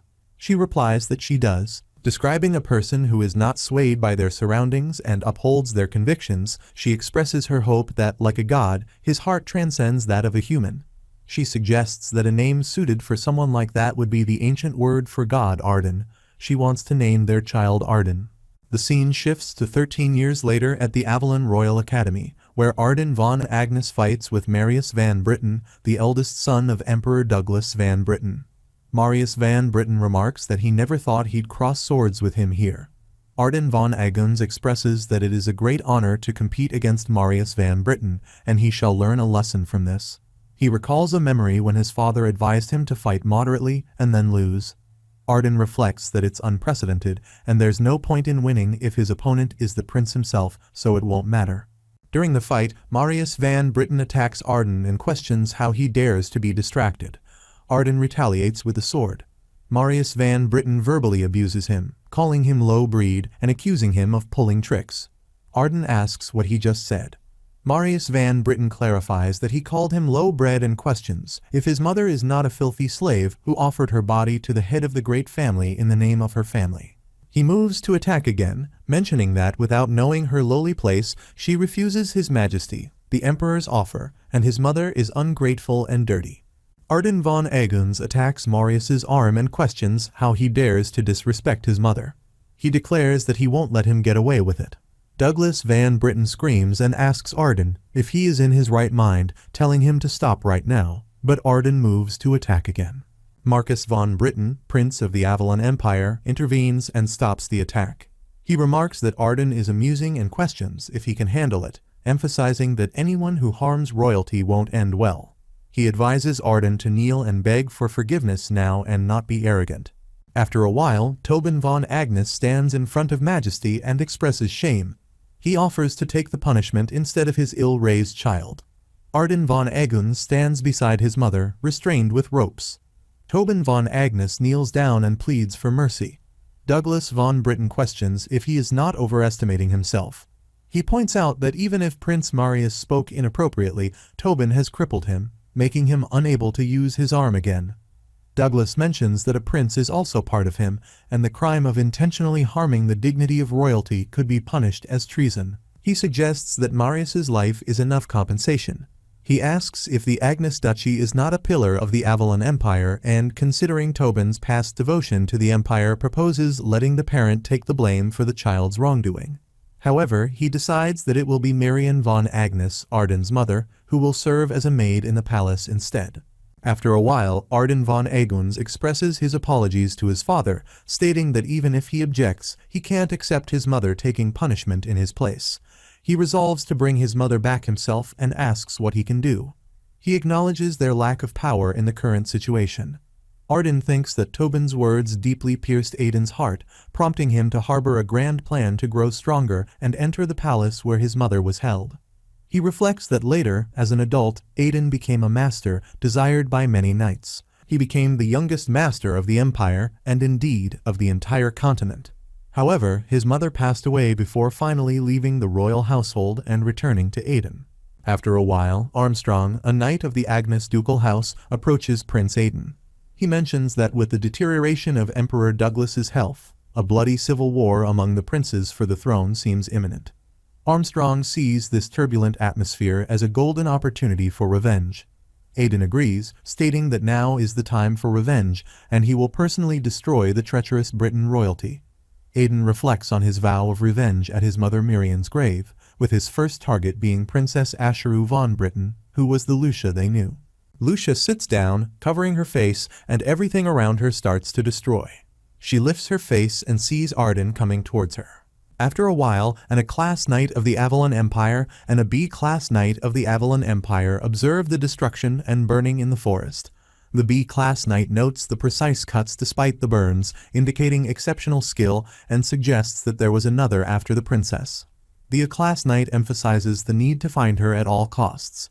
After a while at the mansion, the princess wakes up and calls for help. She looks around and asks where she is. Arden stands near a window and comments on the peculiarity that he initially did not recognize her. He notes that her blue hair is uncharacteristic of the Britons, but the blood flowing in her veins remains unchanged. The princess asks what he means by Britain, where she is, and how she remembers. She recalls some knights coming to attack her and being saved by someone. She looks at Arden and identifies him as the one who saved her from that monster. After a while, a doctor checks her eyes and suggests that she seems to have suffered a great mental shock. Witnessing her first murder might have caused her to lose her memory. Armstrong expresses concern about the seriousness of her condition if she can't even remember who she is. Arden reassures them, stating that her Briton bloodline remains, ensuring her worth. He instructs Armstrong to go to the royal court and keep a close watch. By now, Prince Marius' failure to expand his forces due to the thwarted political marriage should be apparent, so they need to observe how the prince's power struggle unfolds. Armstrong agrees to follow his command. Armstrong takes his horse and starts his journey. Meanwhile, an A-class knight and a B-class knight hide behind a tree, observing him. The scene shifts to night when the princess sits in her room and expresses her inability to recall anything, not even her name or who she is. Just then, someone calls her from outside the room. She asks who he is. The B-class knight opens the door, stating that he has been looking for her for a while and assures her not to worry as he will take care of her now. She gets scared and tells him not to come any closer. He reassures her, saying it's okay and that he is there to help her. However, she recalls a bad memory, screams, and expresses her fear of dying. The B-class knight moves forward and quickly covers her face. He shows her a dagger, telling her to wake up, as making noise won't do any good. He urges her, for everyone's sake, to disappear quietly from there. He moves the dagger near her eyes, but Arden arrives, holds his hand, and questions which prince sent him. Arden asserts that it can't be the first one. He asks why someone like him, a well-known figure, is doing this, and if he is trying to get involved in the prince's struggle. And a class knight comes to attack Arden, claiming that the princess has been abandoned and all the other princes wish for her death. He states that if Arden is trying to help the first prince, he has chosen the wrong side. Arden retaliates, attacking both of them and engaging in a fight. He manages to kill both of them and reflects that, apart from those two, it does not seem like anyone else is following. Considering the current situation, it appears that the other princes have unexpectedly joined forces to eliminate the first prince, Marius. Arden contemplates that if Marius dies, not only his close associates but also Princess Ashiru, born from the same empress as Marius, will be targeted for elimination. He observes the princess falling unconscious and concludes that he can't keep such a risk factor with him any longer. Since the first princess is about to be eliminated, Arden decides it might be better to target another prince now. She cries and says she does not want to die, she wants to live. He looks at her and recalls a memory from his childhood when he told his mother that he would become a knight, an awesome knight who protects the helpless. She hugged him and expressed her gladness, stating that she was sure he would be a great knight, a knight with principles unshaken by his surroundings. He hits his sword on the floor and thinks that he doesn't believe he will ever become a knight like that. He sincerely apologizes to his mother. He reflects that the first prince, Marius, was murdered, just as Arden predicted, by the one who guarded his side and was the last in line. After a while at Emperor Marcus's, he states that this was when Emperor Marcus's bloody reign effectively began. Following that, Marcus eliminated every one of his competitors, including his brothers and all other relatives. He hunted down and purged all those who bore the blood of Britain. He mentions that when there was not a single one of his brothers left who bore the surname Britain, he was finally crowned the emperor. He adds that Ashir van Britten's whereabouts were forever forgotten. The scene shifts to Lucia standing wearing a servant dress, and Arden comes there. She congratulates young Master Arden for earning the title of the youngest superhuman. He sees his father and asks if he has been well. His father coughs and acknowledges his return, expressing gratitude. He mentions that thanks to Arden, the reputation of the house of Duke Agnes shines brighter every day, and then falls down from the chair. After a while, Tobin von Agnes lies on the bed and Arden sits nearby. A doctor stands there and mentions that he was only waiting for the day Arden would return. Tobin von Agnes hung in there with great difficulty, and it must be a shock to Arden, but he must brace himself. Tobin von Agnes hands a letter to Arden and instructs him to take it, as it's a letter from the royal family. Arden asks about the royal family. Tobin von Agnes explains that indeed, they are holding a coronation ceremony for the new emperor soon, and they also want to plan an arranged marriage with them. He acknowledges that he knows what Arden is thinking, but emphasizes that the path of his life lies in the family's survival. Even if the royal family's bloody war with each other has weakened them, they still don't have the strength to defeat them. He says Tobin was well aware that Arden was plotting revenge against the royal family. However, even if the battles between the princes had weakened the emperor's power, Duke Agnes was nowhere near powerful enough to defy royal authority. He adds that Arden was well aware of this and relentlessly worked toward gaining power. With martial abilities strong enough to earn him the nickname of the unofficial superhuman, Marcus's strength was beyond Arden's imagination. He mentions that it was way too premature for him to have thought this was the chance for revenge. He asserts that now is the time to bend and grow the family's power and influence, gather people who will help him, and achieve even greater feats than he has so far. He encourages Arden to make the people honor him as a hero, like Avalon's once great former king of the kingdom of Asgard. Arden cries and mentions that Emperor Marcus was well aware of the fact that Duke Agnes was always looking for the chance to revolt against him. He could have had the entire house of Duke Agnes annihilated, but as the days passed, Arden's feats made him a paragon for all knights. He came to be revered as a hero by the people. With royal authority on a rocky road at the time, eliminating the empire's hero would surely earn him the hatred of the people. He says Marcus decided to play it safe and proposed an arranged marriage so he could take over the house of Duke Agnes. Arden, too, had no other way to stop Emperor Marcus, and thus had to accept the arranged marriage until the day he completely crushed the royal Britain family. He mentions that time passed, and a child was born to Arden and Vanessa van Britten, who was married to him in an arranged marriage, and the child clearly was not Arden's. The scene shifts to a party where a yellow-haired man sees Arden von Agnes's wife, Vanessa von Agnes, Marcus van Britten's sister, with her child. He says he knew it the first time he saw young Master Babel. He will be a brave knight just like Duke Agnes, the great master of Avalon, and the house of Duke's future surely looks extremely bright. She agrees, saying he speaks so beautifully, and she thinks the same as well. When their son, Babel, takes over the reins of the house of Duke Agnes after Duke Agnes, the royal family will acknowledge them even more than now. He remarks that Arden stayed silent at Vanessa's words. Vanessa utilized Emperor Marcus's authority to fill the ranks of House Agnes with the Emperor's supporters. As a result, Arden had fewer and fewer allies within House Agnes. The scene shifts and Lucia approaches Arden, holding a tray of tea. She says, "Here's the tea," places the cup and pours the tea.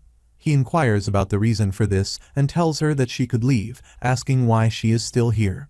She responds that she could not leave the man who saved her twice and run away alone. Now it's her turn to come to the rescue, and most of all, she loves that he calls her Lucia. He acknowledges this, expressing that he thought she would not like this name. He holds the cup and notes that the tea smells great. He explains that the only person able to comfort Arden was the blue-haired Briton, though no one considered Lucia a member of the royal Briton family. Consequently, Lucia became his rock in his lonely fight against the Briton crown. He adds sadly that Arden's feelings were not of love, but of loneliness and unease. The scene shifts as Armstrong quickly enters Duke Agnes's room and informs him that they are in trouble. Princess Lucia is pregnant.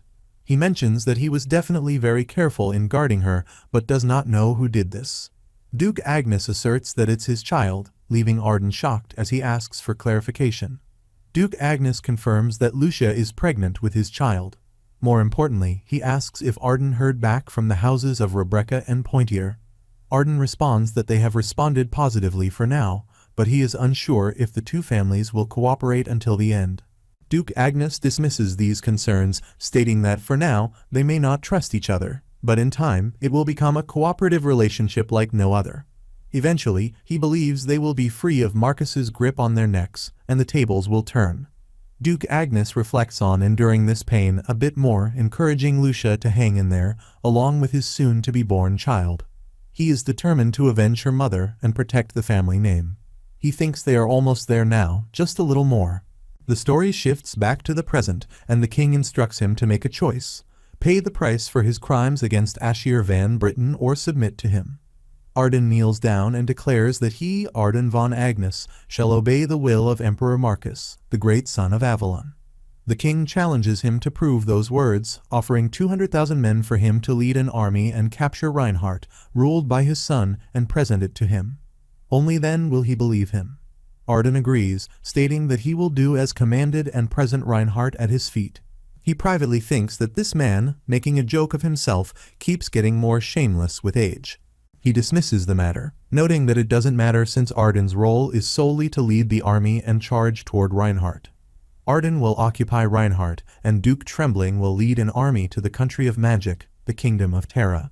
As soon as Terra and Reinhardt are conquered as planned, all of the Empire's forces will be consolidated in one place, the Crandon Great Plains, the border between the two nations. He states once Reinhardt is completely occupied, Arden will lead all his men to the Crandon Great Plains. Arden confirms his agreement with this plan.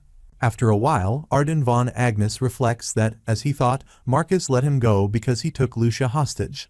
If he does not march on Reinhardt, Lucia will be in danger. However, if he marches his army into Reinhardt, a neutral territory, it will be the beginning of a continental war. It's an interesting trick by Marcus.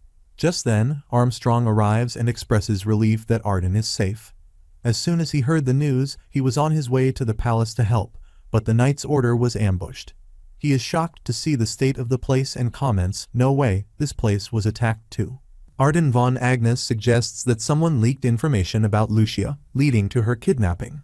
Armstrong inquires if everyone who knows about Lucia is dead, except for them. Arden responds that they don't have time to figure that out now. He believes it's time to go through with the plan they have been working on for so long. Armstrong questions if it's not too soon. Arden insists that's exactly why he thinks now is the perfect time. He informs all their allies that the location is the Crandon Great Plains. Just then, Cercerin van Britten, Avalon Empire's princess, arrives and suggests he should leave it at that, as his revolt will fail. Arden inquires about how far her mind sees. She responds that she cannot answer that question, But one thing is certain. In the future she saw that if he goes to the Crandon Great Plains, he will die. She requests that he be Joshua's protector for a little while longer until her memory is fully restored. For that reason, it would be better if he stopped the revolt. Arden remarks that she really does not know Emperor Marcus. He asserts that there's no turning back now, not for him and not for the Emperor. This is the only way for him, no, for them to live. Meanwhile, the king instructs Duke Tremblin to strike Terra before going to the magic tower and beheading the traitor Evergrant. He emphasizes that he allowed Evergrant to experiment with the undead, yet he betrayed the Empire and killed Jacqueline. He wants Duke Tremblin to set a clear example of the fate that awaits a traitor. Duke Tremblin asks for forgiveness, stating that, to his knowledge, Evergrant has already become the continent's first 8th class mage. At this point, it would be more of a burden, both in terms of time and strategy, to capture the magic tower than the kingdom of Terra. He adds that it could delay their meeting with Duke Agnes at the Great Crandon Plains. He reassures him, stating that the Great Crandon Plains are merely bait to lure Arden in. He has given Arden the chance to stop hesitating. The king asserts that the moment Arden concentrates all his forces on the Great Crandon Plains, he will be in for a big surprise. Duke Tremblin admits with all due respect that his lacking mind does not understand what the king means. He remarks on the ridiculousness of politics, stating that even in politics, there are too many old foxes who don't do as they are supposed to. He assumes Arden is trying to mimic Rigvida's retreat right now. He explains that before the founding of the current Avalon Empire, the kingdom that enjoyed the height of power in history was the Asgard Kingdom. He mentions Asgard's last king, Kunir, who had a long-time friend known as the kingdom's mightiest swordsman of that era, Rigvida. Similar to Arden today, Rigvida was the most feared being amongst his enemies and was hailed as a hero by his allies. However, Rigvida suddenly retreated from his path to write the history of his conquests. He destroyed the Avalon Kingdom with his own hands, killed King Kunir, and built the Avalon Empire of today. Rigvida's retreat successfully ended in a coup d'état. He reflects on Arden being a terrifying individual, driven solely by vengeance for his mother, and keeping a dark truth inside himself for decades. He predicts that if Arden gets his revenge in the form of a historical revolution, he will be hailed as a hero and may even become an emperor, just as Rigvida had done in the past. However, he emphasizes that history won't repeat itself. That time has already passed. He declares that he will prove in the morning that the name of Agnes can never surpass Britain. After a while at the Magic Tower Master announces that the door to a new world, where the Magic Tower will rule the entire continent, is now wide open. In the approaching continental war, victory shall be theirs. Scorpino arrives and requests them to wait. He inquires about the situation, and Scorpino explains that they failed to eliminate Seta because of the sudden appearance of that spear knight from Avalon. He is asked if Joshua has arrived, and Scorpino replies that if given one more chance, he will lead the mages again. Moving away, he dismisses the idea, stating that Joshua, who defeated one of the 7 magicians at the age of 10, is no match for him. He employs his magic and states that they have someone reliable in the Tower of Trials, so they will probably take care of it. They have other things to do now. He opens a portal gate and announces that he has found the Forest of Elves. The 3,000 mages currently assembled here will go there with him. He declares that they will retrieve the primordial stone, Stormwind, which sustains the world tree Yggdrasil. He will stay here on standby in case something happens and will heal the injured mages. Scorpino agrees and reflects that the thing the elves call Tempest is the primordial stone. He moves toward the gate, waves to the people, and declares that the gates have opened. He urges everyone to take over the legendary world tree Yggdrasil and receive the blessing of mana to begin a new era of magic. He enters the portal. After a while, at the Forest of Elves world tree Yggdrasil, a stone starts cracking. Miss Freya asks why Tempest is jolting so unstably and what it is reacting to.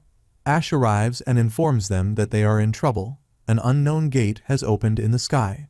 She asks if it is an invasion and instructs to arm all elves who can fight, just in case. The portal gate opens and huge light rays emerge, starting to destroy the tree. A man states that the forest's protective barrier has been destroyed and instructs everyone to move to protect their people in the village. They begin running from there. The Magic Tower Master arrives with his team and declares that he commands the mages of the Magic Tower to wipe out the forest in front of him, leaving not a blade of grass behind. Meanwhile, Joshua Sanders and his team ride on a dragon, and Kane remarks that this is not a dream. He can't believe he is riding a black dragon, feeling like he has become part of a legendary Dragon Knight Order. Princess Ashiru Ben Britton comments that a Dragon Knight Order wouldn't be the first and asks if something like a Dragon Mage doesn't have a better feel to it. Joshua responds, asking who cares about being the first as long as it's meaningful. Ash observes that he looks a little disappointed for someone saying that. He replies that she is right about that. Their lord is not exactly someone who can be defined as a knight. He uses black magic like it's nothing, and they wonder what they should even call him. Joshua Sanders examines the letter, and his clone mentions that it is from that princess with the mind's eye. He asks if that is why she knows so much about his birth, finding it amusing. He thinks he finally understands what Count Ares said in the Reinhardt Canyon. Recalling Berber's warning that he must know one thing, to beware of his father, the so-called Black God of Avalon, who is way more dangerous than the current emperor, he contemplates a possible connection between his father and Emperor Marcus. His clone questions if, at this rate, his father is not the one who will end up in danger and if he is just going to let this happen. Joshua Sanders believes it's bound to happen anyway, and only sooner. Seta inquires about why he seems so serious, mentioning that it's not like him. Joshua Sanders asks if he has something to say. Seta talks about the offer he made him after suddenly visiting before the master battle, the offer to stop Evergrant in exchange for helping him become the Empire. He suggests changing the terms, apologizing for this, and expressing his desire to end the matter with Evergrant with his own hands. If allowed to do that, he mentions having a deep grudge against Evergrant as well. Joshua Sanders agrees, saying sure, go ahead, but in return, he has a condition too. Join the Knight Order that his subordinates have formed, and he will pay him a salary as well. Seta responds, saying that it's unexpected but fine, he will take it. He adds that there's no guarantee that eliminating Evergrant will return the magic tower to what it used to be. He is fine with having another job as a backup, so they have an agreement. Joshua Sanders points at Seta and instructs the others to meet the newest member of the Gold Spirit Knight and take good care of him as his senior. Kane agrees, promising to look after him as his senior. He formally welcomes Seta to the Gold Spirit Knight Order as a 7th class member. The dragon interjects, urging them to finish their chit-chat as they are about to reach their destination, the Forest of Elves. Ilunbis looks and asks how they can see Yggdrasil right now. The dragon Crevice explains that someone breached the High Elves' protective barrier beforehand, noting how astonishingly far human magic has progressed. He reflects that he always believed elves were more knowledgeable in magic, and how lazy she must have become to lose to humans who stole their knowledge. He thinks it's all her fault, and he is not qualified to be the Ilunbis. Joshua Sanders places a hand on his shoulder and tells him it's not her fault, urging him not to be too hard on himself. Joshua then addresses Crevice, saying there's one thing he wants to ask her before they part ways. Crevice asks what it is. Joshua Sanders asks about the final reward for the Tower of Trials, admitting he is impatiently curious and really wants to know. Crevice asks if he truly wants to know that badly, then offers a hint. The doppelganger is one of the rewards on the top floor of the tower, and notes that Joshua has already been chosen by the doppelganger. Crevice explains that, in other words, the Tower of Trials' final reward is at least on par with that and includes a realm representing the truth of the world, which is currently off-limits to humans. Seta asks what off-limits means. Crevice clarifies that it is impossible for mere mortals, although Joshua may be an exception. Seta questions if it means they are not allowed, but Joshua is. Joshua thinks this should be enough and concludes that since Crevice is not getting a clear answer despite all his pestering, he probably won't say any more.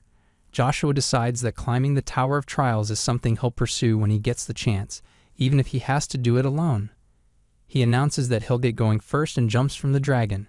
Kyan also jumps and accuses him of trying to leave his subordinate behind again, asserting that it won't happen this time. Icarus tells Kyan to wait and asks if he realizes how high up they are. Ilunbis thanks Crevice in advance once more. Seta comments that he can never predict what Joshua will do. Iselin says she's coming as well, and they all jump after him. Crevice asks Icarus if she's not going. She replies that she's just a regular person. On the other side, an explosion occurs, throwing people away. Evergrant demands to know where Stormwind is, promising to at least let him evade his doom if he tells him. The other mages use magic to intensify the flames. Evergrant urges them to hurry up, stating they are not very patient. Miss Freya arrives with a sword, calling them rascals and asking what they are doing. She warns that she won't stand by if they dare to mess with Yggdrasil. A mage mocks her, asking what a single elf can do, and commands her to burn to ashes alongside this place through the infinite power of the sun. He invokes the sun's power to increase the fire. Freya quickly moves towards them, shielding her head from the firestones. She takes an arrow and attacks two mages, then begins attacking others. A mage, taken aback, tells his comrades not to get flustered and reminds them they still have the sun's power. He urges everyone to use all their strength and calls upon the sun's power. Miss Freya casts a spell, Dark Aparka, as she continues her assault. He warns the elves are counterattacking with their own magic spells, so they should be careful.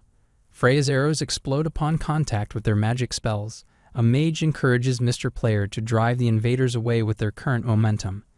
Evergrant concedes that seeing her defeat 4th and 5th class mages so easily suggests she must be above master rank by human standards, but she asserts that this is still not enough to drive them out. He offers her one last chance to give up and quietly hand over Stormwind Tempest. Miss Freya comments on the concept of master rank, stating that humans are as pathetic as ever for trying to divide others into ranks to judge them. She continues, saying that if ranks accurately indicate the hierarchy of competence, then they must be effective in demoralizing enemies. She then asserts that, by his standards, her abilities are at a superhuman level. She warns them to leave, all of them unless they want to be annihilated. He remarks that he thought all elves were nice and knave, but apparently not. He asks who she thinks breached the High Elf's blessing while capturing the elves with a magical spell, but Miss Freya quickly moves away. He compliments her movements but claims that his body-strengthening spell is far superior. He attempts to cast another spell on her, but she kicks his hand and uses a Carteran spell to attack him from behind. He steps back, but her arrow passes near him and then turns toward him again. He thinks the arrow was deflected and comments that magic spells requiring runes are pretty interesting.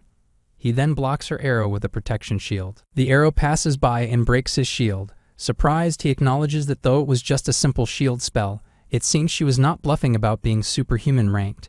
She declares that his carefree attitude ends now and attacks him from different angles with arrows. He pinches the air to stop the arrows, then takes control of them and redirects them toward her. Shocked, she thinks no way. He comments that 8th class magic is truly beyond the grasp of reality and highlights the difference between a superhuman and one of the 9 stars. As he tries to attack her, he tells her to give up already. She falls to the floor. He tells her she better start obediently revealing where Stormwind is and casts spells on her again. She responds by telling him to just kill her instead. He says he will if that's what she wants, but only after he has ransacked her mind. Using mind control powers, he says she won't be able to resist in that state, which shocks her. He then spots a stone and exclaims that there it is. If he can get his hands on Stormwind, he will surpass the barrier of the 8th class and reach the 9th class, even if it's limited to the wind element. That transcendental power will exceed even the dragons. Just then, Joshua arrives and declares that it's a shame, but he is the owner of Stormwind. The narrator explains that above the 9 stars is another enormous star shining brightly at the top. The giant star, a grand title that has yet to be granted to anyone. Evergrant thinks that if he could just get his hands on Stormwind, he could earn that title. He throws magical fire toward Joshua, demanding to know why he is blocking his way at every turn and asking what grudge he holds against him. Joshua blocks the attack and says it feels good to see Evergrant so worked up. Evergrant asks if Joshua thinks this is funny and insists that he is not doing this for wealth or glory. Joshua acknowledges that Evergrant is right. Wealth and fame are not what he desires. He recalls a memory where someone mentioned that some people are a great threat to the world merely by existing. Murray had said that this applied to him. Joshua then tells him that he knows there are people whose very presence poses a great threat to the world, and he is one of them. Evergrant, puzzled, asks what he means. Joshua explains that if he wanted wealth or fame, he could always have it because he had the power to obtain it. However, he never cared about those things. The only thing precious to him was his comrades, or more accurately, the scumbags he thought were his comrades. Now Joshua is going to show him, with this spear, the only object he fears. With this undefeated weapon that has slain all the Empire's enemies, he will slay him at once. Evergrant says Joshua is spewing nothing but nonsense. He admits he should have killed Joshua the first time he saw him. Using telepathy, he commands the mages of the magic tower to activate the spells he has memorized and seal all the mana inside Yggdrasil. The mages comply and begin casting their magic. Evergrant taunts that even the mighty Spear Knight won't be able to do anything in a place without mana, declaring it is over for him. One of the mages exclaims in shock, asking what is happening. Another mage realizes and says it's Lord Joshua's first knight, Cayenne. Joshua's entire team enters. Evergrant exclaims angrily at the minions to stay out of it and questions why the mana is not getting sealed. Seda approaches from behind and explains that his army of mages is being killed off. Evergrant notices him and belittles him, saying he's little more than alive. He confirms he is indeed alive and well, thanking him for his concern as he attacks with Wind Hail magic power. Evergrant blocks the attack with a protection shield and remarks that he thought Seda would have joined his dead master by now, but instead he's returned to die. Seda demands to know what he did to the Tower Master and moves to attack him.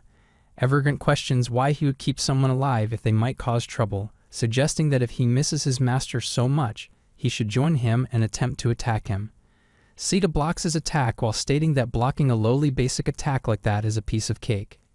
He retaliates by attacking his face with fire, throwing him away, and declaring that he will kill him in the Tower Master's stead. Evergrant acknowledges that his attack worked once because it caught him off guard, doubting his ability to repeat it and questioning if that's why he involved the Spear Knight. Joshua reassures him not to worry, promising Seda that he won't interrupt his fight. Evergrant asks if they are both serious and warns that they will regret this. He adds that the outcome could change depending on the situation, but if they are going to do it now, they should get it over with. Seda declares his intention to kill Evergrant with his own 2 hands. Evergrant warns him not to be cocky and questions what a lowly 7th class like him can even do. He considers that his current abilities may not be enough to reach 8th class immediately, but he ponders if he can focus mana into his heart's mana hall and expand the circle. Even if it's only for a moment, he believes he will be able to use magic capable of rivaling that of the traitorous idiot. He attacks Seda with magic to control his heart and uses Twin Cyclone, then triples it. Suddenly, an explosion occurs. Evergrant scoffs at Seda, calling him a knave fool who cannot comprehend 8th class powers with his abilities. He asks if Seda still does not understand why the 8th class is called the Miracle Stage. He uses a magic seal to contain the cyclone and states that he will give credit to him. However, his magic really inflicts harm this time, and now it is his turn. He insists that he be repaid for his magic, breaking the seal, causing the cyclone to spread and destroy things. Everyone is shocked to witness this. Elumbus mentions that Yggdrasil is breaking. A mage inquires whether he has still not heard from Freya. The other mage reports that all communication with the lower levels has been lost, including the soldiers guarding the area. Suddenly, an explosion throws them aside. Evergrant grasps Yggdrasil and declares that he finally has it, holding the power of the gods in his hands. Joshua states that he will be damned for destroying someone else's home like this. He laughs and asserts that he remains as relaxed as ever, even though he's often referred to as a monster. He questions whether his opponent truly believes he can withstand the power of a god. He insists on demonstrating it immediately, challenging him to experience it in his fragile human body. Joshua apologizes but counters that he has 2 of those stones, revealing them near his heart. He explains that controlling his daemon bluffs requires only 1 primordial stone to swiftly drain away a human's life. If he had 2, he wouldn't be here now. Joshua invites him to test this claim.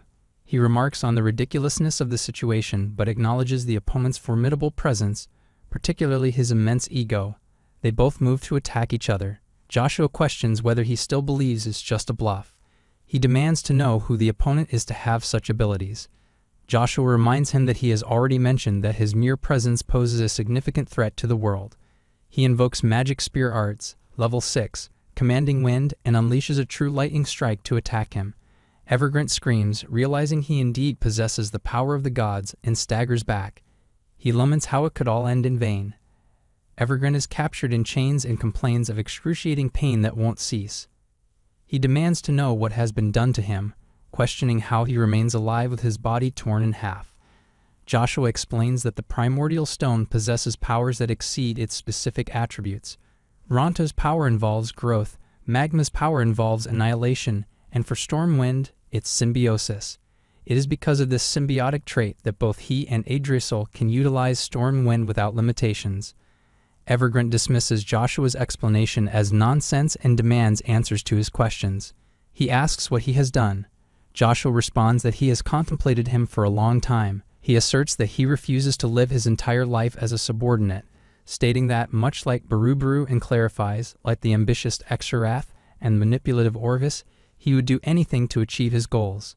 He questions whether that is not the reason he began working for the fourth prince, Scissor. He explains that by ascending to the emperor, he could realize his ambitions, the unification of the continent into a new magical empire. He continues, stating that if his ambition had been fulfilled, Scissor would have met his end by his hand as well. Moreover, Emperor Marcus was already aware of his intentions, understanding that he intended to use Scissor to achieve his own goals. However, the emperor did not find him particularly threatening. He reveals that the emperor planned to exploit him for as long as necessary before discarding him. And he also took advantage of the emperor. He explains that both of them believed he had sufficient control over his opponent, but Emperor Marcus was mistaken. Consequently, Emperor Marcus would soon meet his end, with Scissor taking his place. He adds that this entire sequence of events was orchestrated by a third party that neither he nor the emperor fully comprehended. He admits he did not know the identity of the long-standing influence within the imperial family, which has been using 8th class mages like him as pawns. He interrupts himself, correcting that it's not just a power but a single man named Heimdall. He warns that even Heimdall's identity will gradually be unveiled, leading to the unraveling of all his plans. Evergrant questions this slowly and laughs.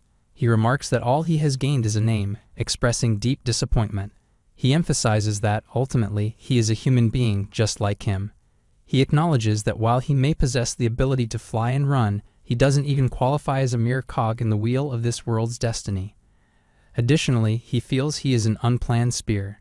Joshua questions whether he is suggesting that his imperial lineage is the cause of this situation. Evergrant responds that it sounds like Joshua is familiar with the matter. He reflects that without Cercerin, he wouldn't have known either. He continues, stating that the relationships within the imperial family are far more intricate than Joshua realizes. Even with a significant variable like himself entering the picture, the destiny of the Avalon imperial family won't change, and he will never attain Scissor's stature. He declares that if Evergrant is finished, he should end it because he won't divulge any information, regardless of what he tries. He challenges Joshua to go ahead and kill him to resolve it. Joshua responds incredulously, questioning why Evergrant would give up his life so easily and suggesting he try praying to Asmodeus as Exarath did. Evergrant clarifies that while he respects Joshua's theories and passion for magic, their values differ, and he will never become an undead like Exarath did. Joshua finds it intriguing that they both served under Asmodeus yet differ in this respect. He changes the subject, informing him that he has something special in store for him. He has always wondered if he knows what kind of death would be fitting for him. He expresses regret over not recruiting Exarath into his ranks. Lucia believes he had no choice, as Exarath strongly exhibited traits associated with Asmodeus, which would inevitably lead to trouble. Evergrant, surprised, asks if the spear just spoke. He marvels at hearing its voice, remarking that it seems he was right about his keen sense for people, and that with his soul, anything is possible. Confused, Evergrant demands to know what Joshua is talking about and urges him to end it quickly if he is not after his life. Just then, the Death Knight arrives. Seeing them together, Evergrant questions what trick the Death Knight is attempting now. The Death Knight seizes Evergrant's arm as he protests to be released. Joshua states that although his body may disappear, his spirit will endure undying. He explains that this subspace was created for the sacrifice of souls, a concept Evergrant must be familiar with, as well as Asmodeus' power, forced contracts, and soul recalls. Using this power, he created Death Knights and Liches at will without seeking their consent. He acknowledges that he can wield similar abilities. He interrupts, pleading to stop and just kill him. Ignoring him, Joshua bids him farewell and stabs him with his spear. Evergrant curses as his body begins to burn. Lucia laughs, confirming her suspicions. Joshua asks if this is the soul of an 8th class mage, and remarks that the sacrifice was on a different level, indicating the summoning is no ordinary affair. Joshua congratulates himself, declaring that the Lich King is now under his control. Meanwhile, the floor starts to break into 2 parts. Aselin picks up a magical ball from the floor and asks about it. Scissor says this is the World Tree and bows down, exclaiming, "Damn it, it's all over." Miss Freya sees him and remarks that he has really returned. They have all been waiting for him to come back, and she has always been grateful for the sacrifices he has made for them, enduring decades of disgrace. The mage who was present explains everything to them. She mentions that he has even brought in reinforcements to halt the invaders. Now that Elunbus is back as well, let's all work together to rebuild this place in the name of all that they have accomplished so far. He is about to say something, but Creves arrives flying and expresses sadness at witnessing his longtime friends suffer, suggesting that it might be for the best. He asserts that it is time for him to emerge from the shadow of the world tree and step into the daylight to make the right choice. Elunbus considers the concept of the right choice, questioning if such a thing even exists. They cannot protect their entire race without their home, the world tree. Just then, Creves uses magic to polymorph into human form. The elves kneel down and greet him as the possessor of great mana, Black Dragon Crevasse. He acknowledges that it will indeed be impossible to protect all of them without Yggdrasil, the world tree. However, if they do not act now, the elves will never escape this place, and they must be tired of living without freedom for decades. He says that although he will continue to suffer pain, he should be free to leave this place and fulfill his dream of uniting the elf race. He says not to miss out on the opportunity given to him by the human who prevented the destruction of his race. Joshua arrives and agrees with Mr. Creves, stating that the chains that restrained him have been broken.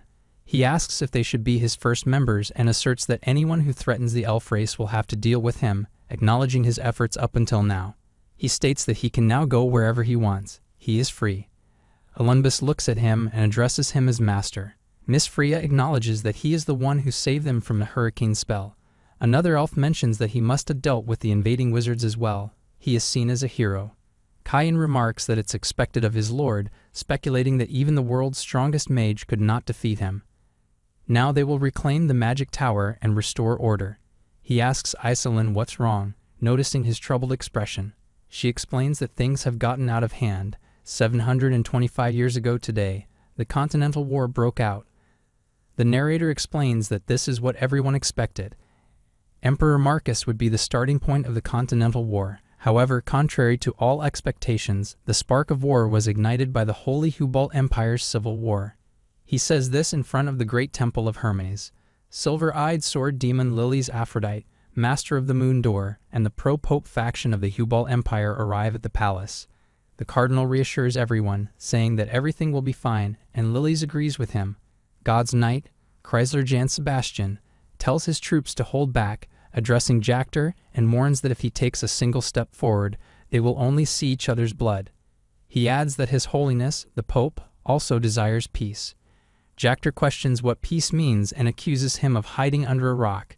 He states that in the 3 years he has been gone, he has been busy protecting the status quo, even though other countries took their national treasures, and he did nothing about it.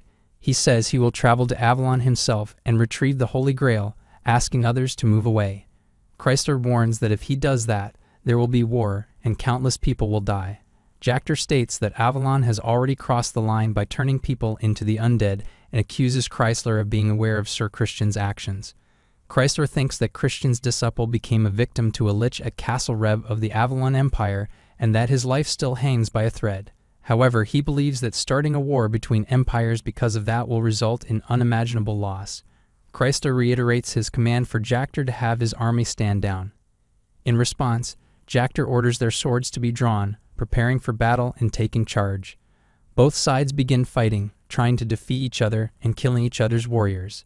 The cardinal and his followers start praying for the recovery of injured warriors and use healing magic to restore them. Jactor states that divine power is only a threat to the undead, and, in PvP, it merely helps him endure. He accuses her of trying to drag them into a war of attrition, though it will not matter against his new aura when he uses it to defeat the other warriors. The cardinal asks what this power is, noting it is too strong and fearing they will all be wiped out at this rate. He then encourages them not to worry and to keep moving forward. Chrysler says he will share the blessings of their main god, Hermes, with all of them as the warriors heal themselves and build shields around their bodies. Jactor claims that the war he revives resembles the undead and orders the warriors to take charge. Chrysler questions how Jactor plans to parry an aura blade with his bare hands as he runs to attack. The warriors also run to counterattack, invoking the blessing of their main god, Hermes. An aura monster arrives and attacks them, trying to kill them all. Chrysler says he's using an aura he has never seen before and asks if it is the result of his training. Jactor confirms, stating that he developed it while training the younger kids, describing it as a stage above aura, an aura above aura, and then attacks him. Jactor declares it a true aura as his aura dragon attacks, which Chrysler tries but fails to block. Chrysler laments that he can't believe things have deteriorated this much and regrets not stopping those 2 stars earlier. He urges Jactor to stop, pointing out the current dire situation and warning that if he doesn't stop immediately, he will only cause more damage. Jactor, using his aura power to push Chrysler back, says that big leaps only come with big sacrifices for the sake of the great Hubalt Empire's rebirth. Chrysler responds that an empire built with blood will be destroyed by blood and urges him to abandon his false sense of justice. He replies that they are hypocrites who shout for peace in the name of God and question who he is to stand before them and cry about justice. Chrysler thinks that if he doesn't stop those 2, this city will vanish, while the Cardinal says they won't stop until one of them goes down. Lilies looks at him and says he is safe, but he replies that she must return to Reinhardt at once. She asks what he means by that, and if he wants her to run away alone. The Cardinal tells her to listen, saying that if something goes wrong, someone has to make it right. He grabs her shoulders and explains that they need to win over the kingdoms that will take on the Empire from the outside. He says this is something only she, as the head of the Moon Door, can do, and she calls him father. A guard notices her and exclaims it's the silver-eyed sword demon. Catch her. The Cardinal urges her to leave quickly. She insists that she can't go alone and asks him to come with her. He replies that he doesn't have the stamina for that and that he will stop them with the rest of his powers. He warns that if they catch her, it will be the end of the Pope, the Moon Door, and everything else, urging her to go as she runs away. A masked person reports to Emperor Marcus that information from Hubalt has just arrived, revealing that the Emperor's faction has won the civil war and that the Hubalt Empire will soon take its army to invade their Avalon Empire. Emperor Marcus responds that he expected the civil war to be prolonged due to the rivalry between God's Knight and the martial Battle King, but he was wrong. He acknowledges that this means the Pope faction lost the civil war and that the Moon Door is at a loss as well. He then orders the release of their information, revealing that all the forces of the Avalon Empire, led by the Black God, are converging on the Great Plains of Kraden. At the border of the Swallow Empire and the Strand Duchy, Emperor Lucifer of the Swallow Empire remarks on the height of the celestial realm, asking if they would be visible from such a high vantage point. He inquires about Duke Aima's opinion. Duke Aima of the Swallow Empire responds, apologizing and stating that if the angels of the celestial realm are watching them, then surely there is no one on this land who hasn't sinned. Lucifer acknowledges this and concludes that the celestial beings still have no interest in them. He then instructs Duke Aima to stay stationed there until further orders are given. When Duke Aima asks where His Majesty is going, Lucifer replies that he is going to enjoy his freedom. A messenger quickly rides his horse towards Bern Castle, at the border of the Strand Duchy, shouting an emergency and announcing that the army of the Swallow Empire is gathering at the border. One guard says it's a messenger and orders the gates to be opened, but another guard cautions to wait, noticing something behind the messenger. Before the gates can be opened, someone stabs the messenger from behind. Lucifer attacks the warriors, killing them one by one. A guard quickly enters the hall, informing the Duke of the great trouble. He reports that 300,000 troops from the Swallow Empire have raided their territory and are advancing towards them. The narrator describes that in the year 725 of the Continental Calendar, the loyalists to the Pope won the Hubalt Civil War. Not long after, secret information revealed that the Avalon Empire was preparing for a continental war, which reached the Swallow Empire. Seeing this situation as an opportunity, Lucifer decided to raid the Strand Duchy, a thorn in his side.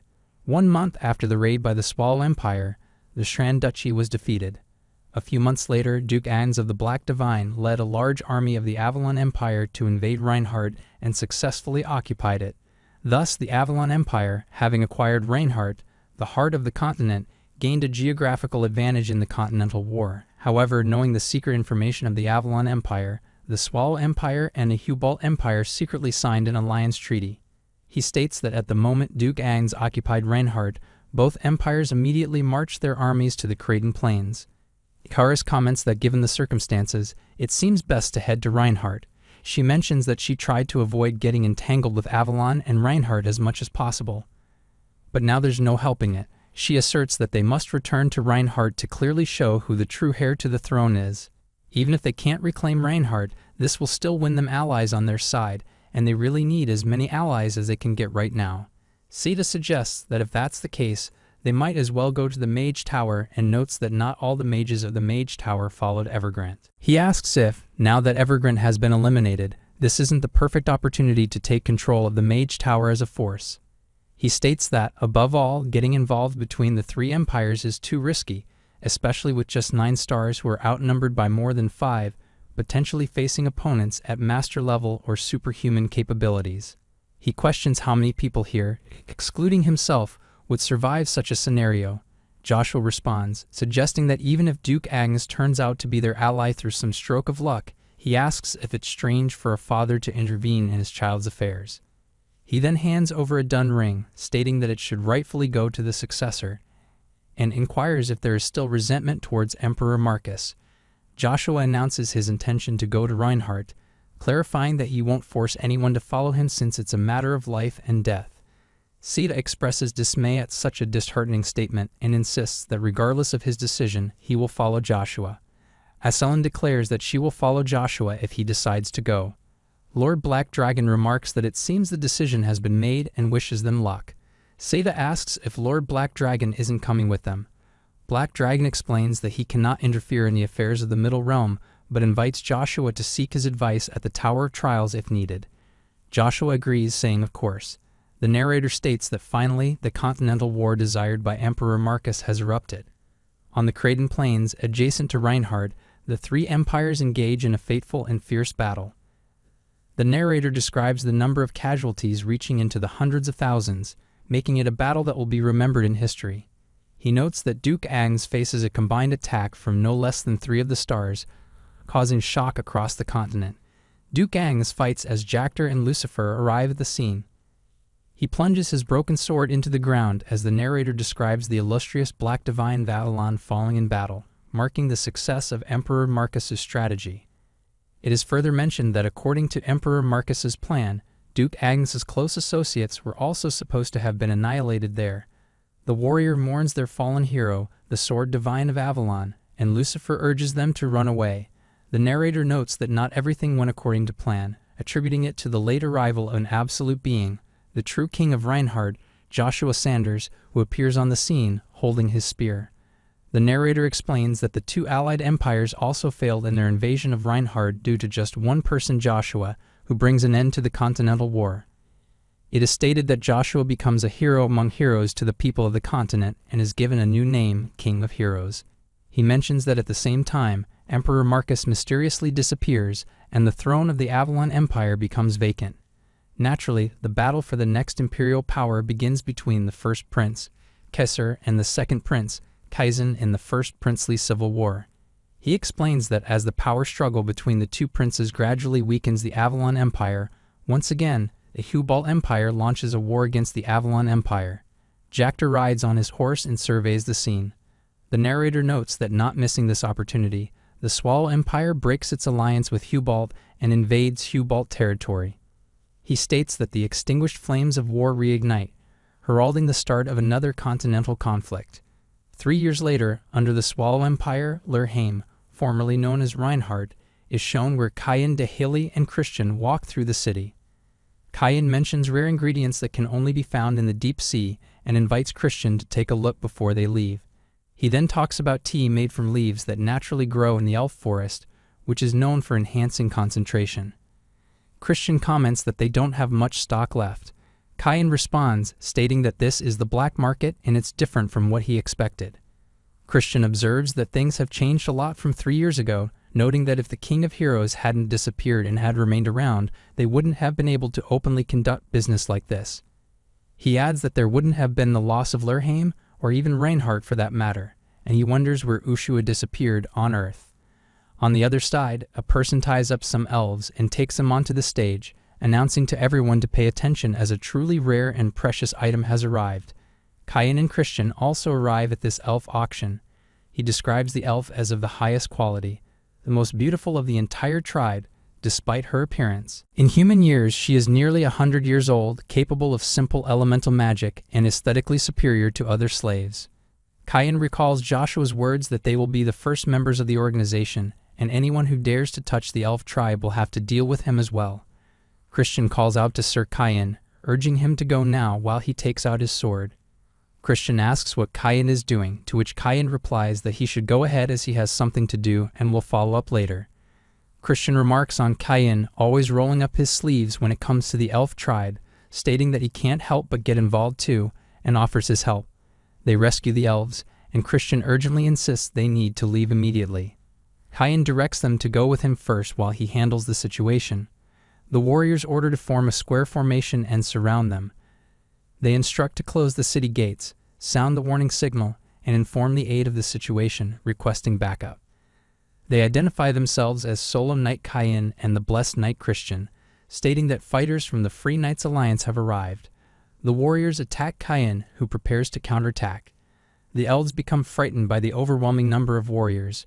One warrior informs them that fighters from the Free Knights Alliance have arrived, and they proceed to close the city gates. Liedgrans, the aide to the king of Urheim, reports to his king that they have locked all the gates to prevent anyone from leaving the fortress. Lucifer agrees that he can leave now, but as he walks away, his feet become entangled in chains with heavy balls. Lucifer asks if Aymar believes it's a coincidence that the Solo Knight and Blessed Knight have appeared here in Urheim, noting that from what he has heard, they are deeply connected to him. Aymar, Duke of the Swallow Empire and King of Urheim, looks at Liedgrans and asks whom he means by him. Lucifer clarifies that he means the hero king, Joshua Sanders, and asks if Aymar didn't see it as well.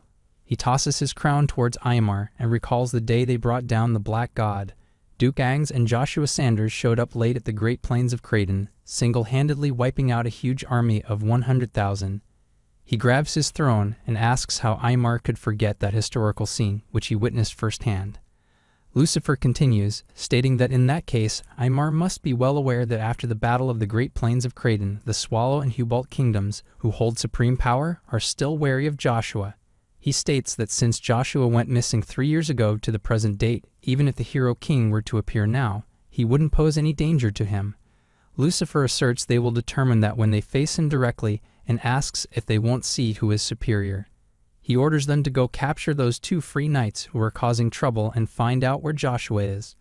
Aymar asks if Lucifer means right now, to which Lucifer replies that he should not let his pride as the king of Urheim prevent him from taking action himself. He asks if Aymar wants him to do it. Aymar responds, saying of course not, and pledges to follow Lucifer's orders with the utmost loyalty. Meanwhile, an auctioneer taps his hammer on the table and announces, "Sold for 30,000 gold." Congratulations, he continues, stating that without further delay, he will introduce the next item up for auction. Describing it as the last weapon crafted by the artisan Hertonia, renowned enough that even the god's knight once wielded her weapon, he unveils the ancient spear known as Number 99, a paragon of memories.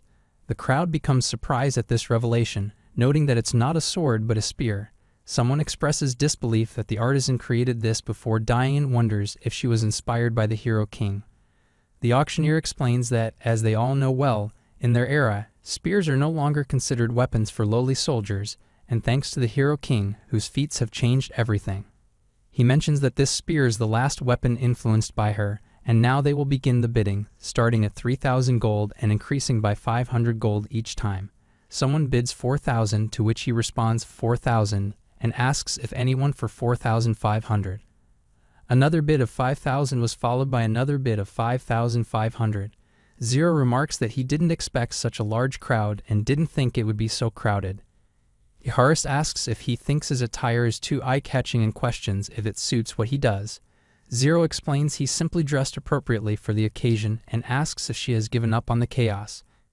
Gikaris responds that she hasn't completely given up, but it's becoming increasingly difficult to conceal it now. Zero remarks that seeing her up close, he's unsure if he can even hide her beauty, and he gives her his visiting card, suggesting she can obtain the information she wants by visiting the location specified. Icarus asks if he's not accompanying her there himself while she takes the card from him. He explains that he has other commitments afterwards. She observes that if it's not an enemy camp, his bar seems to be running as smoothly as ever and remarks that the saying "it's darkest under the candlestick" fits perfectly. He responds that with his current job, if there's a customer, he must serve them drinks. However, he warns Icarus that if she continues to roam around freely like she is today, thinking it's always dark under the candlestick, she could be in danger.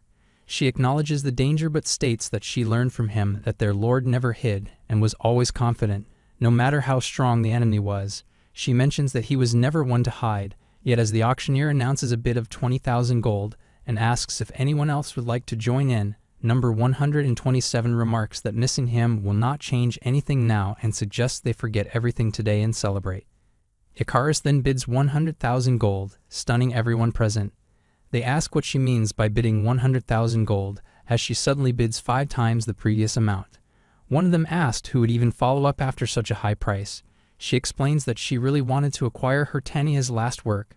The auctioneer declares that 100,000 gold is needed for the Paragon of Memories, Hertania's last work, which was sold for 100,000 gold, tapping his hammer on the table.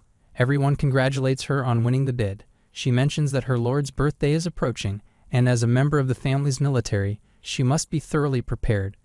On the other side, Kayan runs across the rooftops of houses while a warrior shouts to keep their distance and block the path until they receive reinforcements of master rank.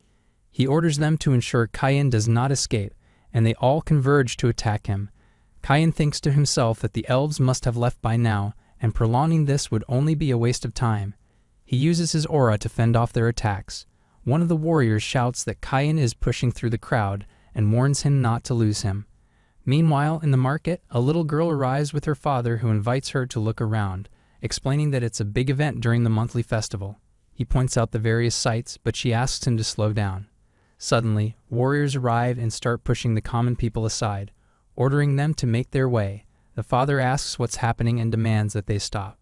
One of the warriors grabs Kayan's coat and tells him to halt. Kayan asks who the person is and why they are doing this. He replies that dealing with those persistent scoundrels will only cause more trouble if they try to reach Miss Icarus. She acknowledges the situation and expresses frustration about the accumulating problems as she stands in front of Kayan. He becomes nervous and tells her to wait, insisting that now is not the right time. She grabs his shirt and tells him to hug her. He protests, asking her to stop blocking the way and questioning why things are becoming so complicated. Jactor asks where he ran off to and notes that the place is full of couples. Someone tells him not to just stand there and point in a direction. He acknowledges and says they are going. Despite this, she continues to hug Kayan, who blushes and looks around, suggesting that he thinks they have left and she can let go. She asks if he isn't glad to see her and mentions that they have met again after so many years, noting that he has changed a lot. She asks how he has been doing. He replies that he's glad to see her as well and remarks that she has grown quite tall too. Right then, an aura attacks a building behind them, causing it to collapse. People start running to save their lives, and someone shouts to run because the building is collapsing. She is hit by the aura and falls down.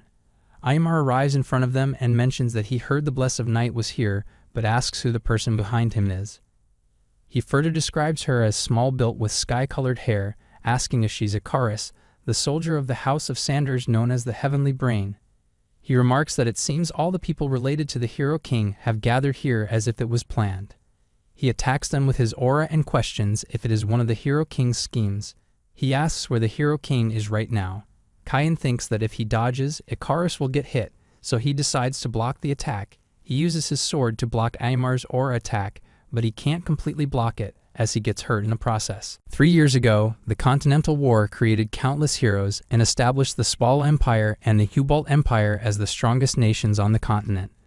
The narrator mentions Lucifer, the Blood Monarch, and Jactor, the martial combat king, who united all the kingdoms conquered by the Empire, forming the allied powers under the mysterious leader, the King. He states that Joshua Sanders, the Hero King and the epitome of countless heroes, carved a path filled with glory and victories, even though they all ended in a somewhat lackluster manner. He further explains that numerous people died, and several heroes became renowned throughout the world. Meanwhile, Aymar asks where the Hero King is as he attacks them. Kayan realizes that if he dodges, Icarus will get hit, so he uses his aura protection to save her, but he gets hurt in the process. Aymar, recognizing the voice, thinks he should have known that the paladin was nearby. He muses that if they don't subdue both of them simultaneously, it will be a hassle. Kayan, noticing Aymar's distraction, believes he is in no position to be unfocused. They engage in a fierce battle, each trying to defeat the other. Aymar thinks he won't be able to win against Kayan with strength alone, realizing that true power isn't just about physical might. As he attacks again, Kayan starts freezing due to Aymar's powerful aura. Kayan asks if Aymar has application type mana and if he changed the aura's property to vice. Aymar responds that it's called a true aura. He explains that in the Swallow Kingdom, they call it aura materialization, but despite the different names, the essence is the same. He explains that it's a miraculous technique that doesn't just transform aura, but materializes it in any manner he desires. Christian retorts, telling Aymar not to act high and mighty because of that, pointing out that he's not the only one who can use it. Christian then attacks Aymar with immunity. Aymar, taken aback, thinks it can't be divine power as the material is transforming, wondering if it's true aura. He marvels at how Christian completely rid himself of his aura and can use true aura in such a surprising way. Aymar realizes that fighting against two superhumans is too much for him. Kayan remarks that Christian is later than expected, while Christian mentions that the old man followed them all the way to Erheim, delaying him with nagging. Kayan asks if he is really here, realizing that the voice he heard was indeed his master's. Aymar asks if there is someone else as well and remarks that this is such a headache, wishing he had left this to someone else after all. He laments that he should have asked for help from Emperor Lucifer, who just happens to be here, admitting he was thoughtless. Kayan is shocked and asks if he means that the Blood Monarch is in Erheim right now. Karis questions why Lucifer isn't in the Swallow Empire and demands to know why he's here, pointing her sword at Aymar. Aymar tells her to step back, causing her to fall. Kayan immediately checks if she is okay. Christian comments that they wouldn't have come if they had known the Blood Monarch was here, and now they can't even run away. Aymar finds their expressions amusing and says that the enemy states will have the same look on their faces. He finds this delightful. He says he's more curious about how his lord will react and thinks this isn't His Majesty the Emperor. He asks who on earth is giving off such murderous energy. Ryan Geiger, the Lion King, arrives and attacks Aymar, pushing him away. He places his sword on his shoulder and says to leave, promising to handle Duke Aymar. He urges them to hurry and do what they came for since time is not on their side. Kayan suggests they should get rid of Duke Aymar together and have Ryan come with them. Christian agrees, saying taking down every single energy general will benefit them. Ryan counters, explaining that people who've reached the levels of the 9 stars aren't easy opponents. He reminds them that if the Blood Monarch comes here, they won't even be able to run away. He tells them to find the answer thereafter before things get worse. Kayan hesitates, saying they can't leave him alone, Master. Ryan says none of them will escape this place as he calls forth his lion aura monster. Christian exclaims in disbelief, wondering if Ryan has materialized his aura as a dragon. Aymar declares that today will mark the anniversary of Ryan's death and vows not to let any of them escape alive. He counterattacks, but Ryan blocks it with his manticore. Aymar comments on the irony of the Lion King, the epitome of justice, materializing the manticore, a beast symbolizing atrocity and ruthlessness. Christian calls out to Kayan, telling him to listen carefully. He explains they are not in Erheim just to gather intel. They might actually be able to find Joshua this time. Kayan grabs Ikaris's hand and tells Christian they need to go, as they would only be a nuisance here. Christian prepares for the fight while Kayan urges him to leave this to their master. Kayan thinks he'll make sure to come back after finding his lord and asks his master to be careful until then. He thinks he'll wait until Ryan attacks Aymar, who dodges swiftly, asking if Ryan thinks he'll just let him go. Ryan counters that they aren't the ones trapped here, and he is launching another attack. Aymar taunts Ryan, asking if he ran away during the war and why he is here now, adding that he is going to at least chop his head off and take it with him. They reach a house with a secret door. Kayan opens it and exclaims that there really is a secret passage. Karis examines the blueprint and says they should go inside, praising the memo pad. Christian takes the blueprint, noting that without it they would have been stuck in the maze and confirming that the moon door must still be active. Kayan asks what exactly she heard from the moon door. Christian replies it was just to assemble, and Ikaris adds that he couldn't get the details either due to the risk of the communication channels being wiretapped. She says, however, what she is sure about is that they found Lord Joshua's last trail. Christian responds that if that's true, it was worth taking the risk to come here, where he was last seen. She replies that, as she mentioned earlier, that's all the intel she got. She then asks if it's okay to leave him there alone, given that he helped them. She adds that while he may not be overpowered by Duke Aymar if the Blood Monarch really shows up to help, it could be different. Kayan reassures her, saying it's okay, and that he does not need to worry. He explains that Christian and he went around the continent learning to wield the sword from the Lion King, making him a teacher to both of them. They are well aware of what he's capable of, and he won't go down easily. Christian agrees, pointing out that he's the reason Kayan and he learned aura materialization. She asks if that means Sir Kayan can use it too. Kayan humbly admits he doesn't know how to use it yet, but assures her he'll make it happen. He thinks to himself that he will master true aura, which can crush even aura materializations. He vows to transcend his limits with his own strength and gain absolute power to protect his lord. Icarus asks if that is a trap. The narrator describes how long he is going to stay asleep, noting that the world has changed a lot, and he can't wait any longer. He suggests that perhaps he still doesn't have the courage to face reality and urges him to wake up, reminding him of his promise to Lugia. He advises not to waste all the effort he has spent centuries expending. He opens his eyes and thinks that he knows he just needs time to sort through things in his head when Duke Agnes arrives.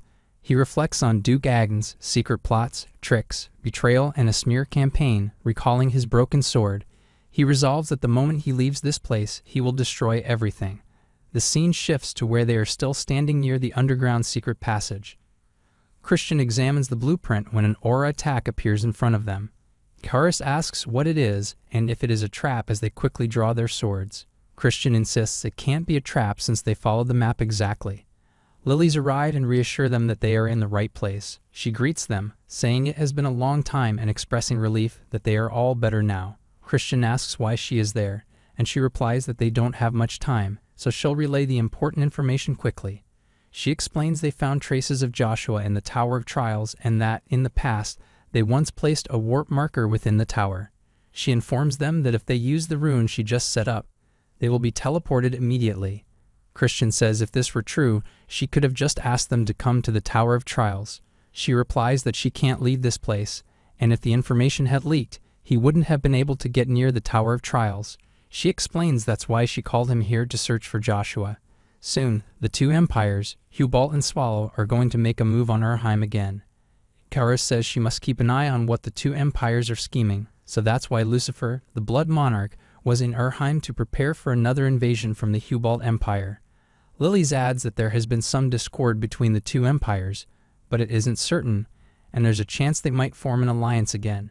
She says that whether they fight or form an alliance, the continent will be in danger. That is why they must find Joshua as soon as possible before blood reigns over the continent again. She mentions that the Avalon Empire is also using this opportunity to end the civil war between the princes. She adds that there was an unforeseen event in Avalon as well. Kayan remarks that the empire is on the verge of collapse due to the 3-year-long war and questions the point of focusing on that place. He suggests they go to the Tower of Trials right away. Lilies adds that she needs to tell him something important. The missing 4th prince has reappeared in the Avalon Empire. She explains that he had a formidable supporter backing him.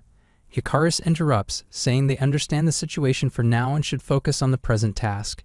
She asks Christian if he will also help them, mentioning that they share the goal of finding their lord and might meet him soon.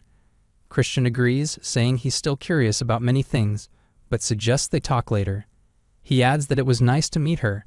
Lilies mentions he will be teleported there in the blink of an eye and wishes him luck as she also looks at the blueprints. Icarus says let's make it out alive and meet again. On the other side, the scene shifts to the castle where Aymar and Ryan are fighting each other.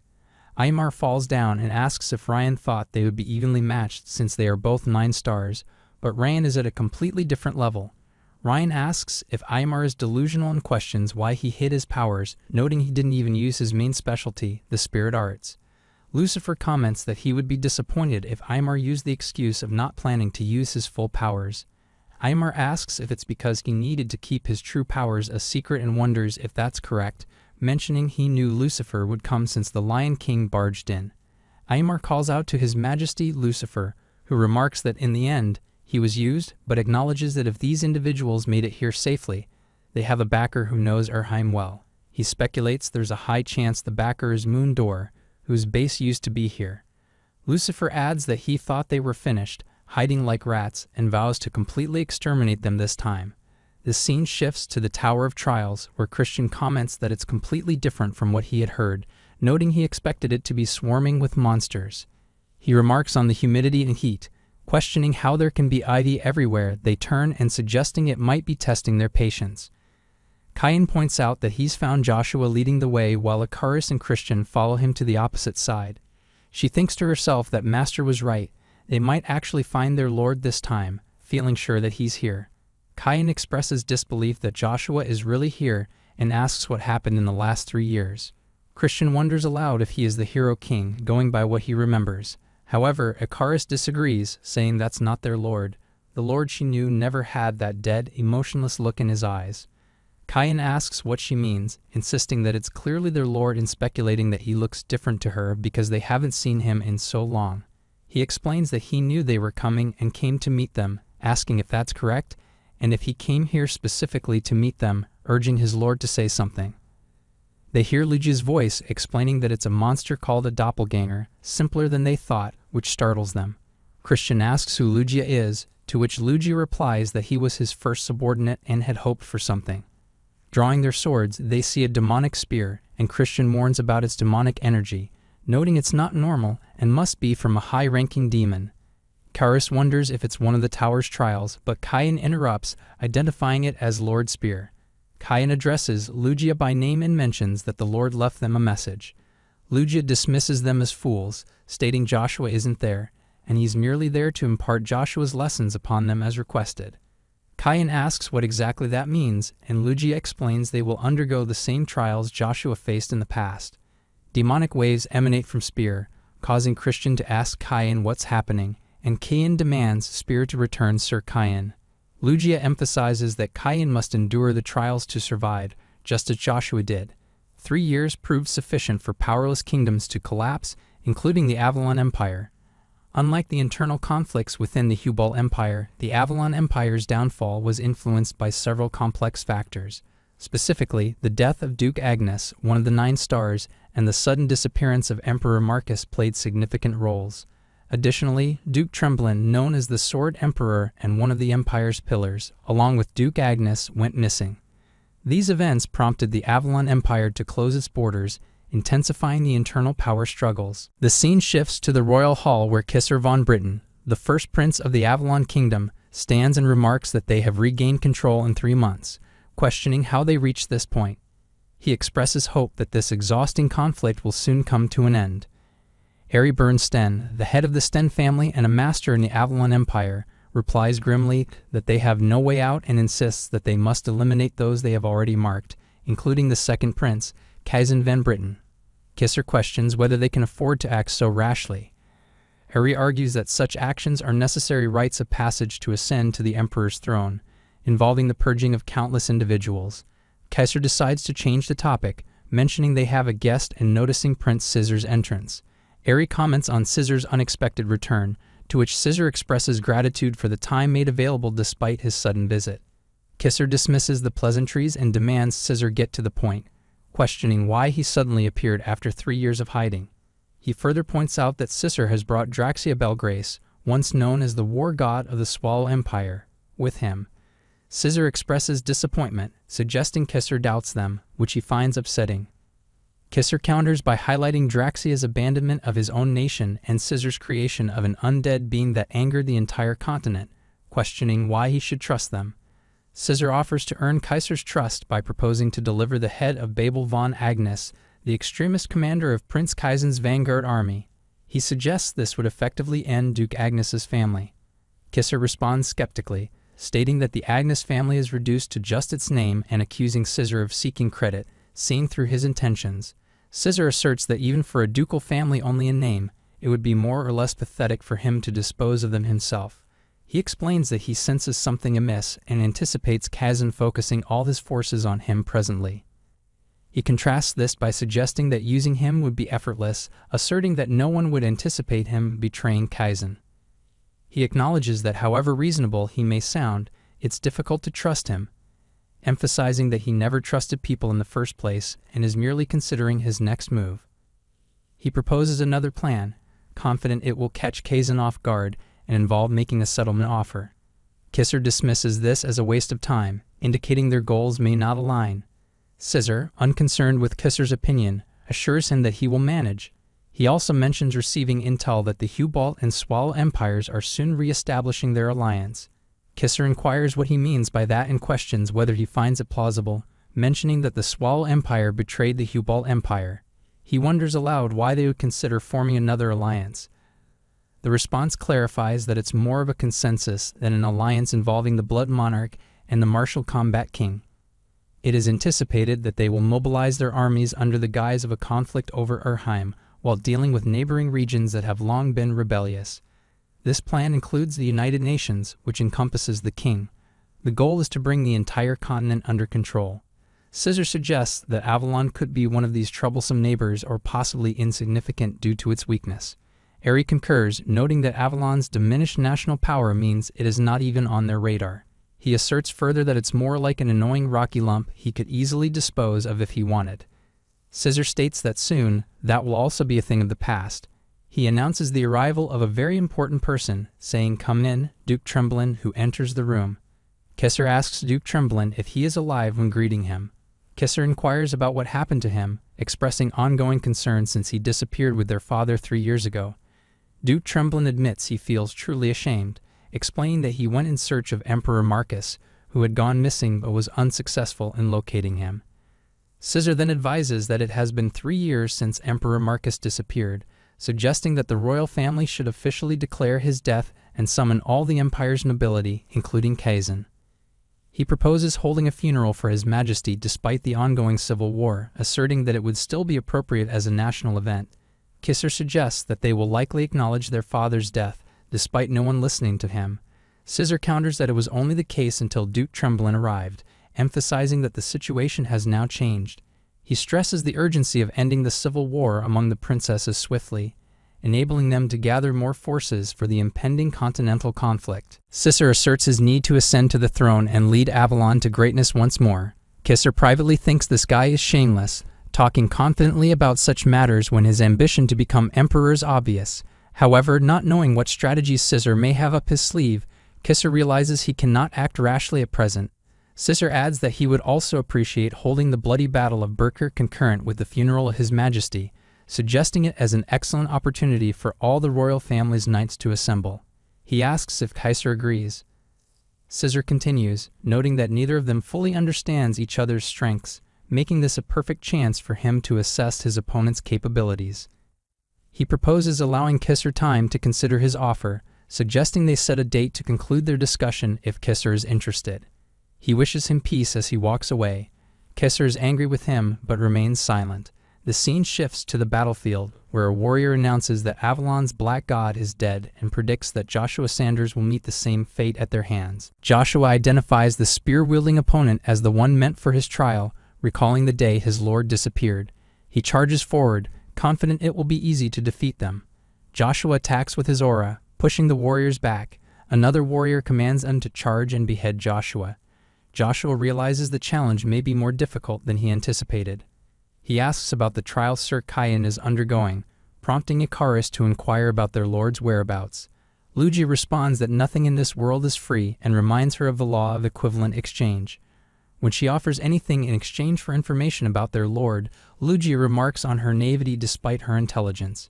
He finds her amusing and denies having sold Joshua off somewhere. He continues, stating that he will make a deal with her, reminding her that she said she would give him anything. She asks if he is serious, and Lugia confirms that he is. He reassures her that she does not need to worry about her lord because, despite his unstable mind and significant loss of strength, no one in the Middle Realm can harm him. Lugia explains that Joshua's time stopped 3 years ago. Confused, she asks for clarification in simpler terms.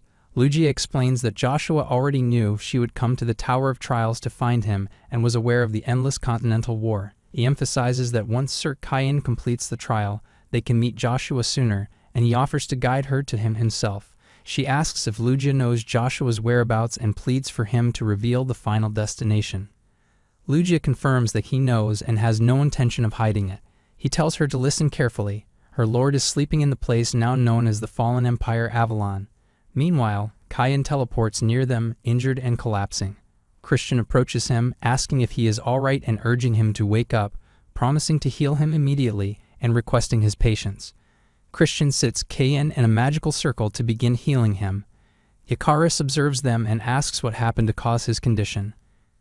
Kyan turns to Lugia, asking if what Christian said is true, and whether his lord actually experienced this.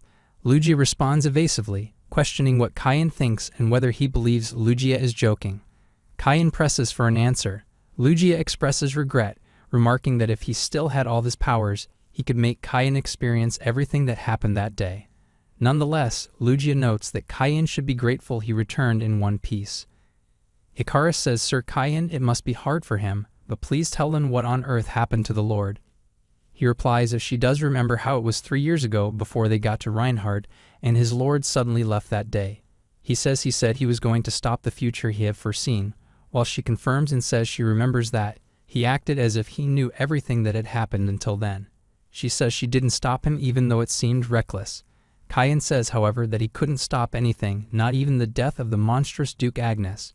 She says that was because it was all a plot by Emperor Marcus of the Avalon Empire to eliminate Duke Agnes, wasn't it? She says their lord may have known about the events overall, but he wouldn't have known about the hidden details, and also it would have been impossible for him to stop it all alone. He confirms that everyone would have thought so, but what he experienced was completely different. Kayan explains that Duke Agnes was not the one who thwarted the alliance between the Hubal and Swallow empires, along with the Martial Combat King, the Blood Monarch, and even the Dark Monarch they had hired. Christian expresses disbelief. Kayan elaborates that Duke Agnes was not the target of the joint attack by these three factions, recalling Jactor and Lucifer rushing to attack Joshua with powerful auras. She suggests that their lord, at that time, gained the nickname Hero King due to praise from soldiers of the two United Nations.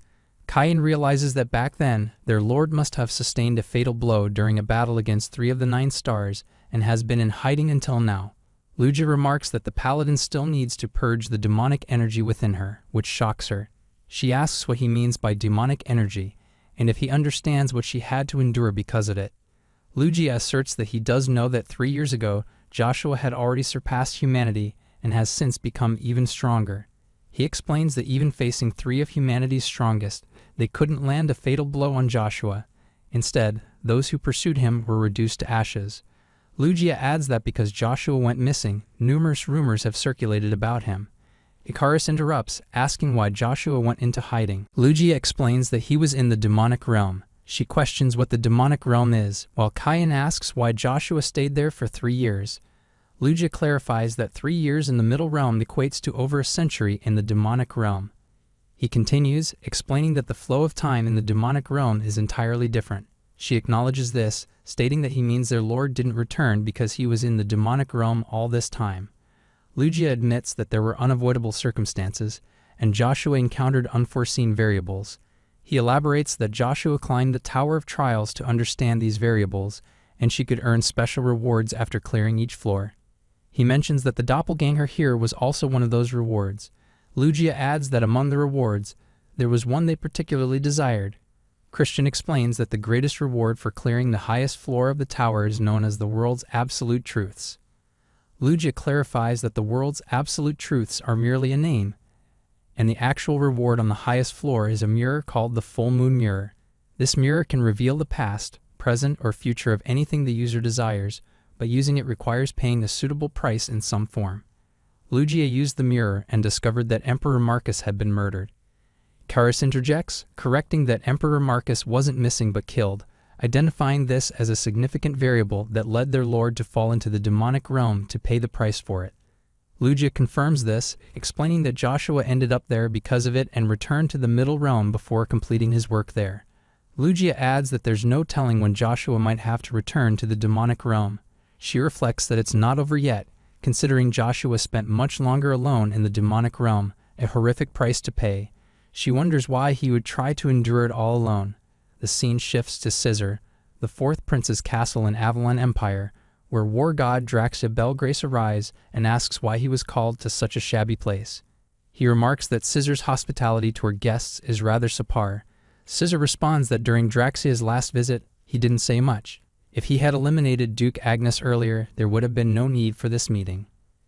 He instructs Draxia to dispose of the Duke quickly. Draxia questions whether Scissor is ordering him now, considering he had forgotten Heimdall's orders, emphasizing that their mission is to merge Prince Kisser's forces. Scissor reaffirms that it's Heimdall's will and advises against opposing it. Draxia agrees to eliminate the Duke's family immediately. Duke Tremblin wonders who Heimdall is, and even the war god shows tension at the mention of his name. Scissor summons Duke Tremblin and instructs him to follow his orders promptly. Scissor asks if he will participate in the bloody Battle of Bircher at Emperor Marcus's funeral. He responds that if he participates, people might. Scissor quickly clarifies that he's not asking him to participate by his side. He understands, acknowledging that just as much as he doesn't trust him, he can't trust him either.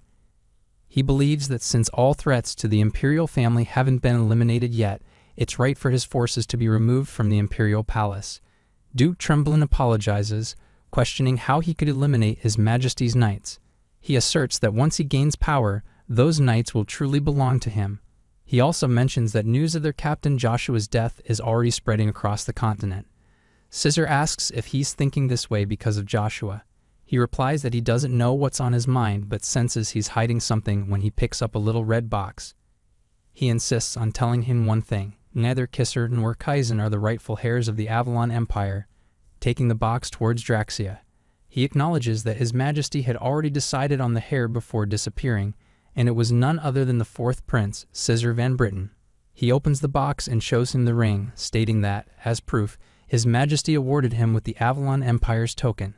He adds that he is the only one in the world who knows His Majesty's whereabouts and that he has planned everything carefully, requesting simply that he follow his orders. Duke Tremblin thinks to himself that there's no doubt that that's the imperial token Emperor Marcus always wore. However, the emperor he knew would never just hand it over so easily, even to his own child.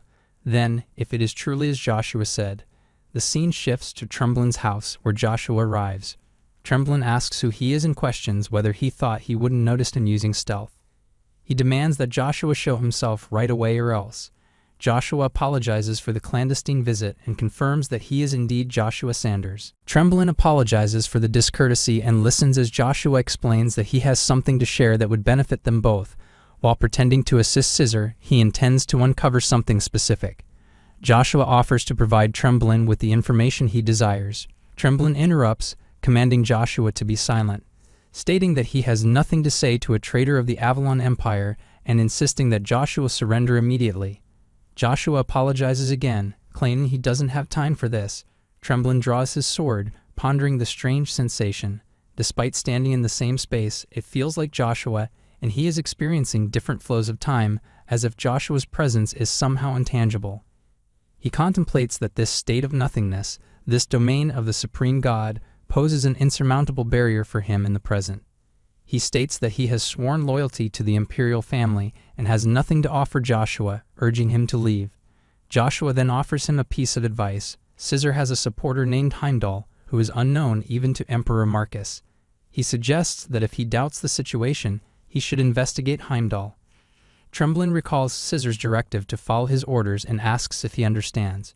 Joshua confirms that he will follow his command, addressing Scissor as His Highness, pledging to uphold his loyalty to the imperial family and to uncover the truth about Emperor Marcus. Ikaris reflects that they are slowly unraveling the puzzle of what happened to Joshua, and the more they uncover, the more it angers him. She wonders how he could not rely on them even in the slightest when Ikaris, Cayenne, and Christian teleport to the Avalon Empire's capital, Akardi Warp Gate. A person asks who they are and how they activated the Warp Gate without being Magic Tower mages. Lugus explains that the commotion is due to a minor magic spell breaking and insists he brought them here, reminding them of their agreement. She acknowledges she understands and promises to repay him later, suggesting they proceed with their purpose. They both agree and declare their readiness to take action. The scene shifts to the house of Duke Agnes in Avalon Empire, where Chiffin commands his warriors to maintain formation and not scatter. He observes the high-ranking wind spirit Cillian rushing to attack him and his warriors. Cillian swiftly strikes down his warriors with a single blow. Chiffin prepares to counterattack and tells Cillian that's enough, but Cillian evades his attack and pushes him away, causing Chiffin to get injured and fall down. He calls Cillian a monster. Anna Belgrace arrives and remarks that it's been a long time since she heard that nickname, mentioning she heard it frequently when she was young. She adds that there's now someone worse than her in the Swallow Empire. Chiffin expresses disbelief, questioning if she is truly Anna, mentioning he heard she went missing along with Viscount Beeg, and asking how she could do this alongside the war god. She explains that at that time, she had to conceal her identity. Chiffin understands, noting there's still some sadness in her, realizing she had lived here for so long, yet now she must destroy it. Draxia tells Anna to stop the useless chatter. Anna apologizes again, addressing Draxia as a father. Chiffin wonders what she means by father, realizing that Anna is Draxia's daughter. He asks more urgently about Princess Asher. Anna reassures him not to worry, as she has hired an expert for her protection. Chiffin remarks that it's unexpected they took on this job, knowing it's a kidnapping and not an assassination. Anna agrees, mentioning that the Assassin King readily agrees to the job, emphasizing that saving money is all that matters to him. She adds that Lucia, meaning Asher Van Britten, paid a lot to hire him, but it's worth it. She also states that their current location is one of the best ducal houses in the Empire, and then attacks Chiffin with her aura. He struggles to breathe. Anna suggests that if they ransack everything here, it will cover their costs anyway. At that moment, Babel Pon Agnes arrives with his soldiers and commands them to charge and punish the invaders. Anna and Draxia look at them as they prepare to confront the soldiers.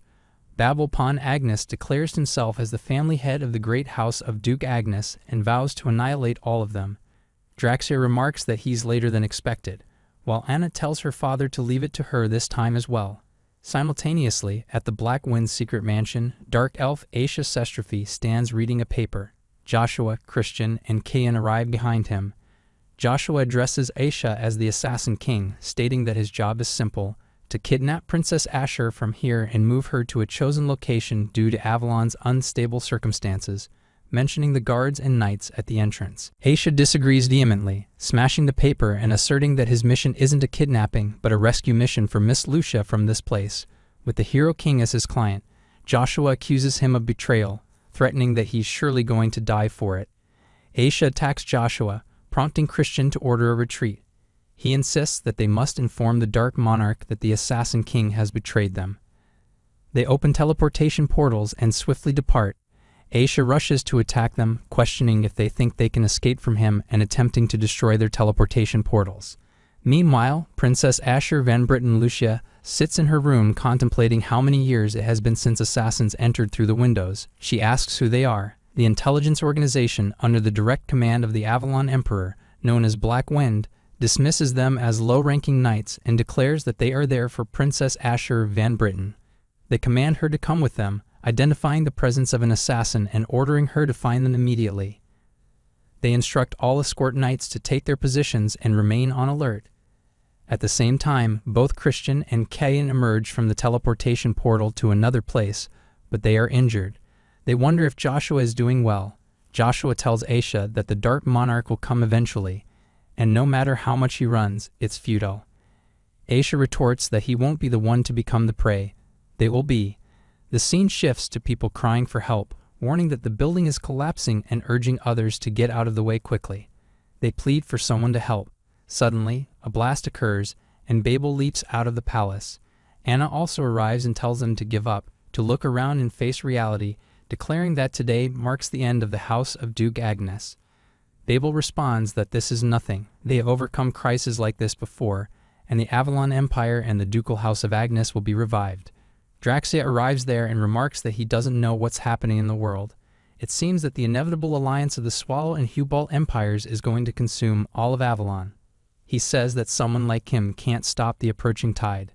Babel grips his sword and tells Draxia to be quiet, asserting that the name of Agnes will not kneel before scoundrels like them. Draxia retorts, questioning such words from someone who doesn't even have Agnes' blood, and tells Anna to wrap it up.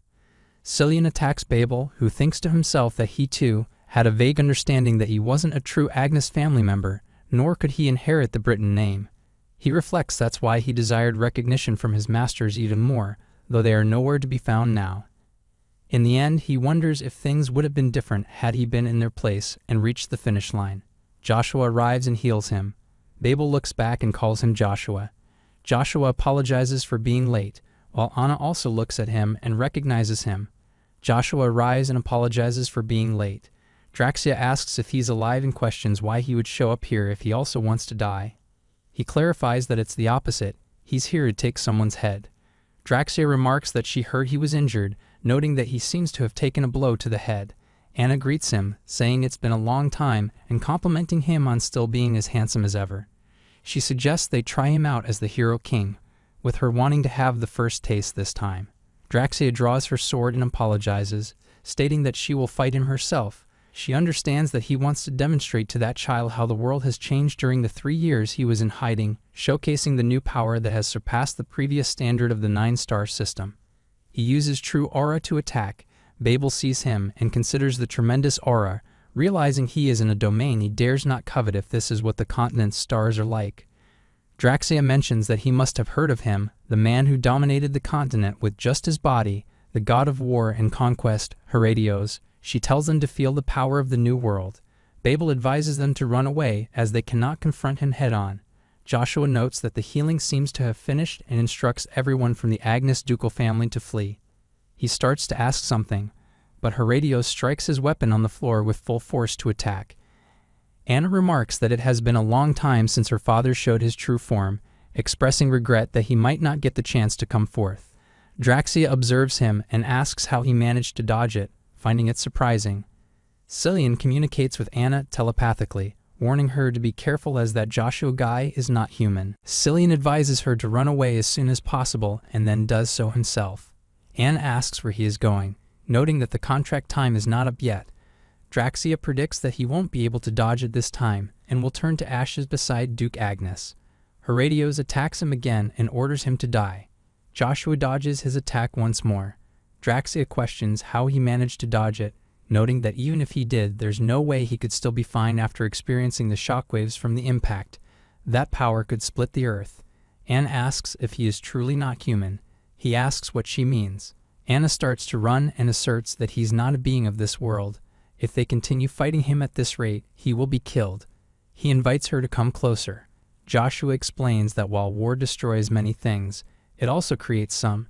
True aura, the manifestation of aura, is merely a trick developed amidst war. He adds that, at best, the history of true aura spans just a bit over the 3 years he was absent.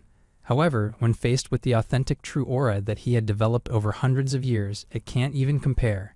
Draxia questions if he is acting superior just because he created a spear out of his aura and said he shouldn't think he can lecture them about an aura that's older than true aura. Joshua uses his spear to control him. Heredios kneels down and presses his weapon onto the floor with his aura. Draxia thinks that's it. He's got it this time for sure. Joshua explains that the spear is not just a weapon with some length to it. Depending on which part of the spear he empowers, it changes the force that the opponent faces. He adds that even a little strength can be enough to fend off a huge force.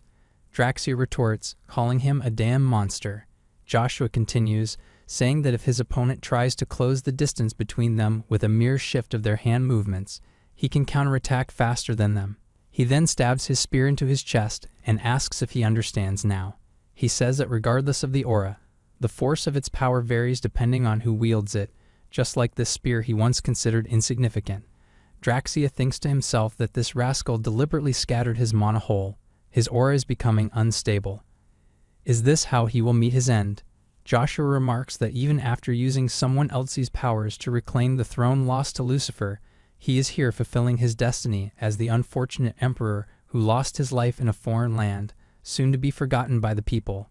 Draxia responds, saying he believes they will forget him so easily. He asserts that he is the war god who leads every battle to victory, operating on a different level than Joshua. He dismisses the rumors that have circulated about him over the past 3 years.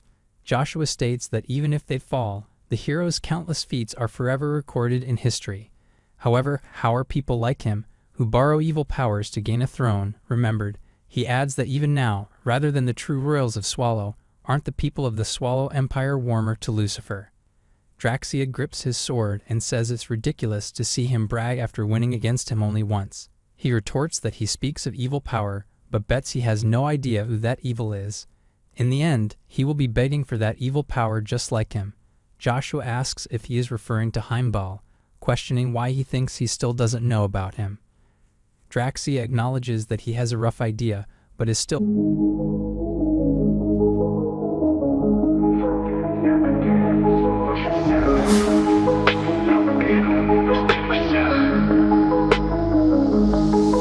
Я иду к цели, избавляю ход на моих часах. Бесконечный взлет, забираю все, что хочу в этот раз. Вижу свет, он ведет меня прямо в класс. Скорость, драйв, это мой элемент. Словно вихрь оставляю след. Каждый день это новый рекорд. Я на вершине слышу мой аккорд. I got it, I want it, I got it. Мой путь это только вверх. I got it, я знаю, что надо. Я здесь, чтобы взять успех. Время летит, но я на волне. Каждый миг моя сцена в огне. Мечты сбываются, я это знаю. Все, что хочу, я забираю. Не важно, что говорят, я знаю свой путь. Моя страсть — это мой абсолют. Круче всех, кто мог бы представить. Я иду вперед, и никто не остановит. Моя сила в моей уверенности. Каждый день я на пределе прочности. В этом мире нет для меня границ. Я взлетаю снова, слышишь это? I got it, I want it, I got it. Мой путь — это только вверх. I got it, я знаю, что надо. Я здесь, чтобы взять успех. Я взлетаю, и нет пути назад.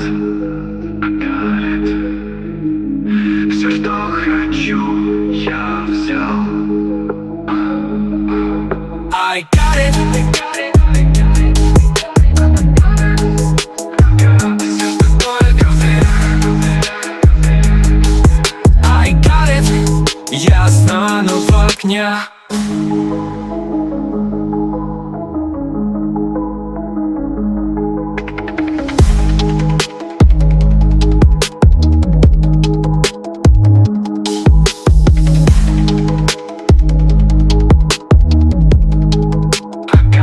Это только вверх.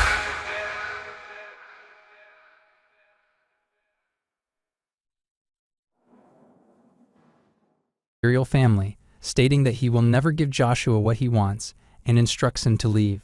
Joshua responds by offering a piece of advice. There is someone behind Scissor who even Emperor Marcus could not uncover, Heimdall, who knows the whereabouts of His Majesty's final moments. Duke Tremblin reacts, questioning if this individual harmed the Emperor. Joshua announces his intention to depart. Duke Tremblin stops him, insisting that this information isn't sufficient for him to offer his help. There's no evidence yet to trust him. Joshua then states that he will show Duke Tremblin something. Scissor definitely has a token similar to his, but his own is fake. His token is the genuine Imperial one. Duke Tremblin asks how he acquired it. Joshua responds by telling him to mark the day he and his ally will meet again soon, promising to visit him.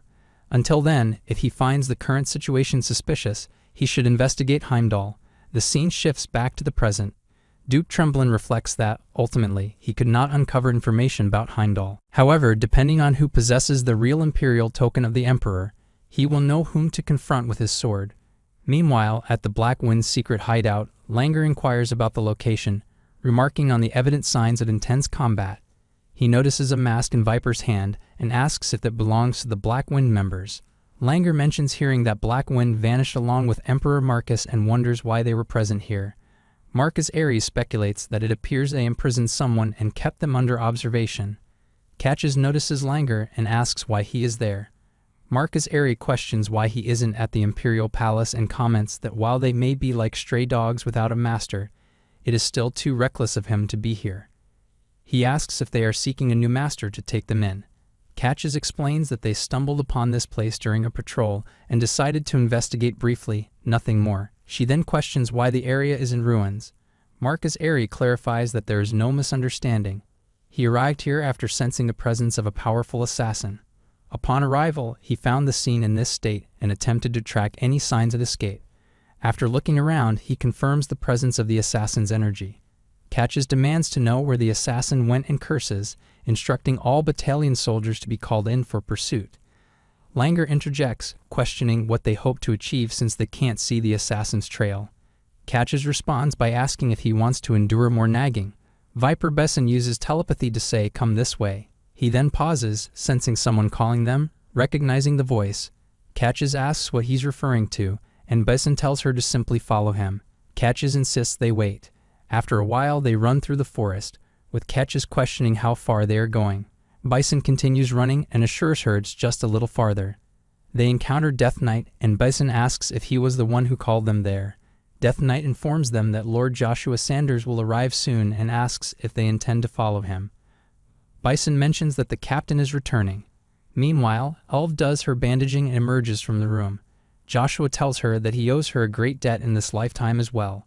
She greets him as the great kinsfolk. He asks if she received his letter and mentions that he is certain she knows he is no longer a dragon.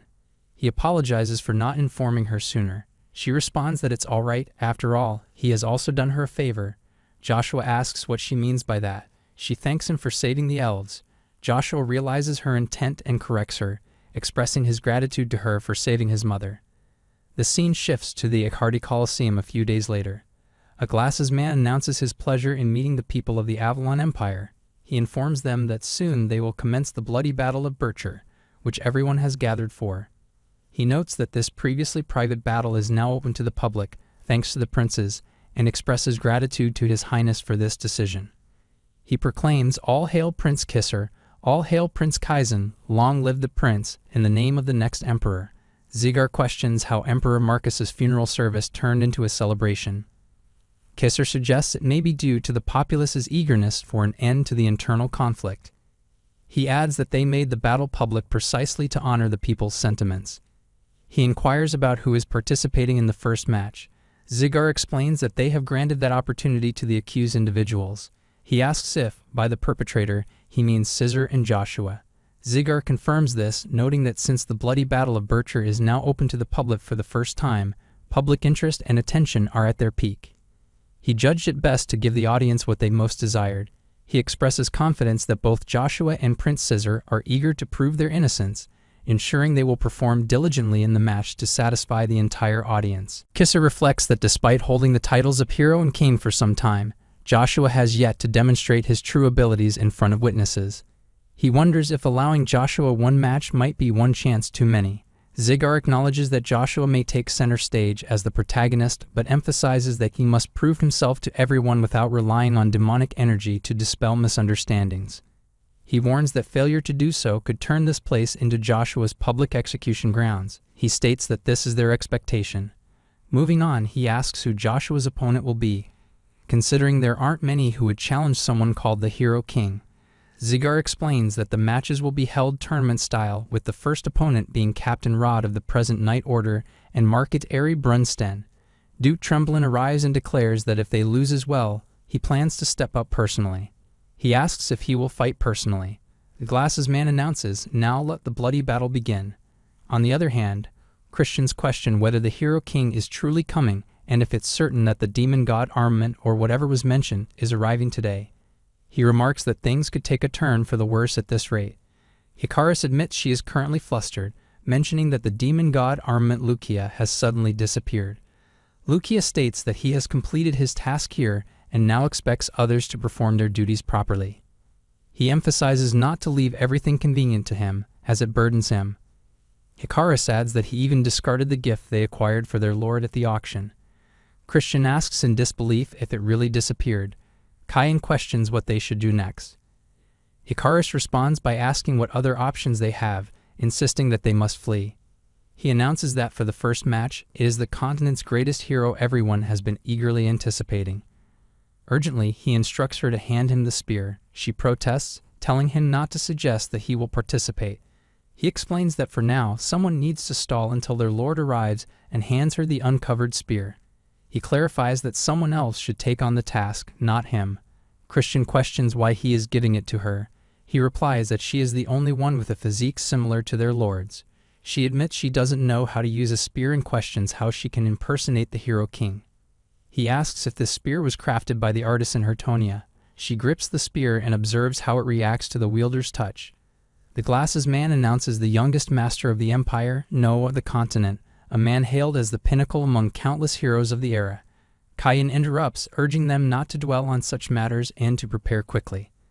The announcer declares the arrival of the Hero King. The crowd erupts in cheers, calling out to the Hero King. Kayan, Christian, and Ikaris turn to see him. Meanwhile, Scissor spots Joshua and remarks that he had thought Joshua might flee, but this audacious individual actually appeared. Scissor notes the explosive reaction from the crowd, emphasizing that a hero is a crucial element for victory. He comments that with Avalon in dire need of a hero, it's natural for such a reaction to occur now that the hero of their time has appeared. Using telepathy, He tells Joshua that the stage he desires is now set, urging him to show what he has prepared as Caesar is eager to see it. Captain Rod expresses disbelief even after seeing Joshua with his own eyes, questioning if he is truly the same Joshua he knows. He remarks that Joshua has changed beyond recognition. Joshua mentions that he heard he had retired and handed over his position to Battalion Commander Balmung, but apparently that isn't the case. Captain Rod explains that Balmung had stated he wouldn't take over until he returned, and because of that, Rod eagerly awaited this day, never slacking in his training and finally pulling himself together. Recalling Balmung's words once more, he pauses. Marcus Aery arrives and interrupts the pleasantries, expressing that he has much to settle with Joshua and reminding him that he hasn't forgotten their past encounters. Referring to his indebtedness for an arm, Marcus Aery confesses his excitement at meeting Joshua again, acknowledging he may not be a match but is eager to face him once more. He leaps forward to attack him with his sword, but Captain Rod intervenes, blocking the attack and telling Marcus Aery to wait for his turn. He becomes angry and warns Captain Rod not to interfere unless he wants to hold his retirement ceremony that day. Marcus Aery charges forward to attack again. Captain Rod insists that he keep his actions in check and declares he won't tolerate any further misconduct. Marcus Aery taunts Captain Rod, calling him a mere guard dog who will be punished if he barks. He uses True Aura to block his attack, surprising him. Marcus Aery is annoyed that Joshua also knows how to use True Aura. Captain Rod counterattacks, throwing Marcus Aery aside. He tells Joshua to take notice, claiming this is the new power he has mastered. He emphasizes the vast difference between their first duel and the present day. Captain Rod moves in for another attack, determined to defeat Joshua this time. Just then, Cayenne and the others arrive and address Joshua as their lord. Cayenne throws his spear and presents it to Joshua. Joshua takes the spear and remarks that he threw it a bit too hard, implying he doesn't have the same affection for him. Cayenne retorts that he should have treated him better if that's the case, adding that he missed him a lot. Joshua expresses his own feelings of missing Cayenne and Icarus and thanks them for waiting. Marcus Aery interjects, stating that he has waited for Joshua more than anyone else, and challenges him to taste his new moves. Joshua looks at him seriously and clarifies that this isn't why he's here. Marcus Aery asks what he means by that. Joshua explains that he is here to accomplish the goal he pledged to his comrades, emphasizing that there's one reason he has come, to become the Emperor of Avalon. The first person asks about Joshua's intention to become the Emperor. The second person questions if Joshua came to declare a coup d'etat instead of addressing the issue of demonic energy. Marcus Aery remarks that Joshua is still the same as ever, interesting and amusing, and admits that Joshua's presence sends shivers through his entire body.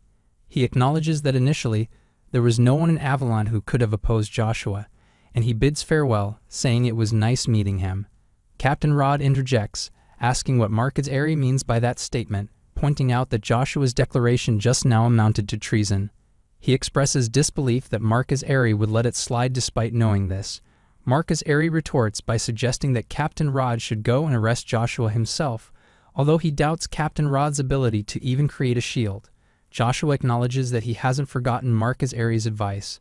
He recalls Aery's words, reminding him of a memory where Aery advised him to remember one thing. As Marcus Aery prepares to leave, he expresses hope that Joshua's choice is the right one. Cayenne remarks that their lord has indeed returned. Icarus agrees, noting that from starting things off to employing various innovative methods that send chills down the spine, Joshua is exactly the lord they remember. Prince Kaizen questions what the royal knights are doing, criticizing their inaction as they allow a traitor to declare treason in front of thousands of imperial citizens. He demands Joshua's immediate arrest. Joshua counters, stating that this is the place where Emperor Marcus Van Britten's death will be acknowledged.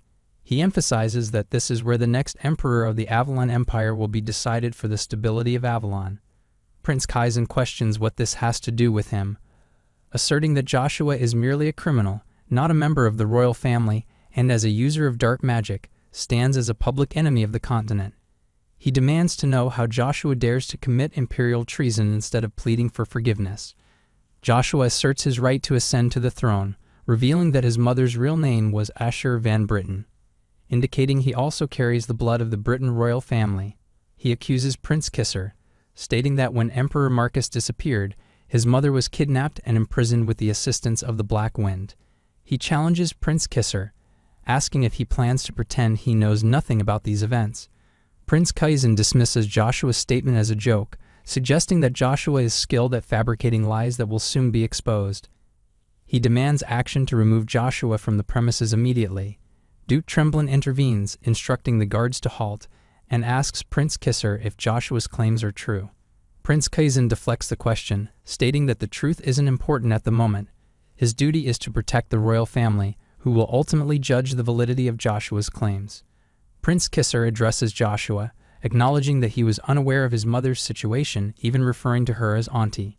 He admits that he only learned about her circumstances after his father's disappearance and expresses regret as a member of the royal family. Scissor questions the significance and states that even if he claims the right to ascend to the throne, it changes nothing.